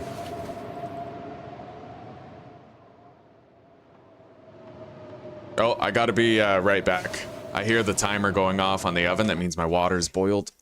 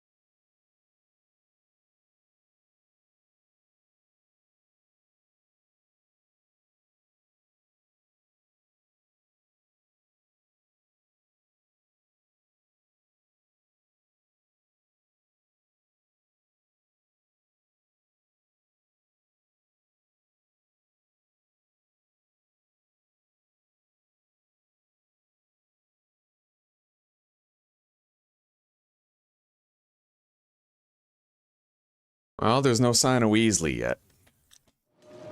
It still sounds really bad out there. Let's have another hour nap. I'm doing Ash Canyon first. And then we're gonna do Blackrock. After that, we're gonna do the summit. I am worried about Blackrock though. Because the thing is, it usually takes me 2 flares to get in and out of Blackrock. Because you have to use one going through to the prison and another one leaving. And on top of that, usually you want to use more flares to avoid getting attacked by a wolf. I'm very worried about it. Because the thing is, we're burning through flares now like never before. Completely burning through flares like never before due to the random ass Timberwolf spawn. So until we have a bow and we can kill the packs, we're going to be in a rough spot. Anyway, it's very warm. Our inventory is prepared. We have a decent amount of food and water. It's time that we got going. Those are regular wolves, not timber wolves, so I can approach them as I wish. Oh god, there's 4 of them. Holy shit. Alright, we'll go around. That's nuts. Fucking El Nutsio.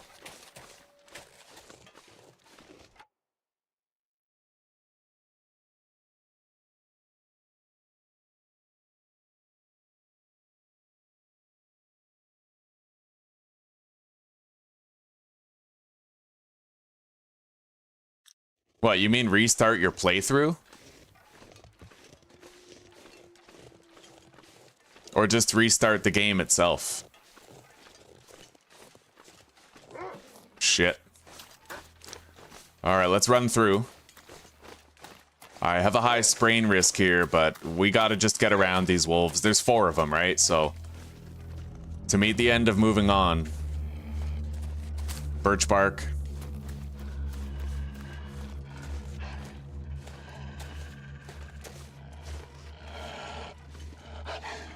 This seems pretty steep.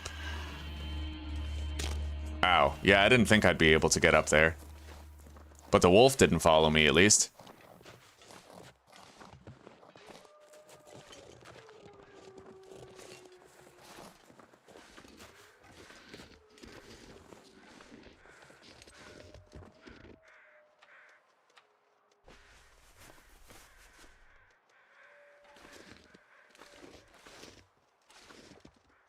I hear something. What is that? Oh, it's rabbits. Okay, I was like, what the fuck, you know? We're good. When you got rabbits giving you a heart attack, you know it's a good difficulty.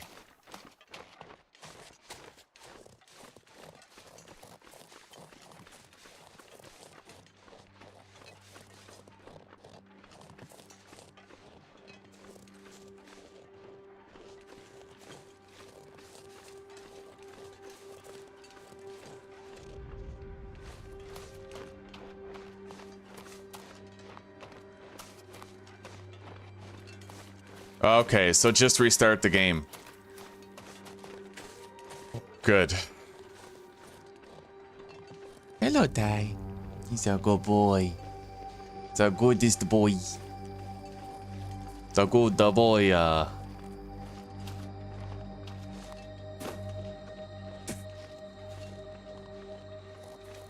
This time, we're not coming face to face with that cougar. I promise you that. We're doing it the safe way. At least as safe as it possibly can be. We just have to make sure that we're under maximum weight by the time we get to the gold mine.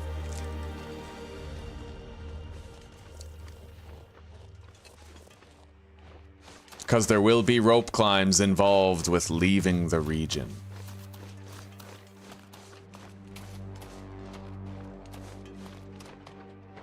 At least we left when it's relatively warm, and we're light on our feet. No encumbrance to speak of. Plenty of room in our pack for more.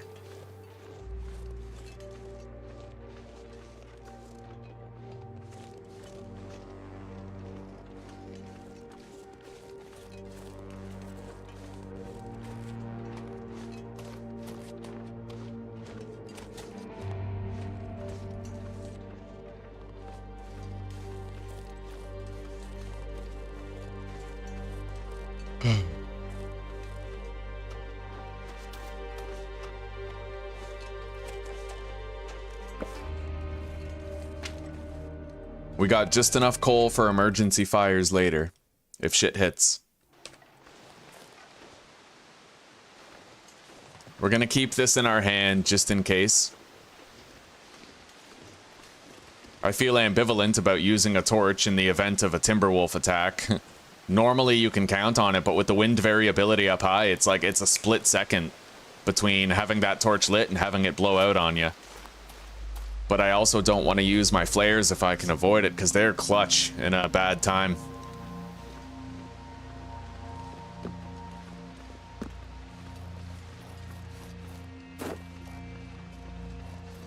Yo, there's a moose over there. Holy shit. That's a frickin' moose on the water.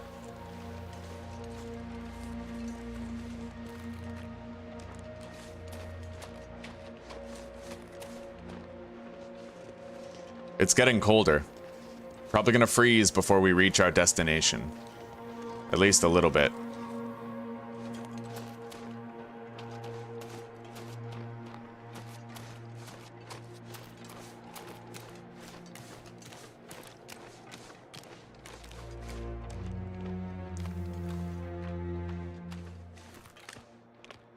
What was that loud crash sound, Santa?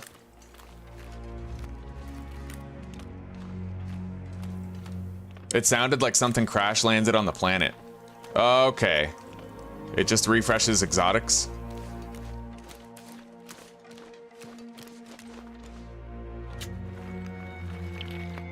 I think that's what Darth Luddite said. Yeah. Alright, scrawled message. We're avoiding that like the plague, dude. Yeah, we're not going near that Timberwolf. Or near that cougar. The Timberwolf is so last week. The cougar is where it's at now. Yeah, the moose is better than Timberwolves. It's also better than a cougar. You can stealth around a moose easily enough. It's still scary, but, like, you can do it.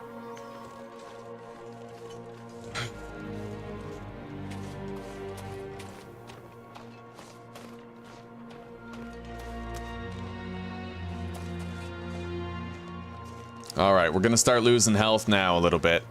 But when we get to the angler's den, we can get a 10-hour rest after drinking a birch tea and an herbal tea. That ought to top us right up again. Or at least compensate for the health that we lose. It's going very well, Corey. Very well. We're in Ash Canyon now, pursuing redemption. We're gonna try to avoid the cougar that's killed us twice now. We're gonna try to completely avoid it. This playthrough will not be like the last. We're gonna make it.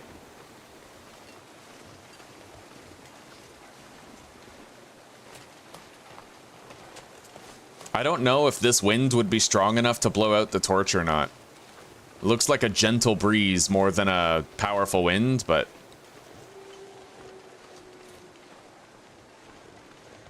it's not the kind of thing you want to screw up.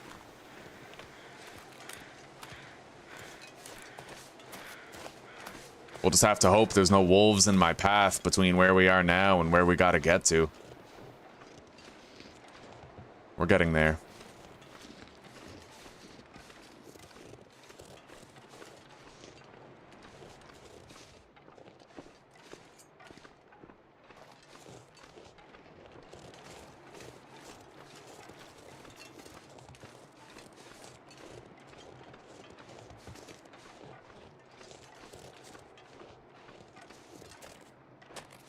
All right, right on the other side of this rock formation. That's where it's gonna be. I'll be right back. Someone's at the door.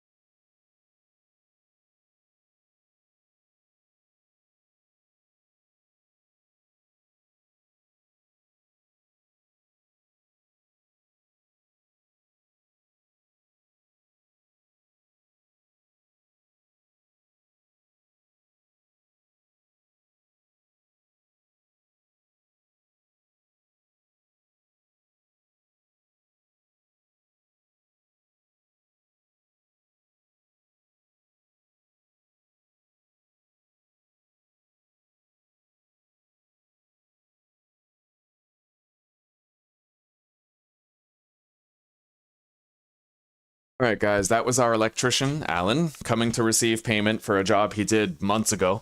But I asked him about the furnace. I asked him about how my lamp turns on whenever the furnace turns on and off. And he said that something like that could, over a long period of time, adversely affect the health of a modem. He even said his exact words were he's seen excess electrical draws caused by large machinery. He's seen it affect modems specifically in a negative way. So what we need to do is, I asked him about the uninterrupted power supply. I don't remember who had that idea in chat, but it was a great idea. Might have been you, Evo. But somebody suggested that I fish an extension cable down to the modem and plug it into my uninterrupted power supply. Fortunately, I have a hole right here in my wall where the Ethernet cable is being fished up from the modem. So I asked my electrician. He said he can come in. We can fish an extension cable through that hole to the modem. I can plug it into my uninterrupted power supply and guarantee long-term modem health. So that is where I was. Oh, we're going to the cabin, Load Tree. We're going to the fucking cabin. Damn straight we're going to the cabin. We're going to a cabin. Perhaps not the cabin. If you're thinking about the respite place, the miner's respite or fucking retreat, I don't know. We're going here to the angler's den. We did freeze a fair amount here, but we're finally sheltered. We'll be able to recover. At least a little bit.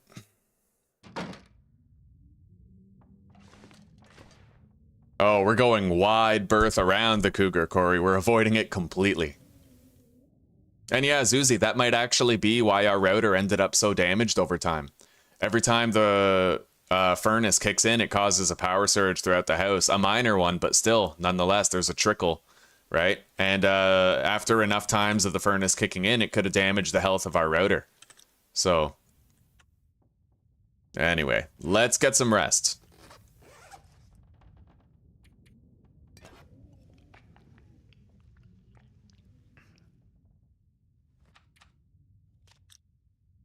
Now we have to also drink an herbal tea to compound the healing benefits. But we'll eat something first to get calories in our belly. This.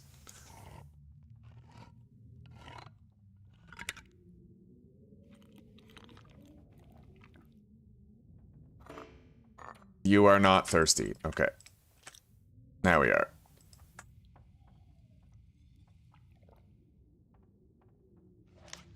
We still need more calories in our belly.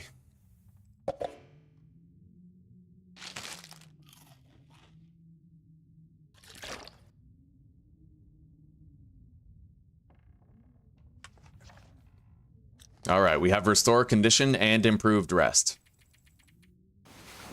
Oh, that's nice. Homesteader's respite. Oh, so that's where you found the combat pants, eh? That is an intriguing possibility, actually, Load Tree. I could go there. I know the way to Homesteader's Respite. Don't you have to... You have to pass Miner's Folly and then go down a rope climb, right? I'm assuming you could probably billy goat down there. I know there's a cheap trick where you can kind of climb up from the bottom of the canyon, doing the ledge walking thing, but I wouldn't do that. But I might be able to go there and search it. However, that would put us majorly off course for the way that we want to go when we exit the region. Well, we'll see. We'll see what we can do. If I can find a climbing rope to attach to that anchor point, then we'll just go down there. Couple of arrowheads.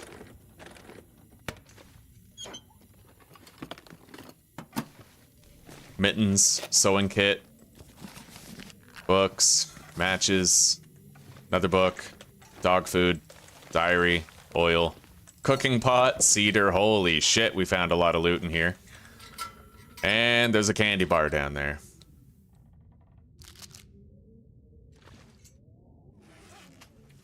Okay. Obviously, we're not going to want to keep all of this. We'll drop a can. The firewood can go. The scrap metal can become... Well, we'll hang on to the firewood for now. We may find use for it, but... Yeah, we got to get out of here. We don't have very far that we have to go. We essentially just have to get to a cave.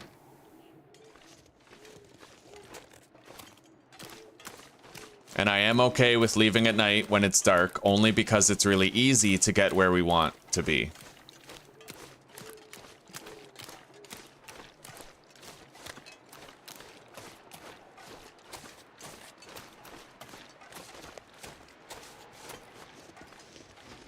Alright, I know what we'll do. I know how we'll get there. Yeah, we're gonna go check out that Homesteader's Respite. Maybe. It depends on how soon I can find a climbing rope.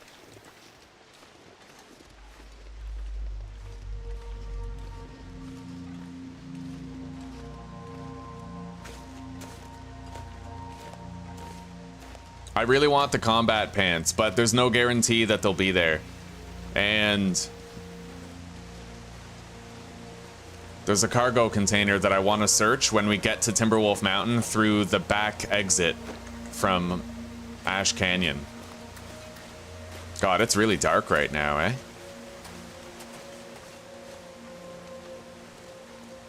I don't suppose that backpack is here. I haven't seen it for a few playthroughs now. No.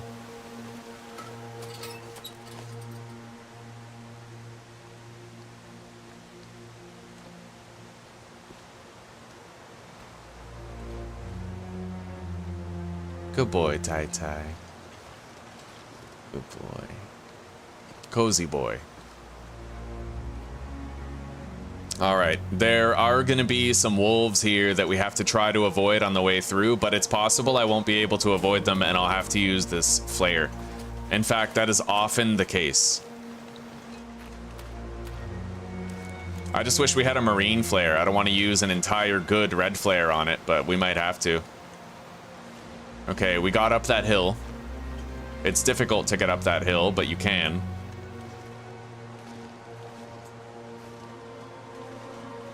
Now, I'm gonna try to intermittently crouch here, because then we might avoid getting detected by the wolves here long enough to make it where we gotta go.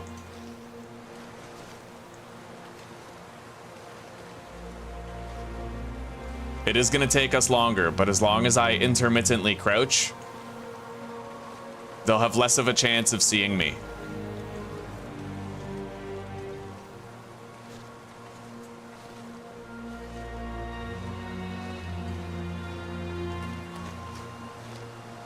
I can't see shit.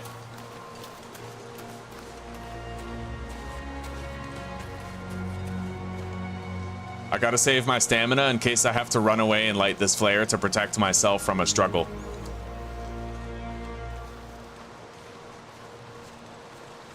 I can't afford to rush. Low visibility and a known wolf patrol route?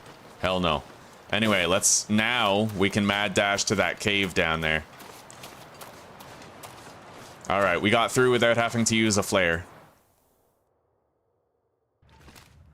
Here we are.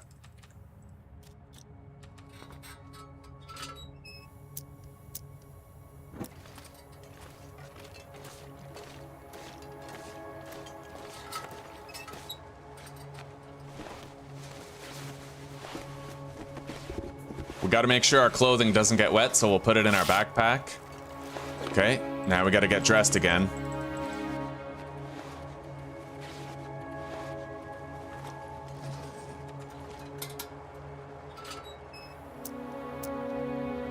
Okay.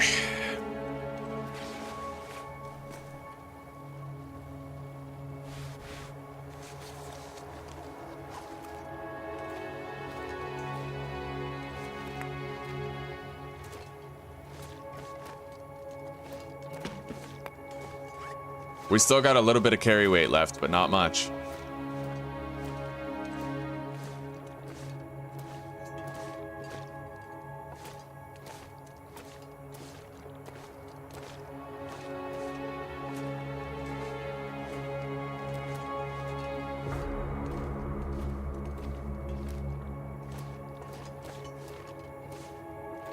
All right. Let's pass time briefly. Get our stamina restored to full. Then we can continue running through here.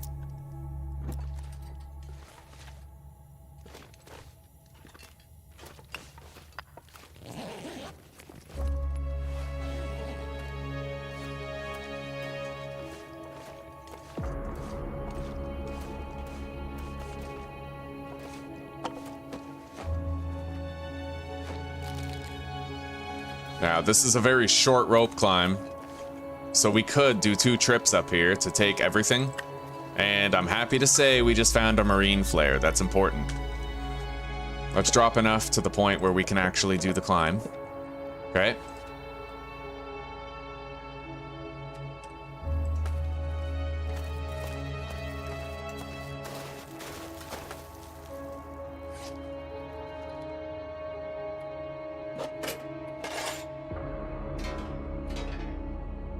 Now we can grab the rest.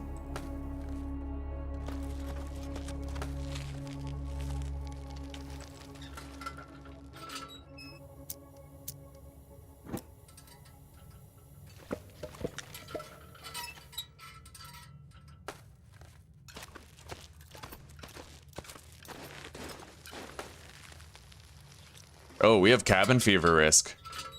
I will be able to deal with that at many points throughout this journey, though. We're not exactly pissing in the wind where that's concerned. We have options.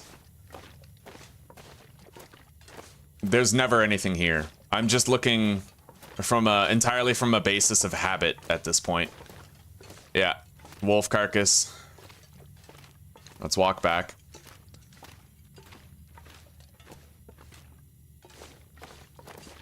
We are gonna have to sleep in here, though, before we deal with our cabin fever, so hopefully it doesn't pop.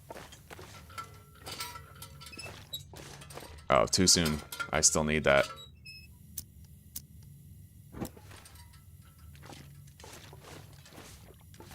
Here we go. That's the exit.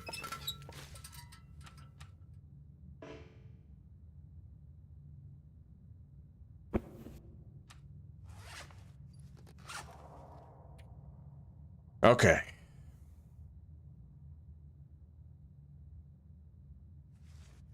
We don't need that much sleep. Eating this 1 can of dog food would cover us for a 6-hour nap.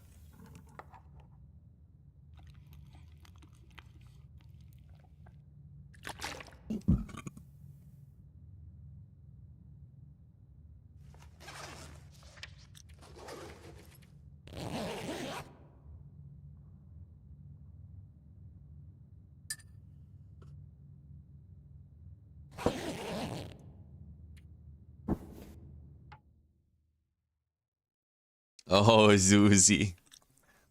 You can always get my attention, baby. Only now you have to use your words. I love you very much. And I miss you.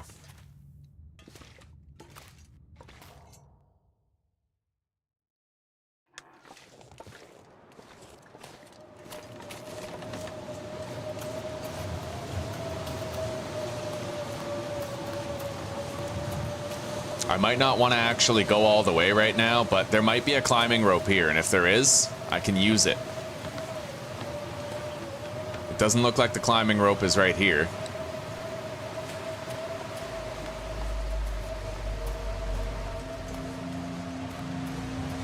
Let's try to get over there to Miner's Folly, but we need to be extremely cautious because there could be a bear and several wolves in the path.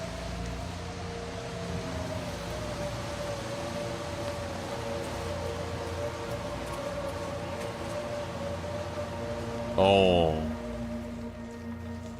Alright.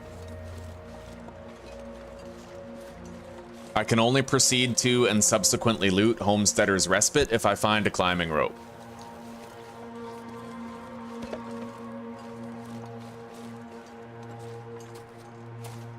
Alright, I may as well not even sprint in here. We move slower in here because it counts as like an interior, I think. There we go, we're moving at a normal speed again. Holy shit, there it is. Yeah, the past 3 times I've walked through here, I haven't seen the bear. Now, for the first time ever, That bear is there. He's walking away from us, but how the hell do I get around him, right?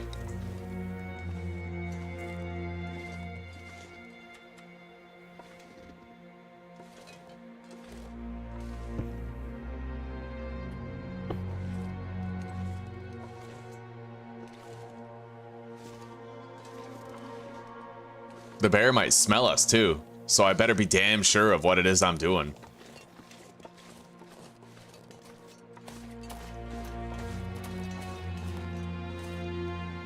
I don't like that. We're going back, right over here. I gotta make sure he doesn't see us. We'll have to just be patient. That's all it requires right here is patience.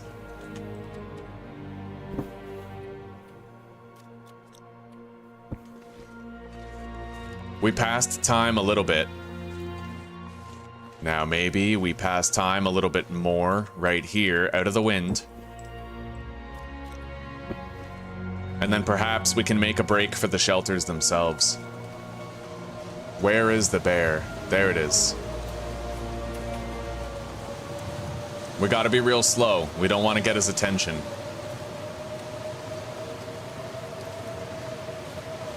Okay, we got past him, but let's watch out. There could still be wolves. Everywhere. We're gonna save our stamina a little bit. Do you have to descend a cave to reach the summit? There are caves that you have to go through in order to reach the summit, and one of the caves has a little crouch hole that you have to go through. It can be pretty hard to find. All right, we found our woodworking tools at long last. We got a granola bar, and we have a fire barrel here if we want to warm up a little bit.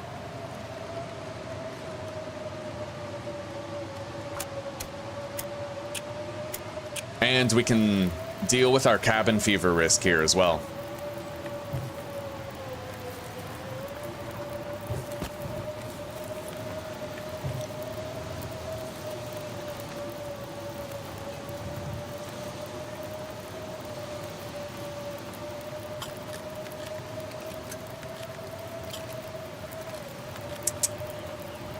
Good boy, Tai Tai. It's okay, sweetie. You take as many dips in the pity pool as you need. I mean, we've been together every day for almost 8 years. In the past 8 years, we've only been apart for like 6 months, so it makes sense that we'd be hurting in each other's absence.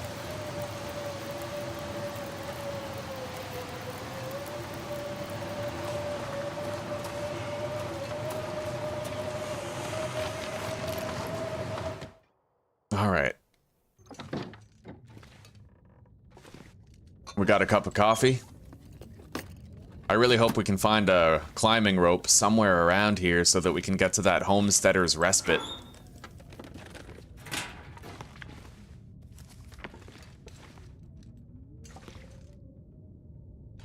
Oh my god, guys, we don't even have to go. Look at this. We just found combat pants. Just like that. We're gonna wear them on our inner layer. Anyway, let's go outside. I am so happy. Dude, finding those combat pants literally means we don't need to go to Homesteader's Respite now. That was the whole reason I wanted to go, and we now no longer need to.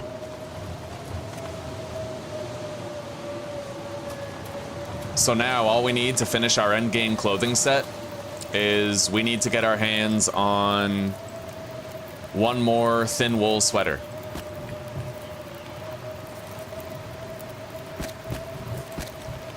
All right, let's do some clothing harvesting here while we have the fire raging. Maybe we'll try to repair those combat pants too. Hail Mary. The plan changes again. Cleaning my rifle. That sounds vaguely sexual in nature.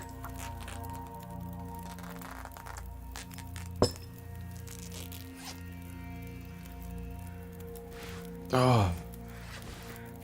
All right, let's repair this, or at least attempt it. We have some cloth, but we have a very low level in mending. What was that?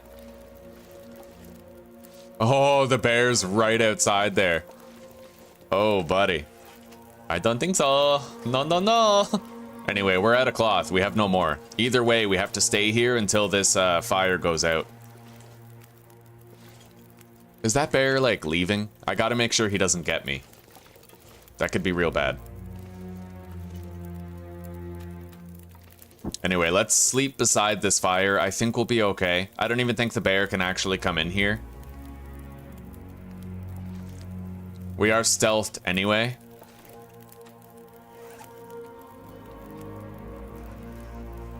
We need just about 4 hours of sleep. There's interior shelters here just in case I get food poisoning, so we don't have to worry about that.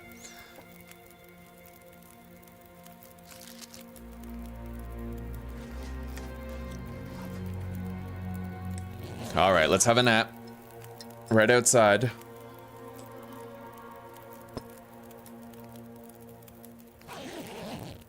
Oh, Dark Brother, that's just how it is around here.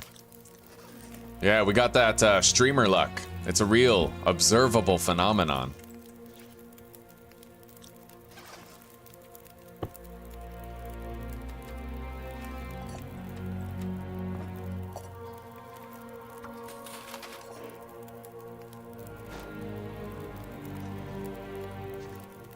Our cabin fever risk is going down.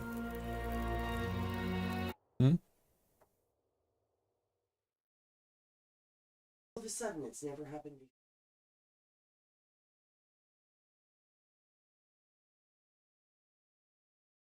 Well, it does appear to be a very recent development. But that's what I mean. So if this is happening all of a sudden, I wonder if it's... Could be. Could be. Maybe I should phone them in. We had a brief... I heard you resetting the timer on the oven today. We had a brief power outage that lasted like 10 seconds yesterday. Actually, this morning when I got home from work, yesterday morning I had this. We may want to contact Nova Scotia Power as well then. Yeah, I think maybe I'll call them in the morning. Okay. Because maybe it has nothing to do with our house, where it's such a... Yeah. Yesterday, Kevin had to call Nova Scotia Power. Half of his power to his garages went out. And he has like a... Maybe it's storm damage from the recent high winds that we had. No, but he has like a big reefer that keeps all of his bait for his lobster. And like that had no power. Like that's a big deal, right? Yeah. He'd lose thousands, but anyway. Well, we'll see. Okay, the cabin fever risk is diminishing. Let's not forget that cooking pot. We gotta spend more time out here, though. We have plenty of fire fuel for it. Plenty of water now. We no longer need to make more.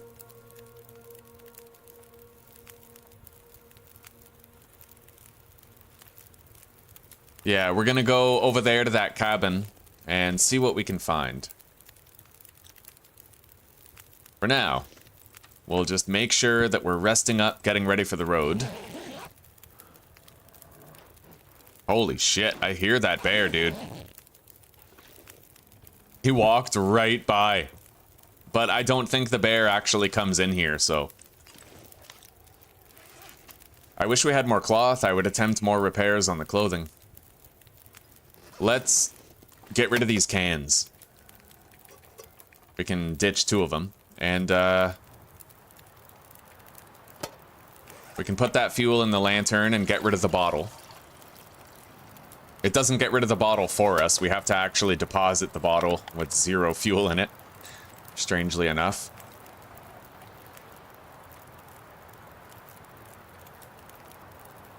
Okay. So inventory-wise, we now have a little bit more space opened up. Not much, but some.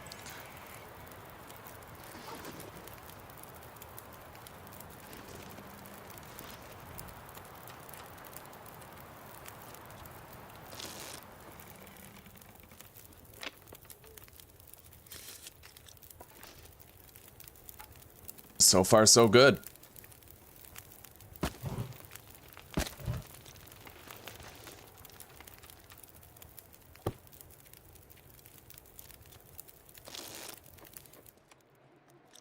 All right.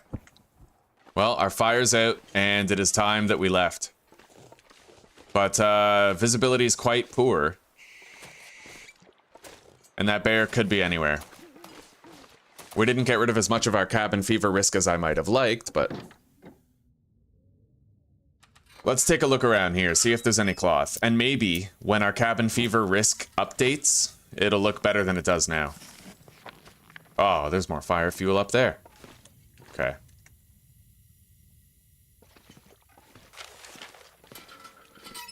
Oh, there's food right there. Yeah, dog food. Where is that? Alright, got it.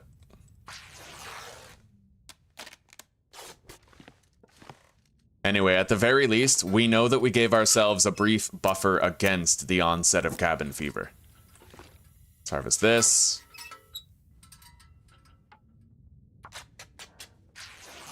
The weather here at home, sweetie? It's been alright. It's been alright. No snow since the other day, and calm winds. Can't repair while in the dark. Alright.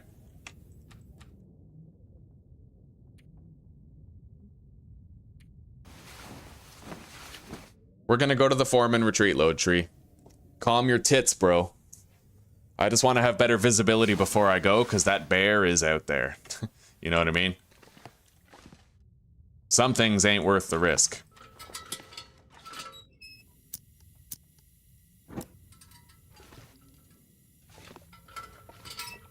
How is the visibility now? Still very poor. Holy shit. Yeah, we're not going yet. As much as I hate to pass time, we pretty much have to, just to make sure we're safe. I can't perform any repairs right now. I don't really see anything I can do, like, loot or tool-wise.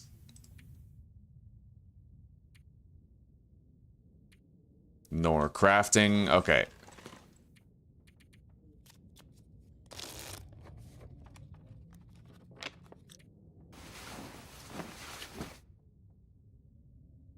It should be sunrise now. That's okay, load tree. That's all right, buddy. Yeah, we're going to the foreman's retreat. Like you said, I want to try to get the thin wool sweater.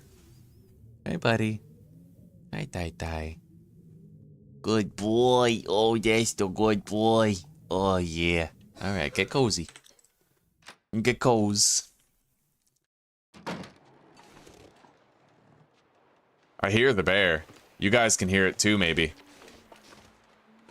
It's to my right. Yeah, okay, it's over there. He is aware of us, but not chasing us.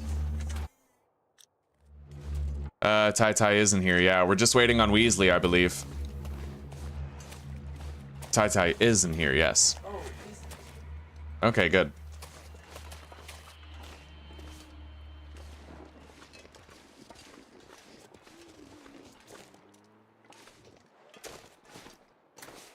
Alright, we got around the bear. What is this? Hello, Weasley. This is an interesting little spot right here. It doesn't really seem to be anything of value there, but it's interesting nonetheless. I just hope I don't have a unexpected run-in with a wolf, man. Like, we don't need that right now, you know?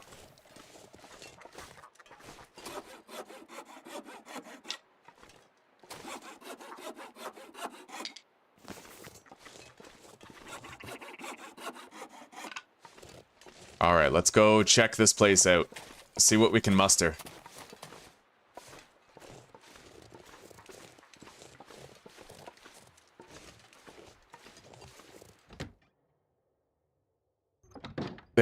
There are some crates to break, yeah. Plenty of fuel in the area. We got matches in here. Another flare, God bless. Take all of that.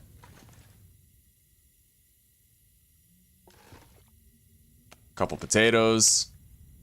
Work boots that we will scrap. Ranger stew, look at that. We got a new food recipe. Whetstone.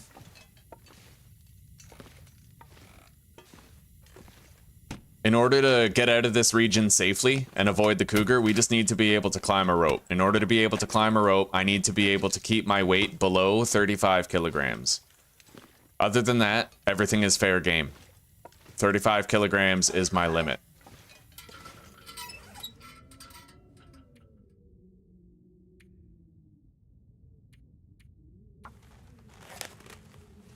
We just got rid of that cabin fever. We're gonna get it right back again, like, soon enough.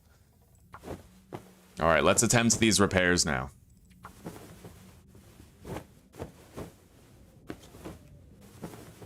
Beautiful.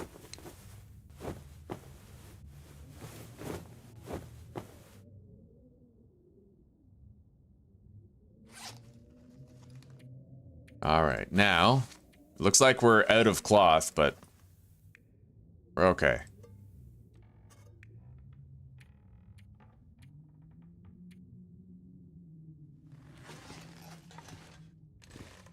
Well, remember, I mean, sometimes I don't look at chat, right? It's not just the delay, but there's also the factor of, like, how busy was I? Were my eyes glued to the screen the whole time?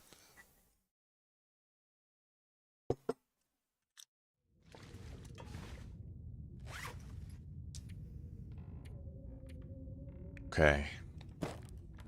We're quite encumbered, but we've done a decent job of attempting micromanagement of the inventory. Let's move on.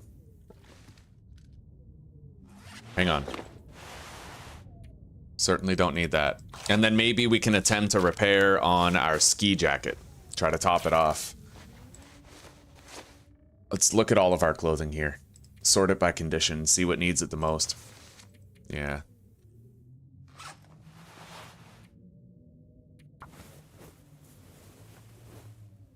We're gonna have to leave during the evening hours in order to maximize how far we can go. We need to make it all the way to the gold mine during this trip.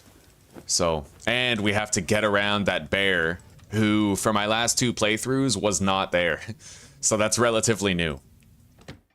We don't have to make it all the way to the gold mine right now, but we do need to try to make it back to that cave right now. We got to get past the bear. That's our goal right now, is getting past the bear and back to that cave where we came out at the rickety bridge. But I mean, okay, there's the bear. Oh god. If I haul ass, then I might be able to get past the bear before he cuts off the choke point. I don't like that, dude.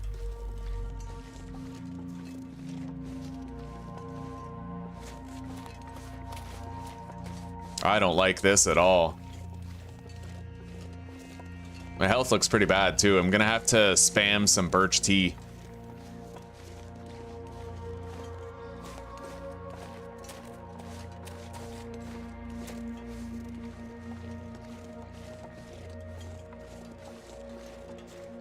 Oh god, that is so sus, dude.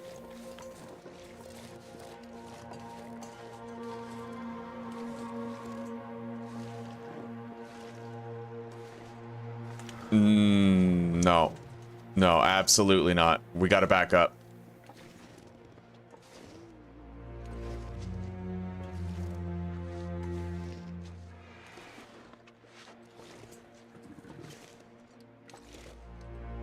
Yeah, never underestimate the power of stealth.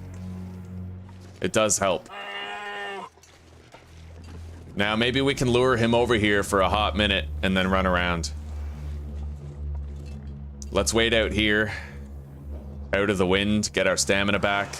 You never know when you're gonna have to mad dash, right? We gotta try to lure this bastard away from there, though. Otherwise, we're not getting out of here.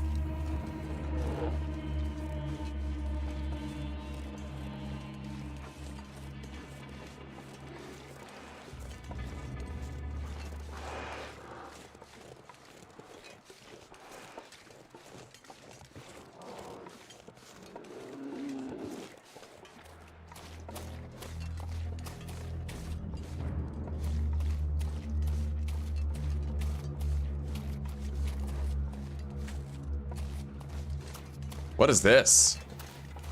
There's like an underpass right here.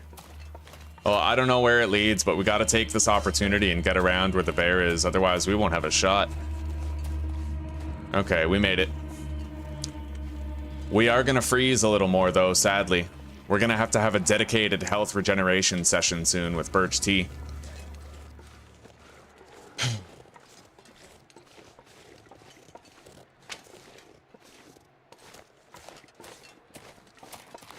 Very risky biscuits. So there can be a moose here too, huh?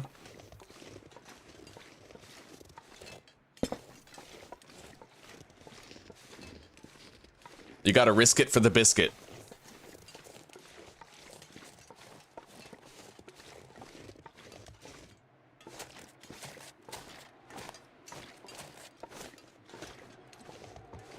Our health being at half is definitely giving me pause. I don't like it. That seems very vulnerable. Extremely vulnerable.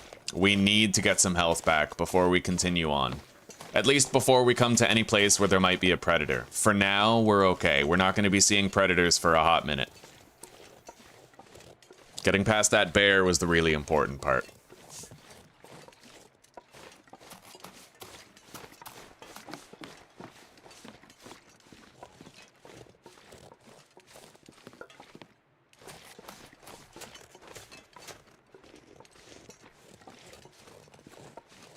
Oh, so many new spawns. I've seen rabbits in places where there were never rabbits, wolves in places there were never wolves, and deers as well. I even saw a moose in front of the camp office. That blew my fucking mind. I almost got my ribs broken by that moose. I was walking back to the camp office and I heard the moose right behind the boulder in front of me. You know that boulder? That kinda, it's like out from the wall. When you're going from the fire watch tower to the camp office, it was right behind that boulder and I had to crouch and avoid it. That was like 2 playthroughs ago. Crazy. Alright. We're at least somewhere warm. Now. What I need to do while we're here is just heal. That's it. We just have to heal, essentially. We have 3 birch teas, so I'm going to drink all 3 of these. And we're going to give ourselves that 15% of our health back.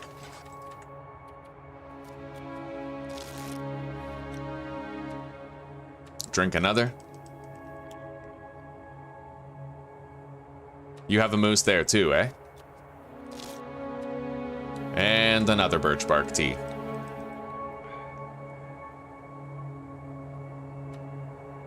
And then we can have a 6-hour nap after drinking an herbal tea. And that'll maximize our condition recovery. And hopefully by then our health won't be looking so bad.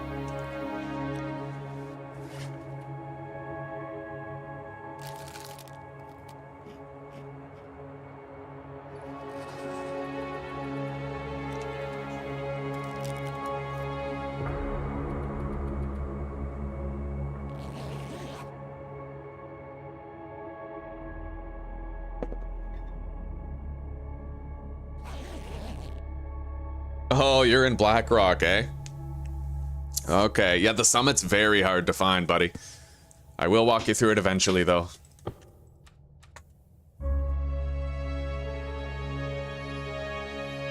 Once you do it a couple times, it's like riding a bike. Anyway, it's... Oh, shit, I let it get way too late.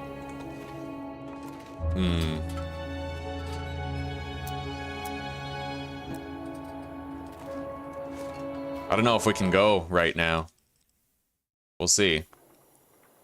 It is very freaking cold.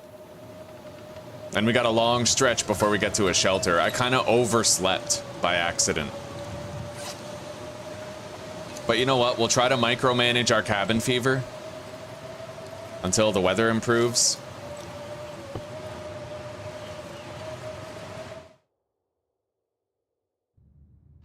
Tai sleeping with his head right in front of the fucking tablet for chat. What a guy.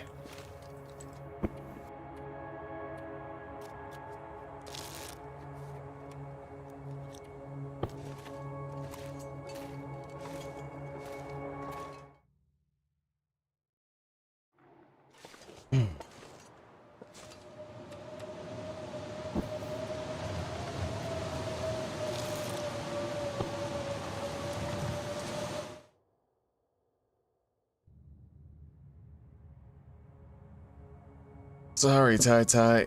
Just in an inconvenient little location there, buddy.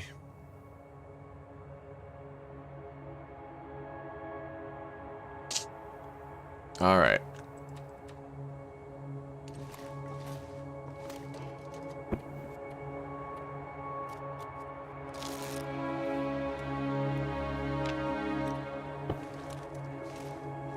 This is how you pass time while micromanaging your cabin fever.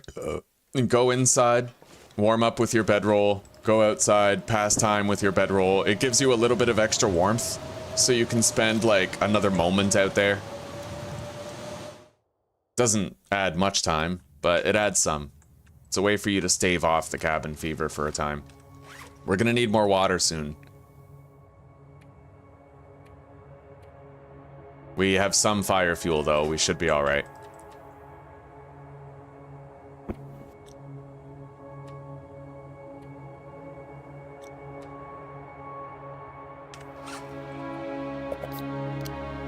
We'll drink that soda. It's good for 3 hours of rest. Your little Thai, our little Thai guy.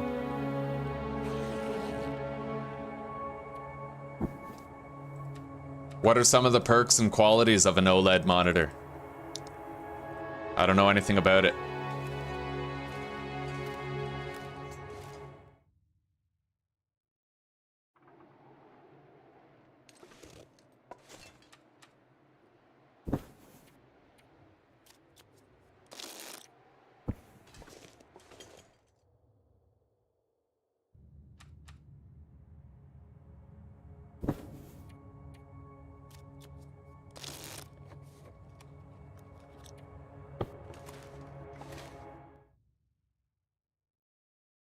Well, we're finally getting daylight, but it's still extremely cold, and not a wise time for us to depart.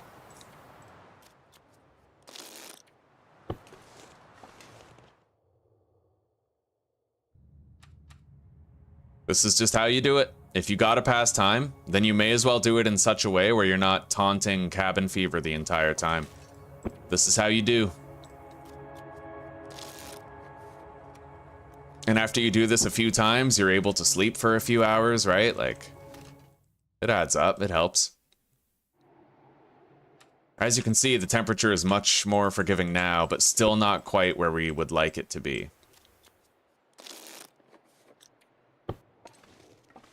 Now we're gonna get a 2-hour nap.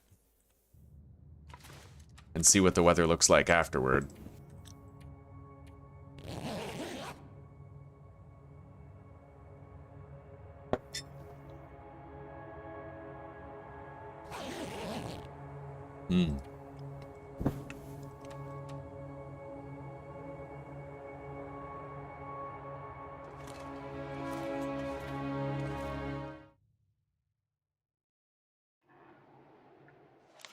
-11 is technically good enough.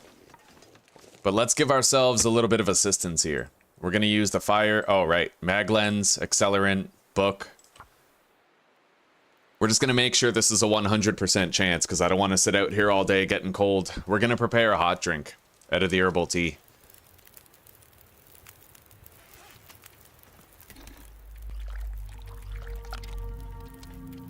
Hell, let's warm them all.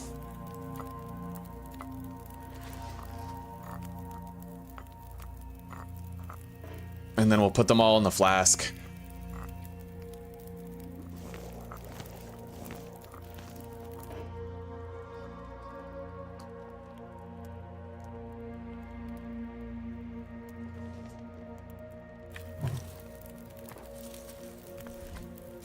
This ought to buy us quite a lot of time. All right. Oh, right. I have to...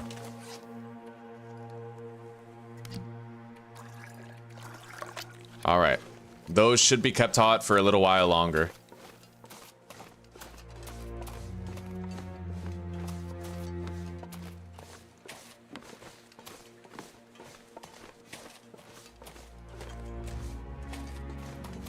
So 240 refresh rate just allows for a frame rate of 240, right? If I'm not misunderstanding, I think that's refresh rate gives you higher frames per second possibilities.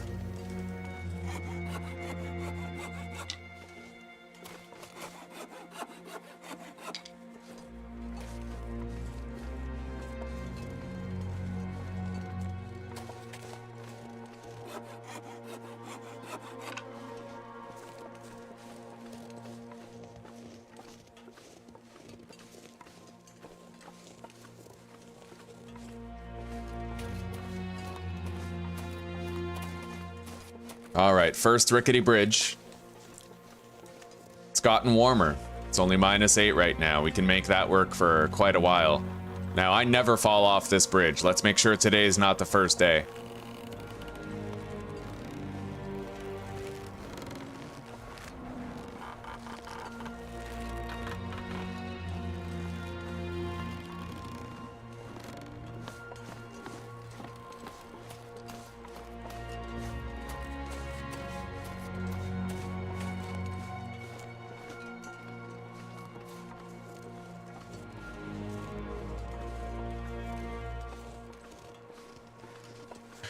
I don't really know how long it keeps the drinks warm for, but I do know that if you put cold drinks in with hot drinks, it reduces the timer. You gotta make sure every drink that you put in there is a hot drink, because cold ones will dilute it and reduce the time. It should definitely last at least 2 hours. Like, this warming up bonus, at least 1 hour, sorry. This warming up bonus that I got from the first tea, those other teas should still be hot when that first warming up bonus ends, so that I can take out another one and drink it again.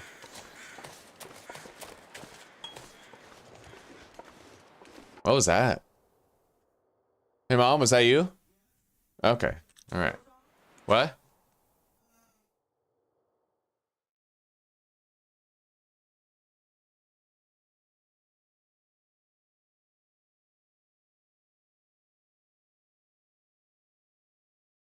Working. We've been living here with no fucking smoke detector for I don't know how long. Holy shit. That's not cool. Anyway, I wanted to test them because if there's a problem with your electrical, what can happen is, I mean, obviously, if you Well, wires can fire- short circuit in the walls and then set things on. Like the insulation in the walls can catch fire. Yeah. Well, that's everything in the walls. And you might not know. Like, you might hear the smoke detector, you might wake up and you wouldn't smell smoke. You'd look around, everything would look okay. Until that one moment when literally you're in an inferno because it's inside all the walls, right? Yeah. So, anyway, we have a working smoke detector now. Okay. I'm going to put it, like, don't sleep with your bedroom door shut till I get home. All right. And I'll put it, like, you might have to move it out of the kitchen when you're cooking, but I'll just put it in the kitchen. Okay. And then, it hangs, like, right by the fridge there. Yeah. Yeah. Anyway, so I'll hang it up there, and then in the morning I'll call them when I get home. Sounds good. Yeah, but if you do, if something like that were to happen, grab your coat and shoes on the way out the front door, leave the door wide open, and then run down to the backyard and open the basement. Okay. Sounds good. Yeah. That's a big one. If we do have a house fire, I hope we have enough time for me to get my computer out. I hope we catch it early enough. They want you out. Oh, I know. And I know that insurance would pretty much cover it if it came down to it. Yeah.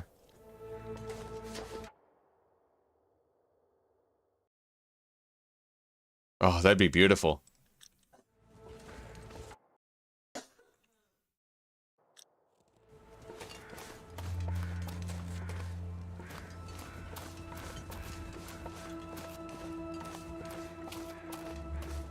Probably be safer to have a battery-powered one. Well, the one that I just gone and tested is fine. Okay. You should always have a wired-in one. You should always also have battery backup one, right? Yeah. Love you too. See you later.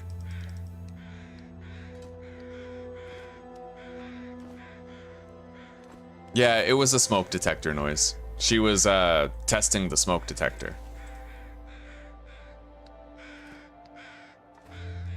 Oh.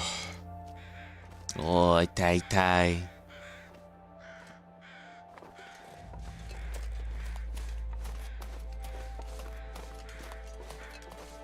We're gaining good ground. And we know that we're taking a much safer path out of Ash Canyon. If we avoid that cougar, then nothing can stop us. Short of an unexpected wolf struggle, but if we expect them all the time. Wolves are my bread and butter, like, we're fine. Okay. Carry weight is looking good. I could probably manage my inventory down to 35 kilos if I had to.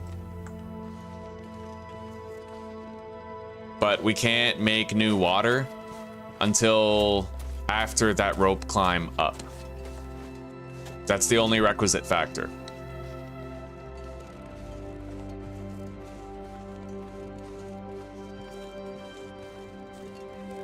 So I'm probably going to drop all of our fire fuel here in this cave, because this is the way we have to take in order to get back, in order to get out of the region. I thought about it, like I'd kind of like to just billy goat down the cliff where the waterfall is. I did it earlier today when there were no stakes, but if I screwed it up, we'd lose our entire playthrough. And I can't take that again. This one's got to be a long one. I have to do things right, and I have to make it to the end, so... All right, there is a piece of coal back here. Let's grab that. And a piece of wood. Look at that. I love you too, sweetie. You have a good night. All right. Well, I don't think we'll need a warming tea now that we have this lovely cave. We'll be okay. Let's drop some of that coal here. We're going to leave a lot of fire fuel here, and we're going to be coming back here when we do the rope climb.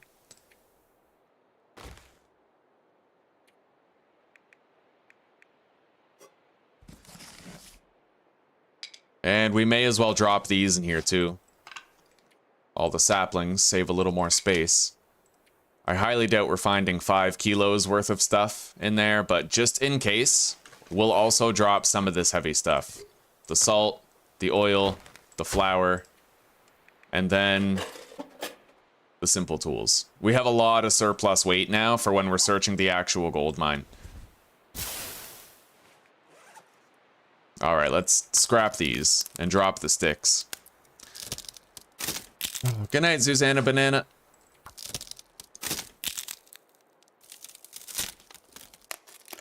Just for a test, though, let's see. Yeah, these drinks are still hot. It's been a while, dude. So it lasts way more than an hour.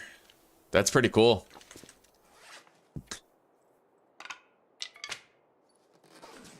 Okay.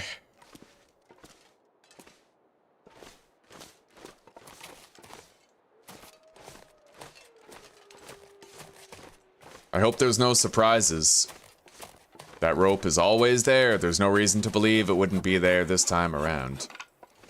We're going to be coming from that way when we're all done in the gold mine. That down there is the waterfall where you can billy goat down. But like I said, it's extremely risky. Definitely like a last resort. I would not do that during a long-term playthrough.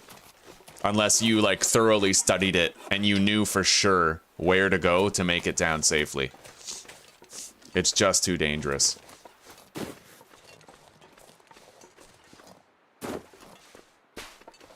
Oh, this has got to be the best place to hop down here.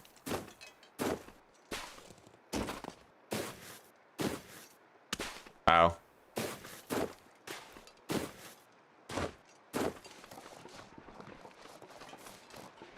We sprained our wrist, but nothing serious. Let's grab these birch saplings on the way in. I'm going to show you guys that cliffside, provided it's not too cold. Just so you can get an idea of how crazy that billy goat would have to be in order for you to make it down alive. I'm willing to freeze for a couple seconds while I show you.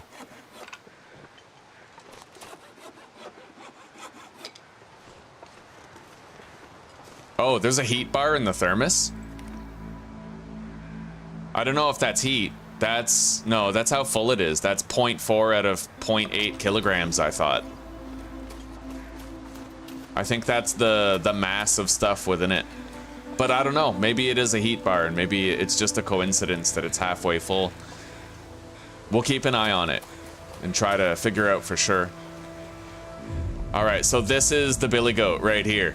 It's extremely hard to get down here without getting hurt. I managed it before, but I would not want to try it again. Look at that. You see that? That's where you land, and the the fucking angler's den is right through there. But I'm definitely not doing that. Let's get back up and go into the gold mine.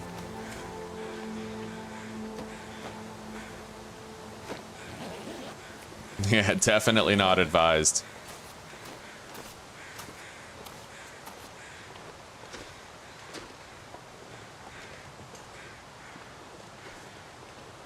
I do need the 2 cans, yeah. I usually prefer to use cans because they're lighter, right? So the cooking pot weighs 1 kilogram, but a recycled can weighs 0.15. I may not need the cans right now, but eventually when I unload the cooking pot and the skillet and Timberwolf, I'll need cans for continued travel. They help you to stay light on your feet.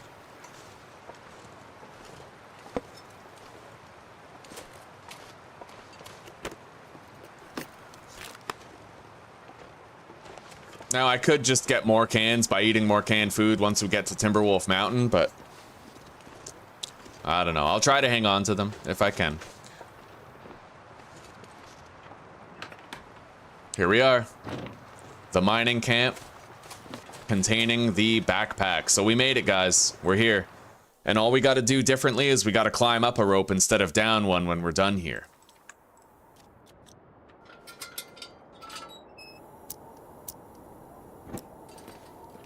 Oh, we're going out the backside. Yeah, we're gonna go out the backside, then we're gonna climb up the rope. Oh, you mean, why don't I go out the backside? Are you crazy?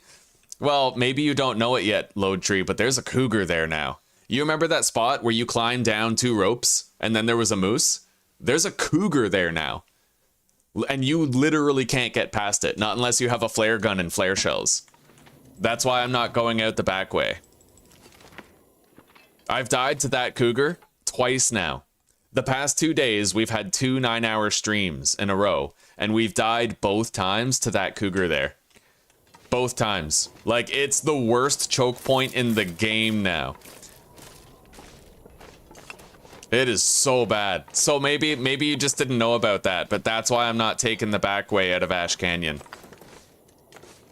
I have to first get around that cougar. So what we're gonna do is we're gonna go back the way we came, get to the angler's den, and then from the angler's den, we can go to that back way, but past the point where the cougar is. Basically where the moose used to be, at the bottom of those 2 rope climbs, that's where the cougar is now.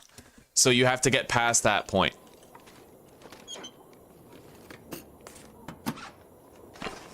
We still got some inventory space wiggle room available.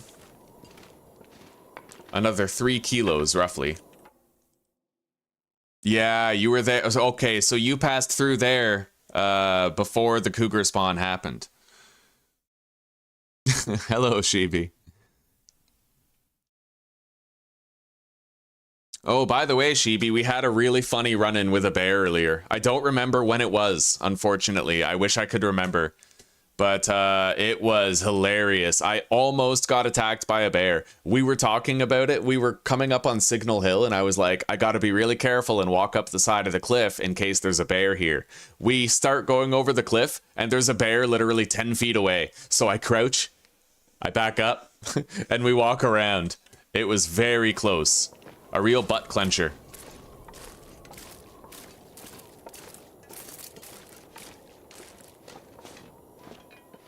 All right, here we are. We can now retrieve the technical backpack. Oh, hell yeah, buddy. Hell yeah. Judith gonna get you the long dark. All right, lamp fuel, crampons, sardines, granola bar, and the backpack. We got it. Another revolver shell casing. That's the second time that's happened in this run. All right, we'll take the bandage.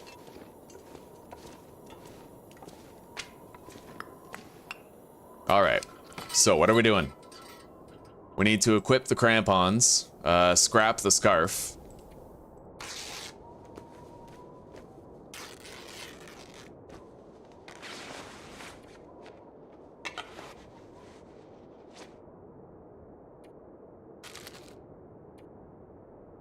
If you rewind it and you see us at Signal Hill, then that's the point where it happened.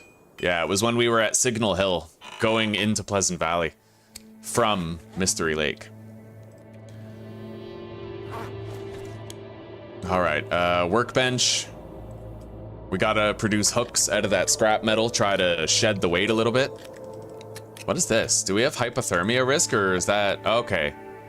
We have a sprain, so we won't be climbing as long as we have that sprain, but if we sleep, it'll fix. So we're under the weight limit. We're fine. We can make that rope climb up, and we can bypass the cougar entirely using that strategy.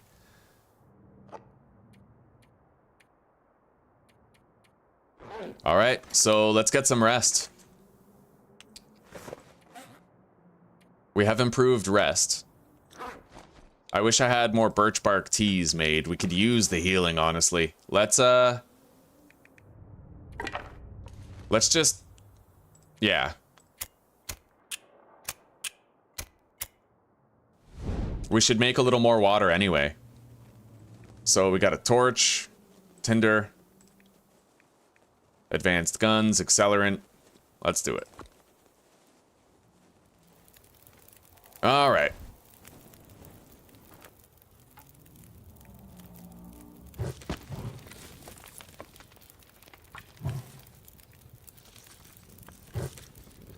We are going to prepare 2 birch bark teas while also making some water. We really need these teas for the healing, honestly.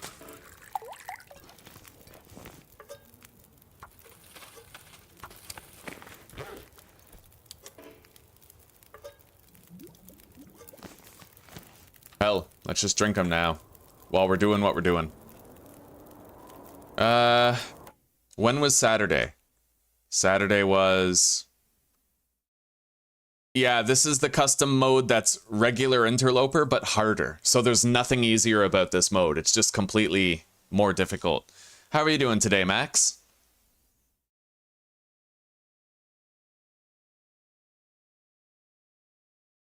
Oh, well, welcome back, Sheeby. It's good to see you, buddy.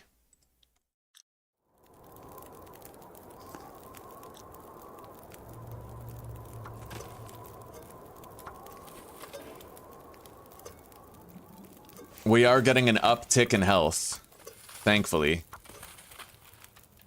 Let's drink the other birch tea.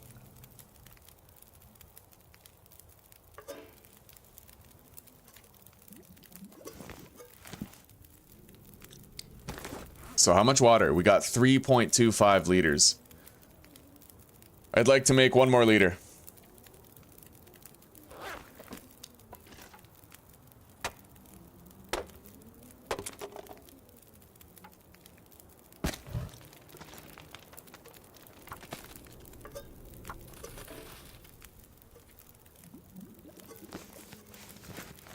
All right, we got a good amount of health back so far. We're gonna get more as we sleep. This will be a profound rest. Meaningful, but we have to make sure we don't get food poisoning during the rest.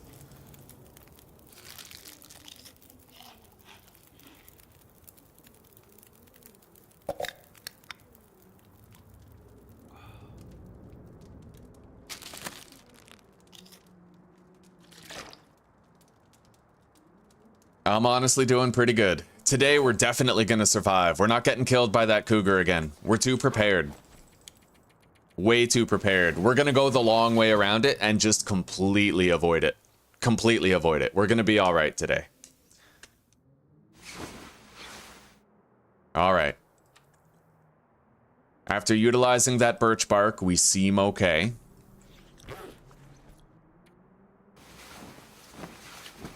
Our health is looking respectable.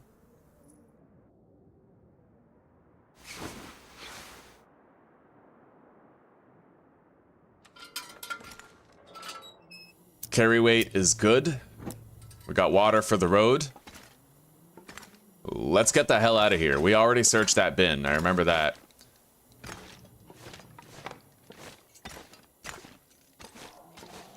And this time, we won't have to worry about the damn cougar. Not again.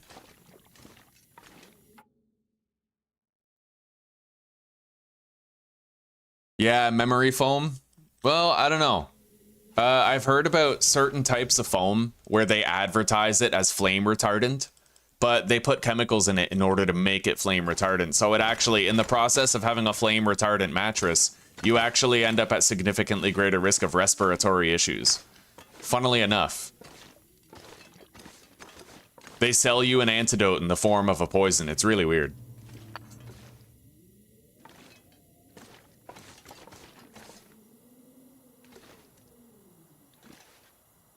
Hey, Tai Tai. All right, we are at the exit now. We got one hell of a climb ahead of us, though. I'm not really looking forward to it. It's a long one with a couple ledges. It's very cold, but as long as we get up that climb, we're good. So down there is where the cougar is, and that's where we've died twice now. And in order to avoid that, we are going so far out of our way, it is not even funny. Right here. That is the rope that we want to climb. That's going to allow us to bypass the cougar. It's going to take a lot longer to get back, but we get to live, right? We don't have to deal with any bullshit if we go this way. So it's exactly what we're going to do. As you can see, it's an extremely long climb, though. Extremely long. All right, our stamina's just about back. We have the crampons now for a more stable climb. Let's drink half of this coffee. And let's go.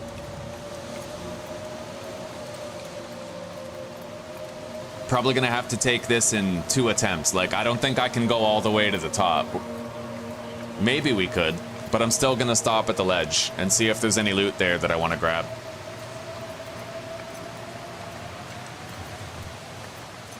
Memory foam pillows might be nice, but you gotta look at the fine print and see whether or not they're flame retardant and extra dangerous because of it.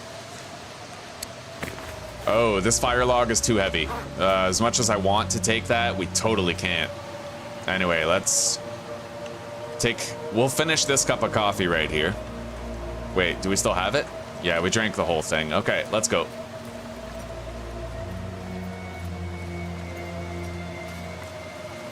I've heard good things about the bamboo fiber. I think my mom got us the same type of pillowcases at our cottage in Apple River. We got an Endy mattress too, but I don't know if I trust the Endy mattress. Apparently it's organic, but technically cyanide is organic, so, you know.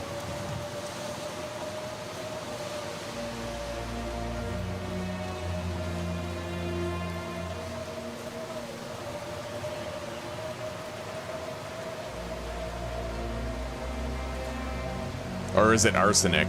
I think cyanide and arsenic are both naturally occurring, aren't they? Anyway, guys, now we're back up here, and we get to bypass that cougar entirely.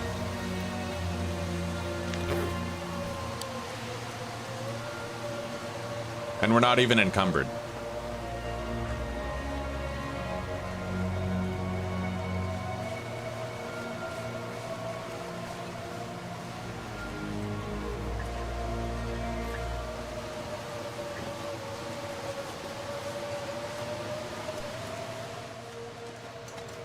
All right, here we are. It's not warm in here, but we start a fire and use some of this fuel, we'll be fine. We're carrying too much anyway. We may as well have a massive camp off right here. Cook our potatoes, you know?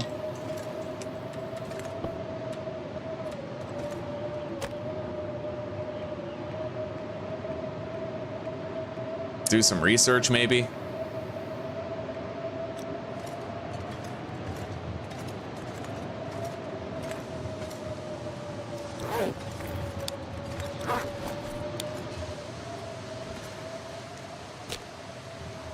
It's not sunny enough to use that. We're gonna use a little bit of lamp oil as an accelerant to get this fire going, since we only have the one tinder in the form of birch bark.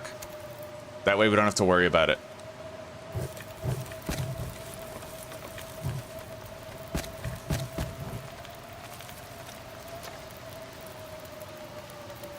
Yeah, we're quite heavy. We could technically try to take all this coal back to Timberwolf Mountain, though. Like, technically we could. Let's drop all the potatoes and start processing them. I left a whole bunch of potatoes back at Timberwolf Mountain.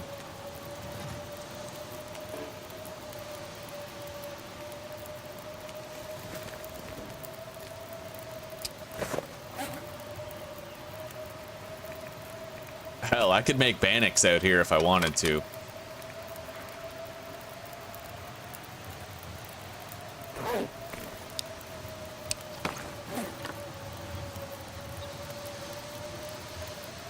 Let's get ready to research this book.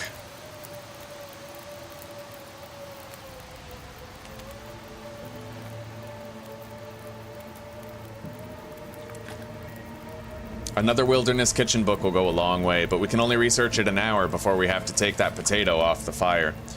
We've almost gotten to level 4 cooking already. Which is crazy, man. It's just been happening on autopilot because we found so many cooking books in such a short time.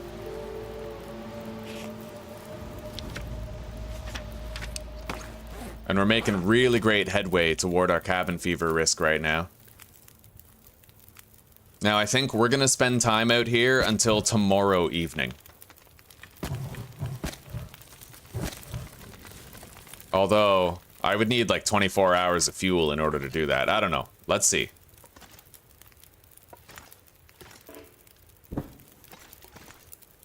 We need health back too, so just having a long camp off would not be a bad idea. Let's drink one of these herbal teas.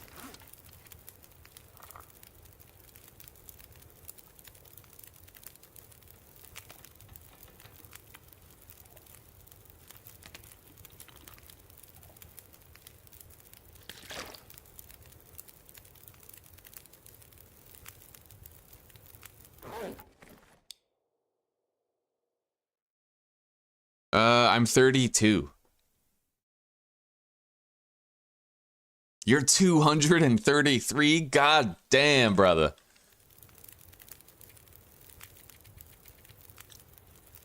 All right, let's get some sleep.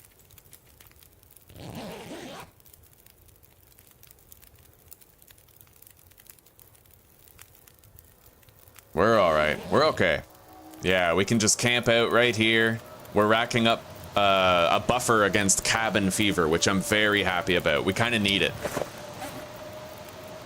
I should drop all of these. If we're going to be spending any substantial length of time here, then we should be curing those saplings. We have a lot of them.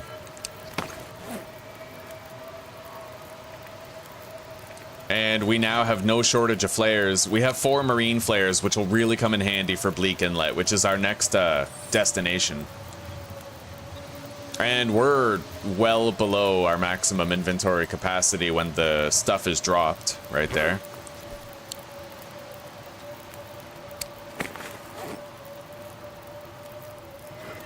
We are gonna cook some Bannocks.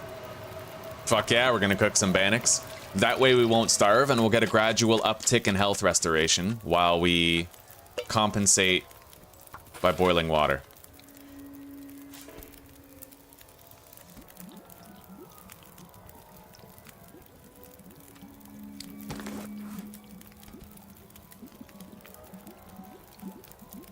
Oh, beautiful. Okay.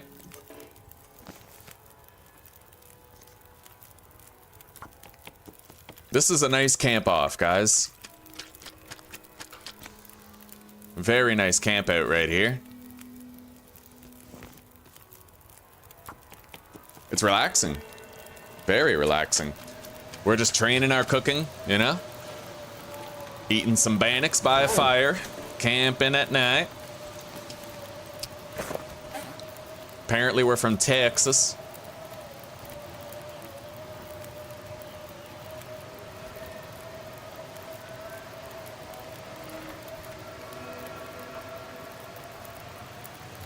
I'm gonna want probably 3 liters of water when we go.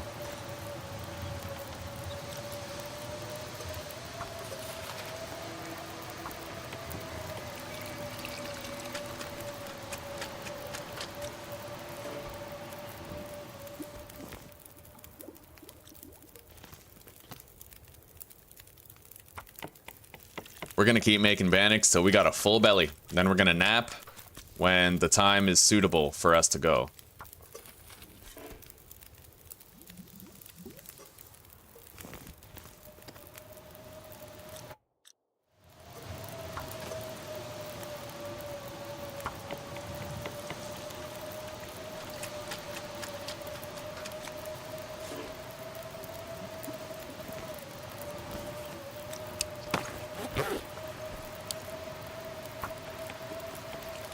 We still have a lot of coal, and I'm okay with spending some of it to lighten our load for the trip back.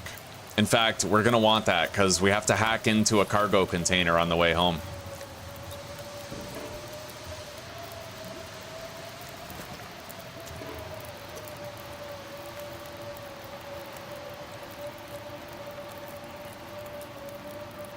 Well, it's almost the dawn of a new day. We just gotta time it so that we're leaving during the evening hours of tomorrow, if we can. So, we now no longer have enough mill flour, but we reduced the weight of that considerably, and we now have 8 bannocks to eat.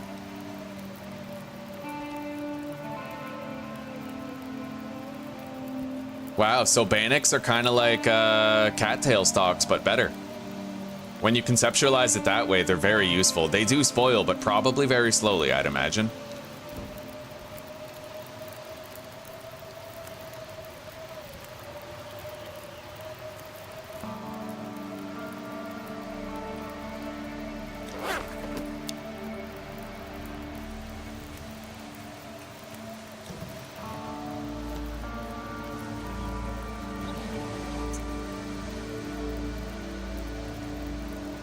This was a wonderful use of all that excess fuel that we had.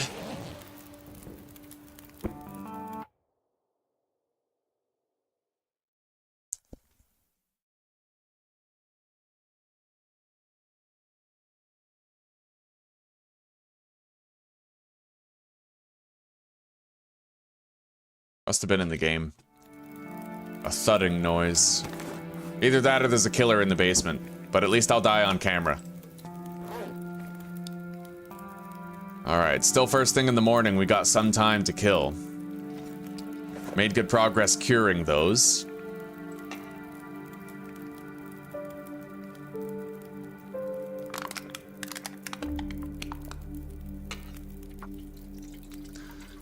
Perfect amount. Now we'll get rid of this. Collect those. This one has 0, 0 in it, so we're just getting rid of it. Yeah.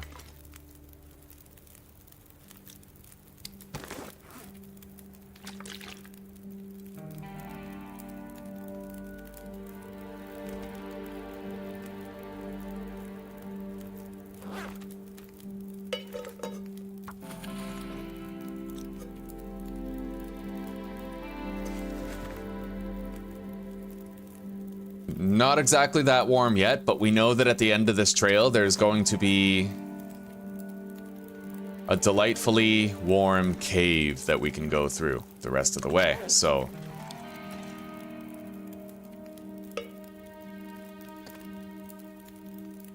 let's heat up that herbal tea. It's honestly still too cold. We're gonna use a little bit more coal and just spend more time here.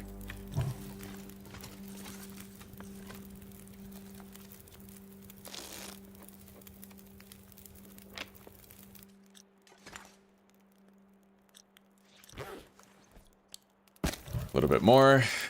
Get an hour of sleep.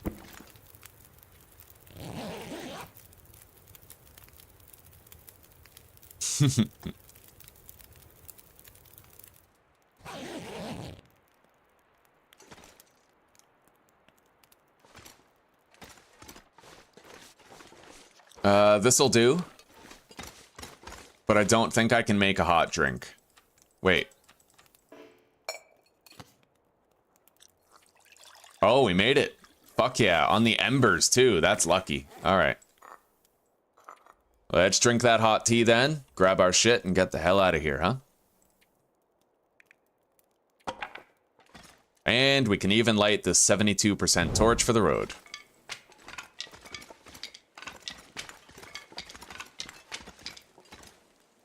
Yeah, if we did process those saplings, they'd weigh a lot less. Kind of sucks that we can't. I think we don't have a knife. There are a couple of engines, yeah. There are.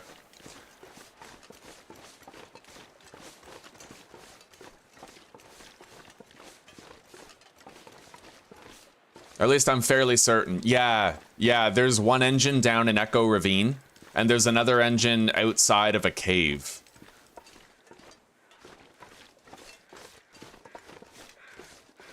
The engine down in Echo Ravine has a cargo container. And that's very close to Crystal Lake, where the Mountaineer's hut is.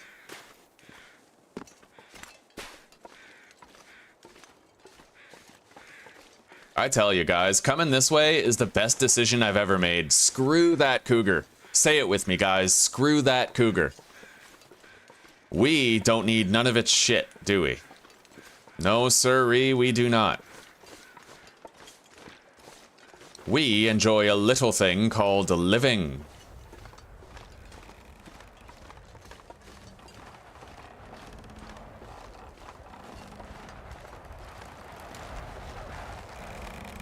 Bro, this bridge is real rickety right now.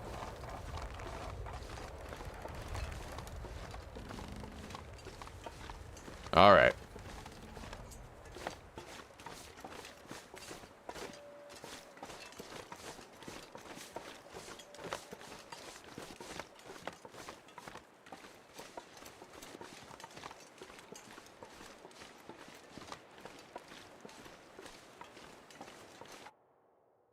Hello, Frost. How are you doing tonight, buddy?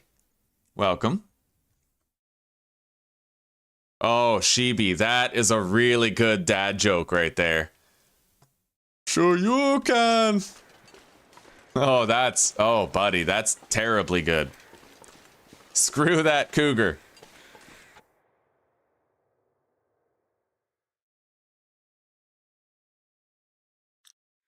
The PS5 fix update has dropped, eh? I bet some of you are pretty excited about that.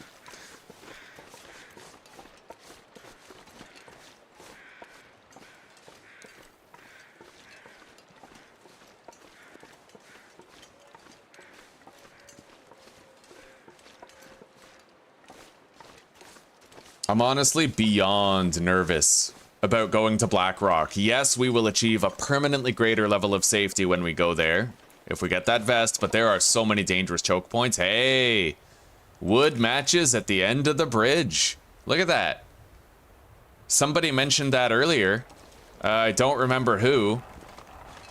But yeah, there's wood matches at the end of the bridge here. The first bridge.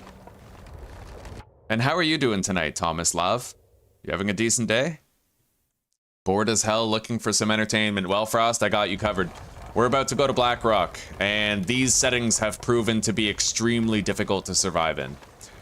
Having low condition recovery and very high wildlife spawns it's a match made in heaven. Truly is. We're having such a hard time staying alive. When you have very high timberwolf spawns, as we do, it actually replaces wolf spawns in other regions with timberwolves more often. We saw 3 different timberwolf packs in Pleasant Valley over the same 2 days. It was nuts. So we're going to regularly be seeing more timberwolves in every region where they can now spawn in since the update.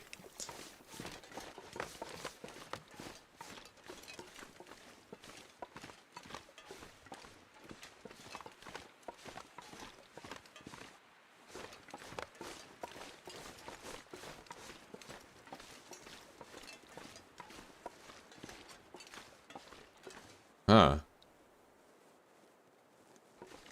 Hey, that's the waterfall. That is the gold mine. What I'm looking at right there, at the top of that waterfall, that is where the gold mine is. Interestingly enough. But we're taking the safe way there. We're not doing any crazy shit. And if I make good time, then we'll still have a torch lit by the time we get to the part where the wolves are. And hopefully the wind won't blow it out. Now that I have marine flares, though, I would use those for the process of deterring a wolf that besieged us at random.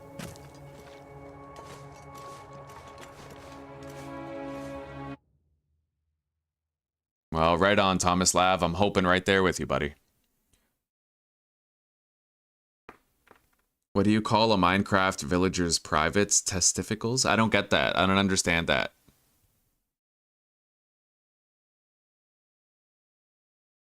Yeah, I don't get that one. That makes it even more cringe when it can't be understood by the audience. Yeah, Evo. It might be a guaranteed spawn. That's the first time I've ever found it, but that's also the first time I've ever seen it. Usually I'm scooting across that bridge. Oh, I'll be ready. I do have the crampons, yeah. We have flares, but I definitely can't travel during the night. And Aurora would damn us. Like, flat out damn us if we came across Timberwolves during an Aurora.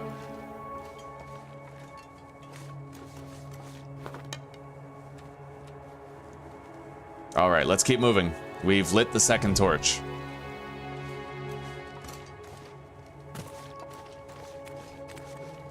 I'm hoping the wind won't be severe once we get out. We can use this torch to get around the wolves that sometimes spawn at the base of the waterfall.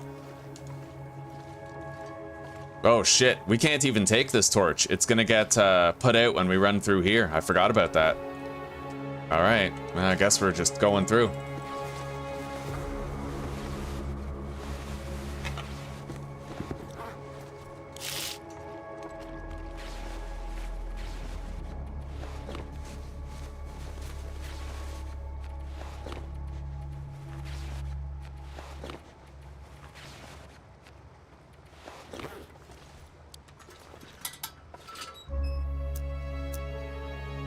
All right.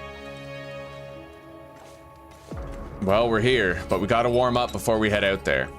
It's the perfect time. Let's have a 2-hour nap.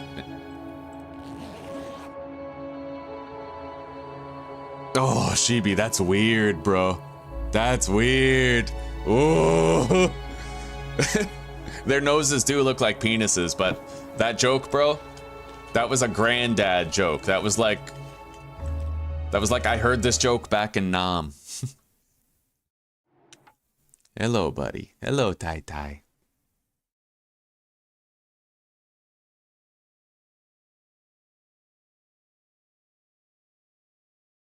Why do fish have a difficult time? Why do fish have a difficult time moving? Because they're in tanks? I don't get it. I don't get it. I mean, they're in fish tanks, but like... yeah, I don't know. Anyway, let's make sure that we have at least a marine flare in our hand. And we have to conserve our stamina, too. I can't just sprint out of here. I need to have stamina so that if a wolf comes at me, I can turn around, run away while lighting the flare, and use it to deter the charging wolf.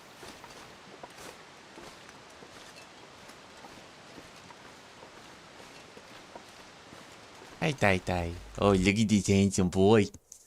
Look at this handsome little guy. Oh, that's a good boy, Tai Tai. Good boy.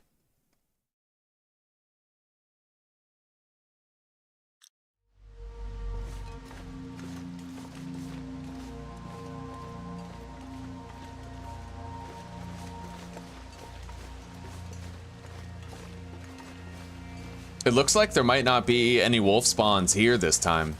This is one of the most dangerous choke points for wolves, because you either have to go up there or you have to shimmy up this cliff. I usually shimmy up this cliff. I never go through the way it wants you to go. Just so you guys know, when you're coming through here, I'm gonna show you guys this, okay? Just so you know. There's a choke point right there where there's often an intersecting wolf patrol. Instead, go up here. You have to go like back and forth, and every time your elevation changes, you gotta kind of like move again, right? But eventually you get up. See? It's very hard to do unless you understand how the terrain scaling mechanics work. But you can do that. You can bypass that entirely. You might still have to deter or otherwise avoid a wolf though. Just because you get through that one choke point doesn't mean there won't be like another wolf waiting for you where you emerge from. All right, guys, we made it back. We went the long way around just for the sake of avoiding that cougar. It's fucking ridiculous how much further we had to go to avoid it. But it's definitely worth avoiding.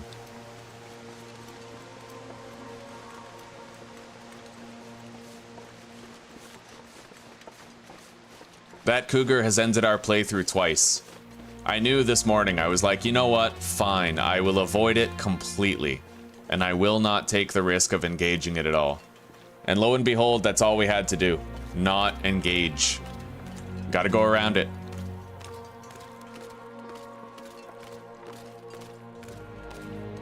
I didn't know that they investigated noise when you threw a stone. I know that works in 7 Days to Die, but I didn't know that worked in this.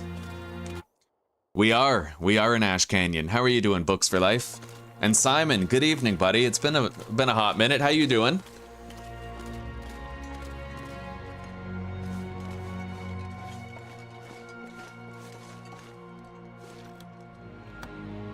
There's just fish in here. But we'll drop the fish over here. Oh yeah.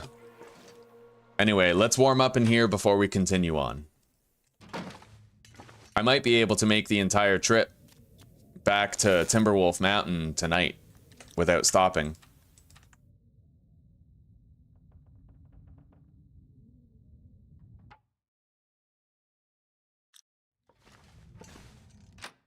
Okay. You know what? I'll try the stone thing later. Oh god, bad weather. Holy shit. I don't like that. It's real cold right now. Let's have a 1 hour nap and hope it doesn't get even worse.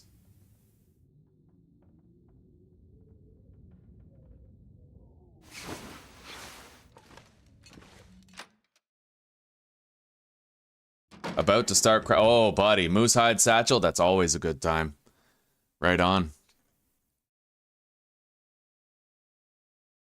Oh, the non-smoking's going good, Simon. I must be a month without now. It's been at least 4 weeks. I'm killing it, buddy. I think I'm finally free. Every now and then I see Mom's pack on the table. I'm like, oh, you know, but it's gone. The compulsion is just weak enough where if I employ my willpower, I can resist it. We're there now, so God bless, right? Anyway, it's really frickin' cold. I don't like these flurries that we have right now.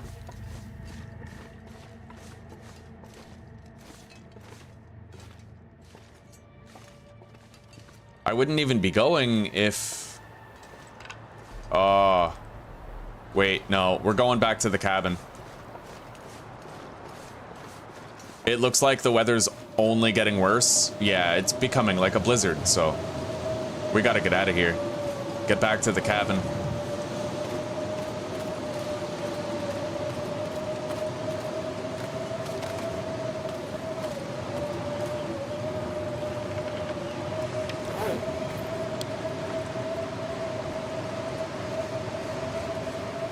Tay tay.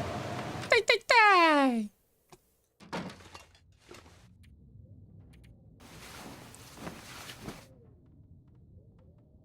Thank you, Max. Thank you. Yeah, cigarettes, God, they alter your neurochemistry so much. The things you used to find satisfaction doing, it's like cigarettes make you enjoy it a little bit less. Your life becomes less about achieving other things and more about just waiting for your next smoke. At least that was my experience with it. I cared less and less about progressing in games and getting better at them when I was smoking. It's like the smoking hijacks your dopamine centers in your brain and it makes you only care about your next smoke and care a little bit less about everything else. Hey, Tai Tai. Alright, buddy, come on. I know you want to hunt the fly, but you can't stand in front of my monitor. Well, this sucks, guys. We got kind of swamped here for the moment. But we're not bleeding out. We don't have intense lacerations, right? So I'll take it. I will take the ring to Mordor. This is fine. We're gonna leave those to cure, but we can't forget them here.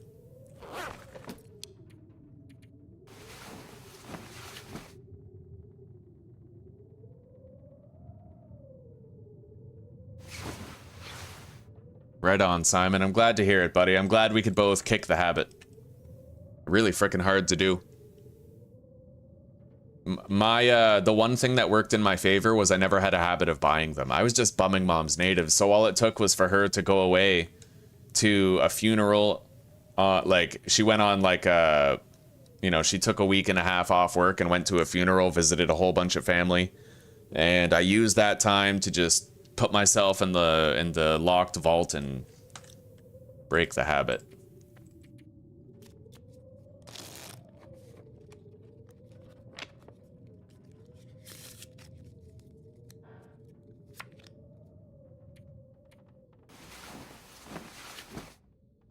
For Frodo. Yeah. Right on, Frost. Right on. Well, best decision ever. Yeah, you don't want to get into that. Cigarettes are terrible. They practically overwrite your personality and become a central part of your life, whether you want it or not.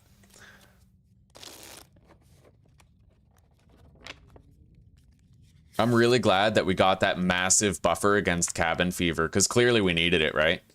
We have spent so much time here just passing time indoors.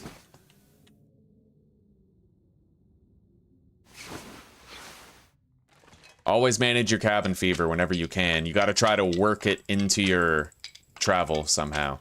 Whenever you have surplus fuel and you find a cave, just be like, sure, let's do it. I don't know how warm it is now. Probably pretty frickin' cold still. But we'll check. Day 23. Yeah, the world has gotten pretty damn cold.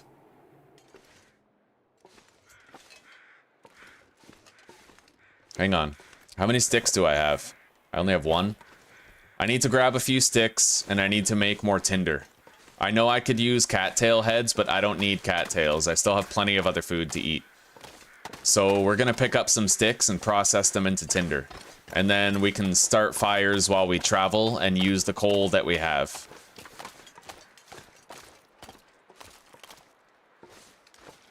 Alright, where's some sticks?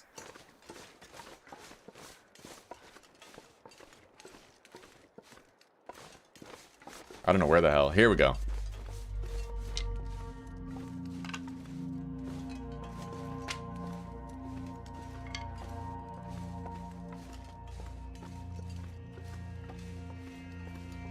Oh, by the way.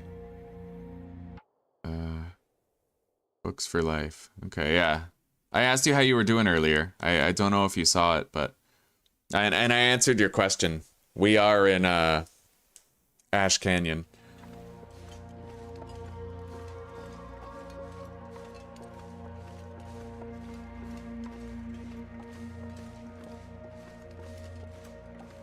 That wouldn't work, Load Tree. Nonsense, because that's the fire would be indoors and I'd be outdoors. That only works if you're in an interior location. That wouldn't work here. If there's a loading screen, then I don't think that works.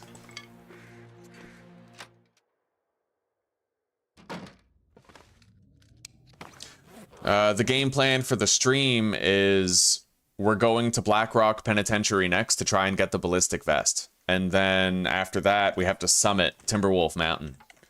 How long has this stream been going for? 9 hours? I don't think I'll be able to do the summit and Blackrock Penitentiary during this stream, but I could definitely squeeze in Blackrock Penitentiary.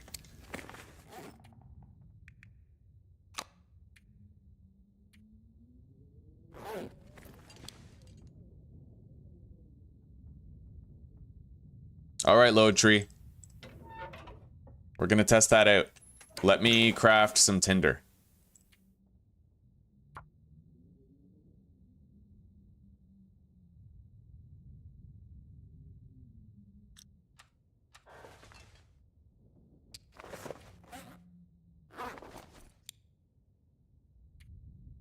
We're gonna test that out. We're gonna see if you're right. I've never tried it before. You could be right. I'm not gonna tell you that you're not gonna be right, but I am skeptical. It'd be really weird if that worked. Like, how would you get the heat from the stove in here if you're outside?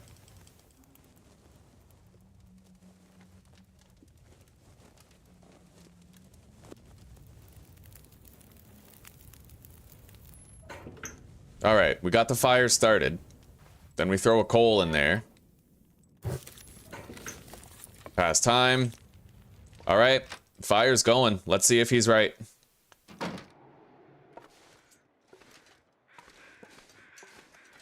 Okay.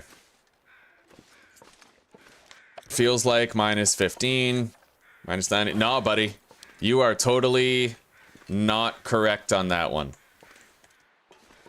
We're not getting a heat bonus. This is just the wind protection bonus. If I go over here and we're out of the wind, it's still -15. So always be careful, Load Tree. Don't just be like, you know, dead certain about something. Because then it's twice as embarrassing when you're wrong, right? All right. Anyway, with that fire lit, we can pass a little time, warm up, and prepare a hot drink. I'll also do another liter of water.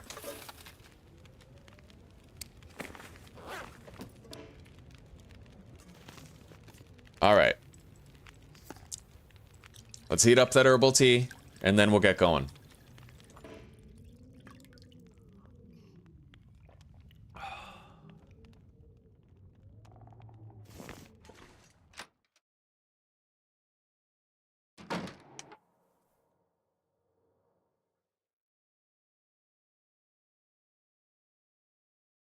It works at the Mountaineer Hut because that's an exterior-interior location.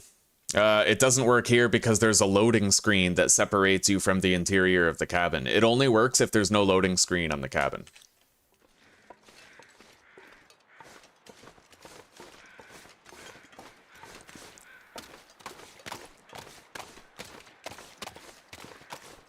Now, it is very cold, but we are approaching the evening hours of the day. I'm gonna grab a few of these sticks. We did not forget our saplings, we have them.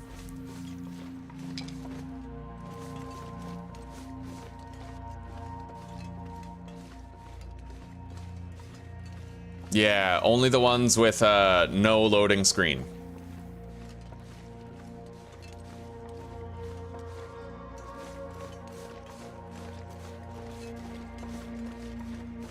Oh, here we go. Another maple sapling, boys.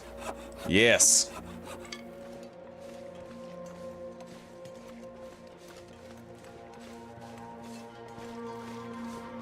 Wait, this isn't the way we're supposed to go. We have to go one more over. And then we'll be where we need to be. I remember that. Also gonna grab some rose hips. We can process the rose hips while we warm up next to a fire, then convert the processed rose hips into a hot drink.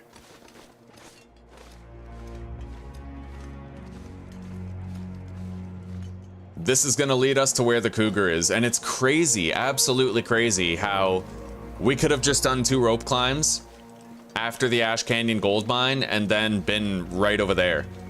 But because of that cougar, we had to vastly overcompensate. Like, it's crazy just how dangerous they are and just how much going out of your way they demand of you.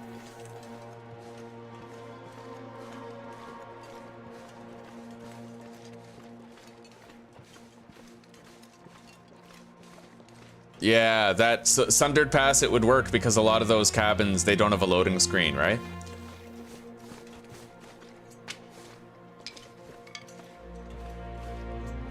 I had it happen once where I don't remember what game it was or what context it was in, but I was like, I was talking to someone in chat and I was like, I guarantee you that you're wrong. I'll prove it to you. And then I went to prove it to them and it turned out I was wrong. I felt so fucking stupid, buddy. Like, it happens. It happens to us all. We can be so sure about something and then the humility kicks in. That doom music, right?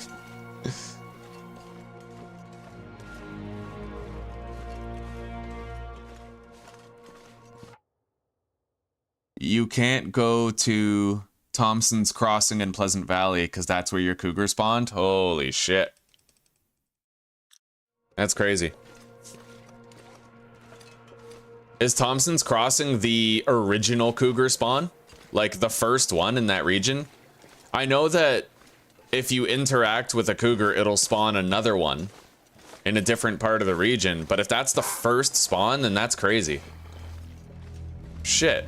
Well, this wolf is gonna kill our buzz regarding our birch bark collection. But we'll see what we can do with him following us.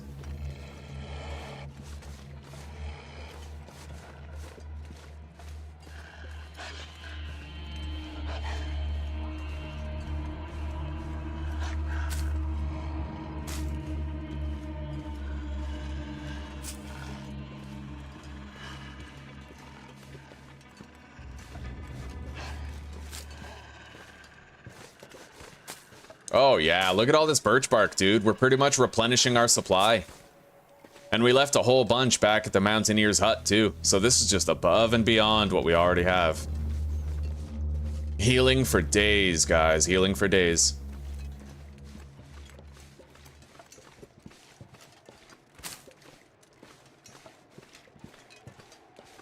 This is part of the reason why I wanted to exit the region this way. The other part of the reason is once we get to Timberwolf Mountain from here, we are very near to the location of a cargo container that I can saw my way into. And then we don't have to stop there later. We can just get it on the way back to the cabin.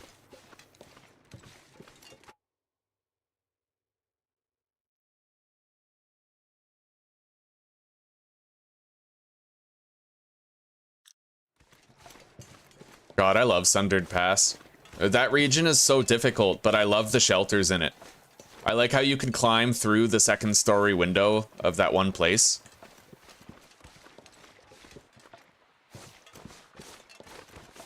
Yeah, when you guys are leaving Ash Canyon, like, that part where the cougar is, if, let's theoretically say that you have a flare gun, you can shoot it, scare the cougar away, and get past it. All you have to do is keep this cliff to your right-hand side for the whole walk, and then eventually you end up at a transition cave that takes you to Timberwolf Mountain. You literally just keep this cliff to your right-hand side. It's that easy. I'm going this way instead of that way because, you know, like, that's the cliff, right? It just wraps around. So we're still gonna have that cliff on our right-hand side.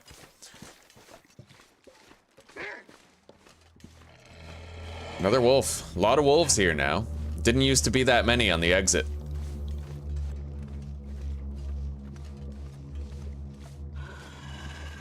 Long as we can outpace them, I'm fine with it. We've begun to freeze, but we should be at the transition cave to get out of this region soon enough.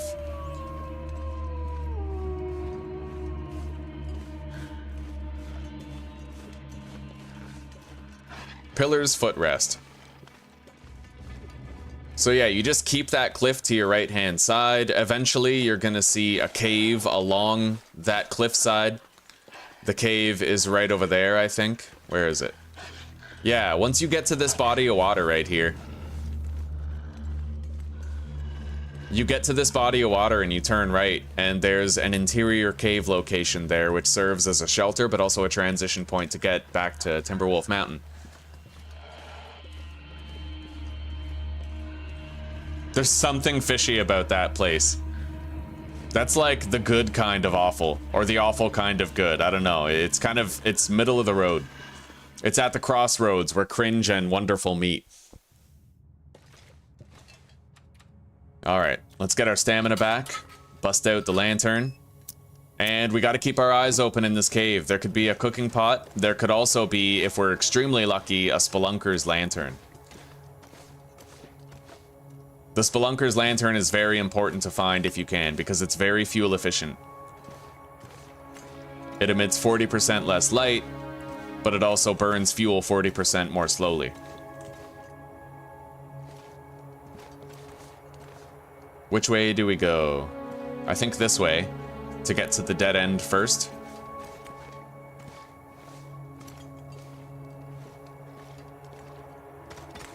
Here's one of the dead ends. Antibiotics, fire fuel.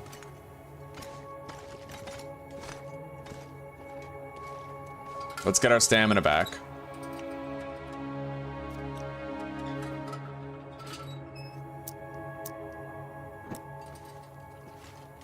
Wow.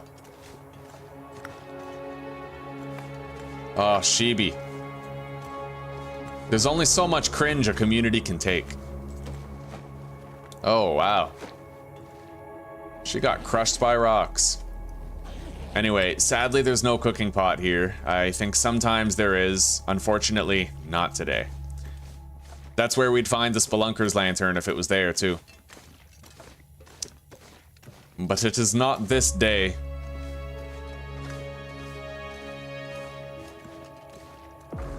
This day we fight! But all that you hold dear.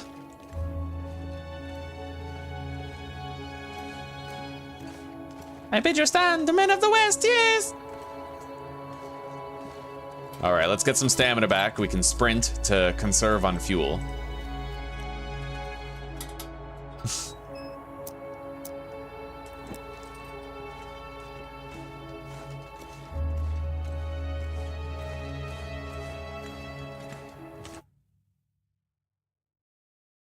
Oh, I got a joke for you. A really bad joke, too. What do you call a tiny pop in the United States? Minnesota.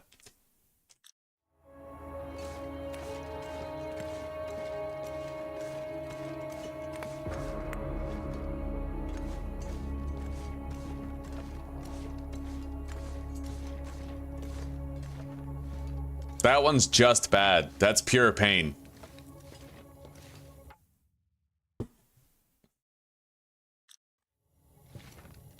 Oh.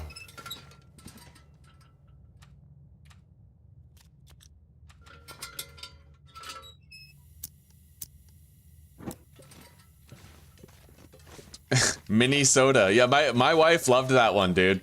Like, it's a miniature soda. It's a tiny pop. You know? That's my own brainchild too. I didn't get that from no Google search. That's a Tom special right there. All right, it is very warm. I am highly ambivalent about resting. Hang on.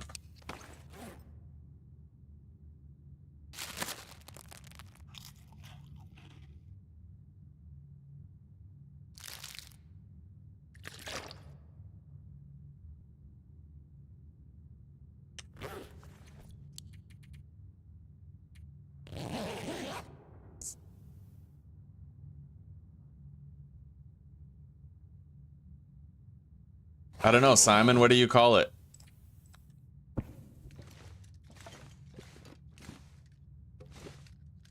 All right, we got a little bit of rest. We are quite encumbered. But it is also very favorably warm. Anyway, if we want to get that cargo container, we need to go this way from Deer Clearing.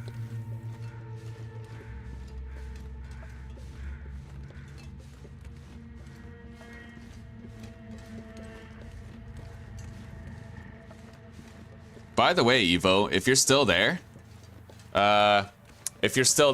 you have to go this way to get to the summit. Wherever, if you find Deer Clearing, it's that way.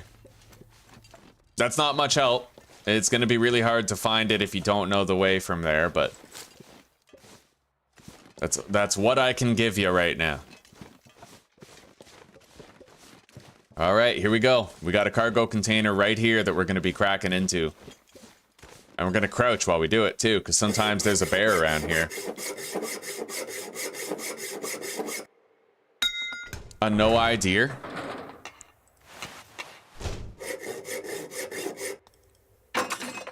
What? A no-eye deer? What? I don't get it. I don't understand, Simon. I don't get it. All right, sometimes on higher, like on easier difficulties, there's another cargo container up here, but I don't think we're going to be finding that one on Interloper. No. Okay, let's get out of here then.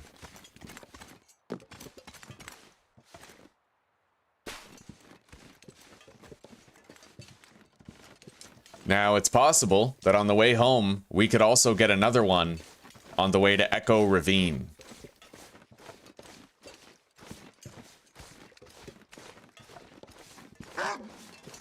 Oh my god. Oh, I was looking at chat. That could have been so bad.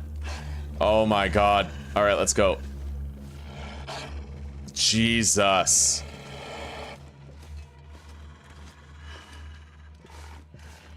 It only takes that one moment.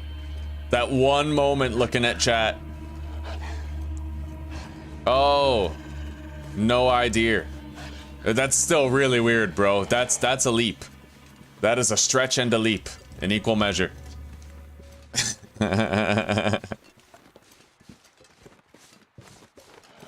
That was hard to get.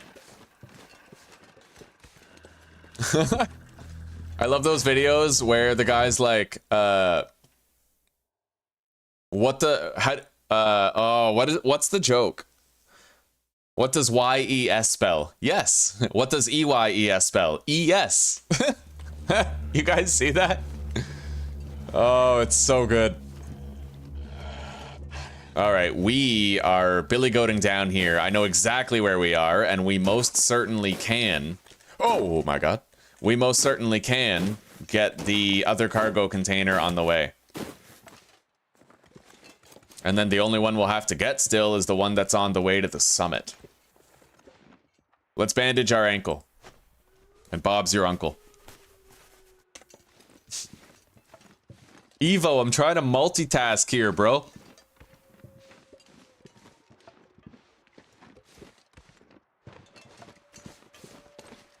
No idea. Oh my god.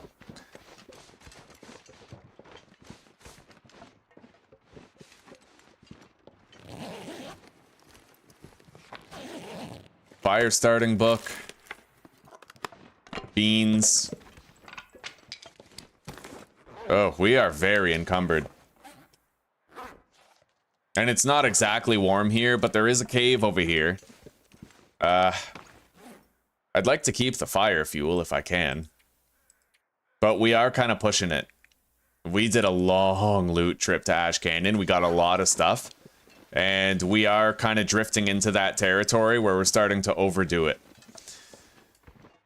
So, with that said, I think I'm going to drop a whole bunch of stuff in this interior cave location over here. And then we are going to go get that storage container, loot all the clothing out of it, then we'll scrap that clothing in the cave while we try to pass time until tomorrow evening. And then we'll walk the rest of the way back home.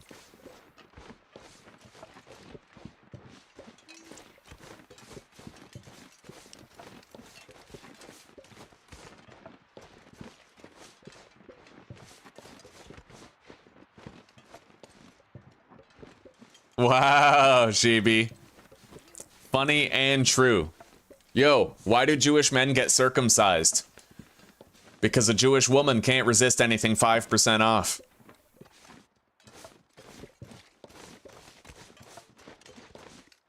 We better cool it, though. It only takes, like, one little sourpuss to say we're having an anti-Semitic stream and that we're white supremacists and all that.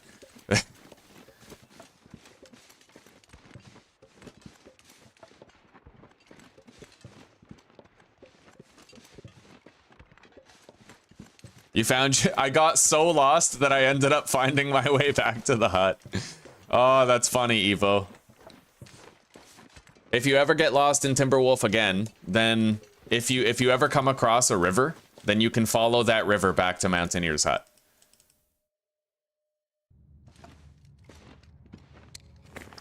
All right, let's drop all of these. Followed by the lantern fuel, quality tools,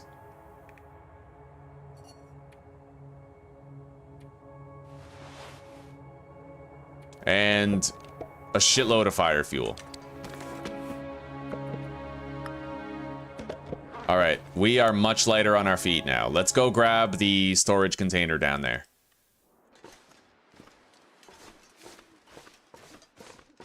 I'm gonna make sure I have a marine flare in hand, though. And I have to conserve my stamina in case I have to run away from a wolf to ignite it. This is a hot spot for wolf travel. In fact, it's going to be a little risky to walk through here.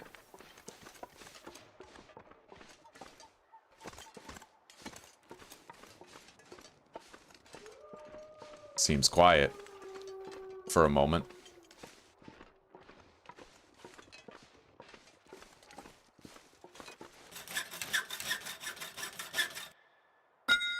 I am still alive, Mary. We're doing good. And we made it back from Ash Canyon. Oh, we got our second thin wool sweater. That is happy times. We went the long way around that cougar. We went around. We avoided it completely. It took 10 times longer, but we're alive. All right. So guys, I'm happy to say we now have every piece required for our end game clothing set. All we need to do now is make our animal hide clothing. We're not going to be truly safe beyond the possibility of death though, until we get the ballistic vest and the moose hide cloak. And on top of that, I might still die fighting the cougar. I don't know how bad that's going to be later on, right? So...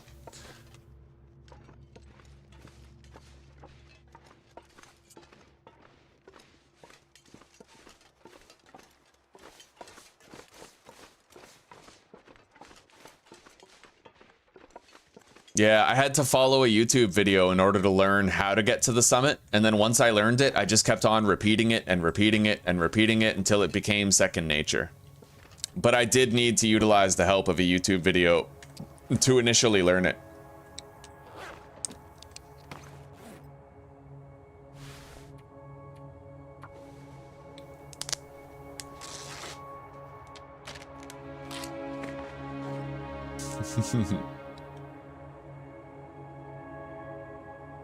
Yeah, true enough. We have a Nazi penguin. Check it out, guys. Pingu, the SS. Oh my goodness. Got the little red armband. Where are your papers? Papers, please. Just like the pandemic with the mandates. All right, let's scrap these.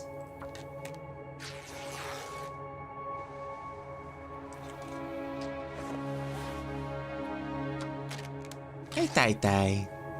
Good boy.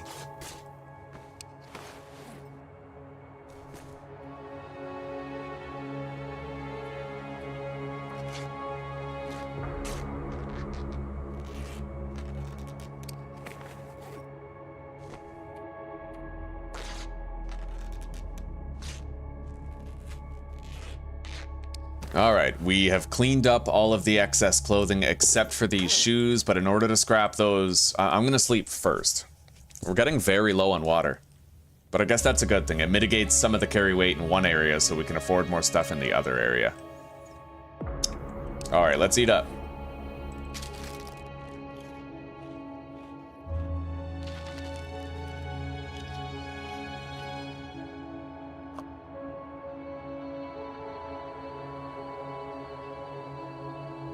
We're gonna eat that can of pork and beans.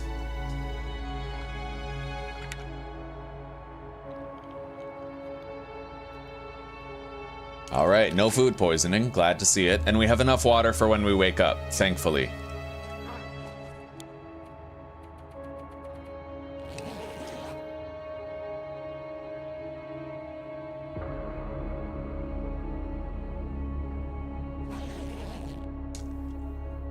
Okay.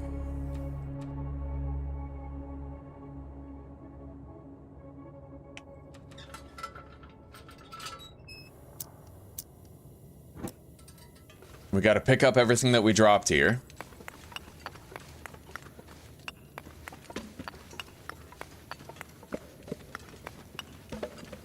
Good God, we have so much shit.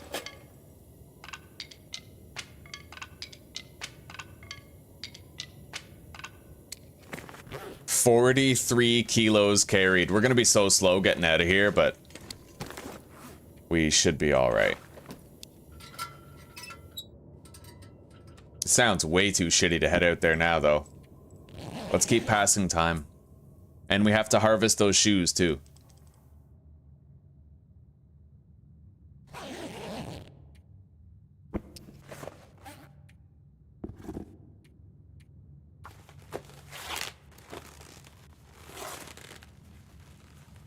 Okay. A little bit lighter on our feet. Don't need that can. I could research that book, technically. It depends on whether or not we get food poisoning from what we eat. Let's give it a try. I mean, oh, no. No, we can't do that, because I have no more water. What we have is what we have, so... Let's make sure we're not leaving anything on the ground. And let's head out.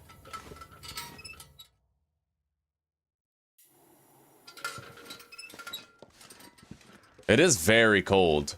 But we have an exterior cave location that we can theoretically use. We just have to hope we don't encounter a wolf on the way.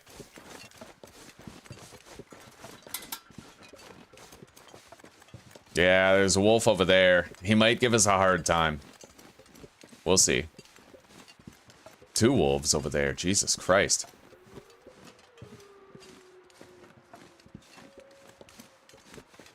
As much as I want to try to elude their detection, there is a high possibility that we are going to be seen. But I might be able to lose a pursuing wolf by climbing onto a cliffside.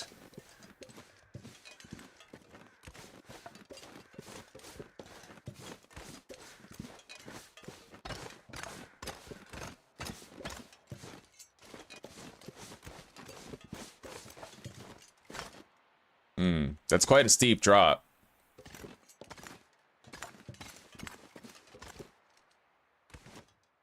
Yeah, it's a little bit much. Hang on. Yeah. All right, we're good. The power of love and friendship.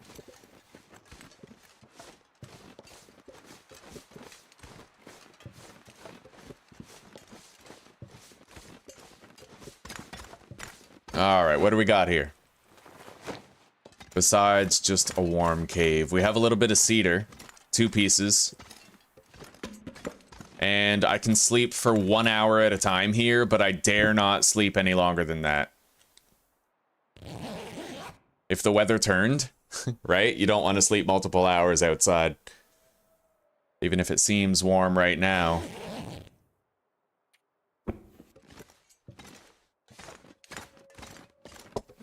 It's still very cold. Let's sleep until fully rested, and then depart.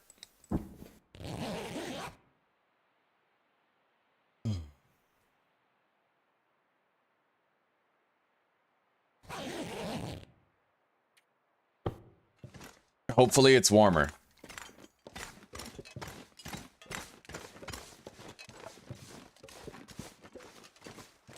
It's 2 arrows down instead of 3, and we're fully rested. And I do believe that we left a stockpile of water back there at the mountaineer's hut. We just gotta try to make sure we don't freeze too much in transit.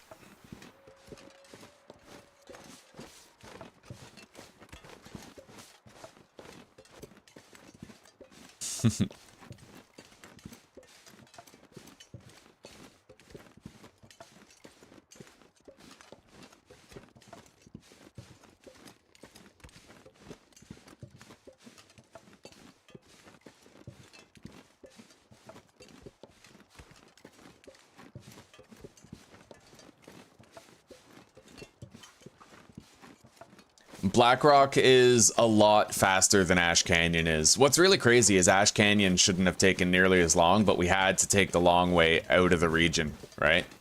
In order to avoid that cougar. It would have been much quicker otherwise. We would be on our way to Blackrock right now, perhaps even further, perhaps at the penitentiary, but... You gotta do what you gotta do.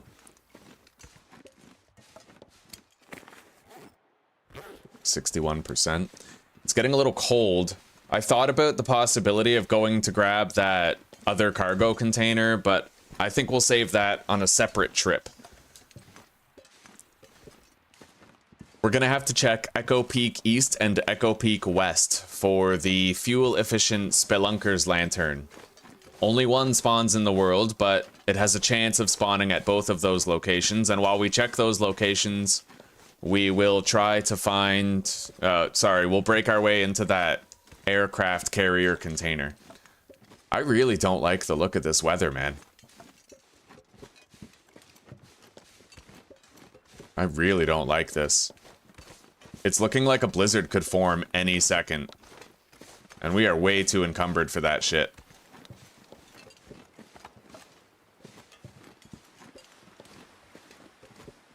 Oh, Lord have mercy. Come on.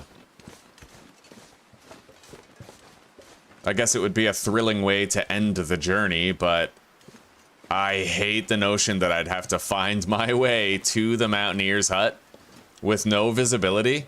while all the bears and wolves actually exist in the world and have not despawned. That's a horrifying fucking prospect.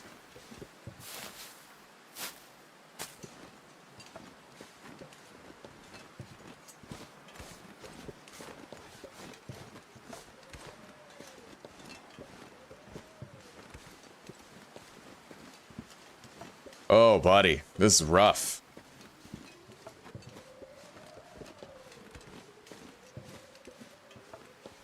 I don't know that reference, no. Oh, there's the bear footprints. Okay. At least we know where he is. He's not going to be flanking and ambushing us when we're not prepared for it. That is a blessing in and of itself.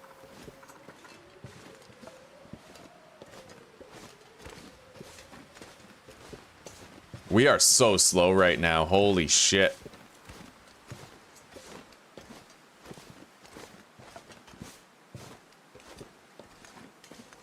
I can't wait to unload our inventory.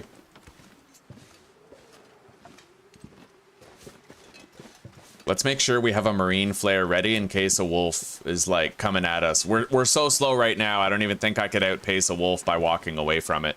So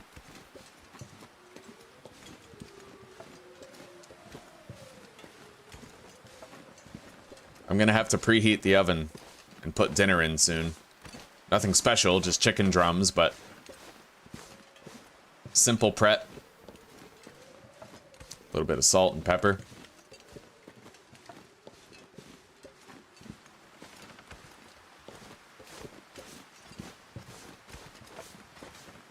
All right, we made it to Crystal Lake, guys. So far, I was unable to loot the fishing cabin over there, because there were way too many wolves circling the lake last time I was here. I could try to do it now on the way. Or I could just... I'm gonna save it for later. We're coming back out here anyway to search Echo Peak East and West, as well as the cargo containers. So there's no sense in freezing any longer than I have to. Let's just get to shelter. I have played Subnautica, yeah. I love it. Oh shit. Yo, there's timber wolves over there. I might have to use this flare. I don't care as long as we can get back to the cabin only using this marine flare. I don't want to use a red one. The red flares are too important for our trip over to Black Rock.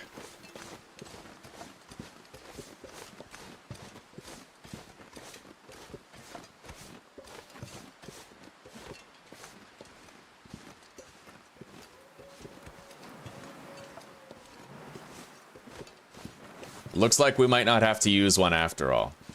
Subnautica just, it runs out of... It's kind of like a one and done type of game, right? Where you can't get many playthroughs out of it. It's, the game world and the loot that you can find is limited in scope. I often wished that they had a randomizer for it, where it kind of shuffled stuff around that you had to scan, right? Maybe you find the Cyclops engine parts in this biome instead of that one, etc. I felt like that would have been really cool. Okay, guys, after a long and arduous journey, we're home. Look at that. Oh, buddy, we have so much shit. We are rich beyond our wildest dreams now in fire fuel. 12 cedar, 16 coal, 3 fir. Oh, yeah.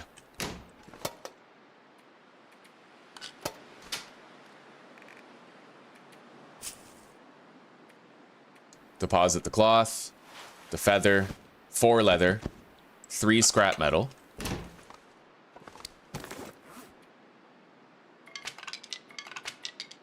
We have 11 birch saplings and 5 maples. That's awesome.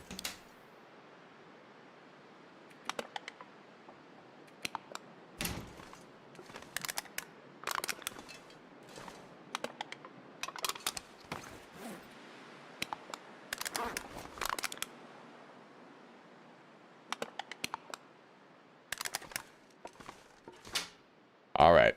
Yeah, we really gotta clean up our inventory before we set out again. I'm happy to say we now have a cooking pot and a skillet that we can leave here at the Mountaineer's hut.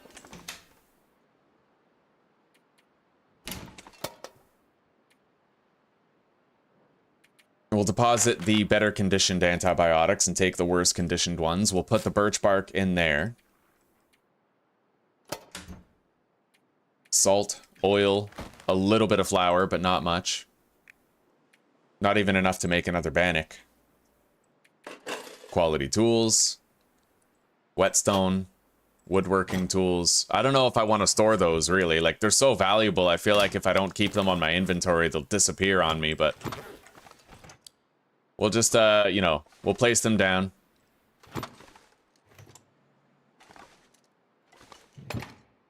They weigh too much to carry around right now. We've got a lot of stuff to do. I want to repair that bedroll. At least attempt it. Ah, thirst damage. At least we failed early. Right, do we have more water? We do. Okay. Below Zero, I played that too, yeah. I didn't like it as much as the first one. There was no Cyclops submarine. Like, I felt like the sea truck was a massive step backwards. It was like a regression, you know? Having different vehicles just made sense. I really enjoyed it.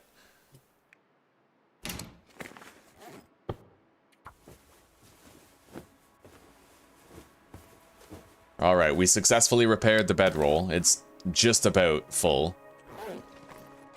Let's deposit this can, at least one of them, in there. We have to process the rose hips and the birch bark that we have.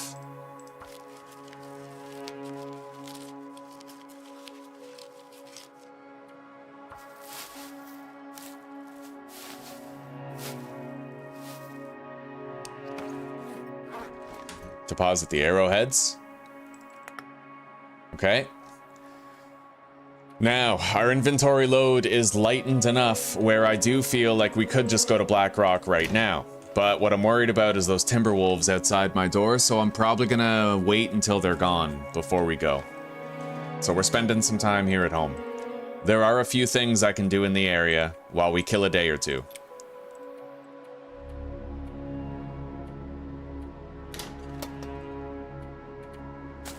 Beautiful. We have 16 prepared birch bark. That's going to come in handy.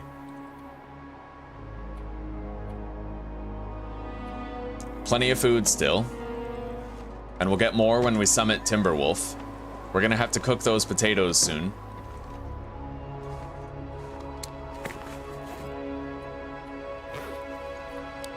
It's too cold to leave right now, I think.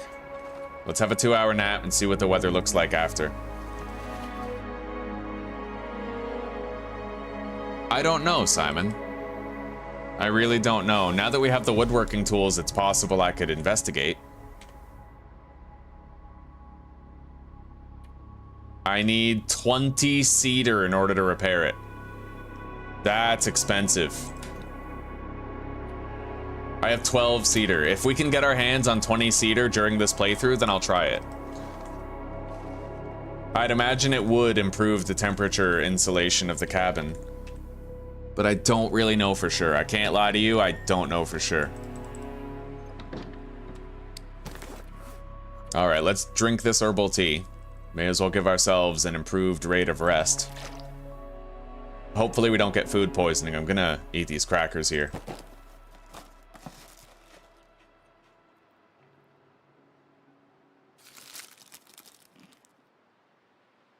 Alright, no food poisoning to speak of. Let's get some rest.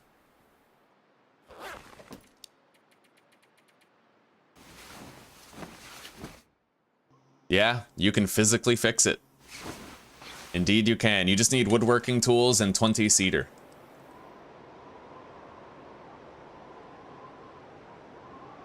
So we'll try not to use our cedar for the time being.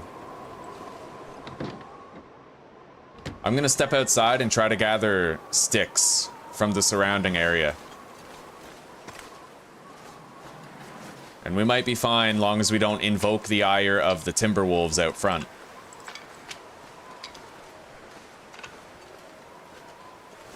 This is low-hanging fruit. All of this fire fuel right here. It's easy to gather. Very light. We can try to do it safely. Yo, I hear something. What was that?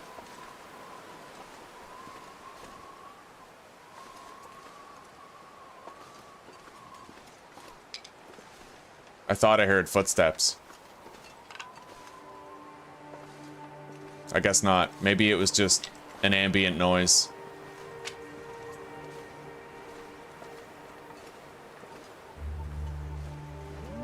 Here we go. Let's get back in. It's a really small pack, man. If I had a bow and some arrows, I could dominate these wolves. I can't wait until I have a bow and arrows, dude. We'll be so much better off. Anyway, we got a little bit of extra fuel.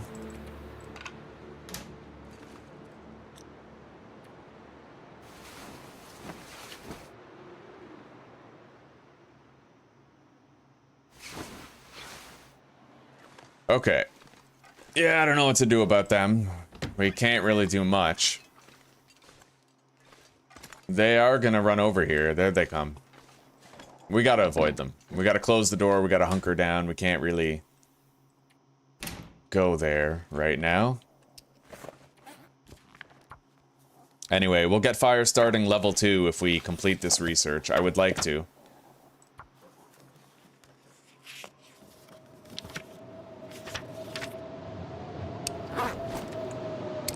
We have 3 more hours of research that we gotta do.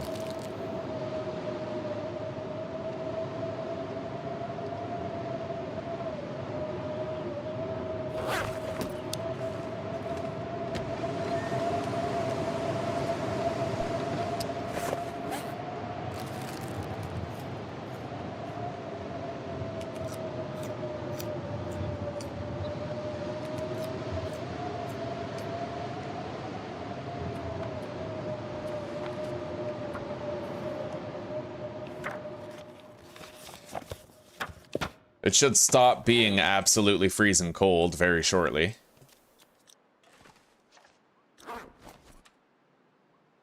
Gonna need more calories to finish that, though.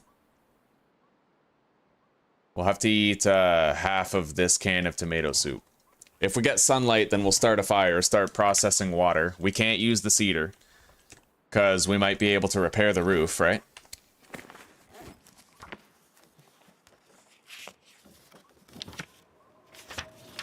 Alright, there we go. Fire starting level 2. And those timber wolves are still chilling. We can't lose them. Anyway. That doesn't look like clear sunlight out there. But we have our mag lens. We got a book for starting the fire. We researched that fishing book, I think. And we'll use the fur to fuel whatever fire we get lit. Yeah, we can't use the mag lens right now, so let's try to bide our time. I'm okay with using a match, but if we can avoid it, we will.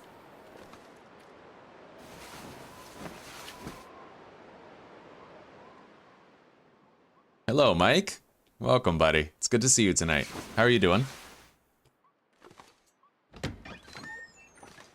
That's not direct sunlight either. Those wolves are really glitching out for some reason. I don't know why. See, it looks like they're all scattering to the wind and running away. Maybe that means they're despawning and now there's too few wolves to actually hunt me.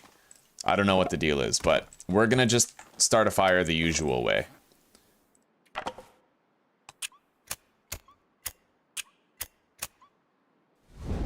I mean, we're still using that fire striker that we found in Mystery Lake, and it was only at 27% when we found it. We've used it like 10 times, not even. It's, we're getting so much use out of it.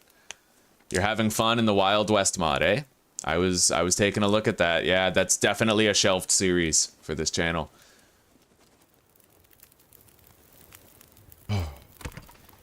All right, we got the fire going.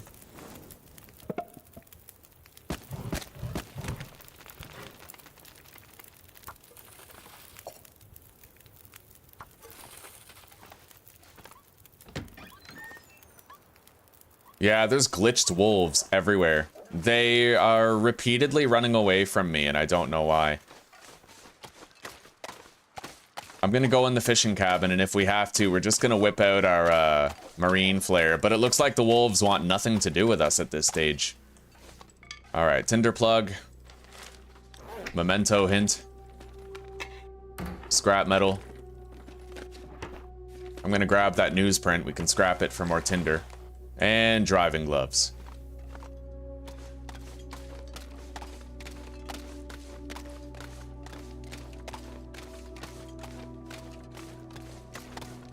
Might want to start collecting stones for a rock cache as well. Now, if we can get out of here without those wolves coming after us, then we'll be fine. I don't want to take too many risks right now with those wolves milling about, but we have to go check Echo Peak east and west, and we also have to open up that cargo container near the cougar spawn. It's near it, but I think I'm fairly certain, because I did it in the last playthrough, that I can safely get there without the cougar seeing us.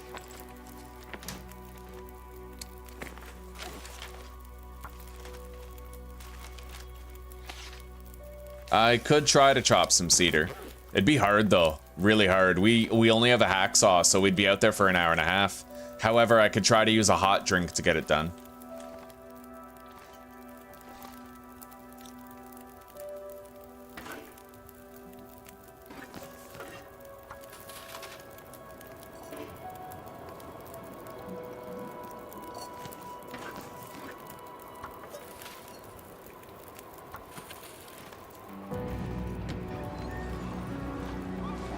Yeah, the wolves are repeatedly running.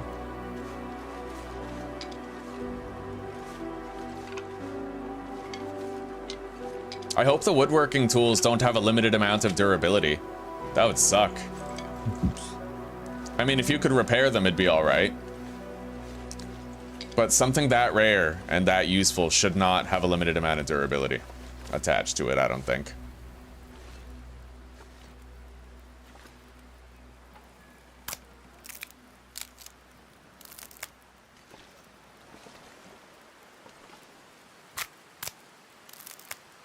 I don't want to freeze. Okay.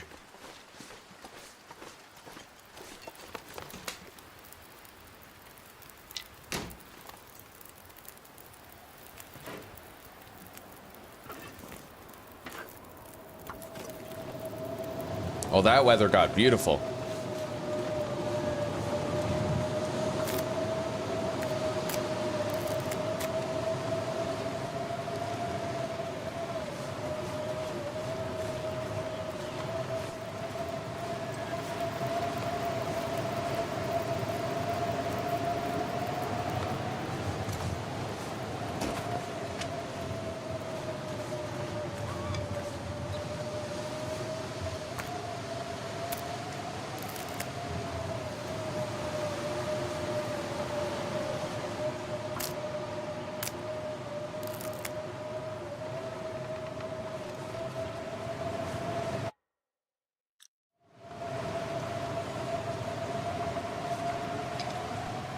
Alright, we got a lot of fire fuel racked up, with more on the way, because we need something to do while we're getting this done.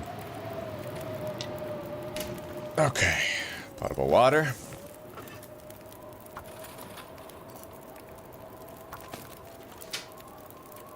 Yeah, we got 54 sticks on hand.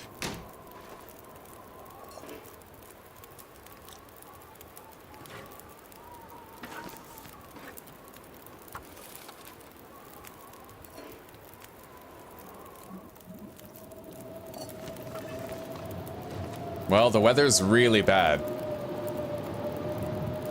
I was hoping I'd be able to go to Echo Peak today. You know what? Let's prepare the herbal teas that we have now that we have a surplus of water.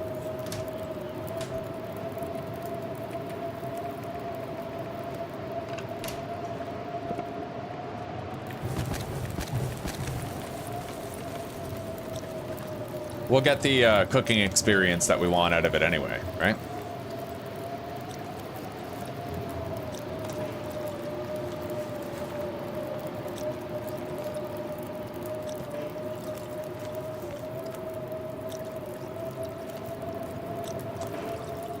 Nice. Cooking level 4. Look at that. Oh, beautiful. Okay. So we got 9 liters of water. We got a whole bunch of additional herbal teas now. We're gonna shove those in here.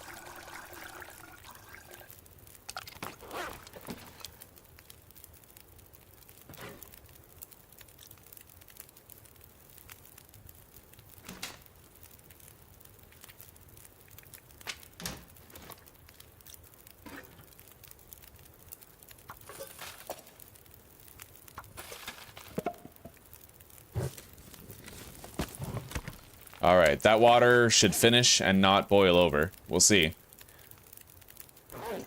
For now, we gotta unload some of this water here. We'll just store it in here for now, then we'll put it on a shelf later.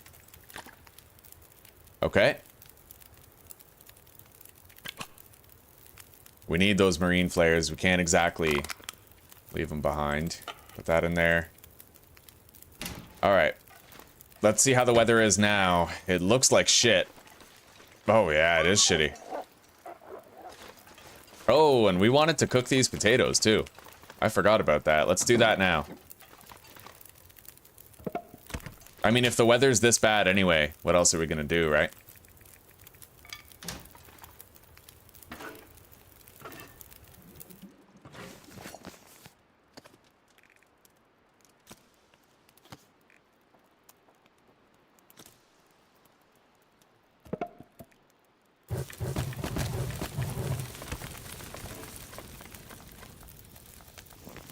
Our cook times are a lot faster now, which I'm happy to see.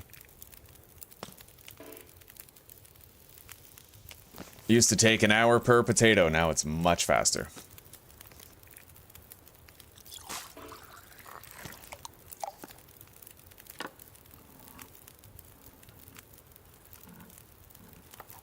One life insane nightmare? Very good, buddy. That's what I like to hear. We're gonna have to scrap those driving gloves soon.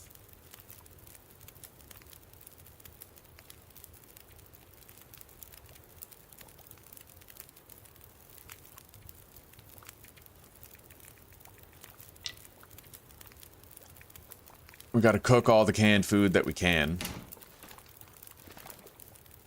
Put more fuel in here. Yeah, we gotta power level our cooking. The best way to do that is just processing your tea and coffee into mugs and making bannocks or cooking oatmeal, you know, cans of soup. You can cook each can of soup before you eat it. Overheating would make it so complex, kind of like when you're trying to sleep at night and you're bundled up in blankets and you start feeling really, really hot, and then you put your leg outside of the blanket and all of a sudden your whole body's just like Arctic freezing. Crazy shit. But it's a thing. It's totally a thing.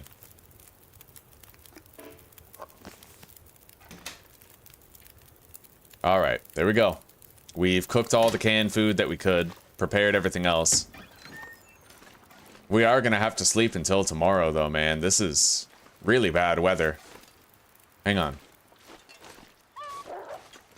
I think I already looked inside those boats.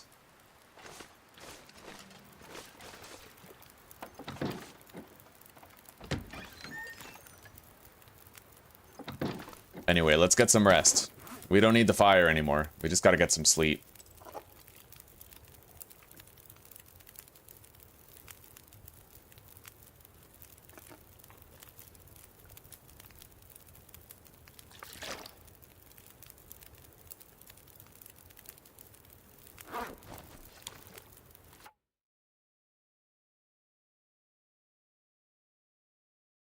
Oh, you're talking, Mike, you're talking permadeath? It definitely, it's way more immersive. I love permadeath games.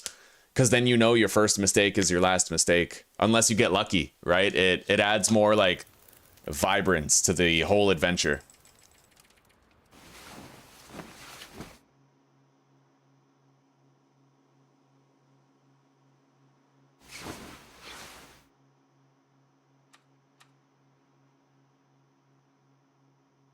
All right, it's not too cold right now. It is quite cold, but inside the cabin, we're doing okay. We no longer have a book that we can research, though, so we've reached the point where we pretty much have to go, like, whether we like it or not, you know? It doesn't matter where we go, but we have to go somewhere, so... Given the fact that there's an aurora, I feel like it would be far more reckless to leave. We've researched both of those already. Alright, let's harvest these gloves. And is there any clothing I could spend the night repairing, for example? Trying to salvage up a little bit more warmth rating.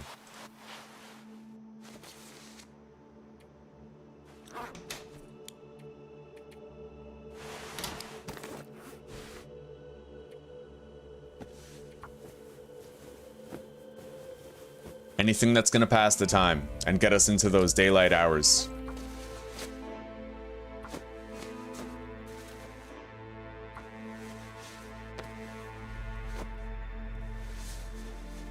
Alright. We failed the repair on that ski jacket twice. Pretty steep cost at 4 cloth, but at least it's over now. It's touched up on and repaired.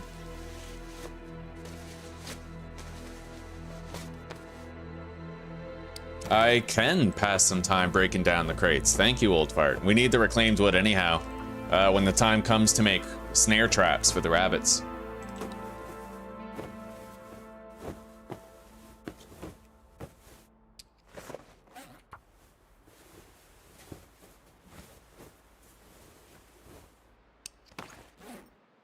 Okay, we've done a very good job topping up the condition of our clothing.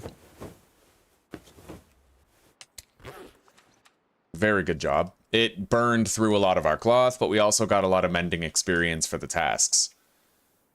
We've only found one mending book so far, which has kind of shot us in the foot. It's a sharp contrast to the absurd amount of archery books that we found so far. Same with cooking books, but I guess that's where the balance is, right? Yeah, science. Come on, Mr. White. Well, our clothing is now topped up, but we only have 2 more cloth remaining. We burned through it this time around.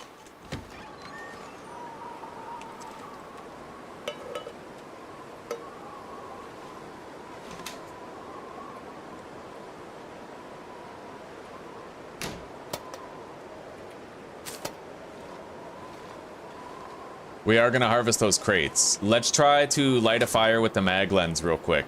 And then I can start processing the birch bark as well.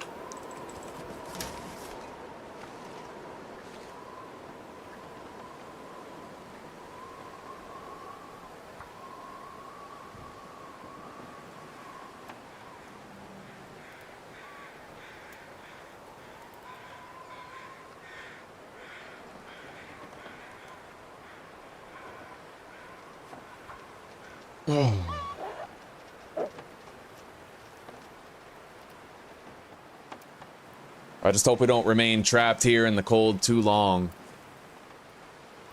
After my stream reaches 12 hours, YouTube stops encoding it, which means that the video after the live stream will be cut off at the 12-hour mark. So whatever we do today, I gotta contain it within that 12-hour span of time. And right now we've been streaming for 10 hours exactly, but that's actually not so bad. We can get a lot done in that time. 2 more hours? I just gotta make sure I don't go overboard, like over that time limit.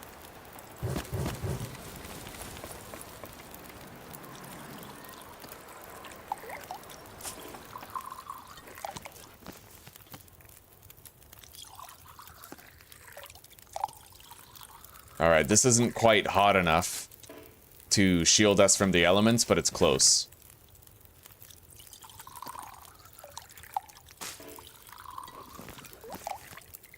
It's almost a damn shame that we're not leaving right now. Let's chuck a coal in here, and we'll warm up while we do this. And then we'll be good to go with some hot drinks.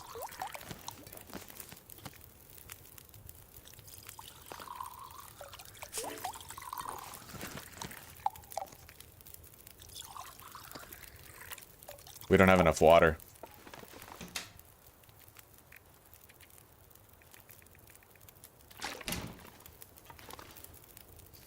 There we go.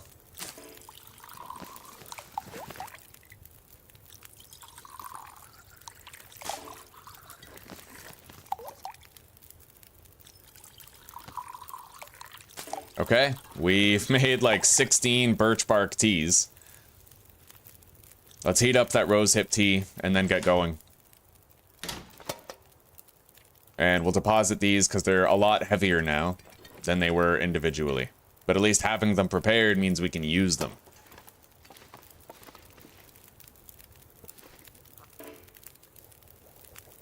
Alright, time to go.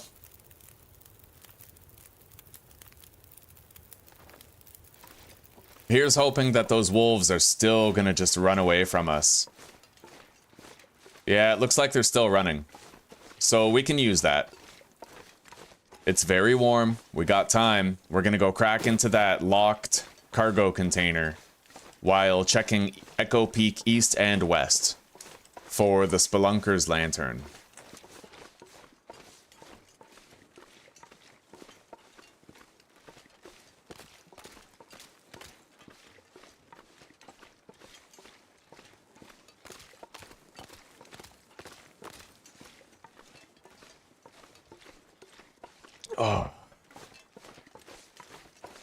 Oh yeah, we're big on the carnivore diet on this channel. Carnivore and keto. And we know that by and large, veganism is just... it's a noble pursuit, perhaps, when it's not motivated by moral grandstanding and, you know, self-aggrandizement, but real health is obtained through just carnivore and keto with regular fasting. Veganism is like poisoning yourself. Like depriving yourself of vitamin B12 and all the other shit that you need to live just so you can say you don't condone factory farms.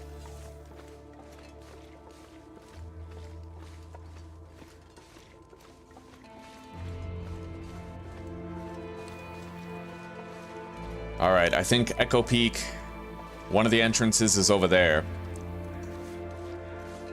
We can grab a little bit more birch bark here, but I have to watch out for the cougar. This is its approximate location, I believe.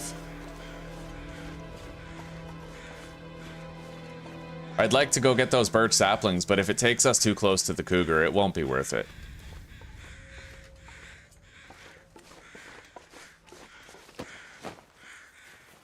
Alright, let's crack our way in here.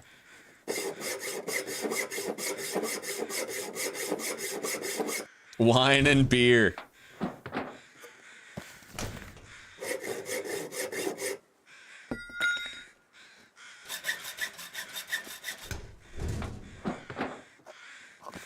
Alright, we got more food, coffee, and herbal tea. Alright, guys, we cannot go get those birch saplings. We have entered the territory of the Dick Cat, and we have to avoid it at all costs.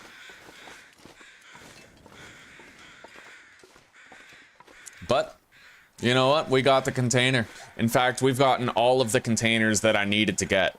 Now all we need to do is Timberwolf Summit, as well as Black Rock for the vest. And I'm happy to say we have a lot of flares for that purpose. We can totally pull it off.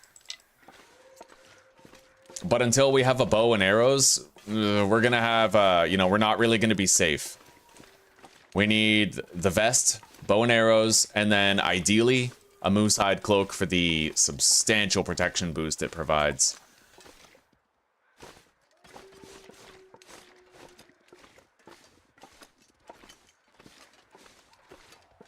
Yeah, exactly. I mean, if plants consume CO2, then vegans are destroying the world by eating plants.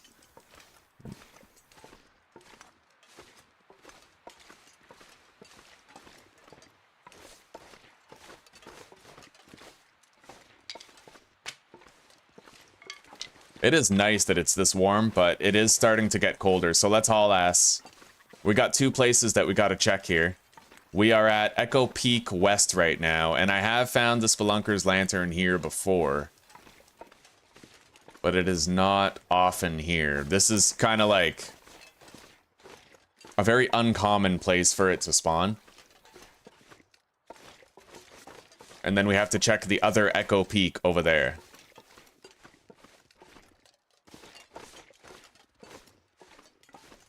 I just hope that my, I hope that my Spelunker's Lantern isn't in Keeper's Pass, because that place is actually very difficult to navigate.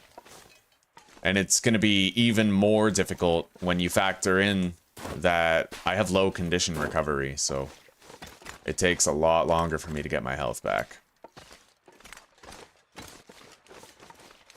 I know it looks like I'm crazy, but just let him cook, alright? I'll get down here safely. Maybe with a sprained ankle, but I'll still get down here safely.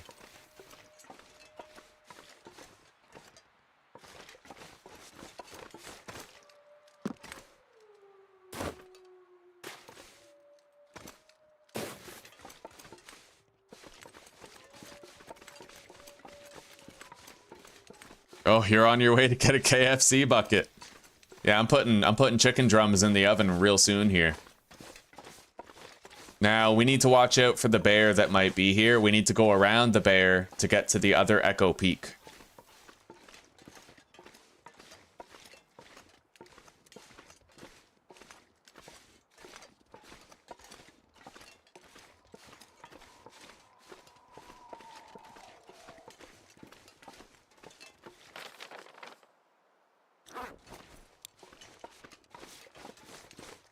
No sign of the bear yet. I'm hoping he's just in his little den.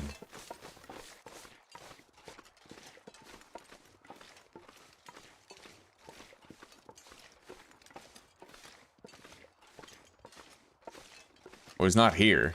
Yeah, he's in his den, sleeping soundly, so we can avoid him. We have to go up there behind his den. And we have to hope he doesn't smell us and come after us while we're up there.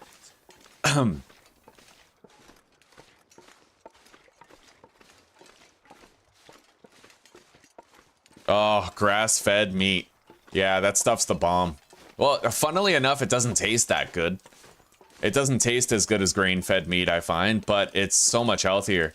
It's funny because the cows can break down grass and it actually fills their meat with omega-3. They literally convert grass into omega-3 rich beef. The healthiest thing ever. Like, so healthy, dude. Mankind and cattle was a match made in heaven.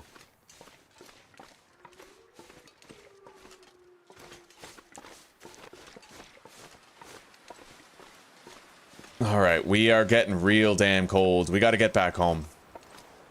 The weather's taking a turn for the worse, too.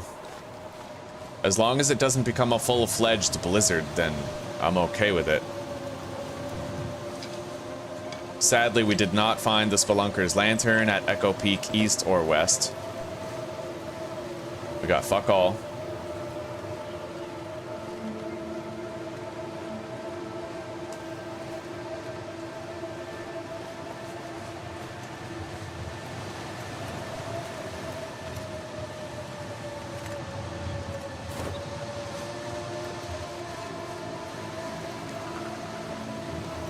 Yeah, nothing here. Let's get the hell back home. I shouldn't be freezing this much.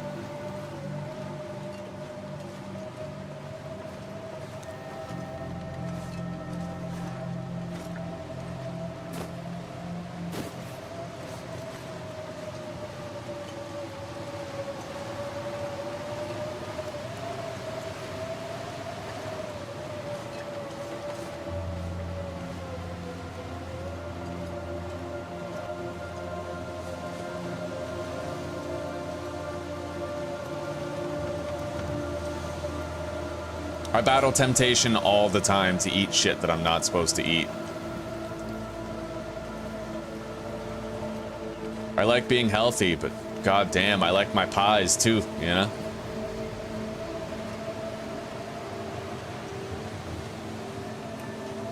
High altitude?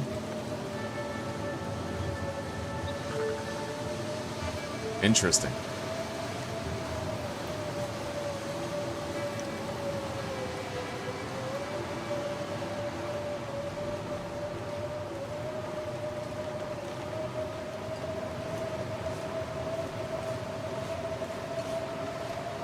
Oh, man.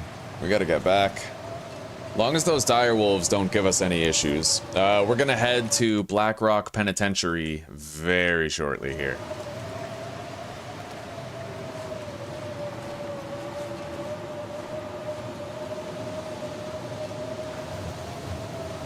So if you guys don't know how to get to Black Rock, keep your eyes glued to the screen and I'll navigate you through the process of getting the ballistic vest. You can do some looting on the way, but the path there is not exactly straightforward. It requires knowledge of the prison. You have to kind of leave the prison and then go back in. It's weird. There's like a crumbled section of wall.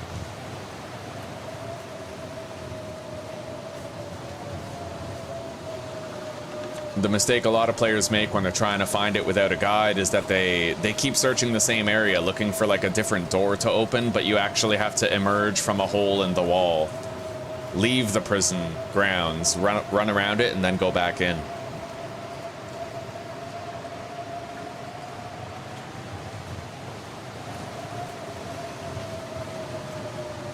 Man, we're freezing a lot out here. I hope those wolves don't come at me. They might, though.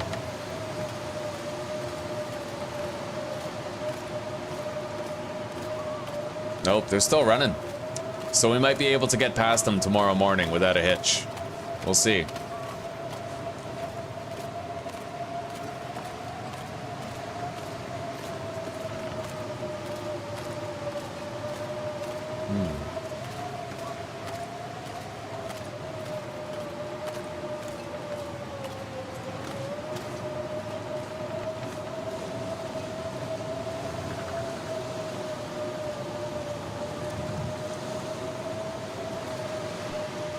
Our health is looking so bad, we're gonna need a substantial restoration. I might drink 2 Birch Bark Teas and then an herbal tea for sleep.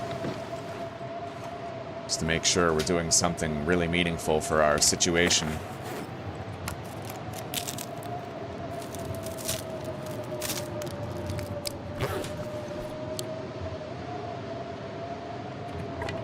Okay, take those. We now have 6 maple saplings here, a tremendous number. Let's ditch those sticks. We got 1 more cedar. Right on.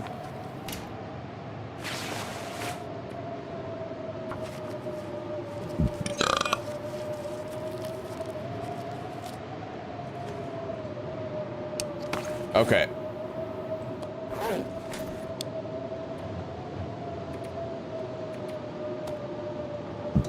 Ugh.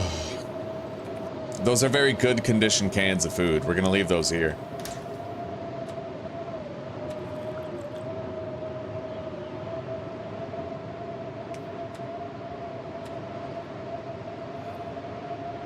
Alright, herbal tea, birch bark tea,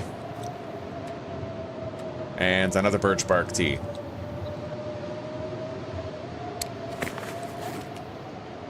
And we'll eat these potatoes to try and make our calories as safe as possible.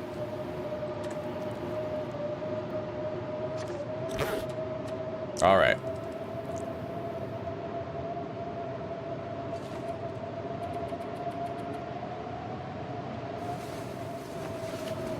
That was a substantial amount of health restoration that we just got.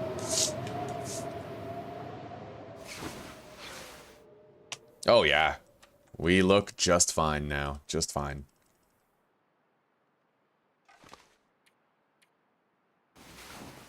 Now, I actually learned a way where we can get most of the way toward Black Rock by going through an interior cave location in Echo Ravine.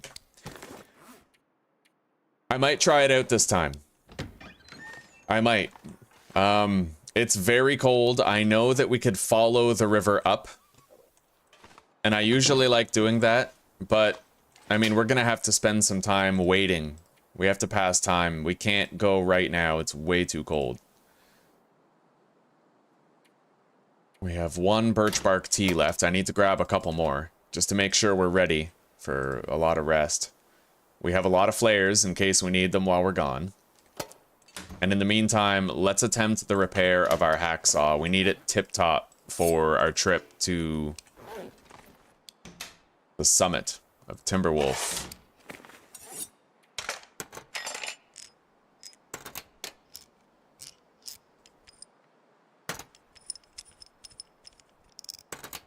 Nice, we didn't fail a single repair, it looks like. That's useful.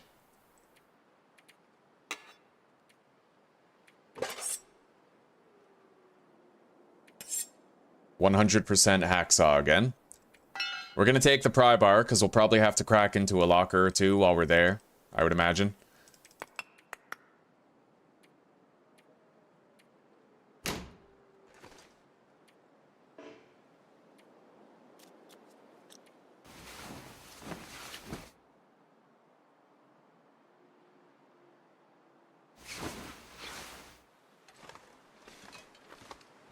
I would like to take the river way, but we're gonna try the new way that I've learned. We have all of our flares that we need. We have a decent amount of water, and there's gonna be water in the toilets at the prison. So, we need to run straight over here where we came from before.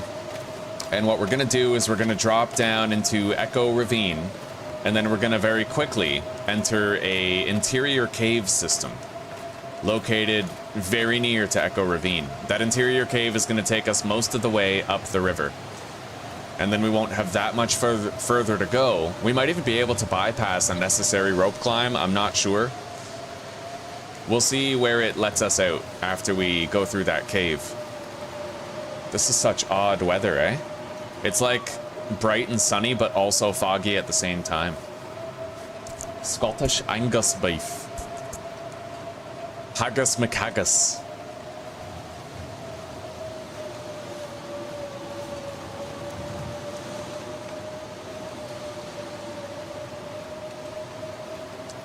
Alright guys, so if you're careful about it, you can actually billy goat all the way down.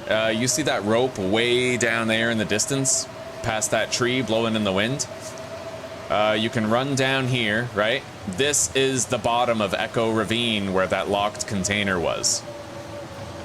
So we can billy goat down this cliff to bypass a significant amount of the travel time. And a lot of the threat. There's a couple wolves that wander around in there, and you might just avoid them if you go this way. You can avoid them going the other way too, but it's hard. Very hard. Let's make sure we have a marine flare in our hands. And let's bandage that ankle. We might need to sprint away from a wolf and light this flare to defend ourselves if we start getting chased at a time when we're not ready. Wolf over there. Alright, 2 wolves. This is one of the crashed plane engines. Okay, we got a good amount of distance between us and the wolves. We're going there, guys. We're going to Blackrock Penitentiary as we speak. As you can see, we froze a little bit, but that interior cave that we have to get to, it's right up this hill. Once we get there, we'll be able to bypass a lot of the travel route in relative safety. And you never know, we might end up finding the Spelunker's lantern in there. I think it's possible.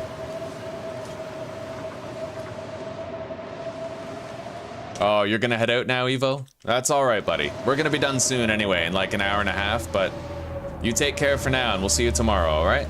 Thank you for chilling today.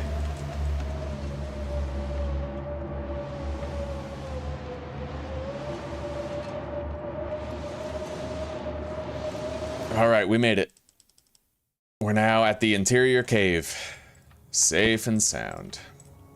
Let's get our stamina back, bust out the lantern, and power through here.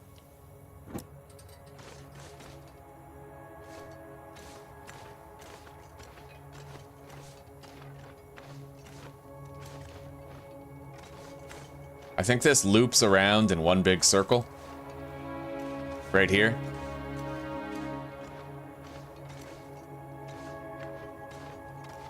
Yeah, it does. Okay.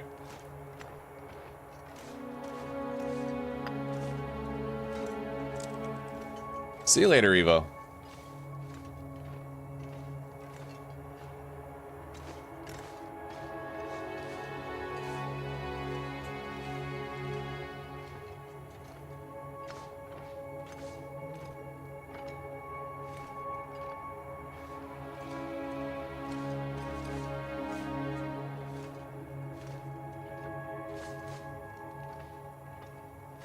It's nice to be able to just go through an interior location to skip most of the walk.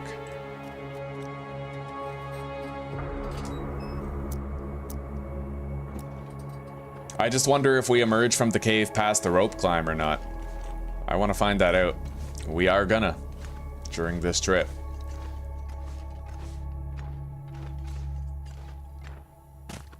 Alright, that's the way up. Is there any other loose loot down here? Yeah. Granola bar. Painkillers. Alright, let's head up.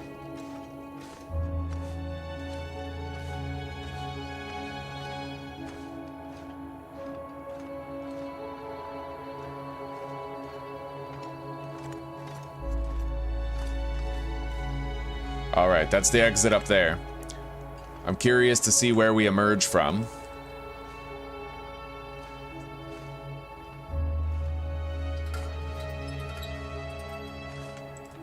Let's get our stamina back and fully warm up. Take a drink.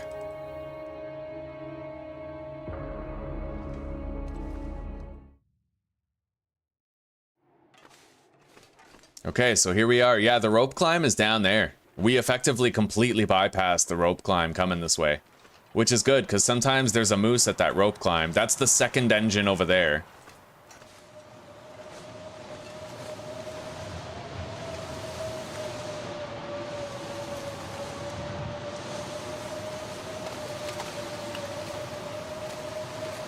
Let's just make sure we stay out of trouble.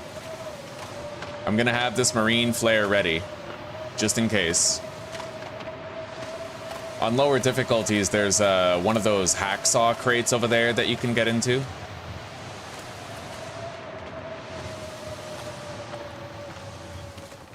And this cave right here leads us to Blackrock Penitentiary. We're already at the transition cave, so... I definitely really like that shortcut. 10 out of 10, I would use it again. That's my first time ever going this way to get up here. Bypassing that rope climb is huge. I left during the coldest time of the day. And we're still trucking. Like, that's beautiful. We barely froze at all.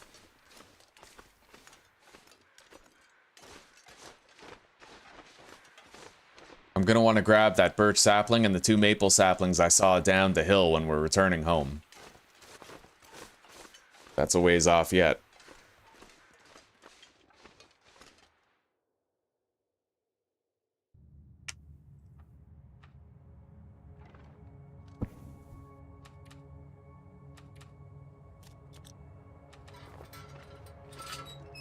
Okay. Let's get to Blackrock.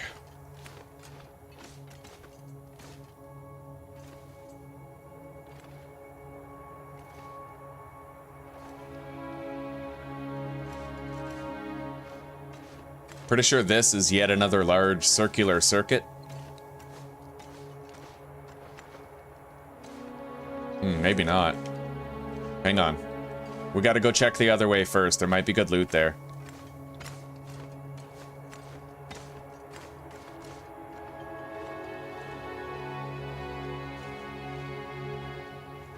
Yeah, down here. What's down here? There could be flares, right? So we gotta check. Looks like it's just a dead end with some coal.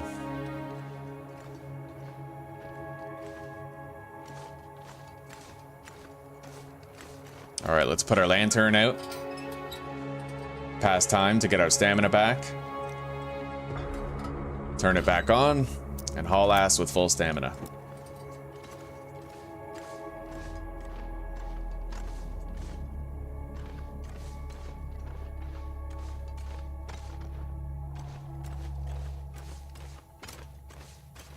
Alright, hop down. Oh, guys, check it out. We found it. The Spelunker's Lantern. Yes, we just got a fuel-efficient lantern variant. It burns fuel 44% or 40% slower, but it emits 40% less light. It's worth it. Totally worth it. So we're gonna scrap the old lantern, and then we're gonna refuel and use this one. There's only one of these in every game world that you generate. It's beautiful, dude.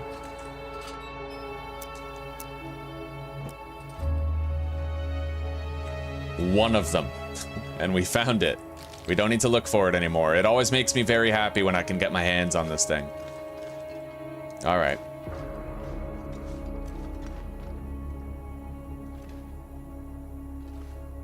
Hell yeah. The Spelunker's lantern, rigged for fuel efficiency. A light in dark places for when all other lights go out. We got food, another marine flare.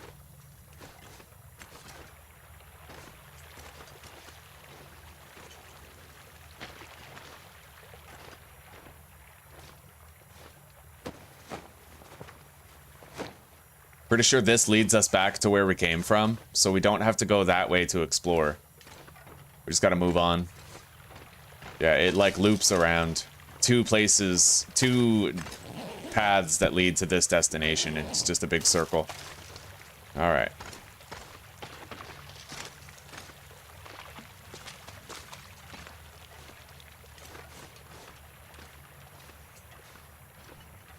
This lantern is going to burn through our fuel far slower. It is like endgame loot. It really is. And finding it this early? Oh, buddy. We're going to have many, many good episodes with this thing. Provided we get that vest and we do a good job of staying alive. Once we get that vest and we search the Timberwolf Mountains summit, that's going to be the time where we go back to Mystery Lake, back to Forlorn Muskeg, and we do our forge run. We're going to make arrowheads, knives, hatchets, and we're going to prep for long-term survival. All right. We have made our way to Black Rock region. Oh, shit. We're getting that bug again. Uh-oh. Hang on.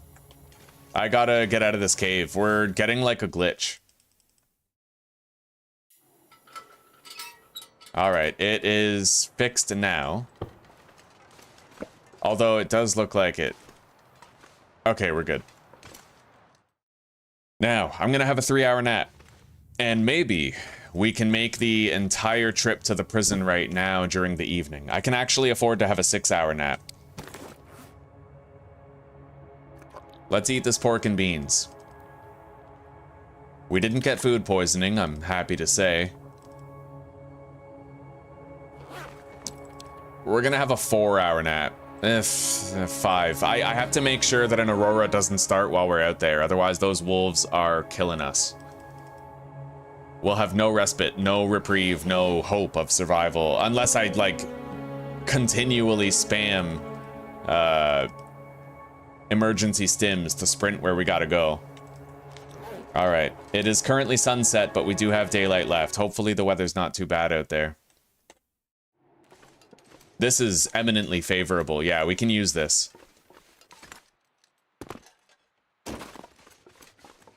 I'm not going to be sprinting too much yet. Alright, let's go search the cabin over here. You can sometimes get some good loot here, but the prison is that way. You gotta hop down and turn left. And then you basically follow the road all the way there. There's one fork in the road. You gotta turn right at that fork in the road.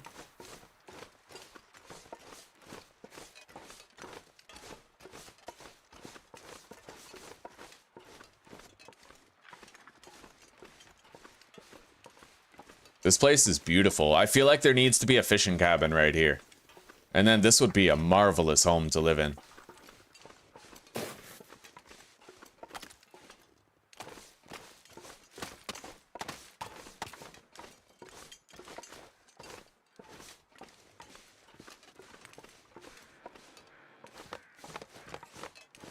Okay, Bricklayer's Retreat. 2 packs of matches. Pretty crazy. There's one catch here. I have no idea where in this region the cougar is. I have no idea, but it actually looks like he's, oh my god. If he's near a road, that could spell major trouble for us along the way. I've never tried to get through here since the cougars were introduced. So there is every possibility that I'll have to, like, find a magical new way of going about this. I hope not. But I have freshly mastered Ash Canyon over the last 2 attempts. If it took another 2 to master Blackrock, I'd be heartbroken. But it may just be so, you know? Not much we can do about it.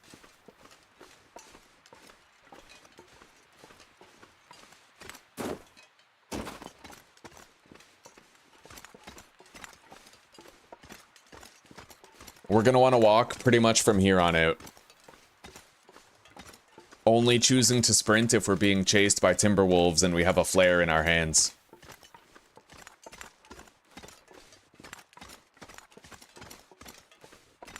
We do have very high spawns for animals though, so it's doubtful that we're gonna get through this without seeing a bunch of timber wolves.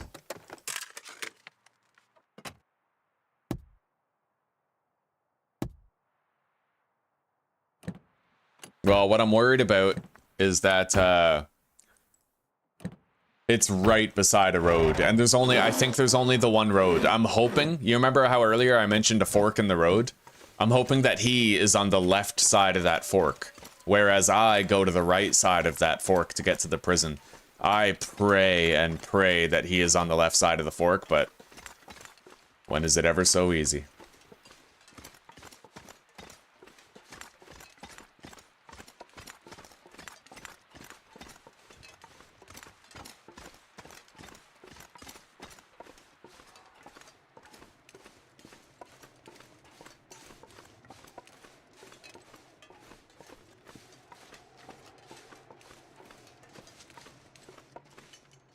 I think I literally heard Timberwolves walking around outside this trailer, like right behind it.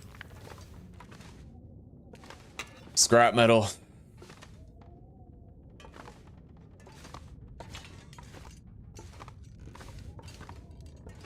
Granola bar. We're already quite encumbered. What we're gonna do is leave some fire fuel here. We managed to shed a little bit of weight there. As well as a can. Scrap metal.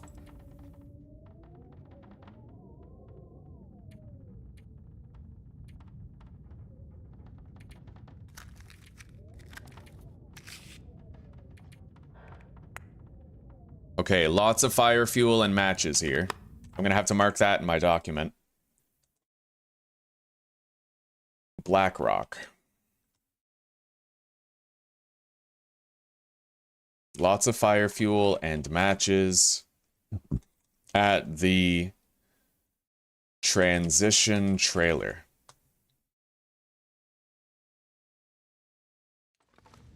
We'll come back for that stuff later.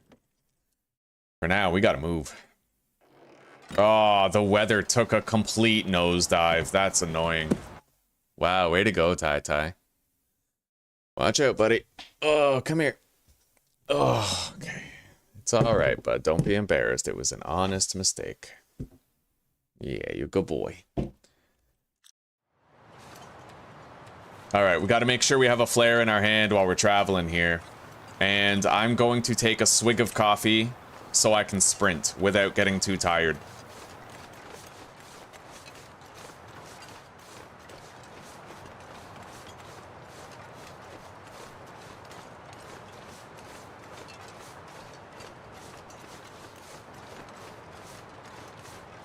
Alright, we gotta search this place on the way through.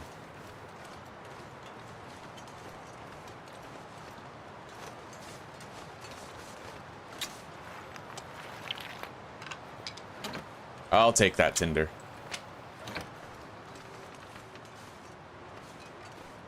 More matches. A lot of stuff here.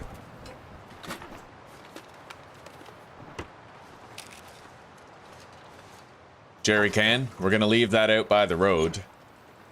I really wish the weather didn't get bad just because I went in a trailer and then came back out, but it is what it is. Alright, we're gonna drop this jerry can right here and collect it on our way out of the region.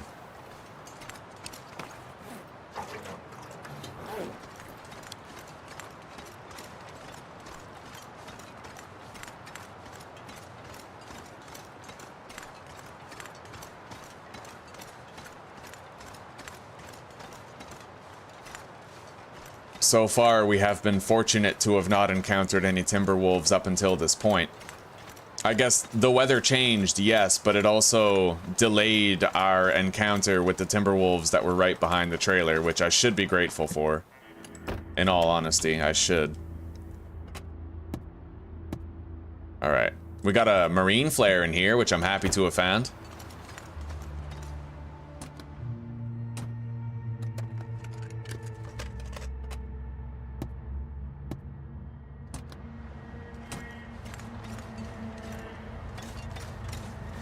Let's make sure that flare stays in our hand. And again, let's just drink a swig of coffee so I can sprint without getting too tired too quickly. All right, after you cross the bridge, that's when you get to the fork in the road. This is the fork in the road right here. Left is not where you want to go. You want to go right.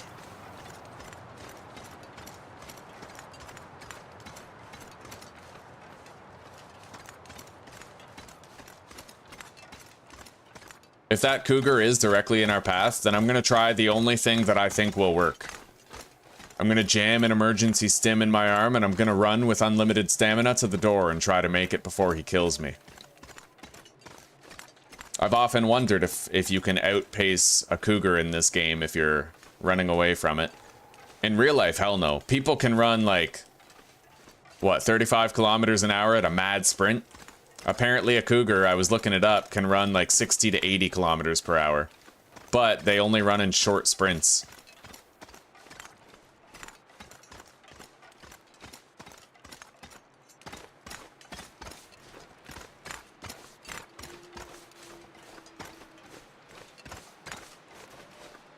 Alright, so far no sight nor sign of the cougar, or timber wolves for that matter. We're getting very lucky here. Very lucky indeed. The prison is not far. We're almost there.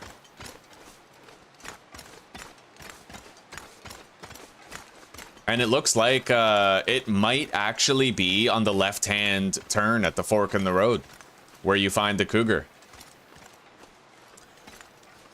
Well, at the very least, the Black Rock one and the Ash Canyon ones, they're easy to avoid. Black Rock, more so. Nothing has changed about Black Rock. Basically, you go straight to the prison, and then you leave. There's nothing complicated or different about it. But Ash Canyon is a very different process. And I don't know... Timberwolf is easy, too. Yeah, I know where the cougar is in Timberwolf, and we can avoid it as easy as sneeze. So, the one thing that the cougars have really changed, two things that I know of. The transition to the ravine from Coastal Highway is now guarded by a cougar. You got to watch out for that while you go there. And Ash Canyon, you can't leave as easily as you could before. But other than those two things, cougars can largely be avoided, to my knowledge. Except now there's probably a cougar in the log sort in Mystery Lake, so you'd want to follow the train tracks instead of taking the log sort method. Hello, Tai Tai. Tai Tai Tai! You're a good boy, buddy. Good boy. Yeah, you're a good boy. Okay, we found a lot of flares and I'm very happy about it. Very happy boy. Let's enter the prison. So, from the guard tower, you gotta go that way through that gate to the right. But we're not going there yet. I want to look around these cars. Wait, what the fuck? Oh my god, guys, there's a moose inside the prison grounds? Yeah, I'll tell you what, we are not going over there to loot those cars. Holy crap, can you imagine?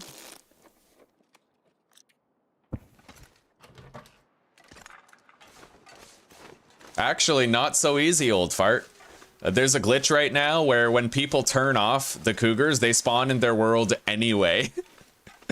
Oh, it's kind of funny, honestly, like...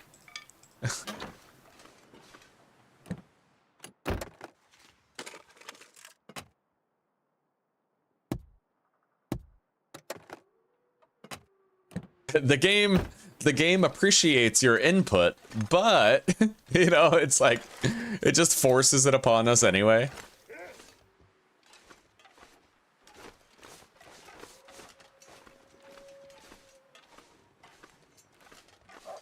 Alright, it's quite dark here, but it's also quite warm. And I have the fuel-efficient lantern. Let's use it.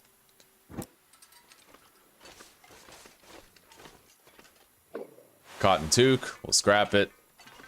See nothing else in the bus.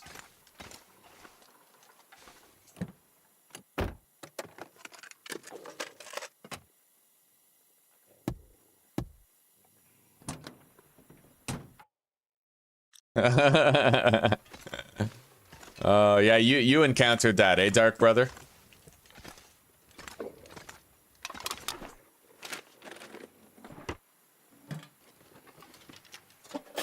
Oh, quality tools. We're gonna have to take that back.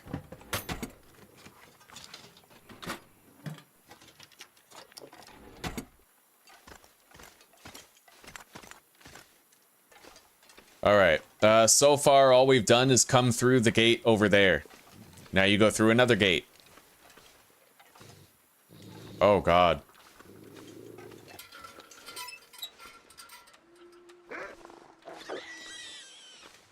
A lot of wolves out here, so... yeah, we gotta walk along the outside here for a little bit. Honestly, I'm just gonna light this now.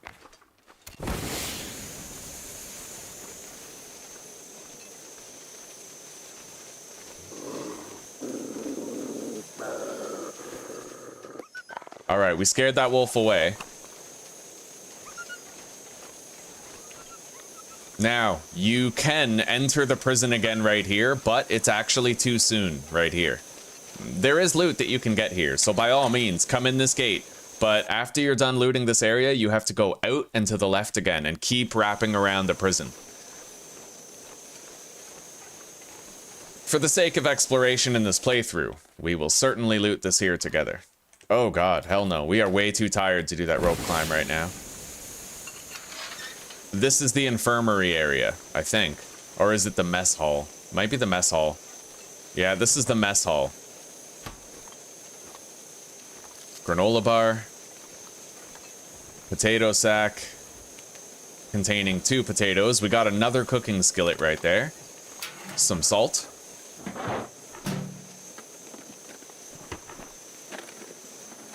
Alright, Chibi. Sounds good, buddy. Let me check. I can stream for another hour, but then I have to get off. Otherwise, YouTube will not encode any further past that. So, another hour. We might not be making it back to Timberwolf Mountain today. Or at least, we might not be making it back to the Mountaineer's hut. We'll see.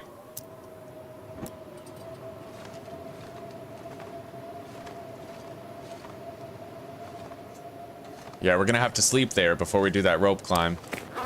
Let's grab some water while we're here. Take care, Shibi. You have a wonderful evening, buddy. Thank you very much for chilling today. We've all appreciated your company. We'll see you in a bit.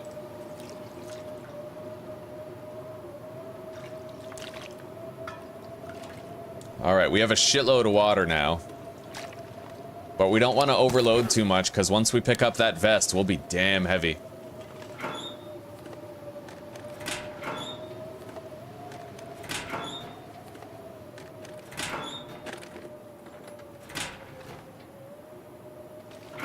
Yeah, if you live stream for 12 hours, they cut you off. And then everything you do past that point, deleted. It doesn't remain in the video. Alright, we don't need to go out there. So we've now searched the mess hall. Now we need to find and search the infirmary, but I think that we already passed where the infirmary is. Alright, nothing in here. Let's get that sleep that we need. And then we'll seek out the infirmary later. I think I already passed the location where the infirmary is, so...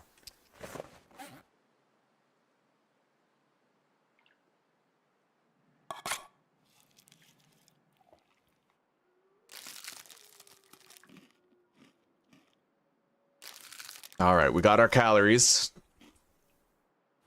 Our health is looking pretty ragged, so I do think I'll use this cup of herbal tea right here. Along with a birch tea. And we'll get a substantial amount of bonus health back.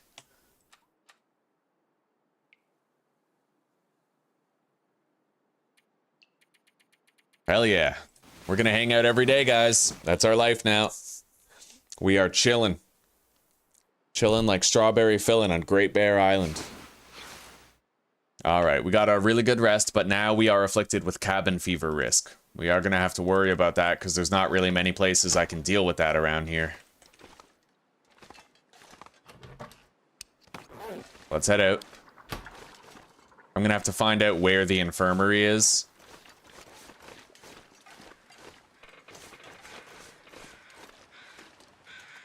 The infirmary is right over there. So basically, right there is the entrance.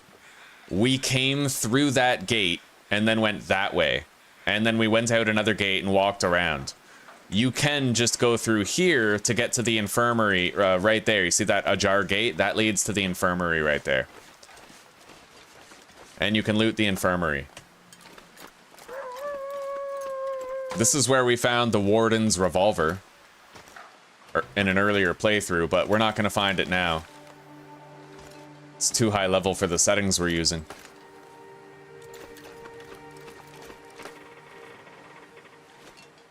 Alright, so now, as I said before, we have to emerge once again out of this gate. There's a wolf right there, but we can avoid it. Yeah, you come out, go back into here, and then you run through and close that gate behind you so the wolves can't follow you in. But there's going to be more wolves right here. So now you just follow this path past all the guard towers.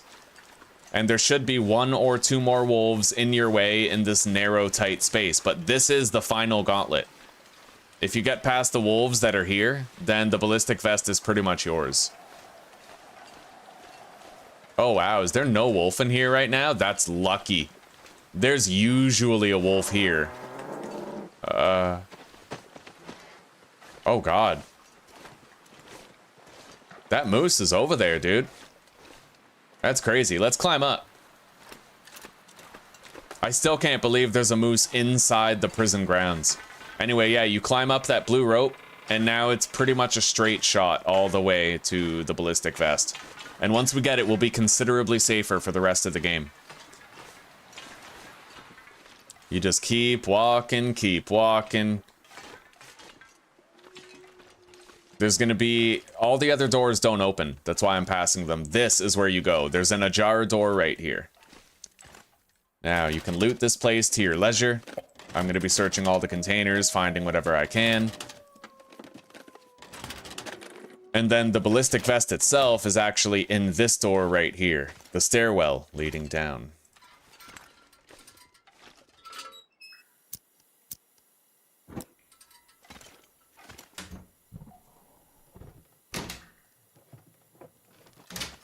There used to be a bear in there? Holy crap.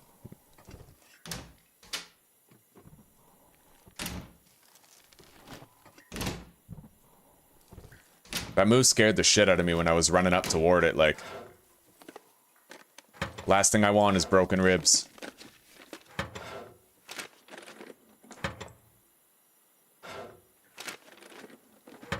Oh, I love that picture. That's pretty cool. Picture of the rabbit right there. That's an interesting aspect of the game, is collecting decorations. Once you're really far in the game and you have less to do, you can just collect decorations from different parts of the world. I'll bet you dollars to donuts that there's unique decorations that you can only find in certain places. Collector's items. Limited edition.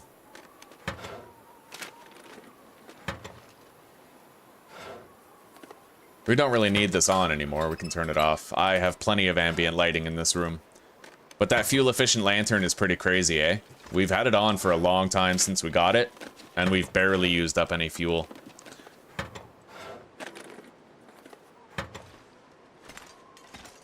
I don't need the books. Don't really need anything right there.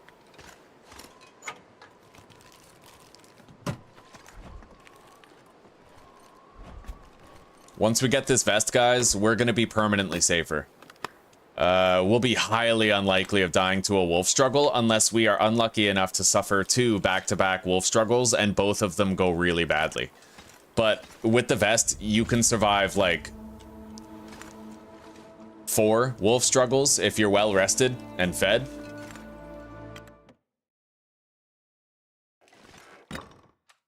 Oh yeah, you can frame your own photographs. I remember looking at that in the patch notes. That's fucking awesome.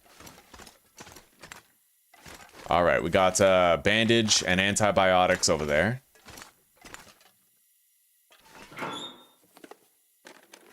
I will eventually have to take care of this cabin fever risk. I'm wondering where I'm gonna do that. Oh god, our risk is so high already. Okay, I didn't know it was that bad. Holy shit. Well, we might want that fuel. Once we pick up the vest, though, we're gonna be pretty damn heavy.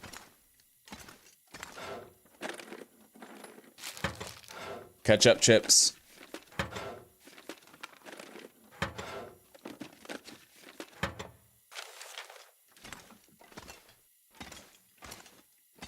Another herbal tea. Let's crouch under here.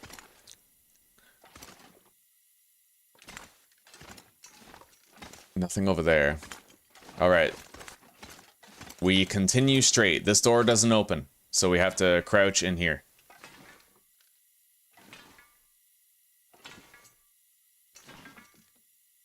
You're literally just following all the paths to the end. There's no forking pathways or anything. This whole place just leads to one dead end where the ballistic vest is. So once you're here, like, you're good.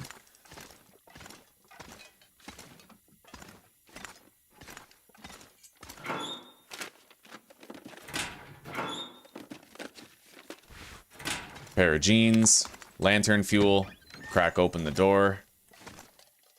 I'll take that reclaimed wood. We are gonna need the fire fuel. I have to camp outside.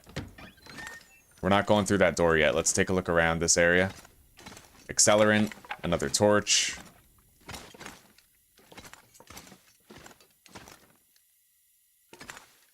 I don't really see anything of value in here.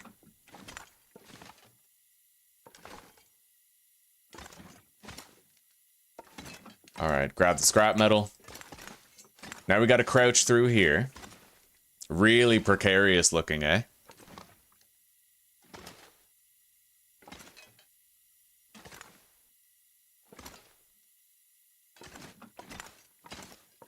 Alright. We are right. We're so close to that vest, I can taste it. Grab the scrap metal. Alright, the vest is right at the end of this hallway, but I'm gonna go over here first. We can grab a marine flare and probably an emergency stim in here. Yep, emergency stim. Can of gunpowder for starting fires. And looks like that's it. Alright, reclaimed wood. A book. Another book. Need all the fire fuel we can get. Don't necessarily need more water. We got a lot of it as is. Okay. We got it, guys. We now have the ballistic vest. Beautiful. So now we have 50% protection, minimum baseline. Total of 68% with everything that we're currently wearing. But it's permanently going to be heavy, and our stamina is going to be permanently shitty. Alright, let's, gotta lighten my load a little bit, but I don't want to pass time indoors either. We're gonna have to drop something. We'll drop 2 books. There, now we can sprint again. As you can see, we're extremely over-encumbered now. Very slow, but as long as we burn away all of our fire fuel and try to get rid of our cabin fever, we should be alright.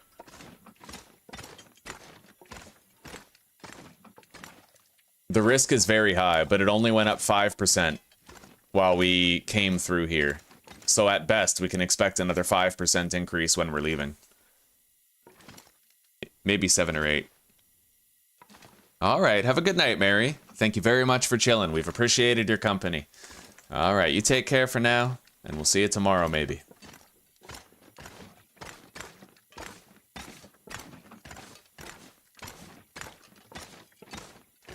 I could make more water at the fire. I'll try to hang on to the water for now, though, because what I'm thinking is, like, if the fire goes out when I'm in the middle of making water, right? Then I'll be stuck with that stupid melted snow water, the tainted water.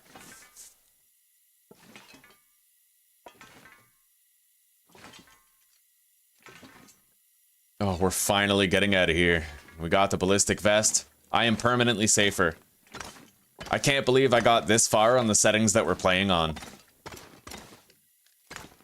We're playing on very difficult settings. It's a lot for me to take in. I'm actually playing a difficulty that's harder than Interloper.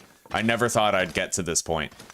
Let alone with the fucking cougar and all that. That was a pain to adapt to. I had to really swallow my pride where the cougar was concerned. Anyway, a fire right here will be safe from 3 different directions. I think.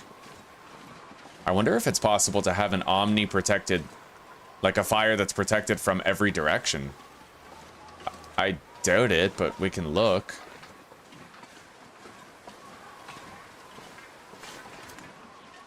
Pretty sure this area counts as outdoors. I can't imagine why it wouldn't.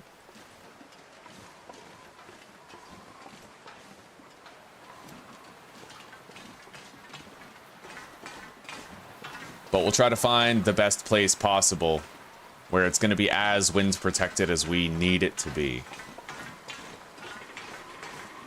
We got to spend a lot of time out here. Maybe right down there in that little shed area. Right here. If we can manage it. Oh yeah, we certainly can. That'll be covered from 3 sides. So that's a great place for it. Let's use the mag lens. And may as well burn through some of this gunpowder here. To make sure we don't fail. Yeah, that bear at Signal Hill was probably the highlight of the episode. Also, the bear in Ash Canyon that we had to get around. That was close too.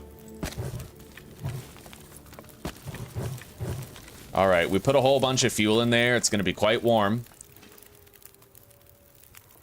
Now, let's sleep an hour at a time. Just an hour at a time. We don't want to overdo it in case that fire gets blown out by a change in the wind, right? Better to lose 20% of your health in your entire life. Good?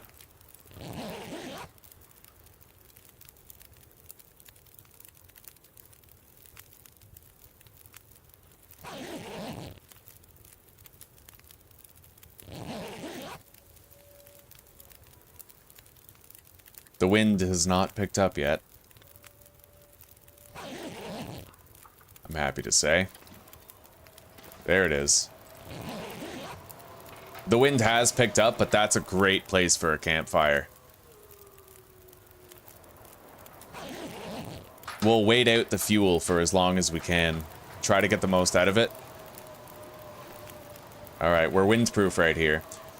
Whenever you're camping outside, try to make sure you're sleeping in a windproof place, because whether or not you're freezing is only half of it. Strong winds actually accelerate the damage your clothing takes over time.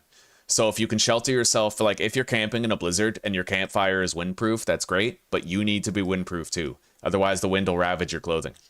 Alright, keep that in mind.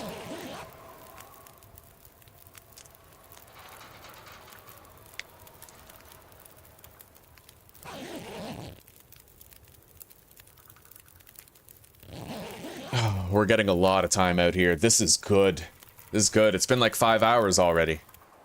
Oh. Alright. The fire is currently going out. Let's chuck a coal in there. Try to extend the duration a little bit longer. Take a big drink.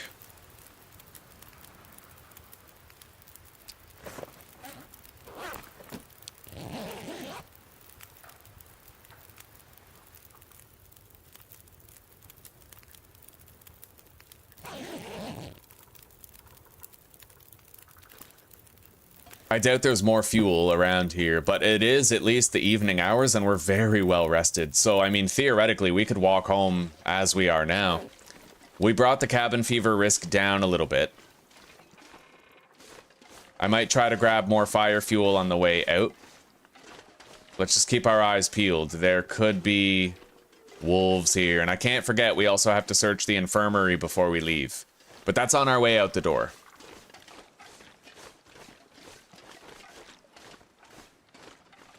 God, I never feel safe with a torch in my hand anymore. Because the wind can blow it out, right? If I go to throw my torch at a wolf and the wind blows it out.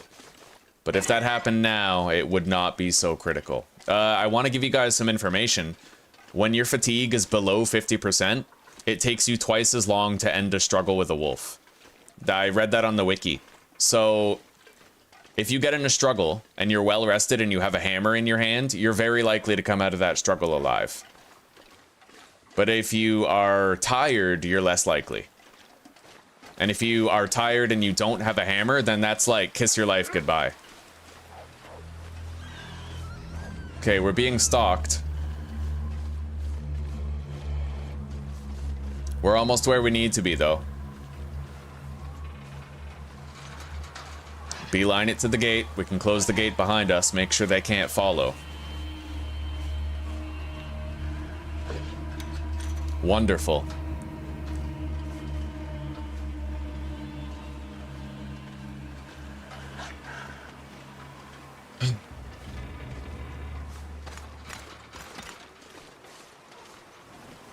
Alright, well, the torch went out. Here we are at the infirmary. It's not exactly warm enough for us to leave. You can get in the infirmary through the side door here, but not through the main door. That's padlocked, but you can go up here. And search the second floor of the infirmary, just not the first floor of it.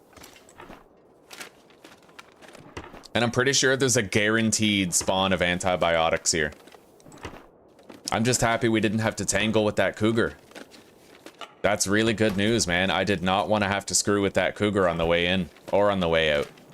The fact that it's... I feel like they placed it in the perfect place in this region. It's out of the way. You don't have to worry about it. You don't have to interact with it. You can completely avoid it if you choose to, without disrupting your regular routine when you come here for the ballistic vest. Ash Canyon, it's a major wrench thrown into your tires. But not here. All right, we found more film. More film.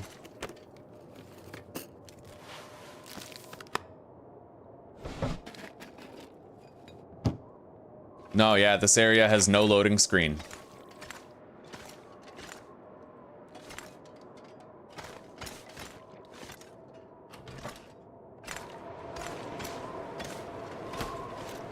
It does count as an indoor location, though. Yeah, whenever you try to start a campfire, if it says cannot start campfire indoors, then that's how you know you're in a place where your cabin fever will get worse if you stay there.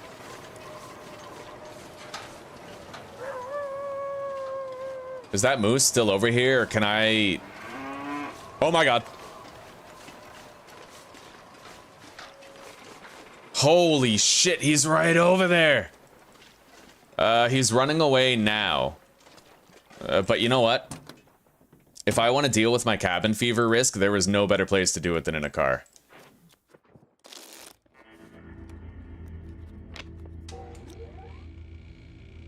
Well, we are not leaving yet because there's an aurora. It'd be very dangerous if we left right now.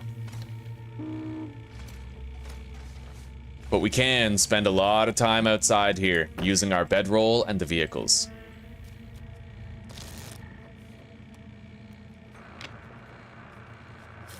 This is very good for us. We're gonna reduce our carried weight in water, and we're gonna get a huge buffer against cabin fever. We're gonna wait pretty much until we're beginning to freeze. We're just gonna pass time here. This is the best use of our time right now.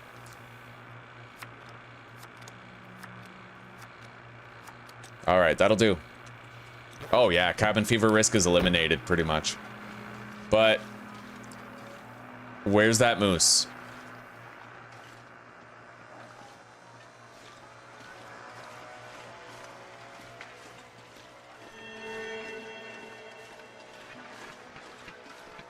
I do not want to get my ribs broken by an Aurora moose. I do not. Let's go.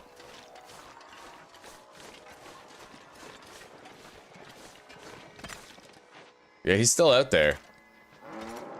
Oh, we're not going out there. I want to loot those cars, but it ain't worth dying over. Or getting broken ribs. Not when things are going so well. Let's harvest the hat. Our cabin fever risk might end up fully going away now. Once it updates, we just have to pass a little bit of time to see what the update says afterward. Harvest the jeans.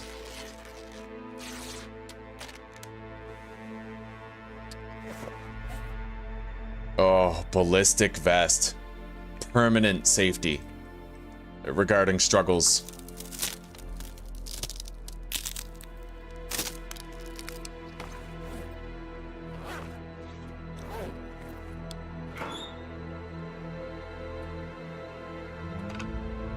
We are very over encumbered, but that shouldn't make a difference later on. Hang on. We were at 6% on our cabin fever risk. What does it become after I wait for an hour? 7%. We're not in the clear yet. I gotta try to make it back to the car. But we can at least leave some stuff behind and lighten our load. Primarily, we're gonna leave behind the ballistic vest. That'll remove our encumbrance entirely. Deposit those. Alright, let's grab our bedroll. Get our stamina back.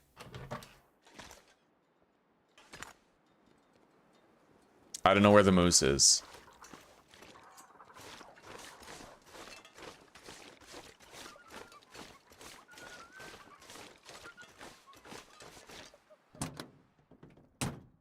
Alright.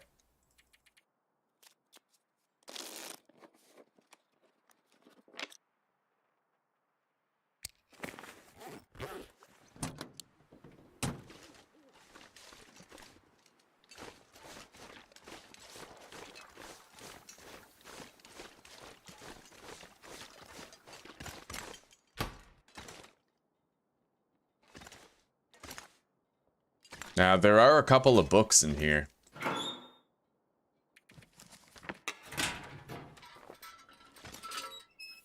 Managing this cabin fever is the most important thing at the moment. We're gonna harvest that crate and maybe one of those chairs, and then we can start a little bit of a fire to keep us warm while we pass time in that car. Then we'll come here, sleep, and after that sleep, we'll be good to go. Our cabin fever risk is gone, but we're just gonna give it that one little extra push.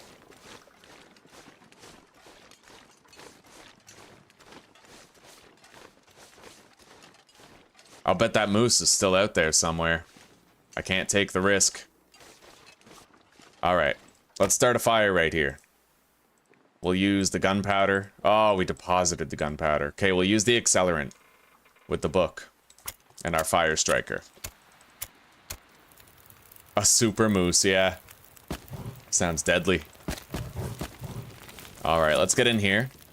We're gonna benefit from the warmth of that fire, which is pretty awesome. So for as long as that fire lasts, we have extra time we can pass here. See? Pretty dope.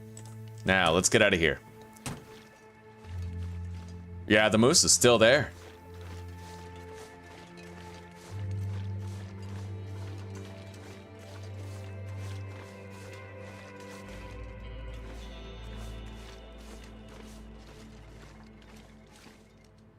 God, what's really crazy is that the place where you get the ballistic vest, look at my mouse, it's right over there. Like, if you could climb up that rock formation right there, I've never tried it before. You might be able to bypass this entire prison and climb over those rocks to get the vest. Food for thought. Anyway, let's get some sleep. In a place where it's safe, and let's make sure we're not leaving any valuable equipment behind. Okay.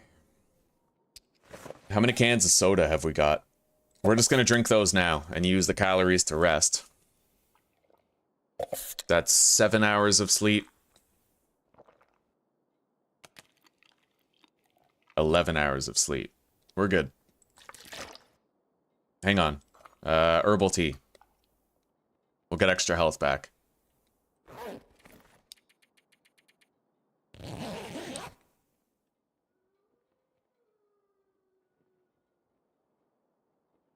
Okay, mooses don't get stronger during an aurora.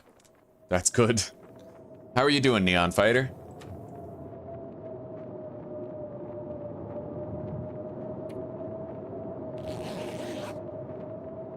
I wish the weather wasn't so bad. I would love to leave right now.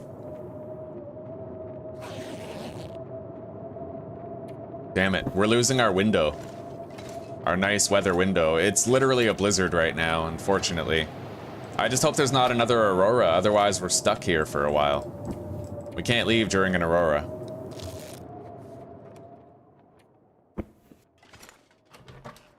Okay, those flurries are pretty bad. It would be freezing if I left right now.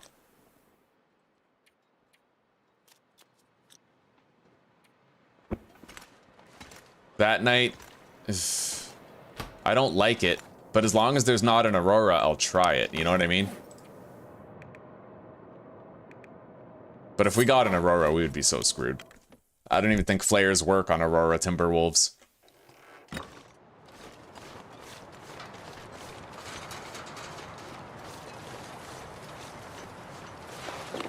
Let's put that vest on. It'll make us a little lighter on our feet.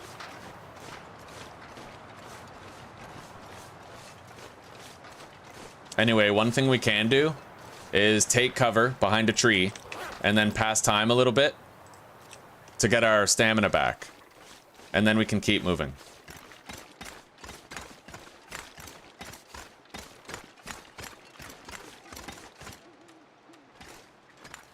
It got a little warmer, a little less windy.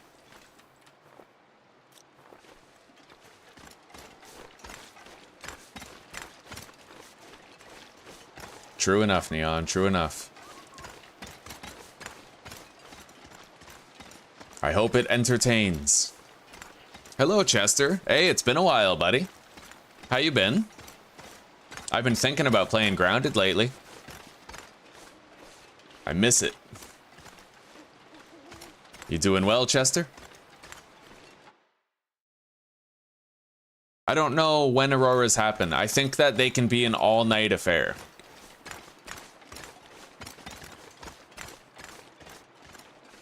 Yeah, I'm pretty sure auroras can happen anytime. As long as it's nighttime.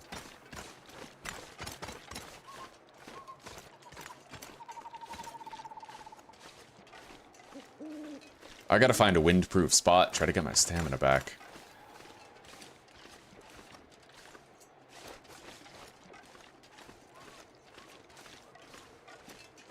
I can't tell which direction the wind is coming from.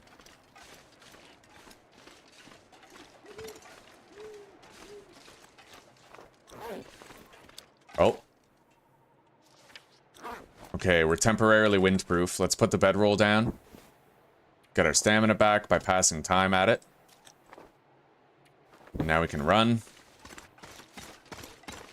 Okay. It sucks to leave when it's so cold, but we're making good time despite, like, considering how cold it is, we're not doing too badly. What time are we here? 11:15. Okay. 11 hours and 15 minutes the stream's been going. I will try to return to Timberwolf Mountain before the stream ends. You're doing good, eh, Copper? Copper Pot? Glad to hear it.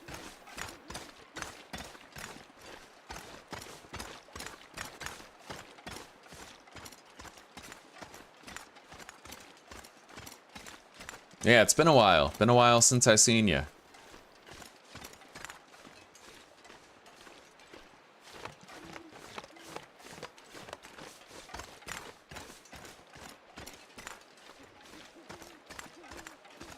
All right, we're gonna know that we're coming up. I can't believe we haven't seen a single Timberwolf here, eh? Isn't that crazy? We heard Timberwolves when we entered the region, but we entered a trailer and they despawned. Ever since then, we haven't seen any. Hopefully that trend continues. Now, if an Aurora did start and my flares did not work, I would need to jam an emergency stim in my arm and beeline it over to that trailer.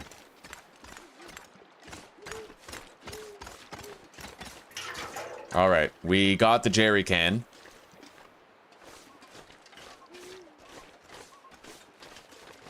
And if we take this shortcut, we don't have to follow the road all the way around. It'll take us to the trailer.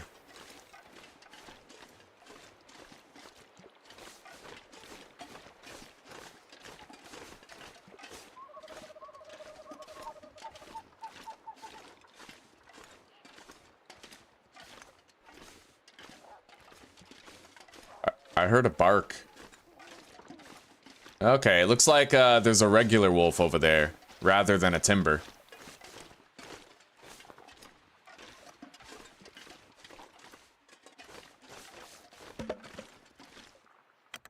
Alright, I heard footsteps pattering around the outside there. Let's check on this crate. I deposited some loot here. We're gonna want to try to grab as much of it as we can comfortably sprint with. Matches. Cedar, coal, fir, and we don't need the can. That puts us at 43 kilos. We can still sprint with 43 kilos. Anyway, let's warm up. And then we'll go. We just gotta make it to the transition cave. We don't have to go very far. True enough, Chester, true enough. Well, anytime you can drop by, you know we appreciate it. Oh, campfire might repel timber wolves. I don't know. It might keep them at bay, but it won't scare them off. Yeah, you're not gonna get them to stop chasing you. Alright, so now we have to go to the road. We have to turn... Oh god. Hey, that's a very tiny pack. In fact, they were so small that they ran away. Oh, here we go.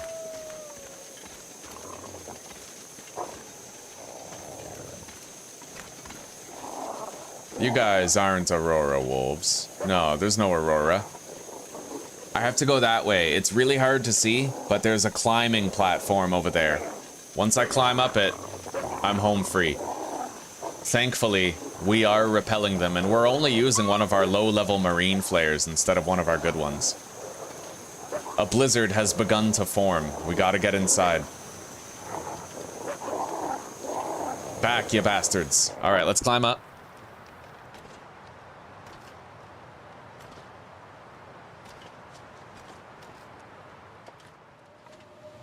Oh, thank goodness. Yeah, we'll be alright now. We're okay. A very tiny pack, yeah. If I had a bow and arrows, I could shoot 2 of those and it'd be over.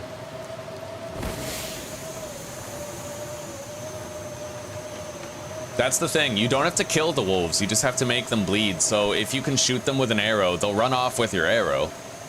But, like, every wolf you shoot diminishes the pack. If you shoot the majority of them, then it's over. But, like I said, you might end up losing arrows.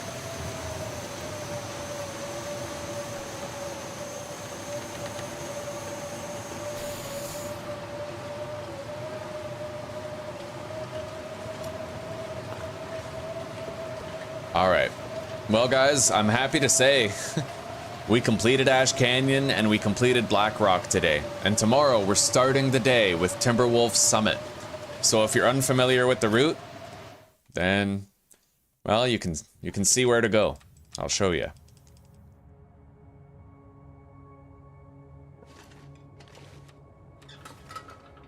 Alright, let's pass time. Get our stamina back. We're gonna want to remove the vest if we can.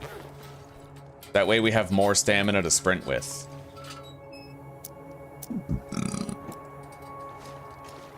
It's all starting now. Yeah, the blizzard, the timber wolves.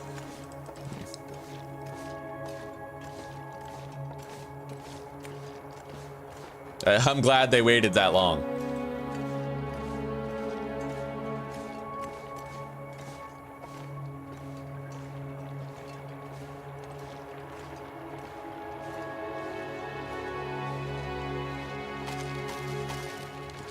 Alright, let's get some stamina back here.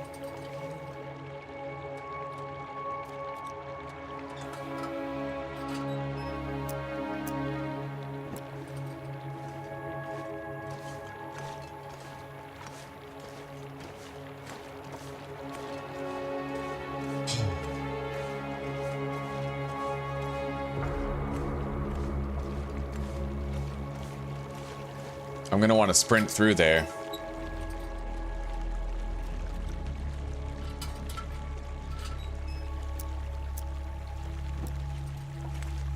I came so over-prepared for this. I brought all 4 of my marine flares and 2 of my regular flares.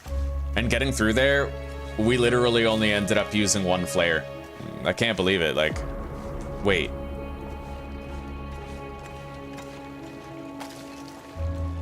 I'm not sure I looked in here. Unless this is where the crawling hole is. This might be where the crawl hole is, yeah. We'll take a look. Yeah, okay, this is where we came through the first time.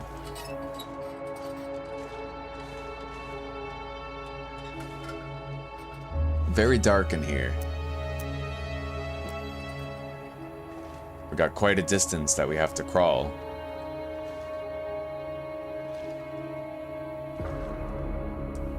I could not be happier that we found this fuel-efficient lantern variant, man.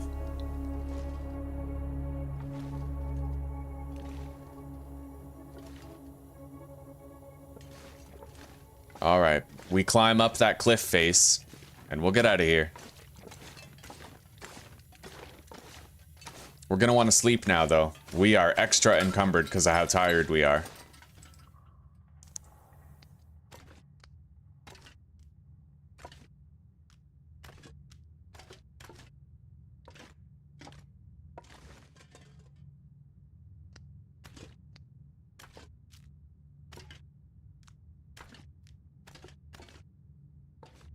Okay.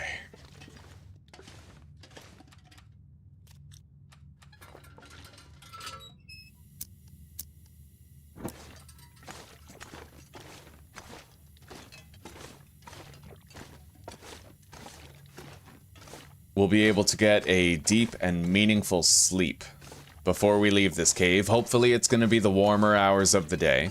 We're going to be following the river all the way back, which can be quite dangerous. There's a bear spawn, several wolf spawns we got to get through. But now that I have the ballistic vest, I can afford to feel at least a little bit safer in transit between one area to another. Alright, let's get our sleep right now.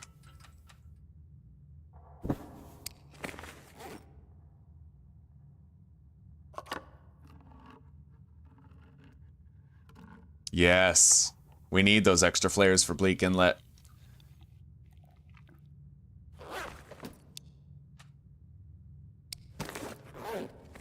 Alright, let's take down this herbal tea. Give us a little extra calories.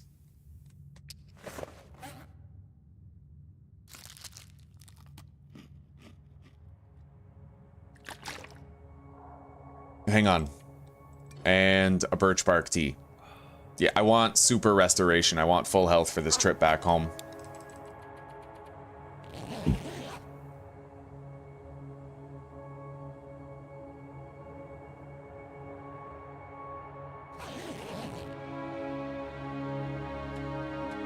Oh, beautiful.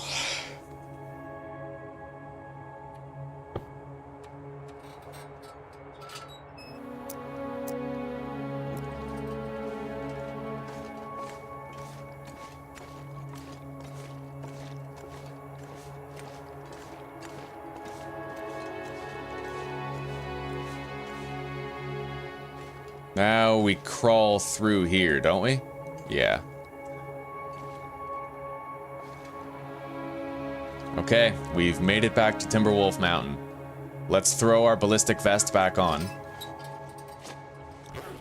We'll weigh a little bit less, and we'll check the weather.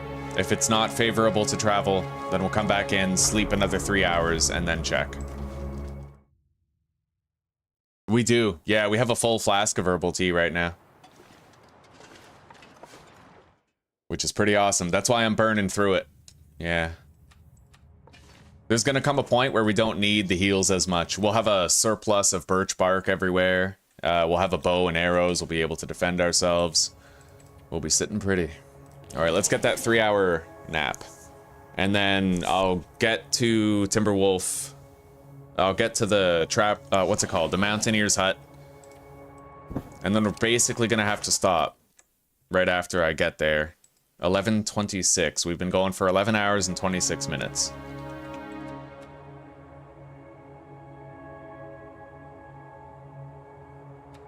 Okay. Let's check the weather now. Hopefully it's favorable to travel. Oh, buddy, this is beautiful.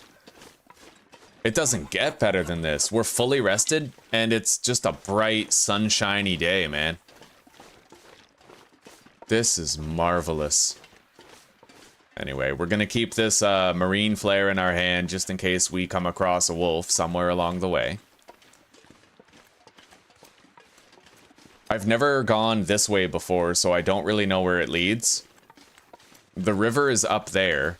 I know that. So maybe this just leads me to the lower part of the river. I don't like to experiment like this very often, but the weather's good. We got great clothing, we got the ballistic vest, and we got a lot of hot drinks and coal, so I feel like when is a better time to try and take a look. We do have to get those 2 maple saplings, though. Hey. I wonder if that allows me to bypass the rope climb over here. It just might.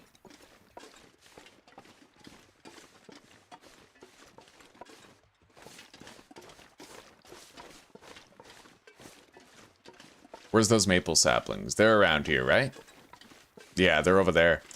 So there's a rope climb right there that I usually have to take down. But that over there might be a path that allows me to bypass it. And that's critically important because a moose can actually spawn at the bottom of that rope climb. So, like, you can billy goat down there, but there's always the risk that you have to deal with that moose, you know? So maybe I just found a way to bypass that moose completely. We'll have to wait and see. I hope I don't regret this. Imagine if I walked around and went down and we came face to face with him. I don't hear the moose right now, but that doesn't mean he's not there.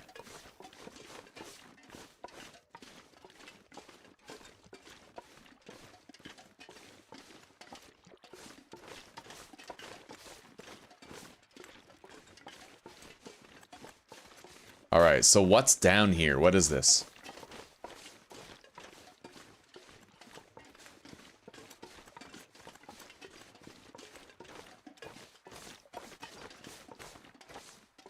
Just as likely, I suppose, to be a dead-end pitfall than it is to be a shortcut. It looks like a place where we can billy goat down. I could have just gone the other way, though. This isn't really anything substantial or game-changing.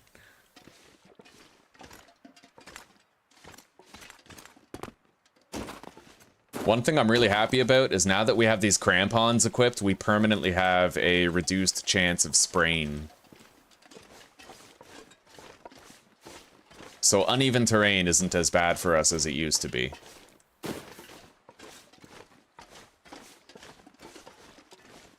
We're almost home, guys. This, however, is a very dangerous area with a lot of wolves and a bear, and the moose at least isn't there. But the other stuff could be. And we don't know what's waiting for us at Crystal Lake either. Could be a bunch of normal wolves, could be a timber wolf pack. At least it's not an Aurora, so we will be able to repel it either way.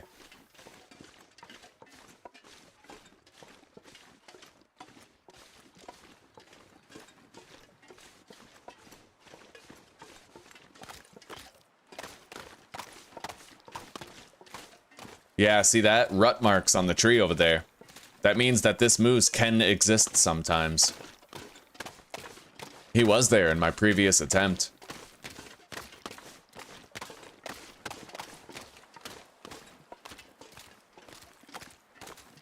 Timberwolf Summit, man. I am so excited to go there.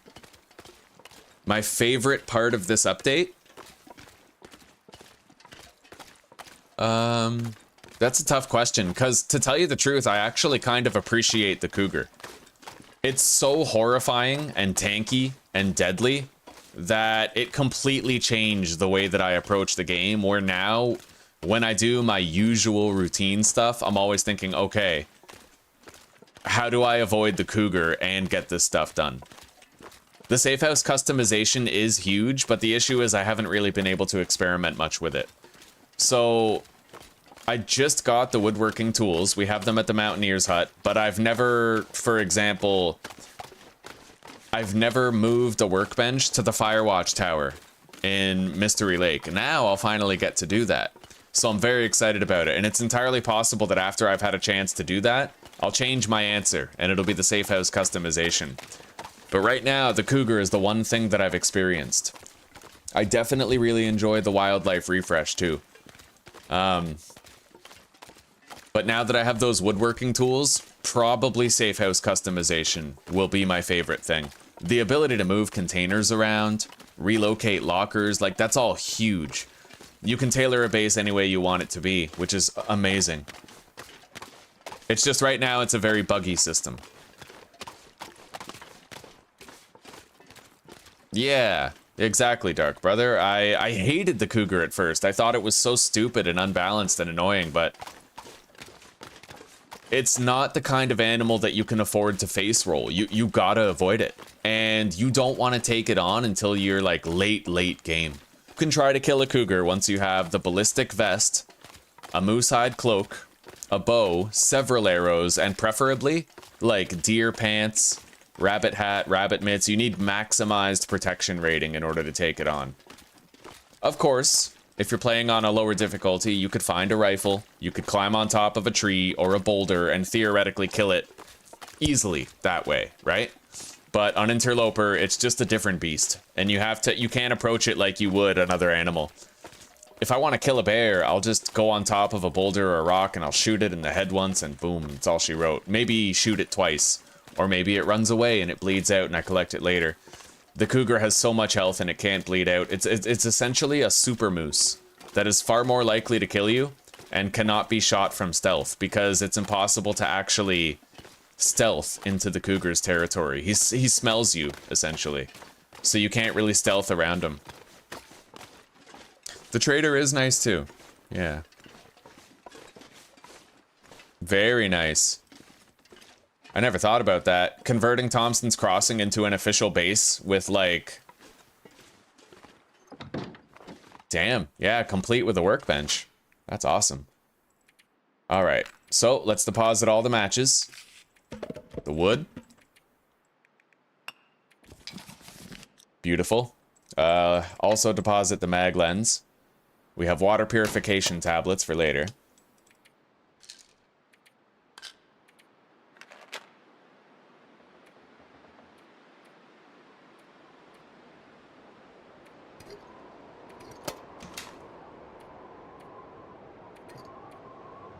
Okay. Well, we now got a jerry can, I'm happy to say, and we're gonna throw this fuel into the lantern. Whatever we've got. It's a complete, nearly complete refill.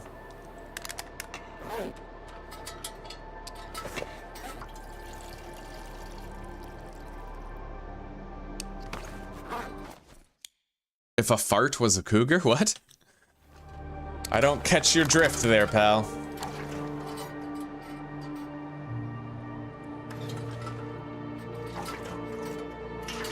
All right, beautiful. Well decorated.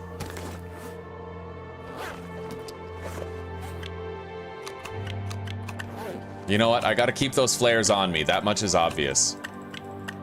Yeah. All right, let's, I need more storage around here. That is a certainty. Definitely need more storage. We could build a rock cache, but I'd need the rocks. We'll do it in the next episode after our summit run. It's 11:35, so I have time to organize my inventory a little bit, annotate everything in my text document, and then we'll wrap up for the day. Our can opener is almost busted too. I'm gonna want to repair that.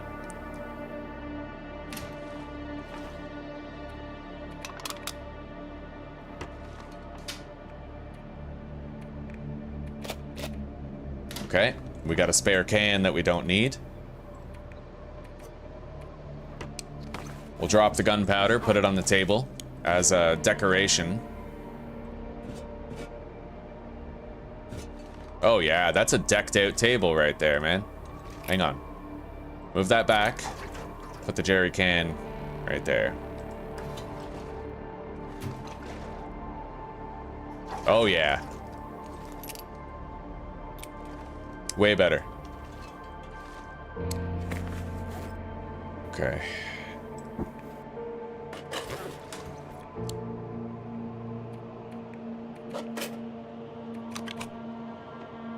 I'm just gonna keep those on me. Okay, our inventory is well cleaned out.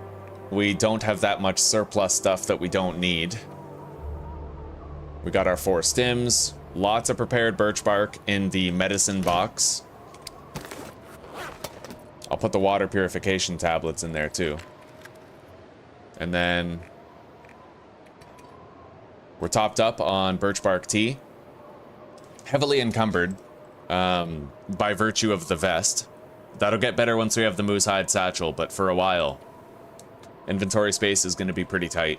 Especially if I intend on keeping a lot of flares on me at all times. Which I do.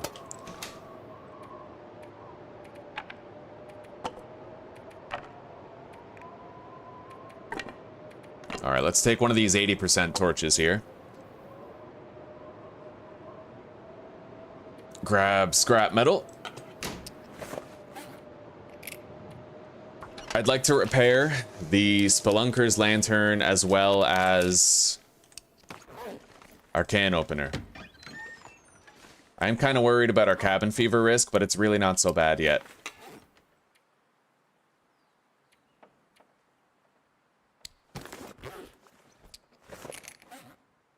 Ah, you can repair that without simple tools, eh? Alright, let's grab our quality tools out of here. For those of you who weren't around before and didn't see it, we actually ended up finding a rabbit skin hat in the barn in Pleasant Valley. Right outside the farmstead there. It was amazing, dude. What were the odds?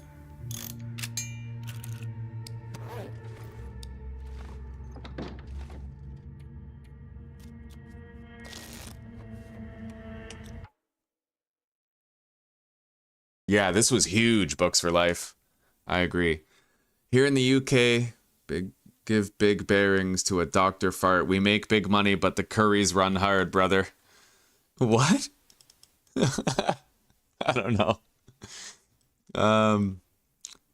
This update is huge. It's so huge. I love it. I freaking love it, man.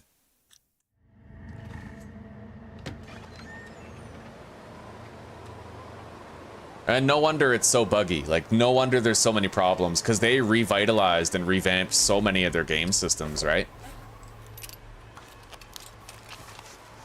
Alright, we spent a good amount of time outside repairing our can opener as well as our lantern. So now we no longer need to worry about those. And our hatchet as well is sitting pretty at 100% durability. And we're warm. We really don't need to worry too much about temperature resistance at all. Anyhow.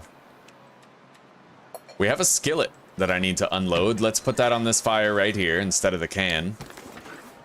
That'll reduce our carried weight a little bit.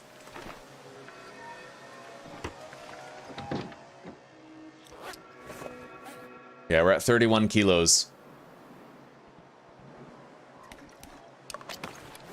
Honestly, a lot of that is the full flask. Not gonna lie. What I might do is... well, we gotta use the herbal tea. The issue is you can't put, like, half and half. I wish you could put, like, if you had a double-ended flask where, like, the top half could have birch teas in it and the bottom half could have herbal teas, you know? That'd be pretty cool. Anyway, let's make sure we don't stay too long overtime here. I gotta make sure I'm logged out before the 12-hour mark of the stream. Let's deposit those. We can get rid of our canned food and take food that's a little bit lighter, you know, just to maximize our available space at the moment. After we do Timberwolf Summit, it is time for our forge run. I could not be more excited about that. Anyway, let's drop these. And how are we doing on time? I got 19 minutes. But, let's not bother. Honestly, it's just a gesture in futility. We don't need extra storage space that badly. I could just leave this stuff on the floor if I wanted to.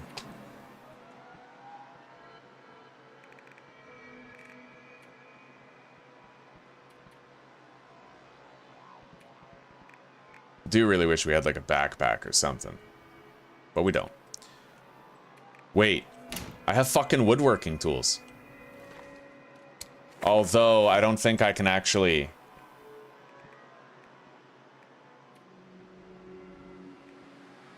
We would need a furniture workbench. In order to make a storage container, it looks like. Yeah, you need the furniture workbench for pretty much... Oh, yeah, furniture workbench. God damn it. Alright, I was hoping I could make something. But it doesn't look like we can. Takes a lot of wood to make that furniture workbench, too. Either way, carry weight-wise, we seem prepared for the journey. I don't need this many flares on me. Not this many. And the plane crash isn't going to be that bad. When you're on interloper settings, the loot is... It's limited, right? You're not going to be struggling to take everything back with you. You're not going to be spending 10 days there sorting through it. It's an easier time.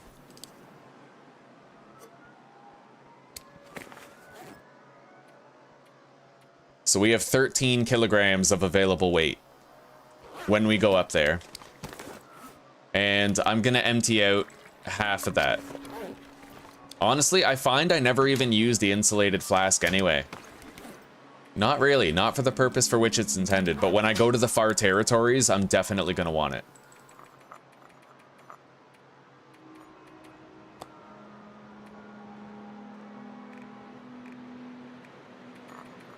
We're going to take 4 herbal teas and we're going to deposit the insulated flask. That'll help us to reduce our weight a little bit more for the trip.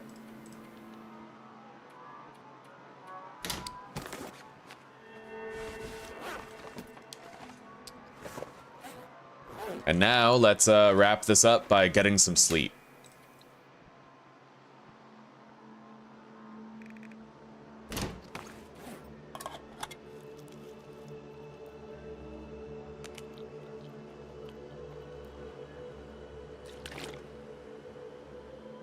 Oh, you're headed out, old fart? Oh, please, yes. I hope to see you in the next one too, buddy. We had a good time chilling today.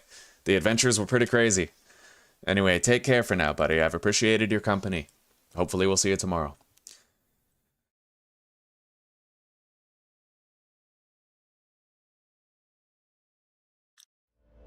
Okay.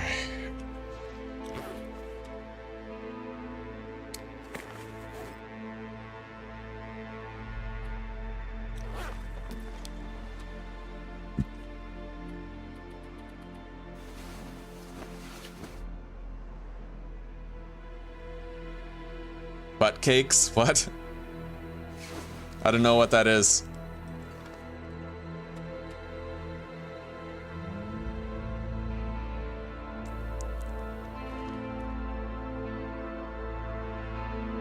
Oh shit, is the bow really bugged out right now?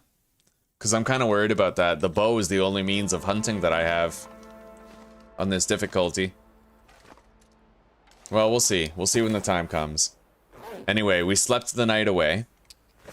We now have less carried weight. We're at 25 out of 35. So we have roughly 10 kilograms of space, and I can go 9 kilograms above that into overflow. Anyway, guys, it's time. We're going to end the stream here, and we're going to pick things up tomorrow morning. Fun tip for you guys, if you enter building mode and then exit, it saves the game for you. Yeah, you can create a save state that way now. You no longer need to pass time or anything in order to save the game. Anyway, guys, thank you for dealing with me during the periods of loss where I kept on dying to that cougar in Ash Canyon. Now we can finally have a full, long-term playthrough where we actually do the far territory stuff, we barter with the trader, and we make customized bases all over the world that we really want to make. Starting tomorrow, we're going to do the... first thing we're doing is the Timberwolf Mountain Summit trip.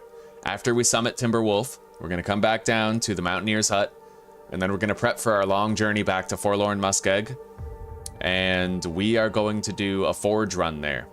We're going to make a knife, hatchet, arrowheads, then we got to craft a bow as well. We got a lot to do in the next episode, and we're gonna start hunting. We gotta try to bag a couple of moose. Not just one, but 2 of them, right? Gotta make the satchel and the moose hide cloak for the protection. Hell yeah. Oh, wonderful day. We did so good today, guys. We did so good.